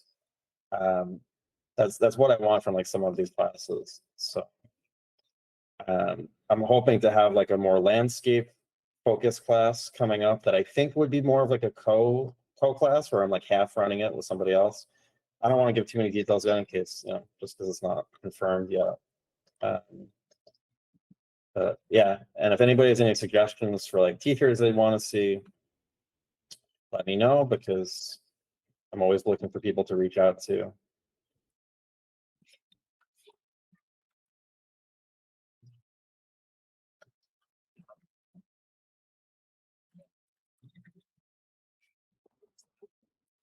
Thank you so much for the class. It's been great. I really feel like I've got what I wanted when I first went to this. That's really, really awesome.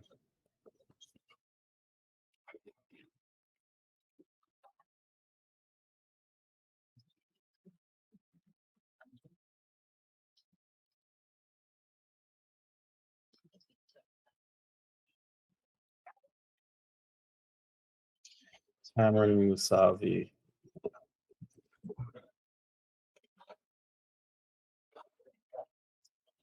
Oh, wow. Yeah, this would be cool.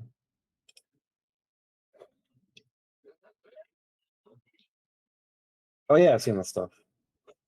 Yeah, if you guys have any suggestions, you can always send me a message on Discord. It's probably the easiest way to get in touch with me.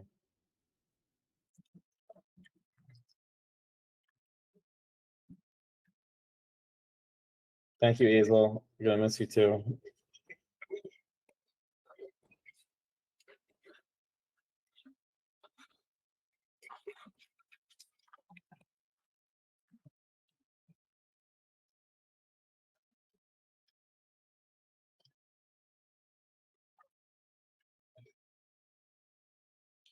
Thank you, Italo.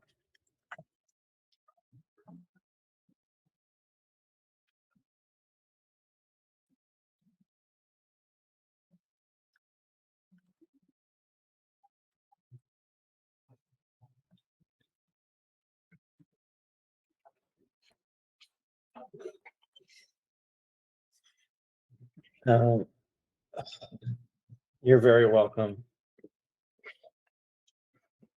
Thank you guys for being very good students.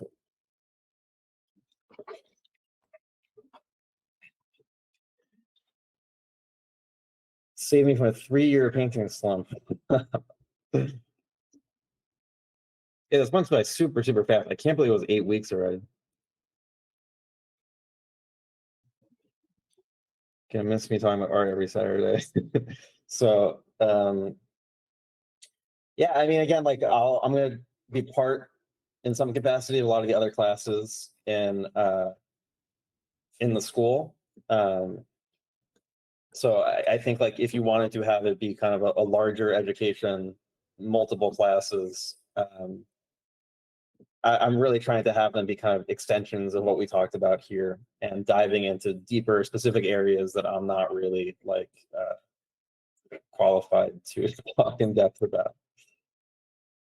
Thank you for fixing Muddy Valley. That's my life's work. And you guys are going to start seeing muddy values everywhere now. It is the curse I've bestowed upon you. It's the Jumanji curse.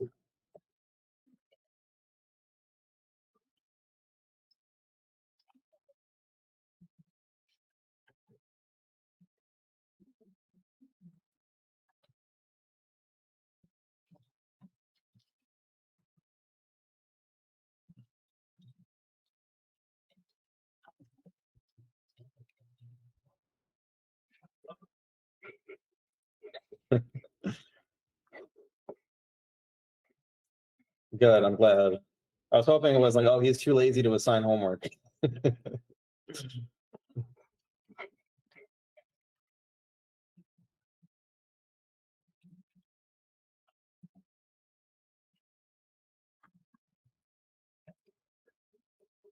On your side, the reason you're not putting the hue shift in the cheeks and the ears and the overall chroma of the scene flow with more value than colors. Yeah, I think it's probably just because I'm doing it super fast. Hue shifts in the cheeks and the ears. Let's see, so like hue shifts like here. Yeah, I got a bit more redness.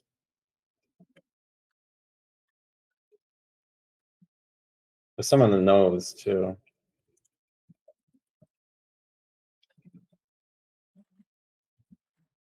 I think it was because I did the overall kind of color stage like really, really quickly. Like when I put in kind of the average of everything. It's like a minute.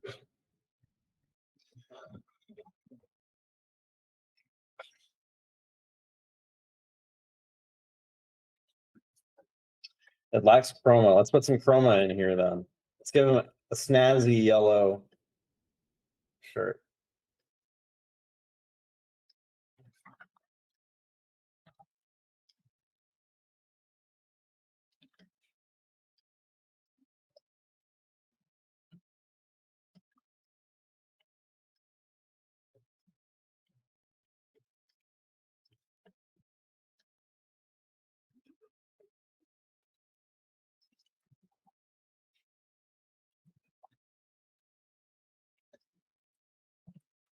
And now we got to reflect some of this back into here.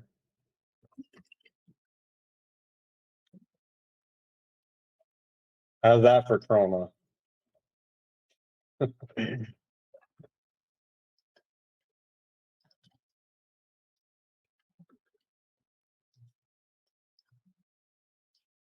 can give him a blue bow tie. So yeah, just added some chroma into this painting.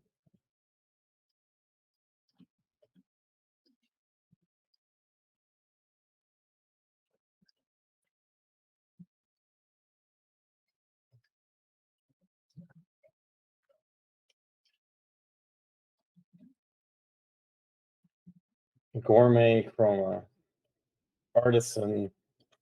Looks like the Joker now.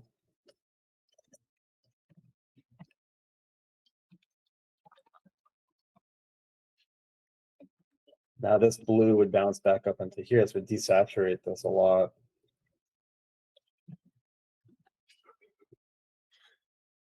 So we've chromified it.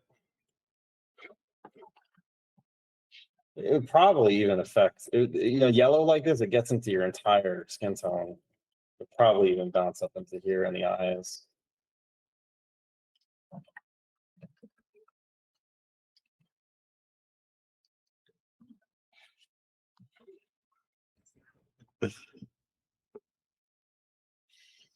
But yeah, I mean, I think that's really all I have for you guys. So yeah, if anybody has any last questions, I'd be happy to answer. But if not, I think you don't have to go home, but you can't stay here.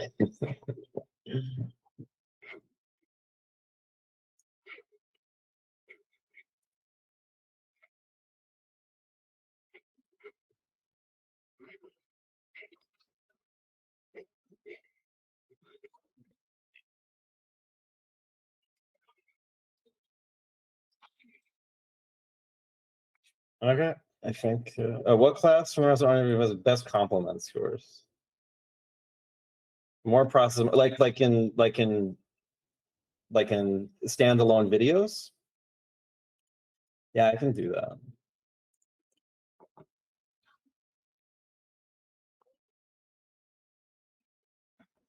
Let's see. It really depends on like what you are interested in. Dave is going to talk about, a lot of stuff we've talked about. It's specifically about portrait drawing. So if that's something you're really interested in, he has some really great, interesting ideas, like the way that I compare stuff to like music, and have like big theories about everything. He really is good at that. Jens, I think I don't really stylize to the degree that he does, and I also don't talk about kind of fundamental drawing stuff. He's going to go over a lot of that stuff. I'm curious to see what he's going to do, because the first class is going to have, that starts tomorrow. First class is going to have everybody kind of drawing along with him. I don't know what he's got planned. He's got a bit of a mad scientist thing going on, I think. But I mean, like, just look at his drawing ability. Like, this took him like, I think it's like he said it was like a 1 minute sketch. This was like 60 seconds of drawing for him. Yeah, and like hands like this, like I'm gonna hopefully learn a lot from this class, because I really want to focus on this stuff. And it looks like he's having a ton of fun with everything he's doing. I think that's what you can get from this. Adrian's class, I mean, I think it speaks for itself. Like, he's going to focus on like the ideas side of thing, personal development. Yeah, I think honestly, this speaks for itself. Unfortunately, the other Adrian's class about industry concept art stuff, we had to cancel it. He had some unexpected stuff come up, and I'm hoping I can bring that back in the future. So Callan's got his last class tomorrow, and this has been so cool. So like, spectator seats are still available for some of this stuff. I might open up them all for like the rest of the weekend, because maybe if you want to pick up the recordings or something. But yeah, his last class tomorrow. It's been it's not his last class. He's got like 3 more or something. So we're getting towards the end, but there's still a good amount left for him. Maybe 2 or 3 left. And it's been like, his stuff is just so much fun. I think that it's better to even look at his Instagram.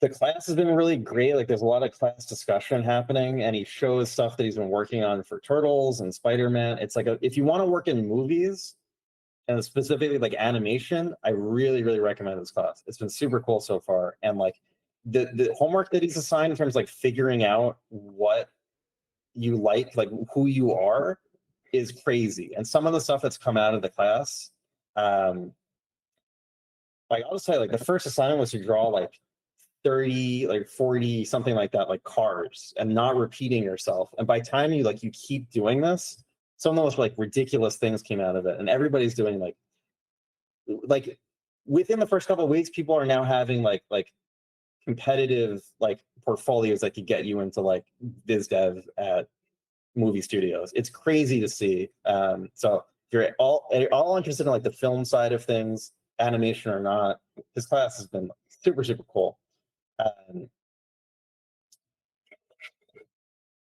Yeah, I think so. Hopefully, Kellen is gonna.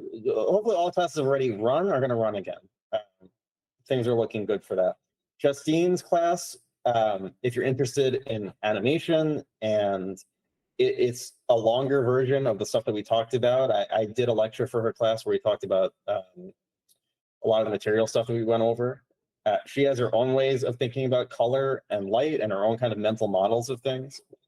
Is Kellen's class just after what we were learning, do you think? It's really zoomed in on like personal development. So like how to be yourself, exploration. It's a lot of work too. Like he's assigning a lot of homework, and I think like the volume of stuff, like, and people, it's more like whatever you can get to. But I think like everybody's been inspiring each other because the level has been so just inspiring, like seeing all the stuff that's coming out of it. Let me see if I can, I'll pull up some of the homework people have done. What else? You guys took this. I'm also going to be opening up mentorships. So I'm starting a freelance job like now. That's probably going to be for the next few months. So I can't wait to get back to one-on-one. I've been doing a few of them, but I want to take a couple months to really like get back into it heavily.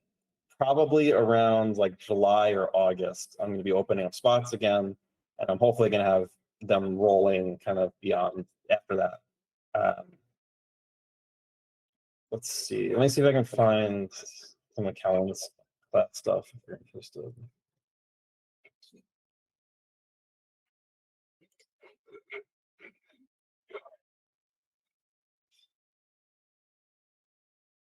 So like this week has been about like character design, and he's analyzing all this like DreamWorks stuff. And I think this artist who worked on Mitchell and the Machine, she's going to be doing a guest critique tomorrow or the next week.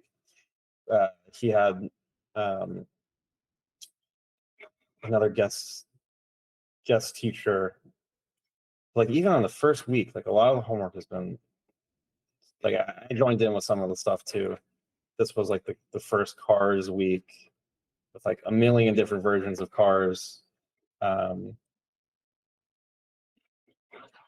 it's just really fun. Like you see Rachel submitted some homework for this of like doing these character designs. It looks like a blast. Environments for the week before. It's really interesting set design, stuff like that. It's such a complete skill set for like working in viz dev for film and games too. It's not film specific. It's more just viz dev in general. We didn't go over too much like how to apply this stuff to like design, and his class is a very design heavy class.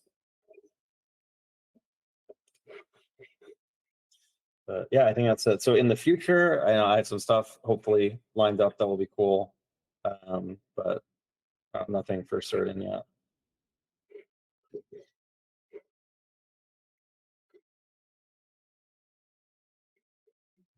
Yeah, so it's really like design focused. We talked about painting and like, you know, not like the logic of designing things. That's more like what was going on in the class.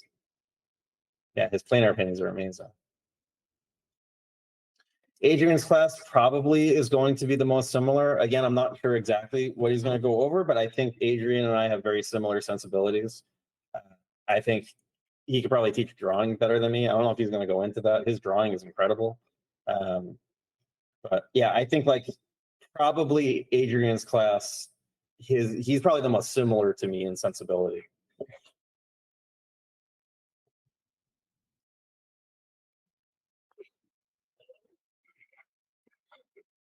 You could see it maybe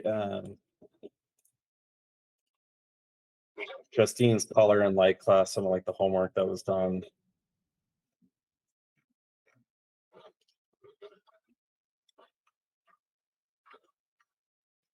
Talked about like gamut masking stuff that like, yeah, some of the stuff is beyond me. Here was like some of the, this was like changing color schemes, adapting color schemes. I think this week was like the imagination one of like, this is the assignment that I gave of still lives from imagination.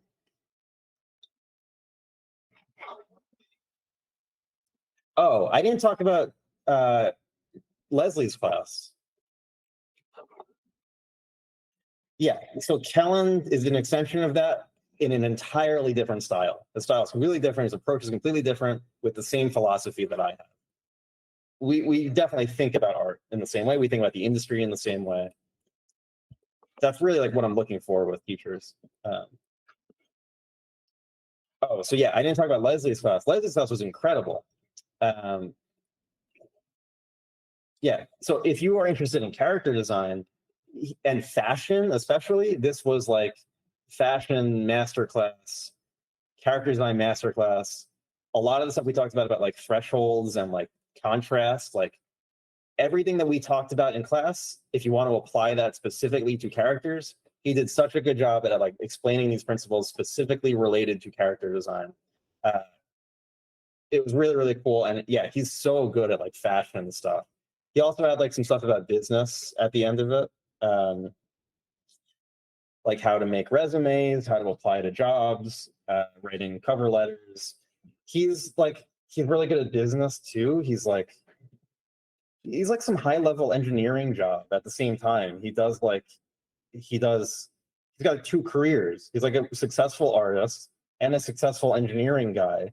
And he's got these like business skills and communication skills. And he's a really put together person. I'm jealous of it. He's not like the stereotype of like, you know, he's not a mess. He's not artistic, you know. Yeah, so really unique things, perspective from his class. And he's just really good at teaching. He had a week on like stylized anatomy.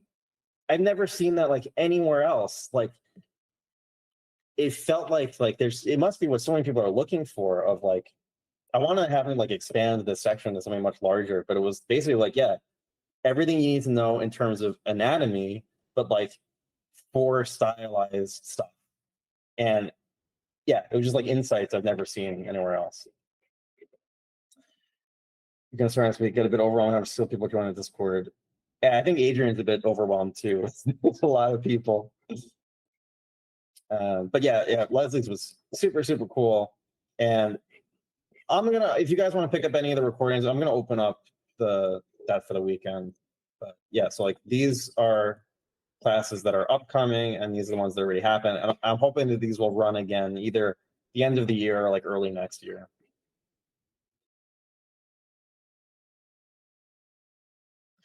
And yeah, I have a question about your classes.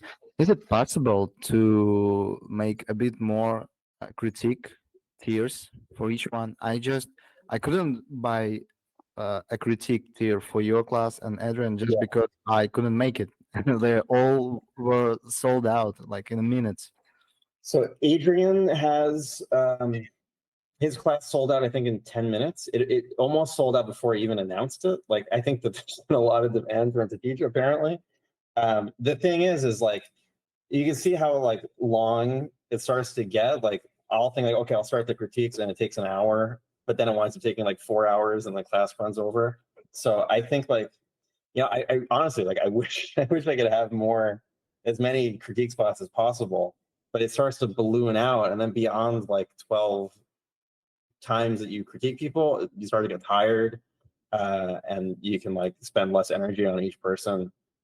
So I mean, the best I could do is like, I hope I can expand some of it, but also I want these classes to run again. And if you guys have like taken the class already, if there's any classes you're interested in, that, because I announced them before signups open, let me know, and I'll make sure that like I'll let you guys know when the classes are being announced, so you can kind of have the best shot at like getting one. You can know exactly when it's going to go up.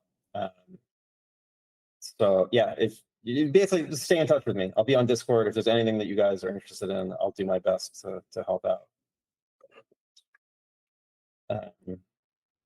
But yeah, I think like, yeah, if you guys ever want like more personalized, specific attention, like my mentorship for me anyway, it would be cool to have like other people do mentorships on the platform too, but that's like 5 weeks of specialized attention, like only about your stuff, applying it every week in Paint Overs.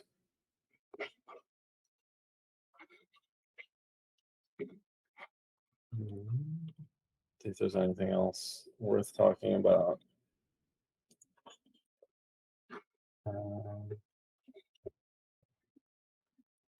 Oh yeah, I was just gonna say, love to take all the classes. Yeah, I mean, that's partly why I started this, so I can have everybody else teach and I can watch.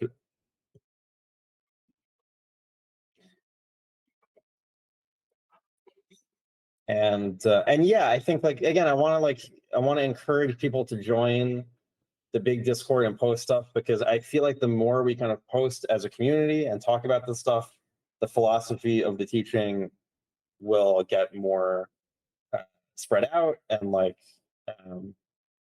yeah, I think like forums and stuff are really, really important for my development. And there's not really a lot of places where you can kind of have that kind of thing. And I know Discord has its pros and cons, but I think it's the best we've got right now. And there's Discords that I have with my friends, and like really this kind of like discussion of ideas and having it be kind of a soup where you can test out things and critique other people is really, really important. I don't think this is the kind of thing you can do entirely on your own. So I think having community is really, really important. And there's been really, really like people critiquing other people and giving great advice. It's really great. I really appreciate, number one, the effort, and number two, I think like critiquing other people is a really great way to improve yourself. And yeah, and like other teachers will be in here too. Like Leslie joined, some of the other teachers. So yeah, I'll be giving advice in there when I can. And yeah, I think it'll be good to kind of hopefully build up the kind of community.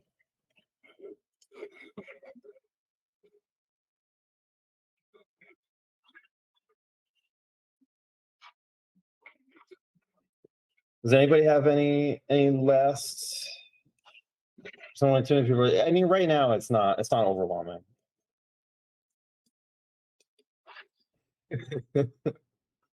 Yeah, I mean, if anything, this shows you how cool of a guy Leslie is. He's just very effortlessly cool.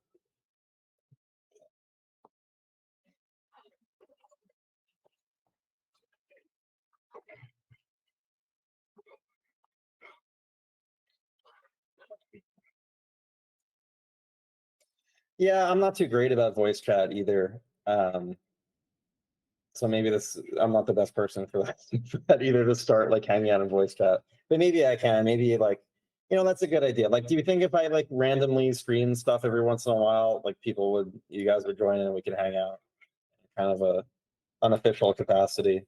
Okay. If I get enough yeses, I'll do it. So.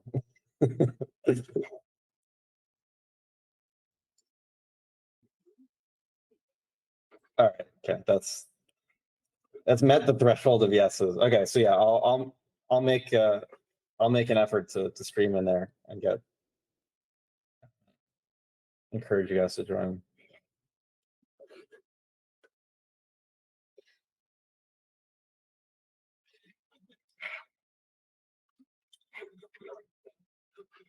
But yeah, I think that's all I have. So I'll stop the recording now.